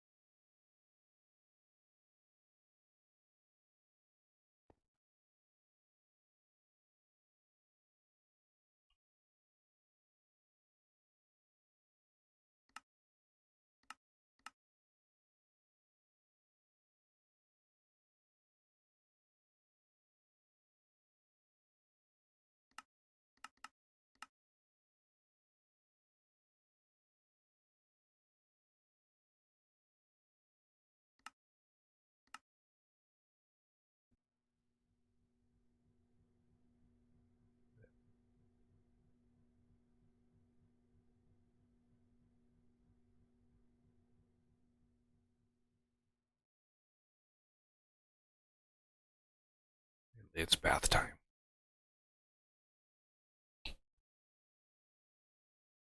How much lithium do I have left? Ooh, that used 1,000 lithium already.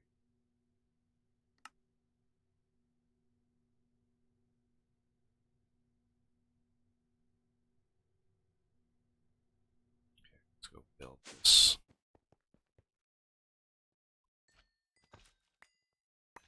Oh my god.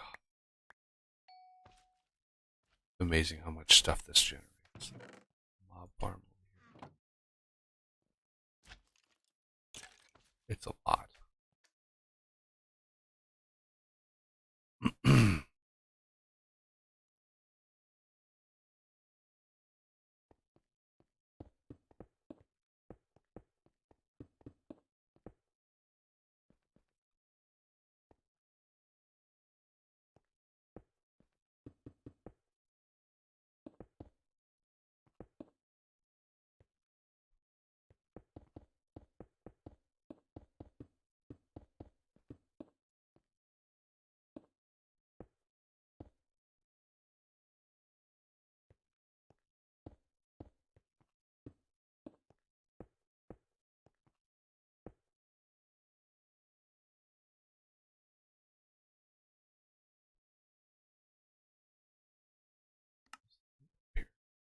Oh, awesome.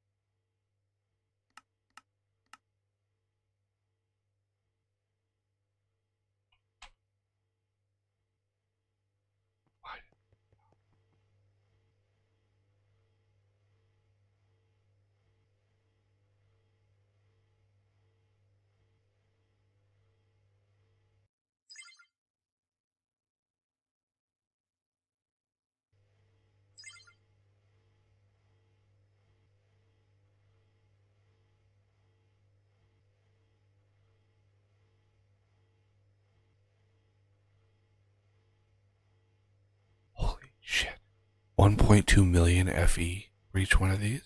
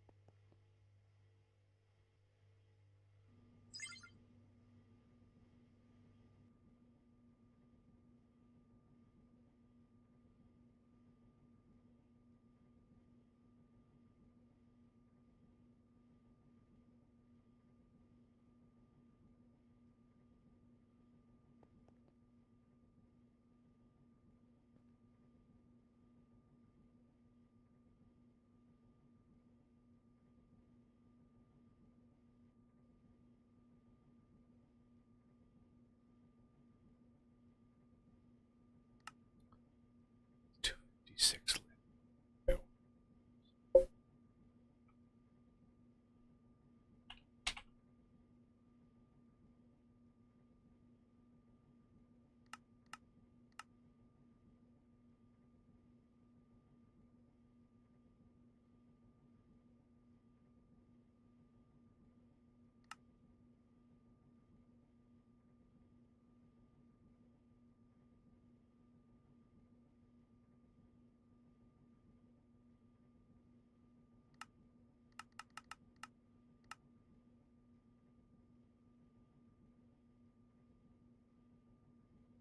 I wish they'd bring back middle mouse click to craft more of something. That would be so nice. That was such a nice feature, but I wonder if it is, but it's just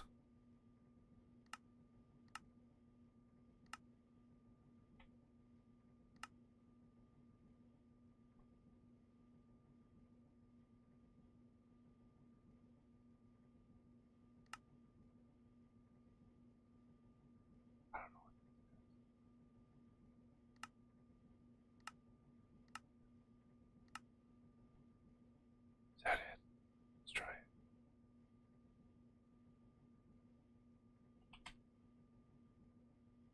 Nope. Middle mouse click doesn't do it. I don't know what that is.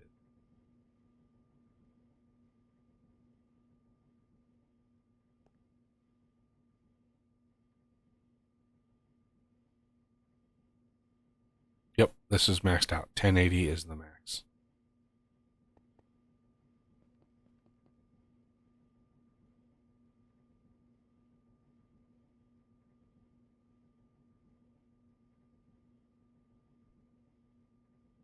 I really wish these gave you production statistics.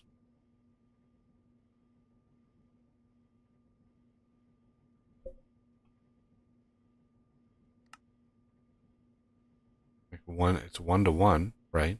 But what's the time scale? Here, again, 100 equals that. What's the time scale?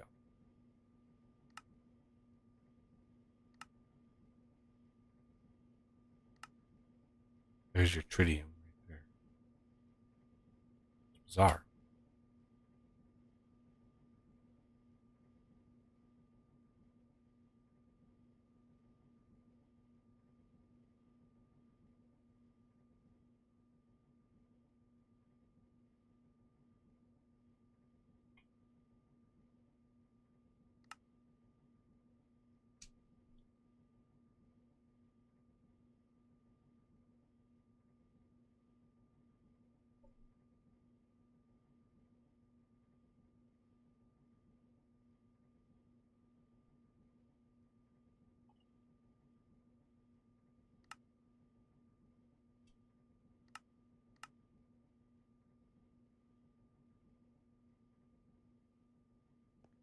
All right, how much power should we be storing?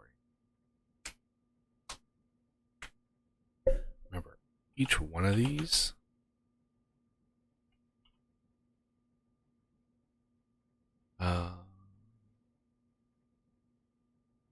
is 3.2 trillion RF.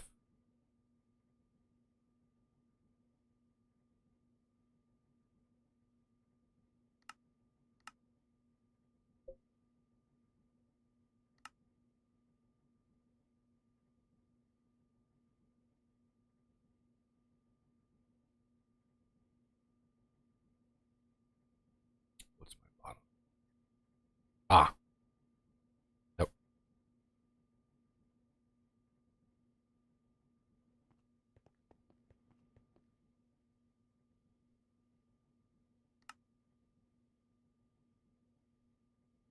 Iron will finish. And the gold will smelt.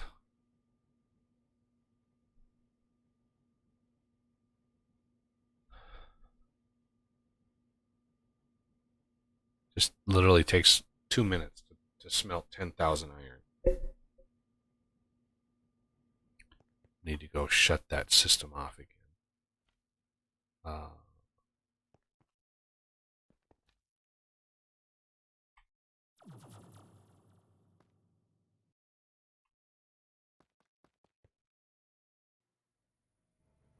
Oh, I guess. I mean, this is filling up. Got to be very careful.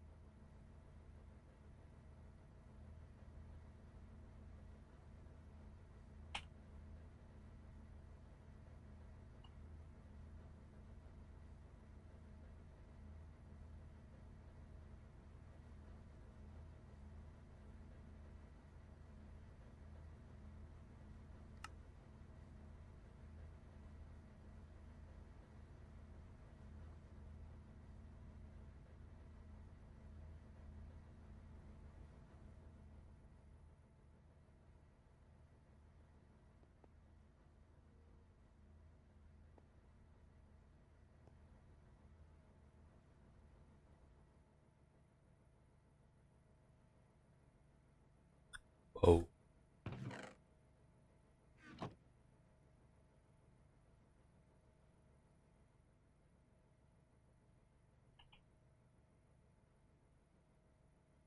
No.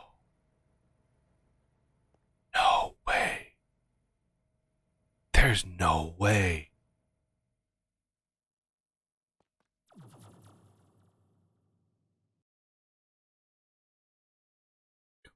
Come on, server. You should do better than this.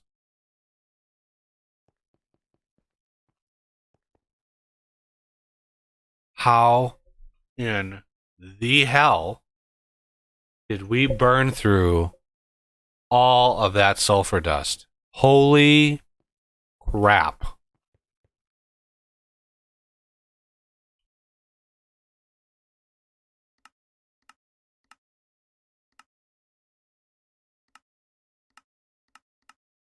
All that stuff. We had like 40,000 sulfur dust. And we burned through it.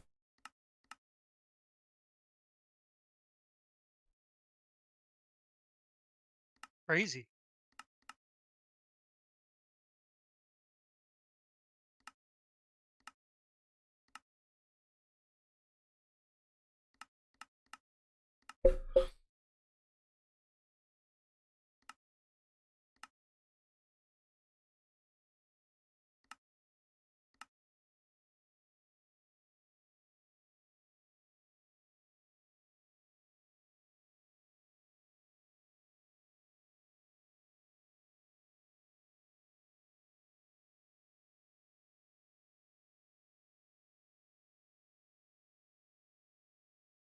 Need to take that away for a second.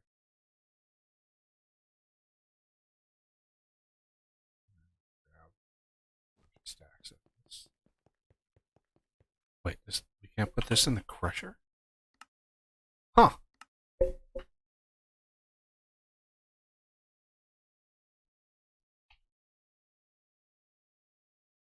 does the sulfur come from? From mechanism. Oh.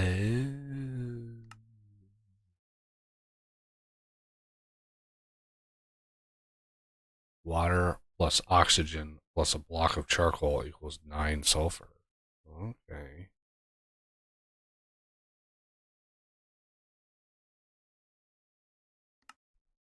Or hydrogen chloride infused into gunpowder equals sulfur. Interesting. So we need this to go over to the pulverizers.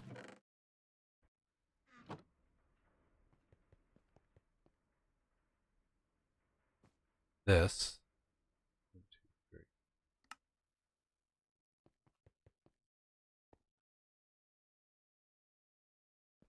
The induction. Pulver.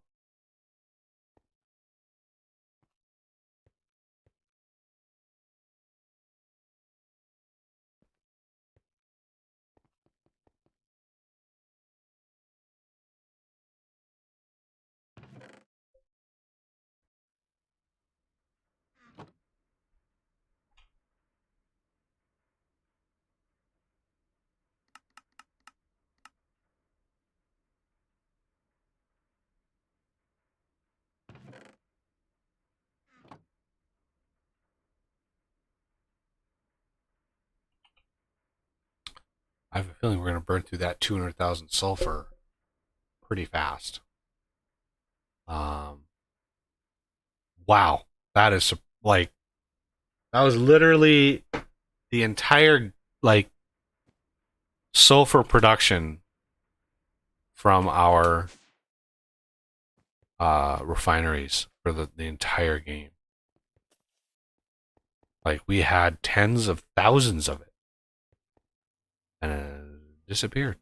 That was crazy. Okay, so induction. I need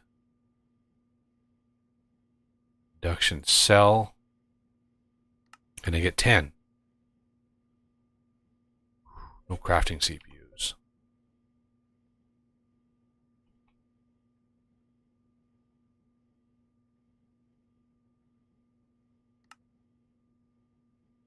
Ender dust.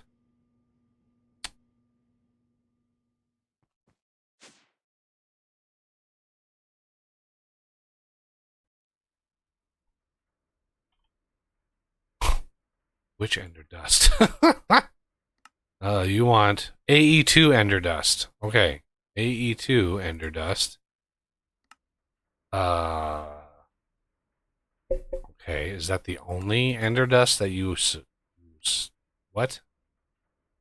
can you do multiple types of ender dust?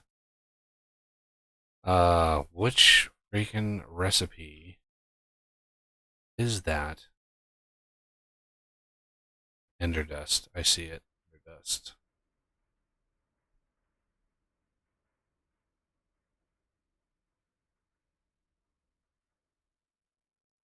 It has to be that ender dust?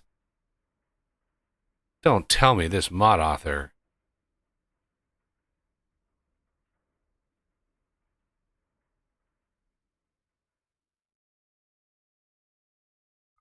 Mega. Didn't. Okay, yeah, matter balls are a little beyond me.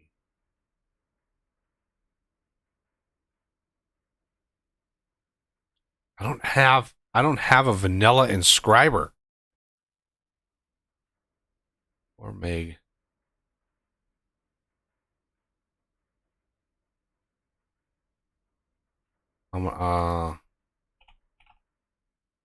Let's see what happens.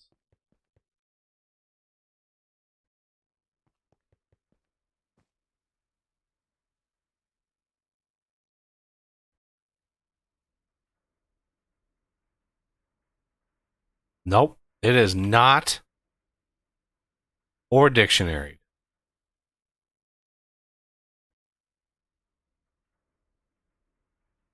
The recipe is not or dictionary. Well, I wish I would have known that. That is horrible.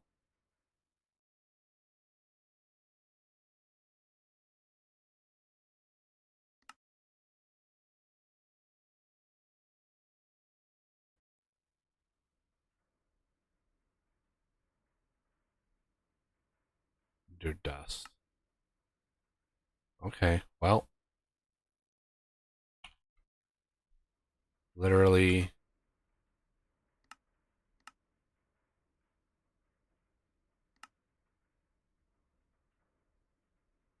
One use for a vanilla inscriber.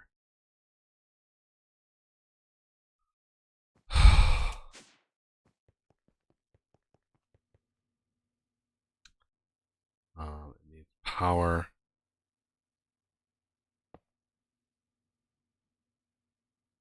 I need it. That's why it takes so long to get anything done. Is you hit little bumps like this, and it's just like, damn it. Chest. Here. Pattern.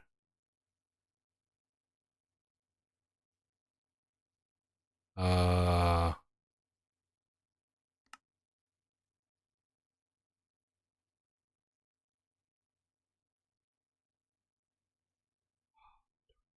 um,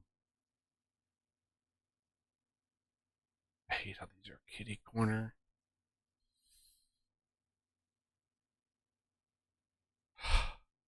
We've got to do something like this.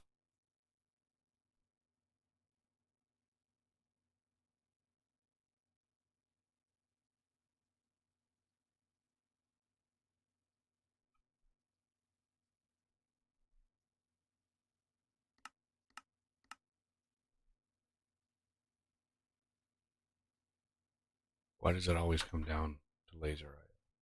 Always comes down to laser.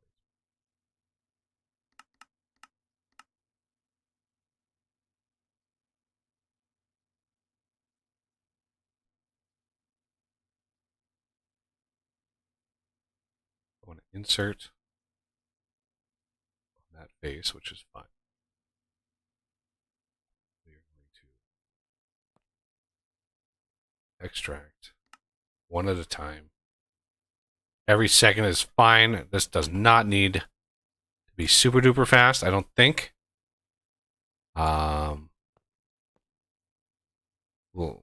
yeah, one at a time. The regular inscriber cannot handle more than one item. And then we will have to have another one of these.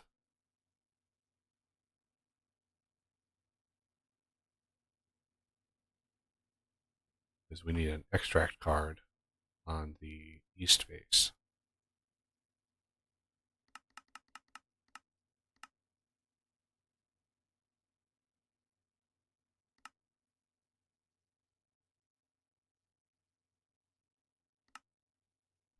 Just like that.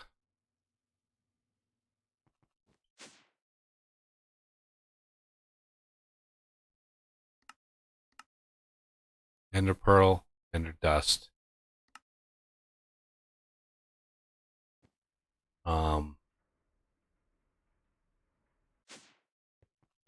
Because this is the only recipe this is going to be.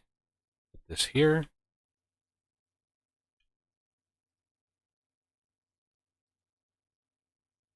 Look that up. And then we can hide this because literally this is the only recipe. So now we should be able to do a 4 meg card. Bingo. And because I have this thing so powerful, it does not take very long to craft a 4 meg card.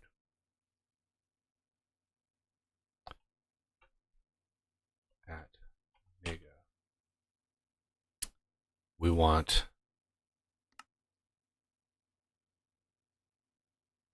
15 coprocessors. Yeah, this is gonna get crazy. 15 of those. Mega crafting unit. Combined with 4 meg. Come over here.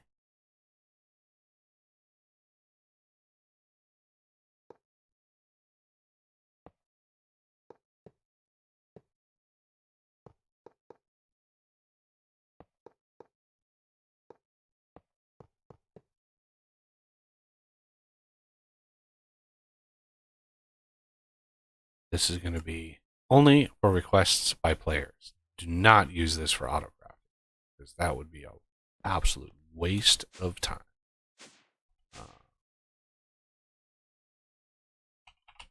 Lithium, so induction cell. You got 11 of them. You can. Crafting CPU. Bingo. Shouldn't that be 4 megs?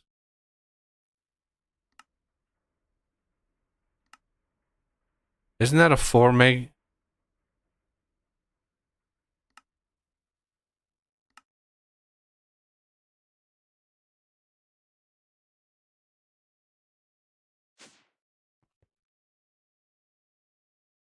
Oh. I could have sworn I made that a 4 meg, but it is what it is, I guess. That was my bad. I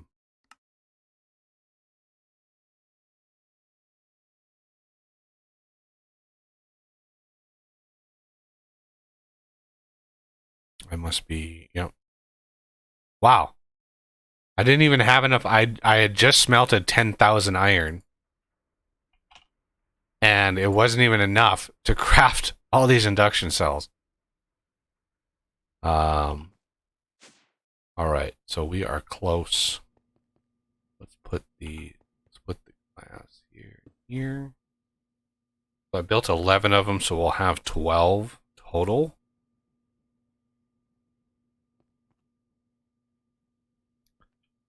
Let's get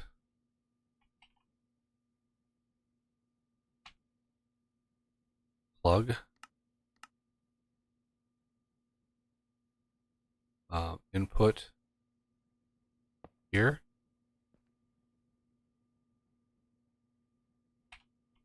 Induction input. Disable limit power gen. Actually, darn it. That's wrong. Induction out. input. This is power supply. Keep forgetting. Plug goes here. It's the flux point. That goes here. Induction input. Save limit.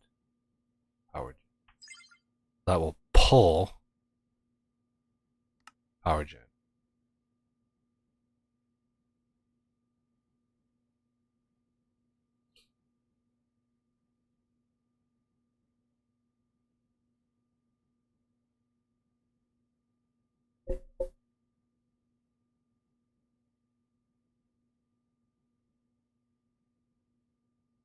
Oh, it's making gold too.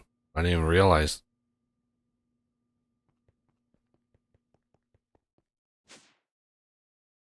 Let's go check on our smelters and make sure they have enough power.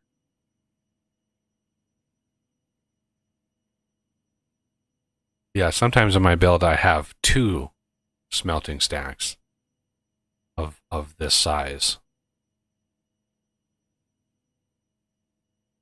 And a lot of people are like, oh, that's overkill. Well, you wanted to produce this and you only had one of these, it would take several hours to smelt all the material that we're smelting in 2 minutes. So if you got several hours to sit around and twiddle your thumbs, then more power to you.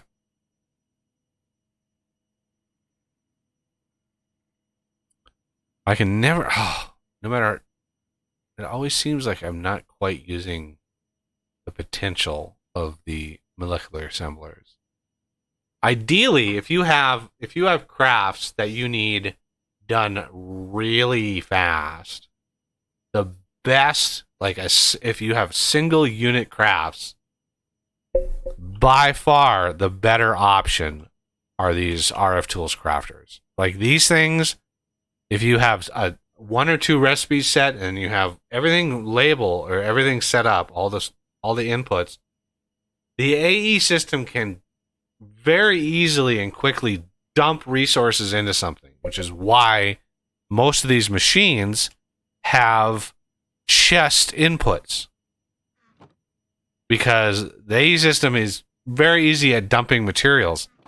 What it has a problem with a lot of times is each one of those molecular assemblers that we have, it has to manage all of the, crafting that's in there. But if you have just a crafter that's fast and set up, you can have the AE system just absolutely dump materials in, and the crafter will just zip right through that stuff. The problem with these inductions, though, the thing that makes it hard to do that with crafters are these energy tablets, because they do not stack at all. So if you wanted to craft the energy tablets, that would be something you could do. You would have to have a major import system that would be able to import them, because the energy tablets themselves,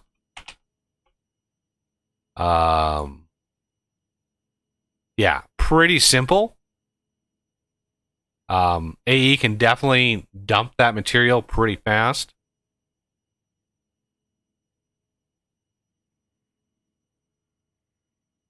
There we go. Now we're starting to climb into the end result here. Yeah, you'd think with like 60 coprocessors, this would just scream through, but I don't know. Doesn't seem like too much of screaming here, but it is what it is. And there it is. Done. Now we can finally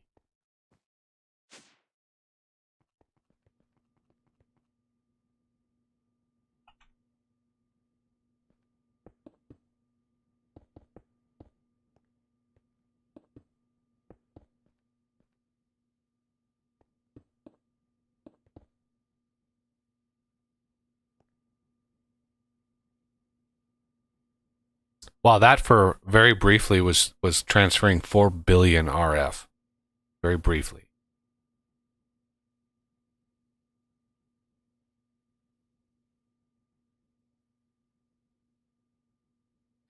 Yeah, for some reason, Mechanism likes to double the reporting power of Flux, the networks. I don't know what it is, if there's some weird multiplier in there.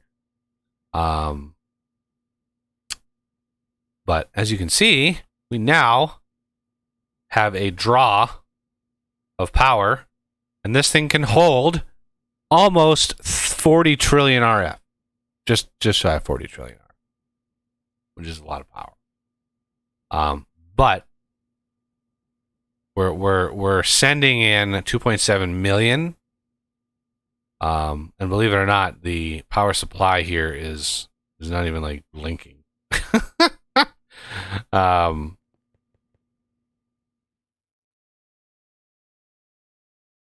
This is probably doing fine. This I can take away.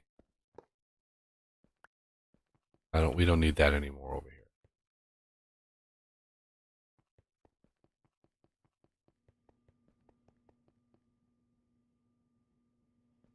So this thing we can change back to power supply.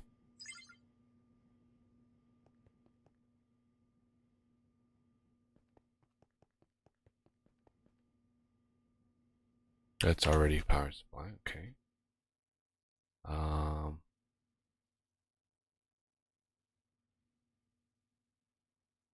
Think nothing else in here needs it. But we have plenty of room in there. We have room for 4, 8, 16 more induction cells. So that would over double the amount that we would have in there. So we can have, that would be about 40, 80. Well, I mean, we could have close to 100 trillion RF in, give or take. Let's go to mech reactor again.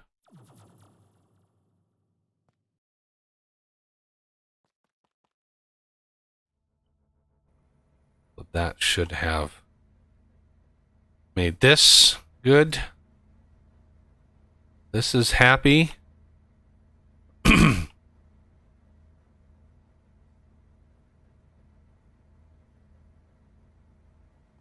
Now this is actually consuming quite a lot. We put this back on power supply. Again, I still don't know why that does that. Just wish I could figure that out. It's almost like the machine itself can't accept enough power. Let's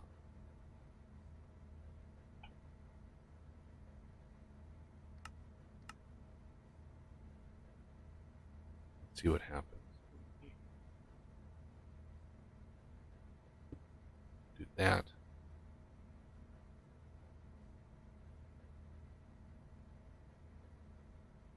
What happened to my cord? There it is.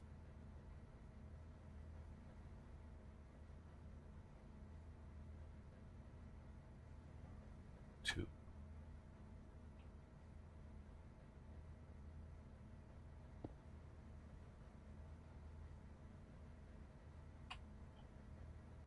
Hey, ass.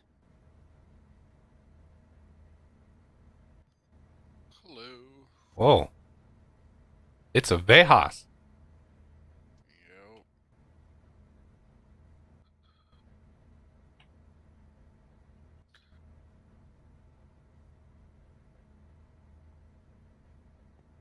Tis me.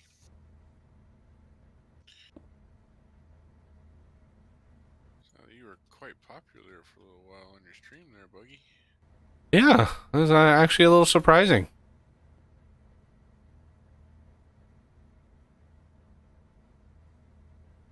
Been watching on and off most of the day. Fortunately, I've had too much stuff to do to be around until now, but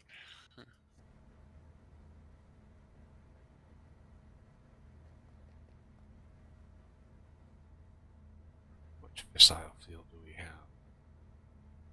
22,000 buckets of fissile fuel. Not bad. Not bad at all. Grab some polonium. Grab another plutonium. And I want to set...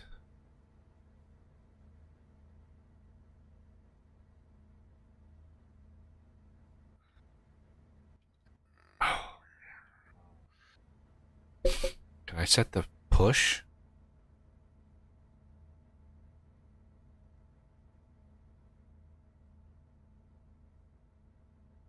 Empty, empty. That's not good. Okay. Can I put...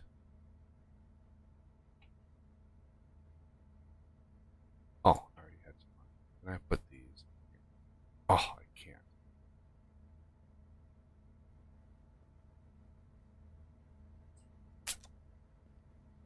No, I have to let it fill back up.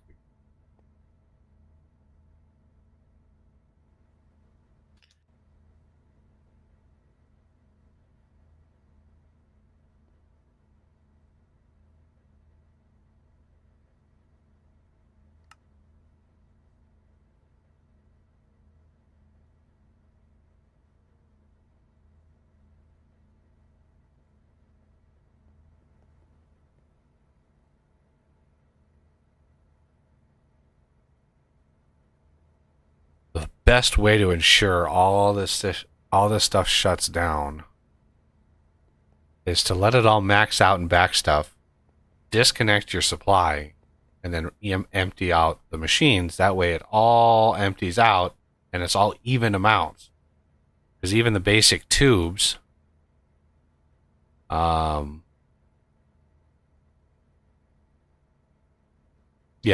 capacity is for 4 buckets. So it's all an even amount and it all gets consumed in an even amount. Because then we can go straight to storing the polonium. And that is what we need for the SPS. So we're going to need quite a bit of that. But yeah, this has got a ways to go. So let's bump. We're going to go straight up to 100.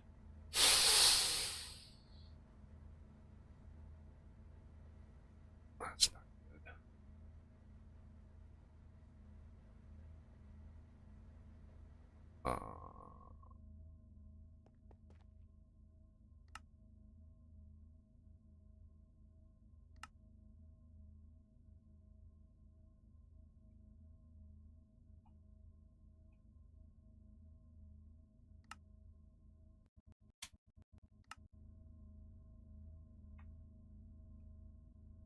Yep. Yeah, the temperature skyrocketed, so it's a little damaged. Not sure how to fix that. Oh, it went away. Nice. Okay. Oh yeah, with the reactor, the damage over time fixes itself, which is kind of cool.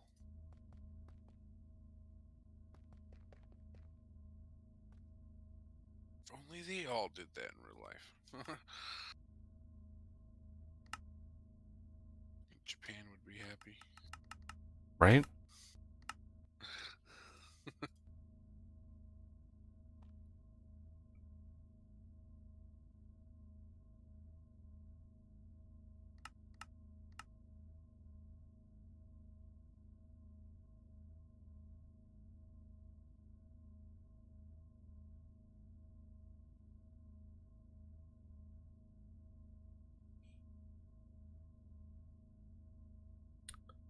Okay, I don't need this.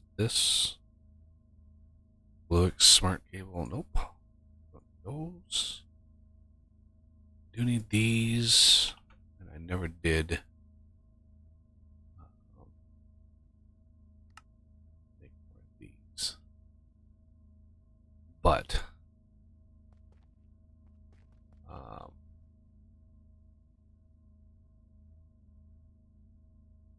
The other thing we can try.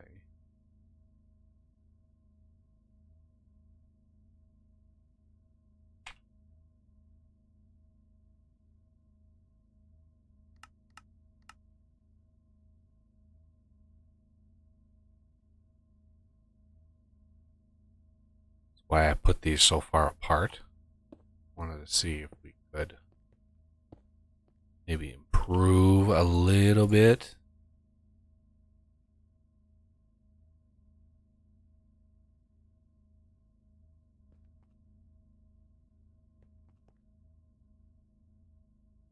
Like that.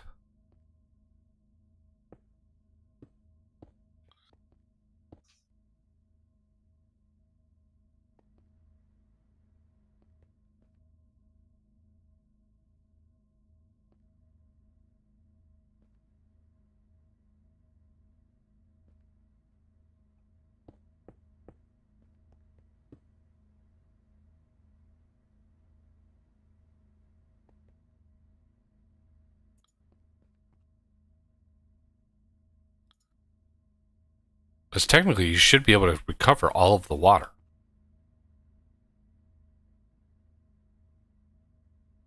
This thing vents it if it's,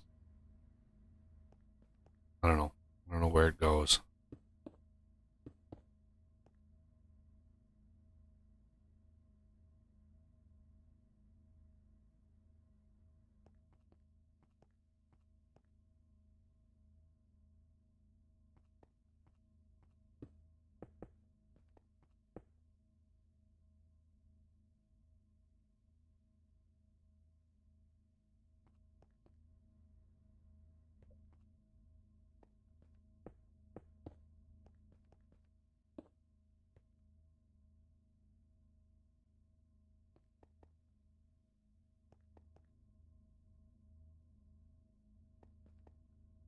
Okay.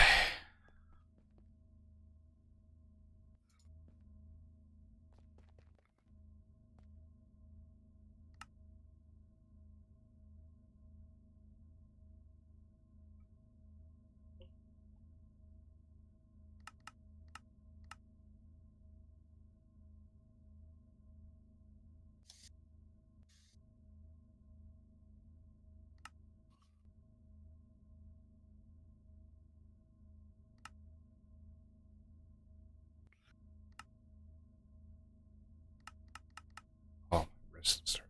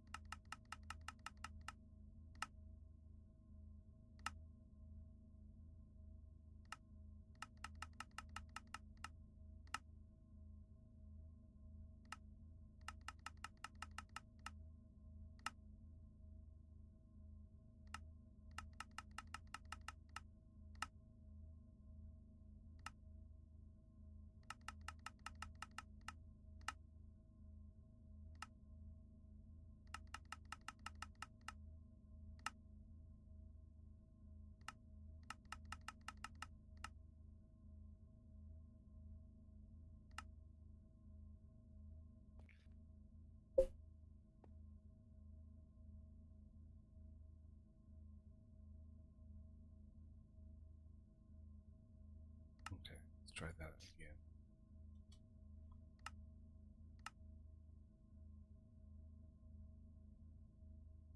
What the hell?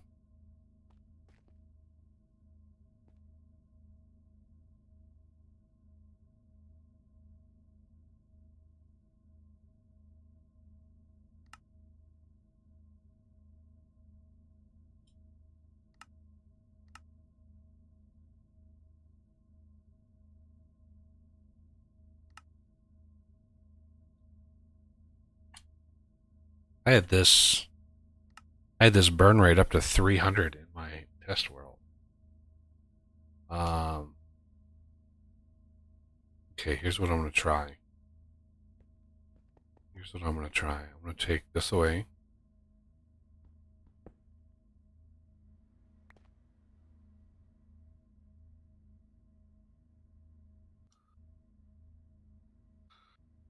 Found something for you, Buggy.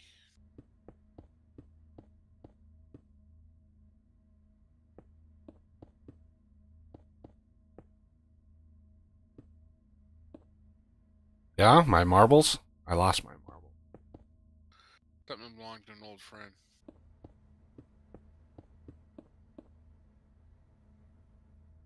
Yeah, what's that?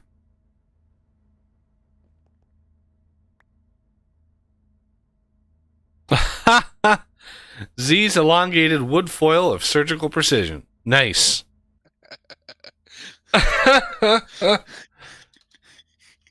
Elongated wood foil. That's Z, all right. Thought you might get a kick out of that. Yeah, that's awesome.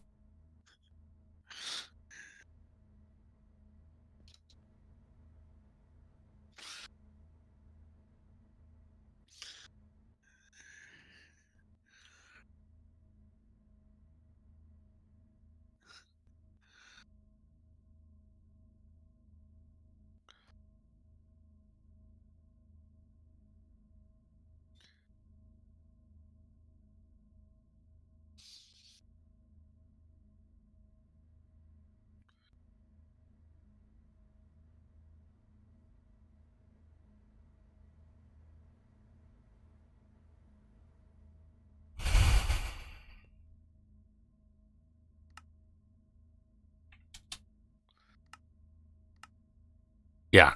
Now, somehow this works. I still don't understand how. But one input here, ton of exports here, and we are producing enough. That's 100.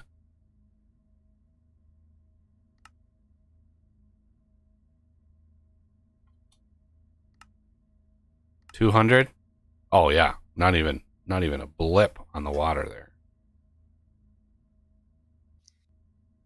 22 million RF per tick. And let's try 300. Water is fine. Producing 34 million RF per tick. Now remember, it'll max at 770. You don't want to go any over that.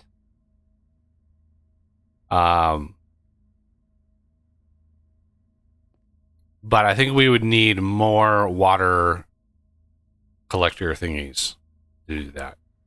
I'm pretty sure we would have to have row after row after row after row because it's a lot. All right, now are all these? Nope, that's not filled. That is.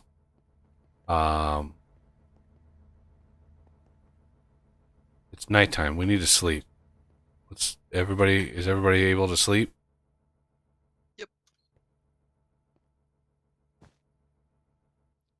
Right. I'm at a loading screen. Oh, good timing. There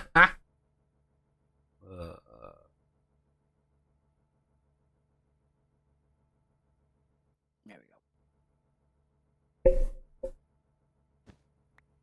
All right. Now we have solar neutron activator running again. Yep, there we go. I'll need this to fill up, this to fill up, this to fill up before I can disconnect this. So let's go ahead and let that happen. We're darn close. These should, yeah, these are fine. You're back. All right. That filled that up. This is filling up.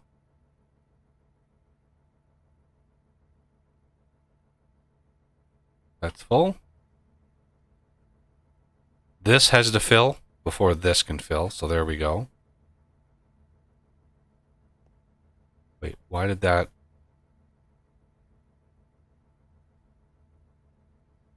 Interesting.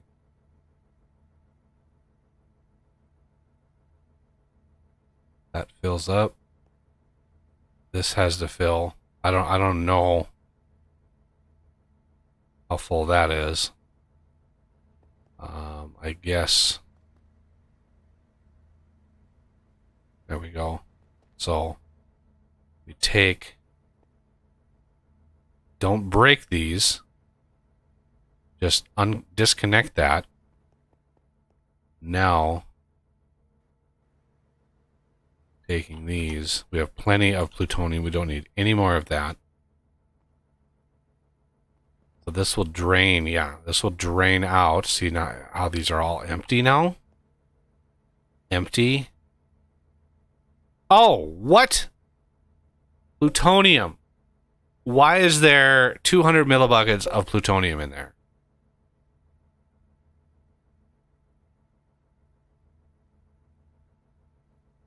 This is empty. Okay, so what we can do... I just am... Oh, my God. This is empty, right? This is empty. We can take that. Oh, I don't want to do it.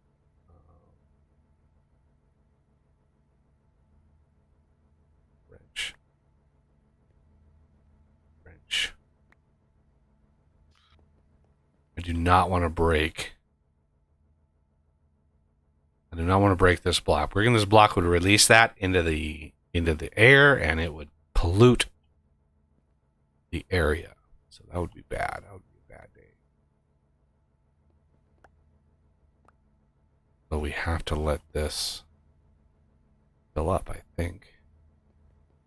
Darn it. Okay.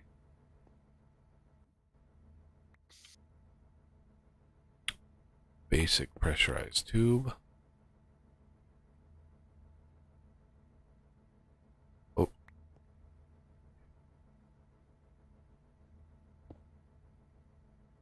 It'd almost be worth having two configurators. Just one just always set on wrench.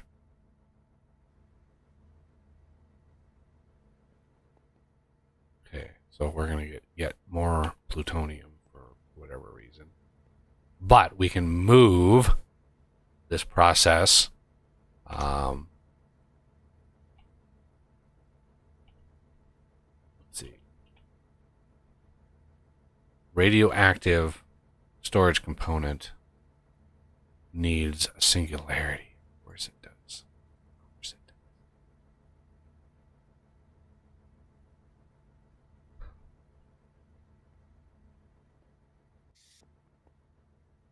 So that's full already.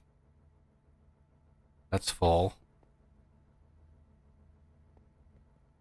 I'm really hoping this will do it. Because we don't need any more plutonium. We really don't. Plutonium, nuclear waste. All right, let's disconnect that.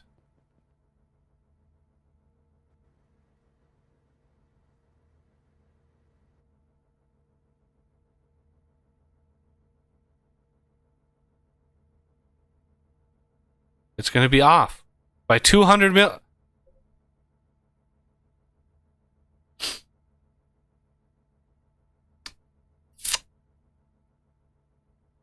Now it's the opposite. We were 200 heavy before, now we're 800.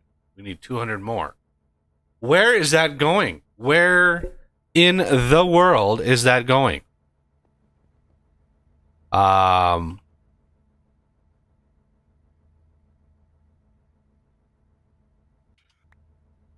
about we do...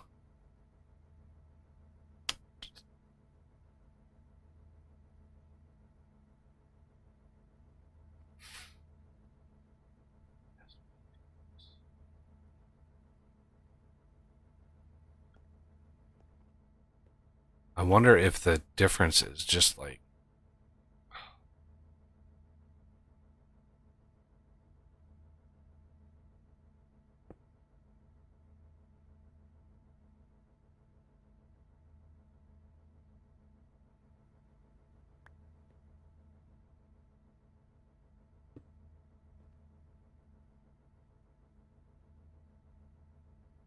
That is why I put the memory card in here.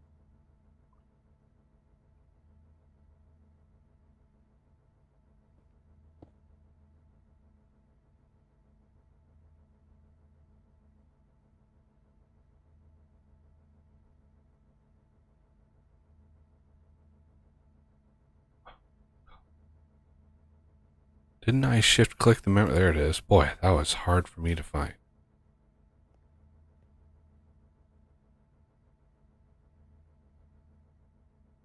I have to do this plutonium thing again.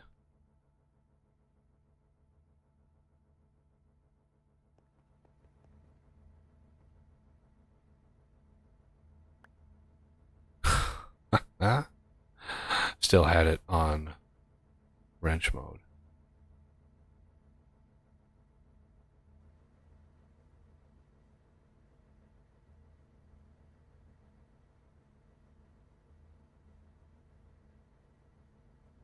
Yeah, fine. The pump rate is low, so it's not really doing too well. But the point is to get it up here. Surprised I can just like carry this plutonium around. Just like, hey, got some plutonium in my pocket. You know, like Doc Brown. It's no biggie.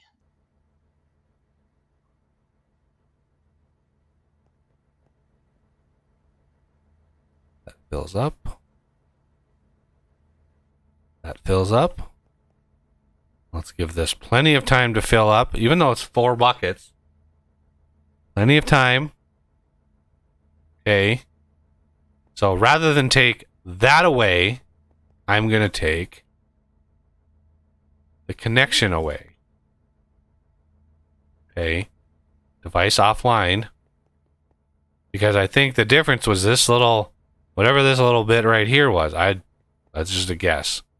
But let's take this now and see what happens. Nope, it's going to be off again.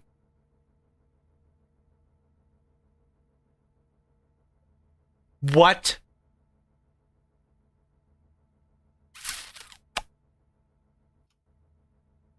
I don't know what to do. I have done this 25 ways from Sunday, and I don't know how to change this. I don't know where that extra bit is coming from. Literally backstuffed 100%, all even amounts. It should not be doing that.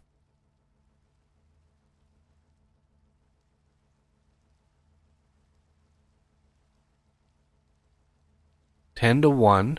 Yeah, it should not be doing that.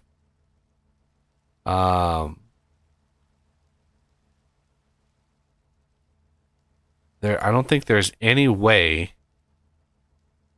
to get this stuff out of there.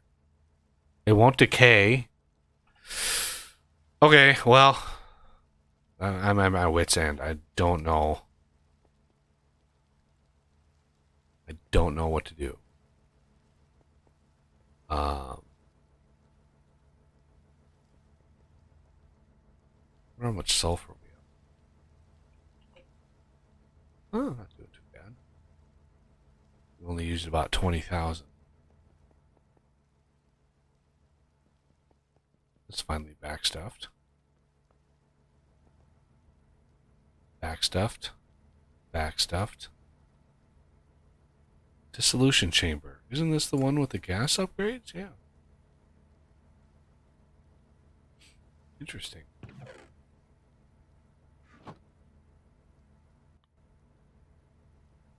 You could also put Biloxifluoride in here, but it'll produce like 9 at a time, and you can do that, but it has to wait till it drains first, and then it'll craft another one. So it doesn't. It's not constantly crafting. It crafts and then drains, and then crafts and then drains. So it's kind of tough. It'd be nice if there was like an internal tank upgrade, but it's wishful thinking. I'm just tempted just to straight up break this block.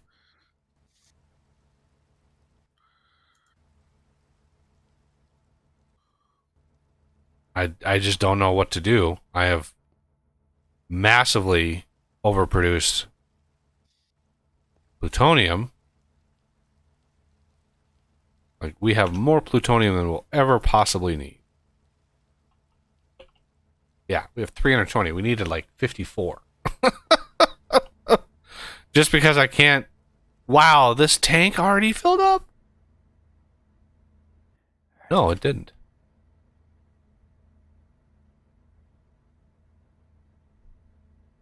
That pipe.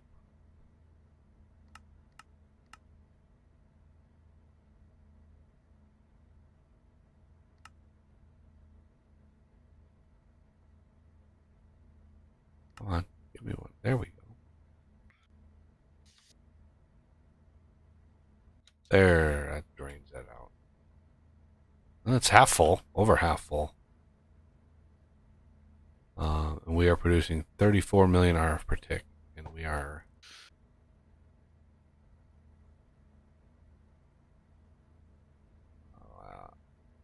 at about half. I mean, half would be 770, would be 350 plus 35. So 385 is exactly half. Yeah, look at the temp. 1.5, 1000 degrees. 44 million RF. At half. Huh. Interesting.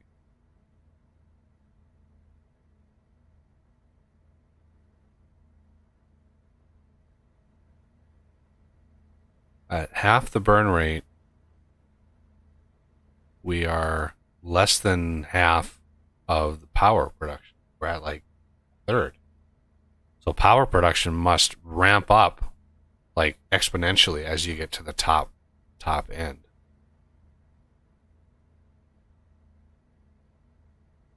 Yeah, we're burning fuel now. Woo-wee!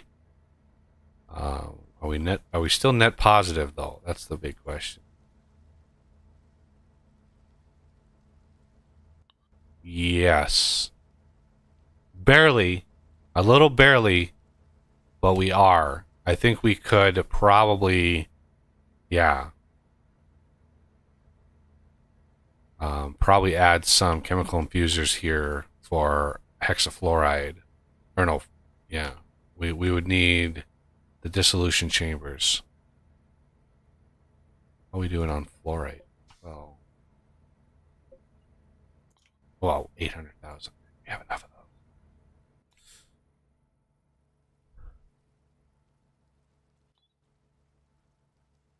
Yeah, I am at a loss. I don't know.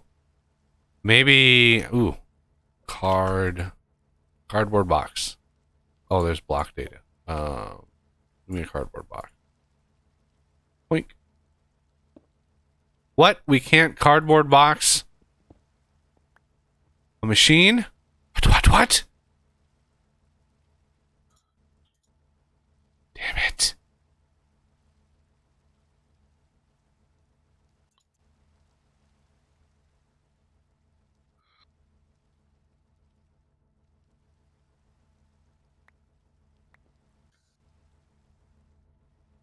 Let's disconnect all the things.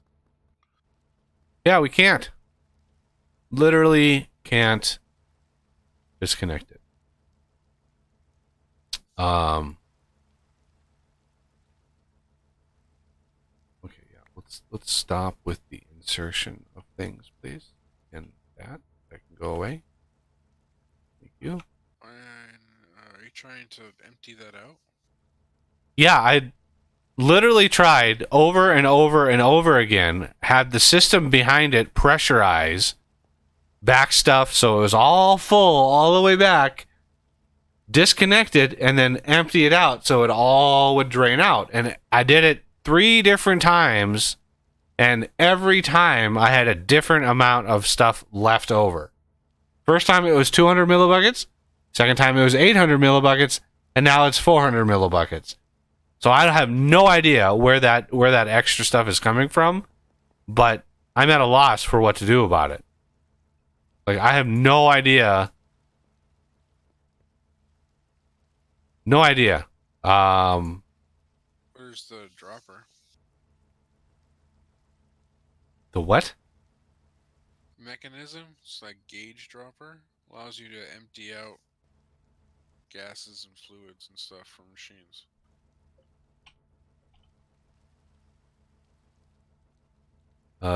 Gauge dropper. But remember, this stuff is radioactive. Yeah, see, I don't know if that has an effect or not. I don't know. I've never tried it with plutonium.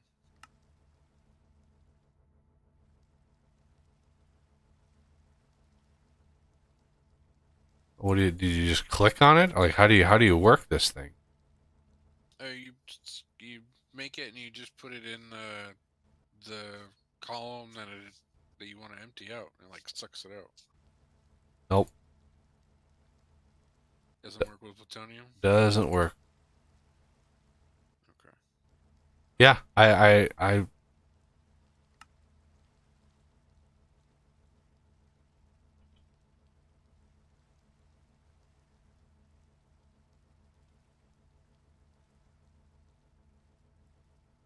can't do a tank.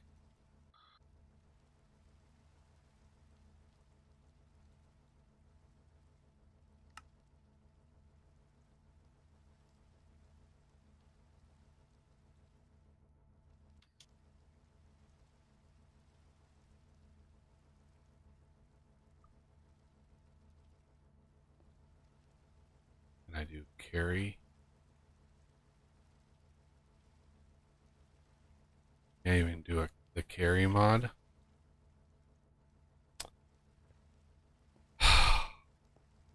I have no idea. I don't know what to do. Other than break it and just do the radiation like command.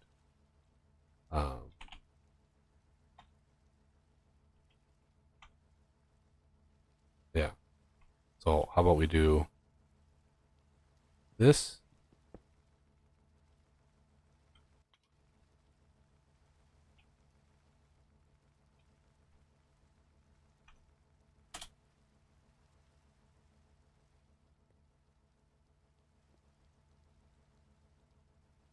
Okay, I should have removed it. Why is my screen still all foggy?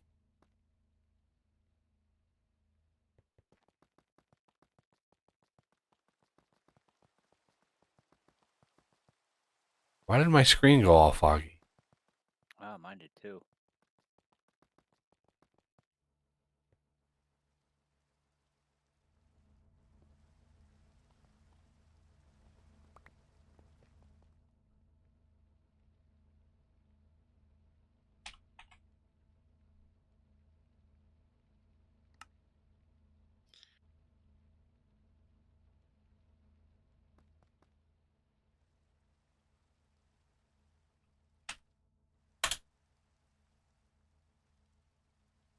Yeah, it says there's no radiation. I think 99.999 NSV per hour is default.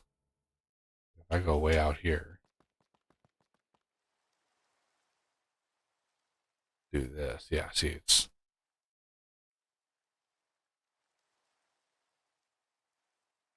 the number is green. You're fine. So I am not sure. The command worked. It removed it. We need to shut down this. Yeah, we need to shut this down. Oh, now it just cleared up.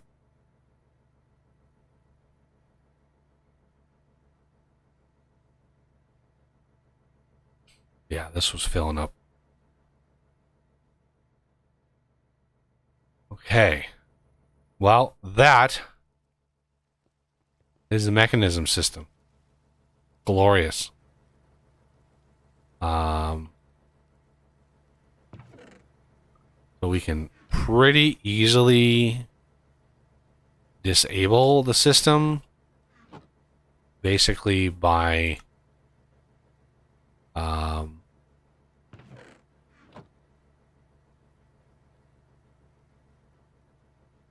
just saying on when powered for that, and this will stop delivering uranium.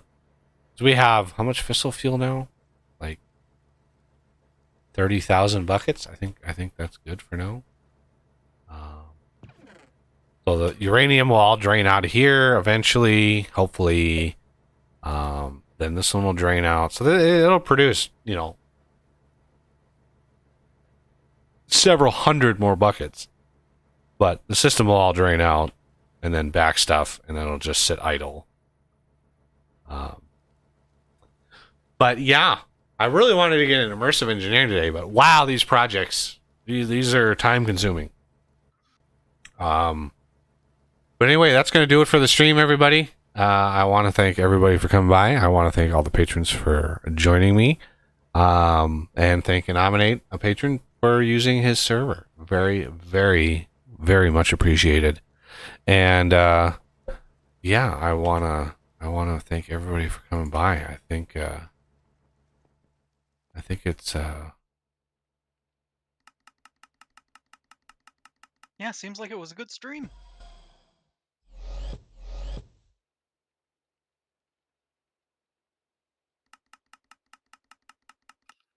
there we go.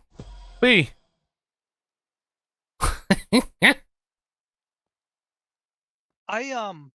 In game suggestions, I posted a game that looks pretty neat. Plan B Terraform. Ooh, I'll have to take a look at that. Yeah, it looks like a cross between Infraspace and then, of course, a terraforming Mm. game. All right. Well, I forgot to hit the button on the stream. So yeah, everybody, I'll see you all on Wednesday, where we will hopefully get into some more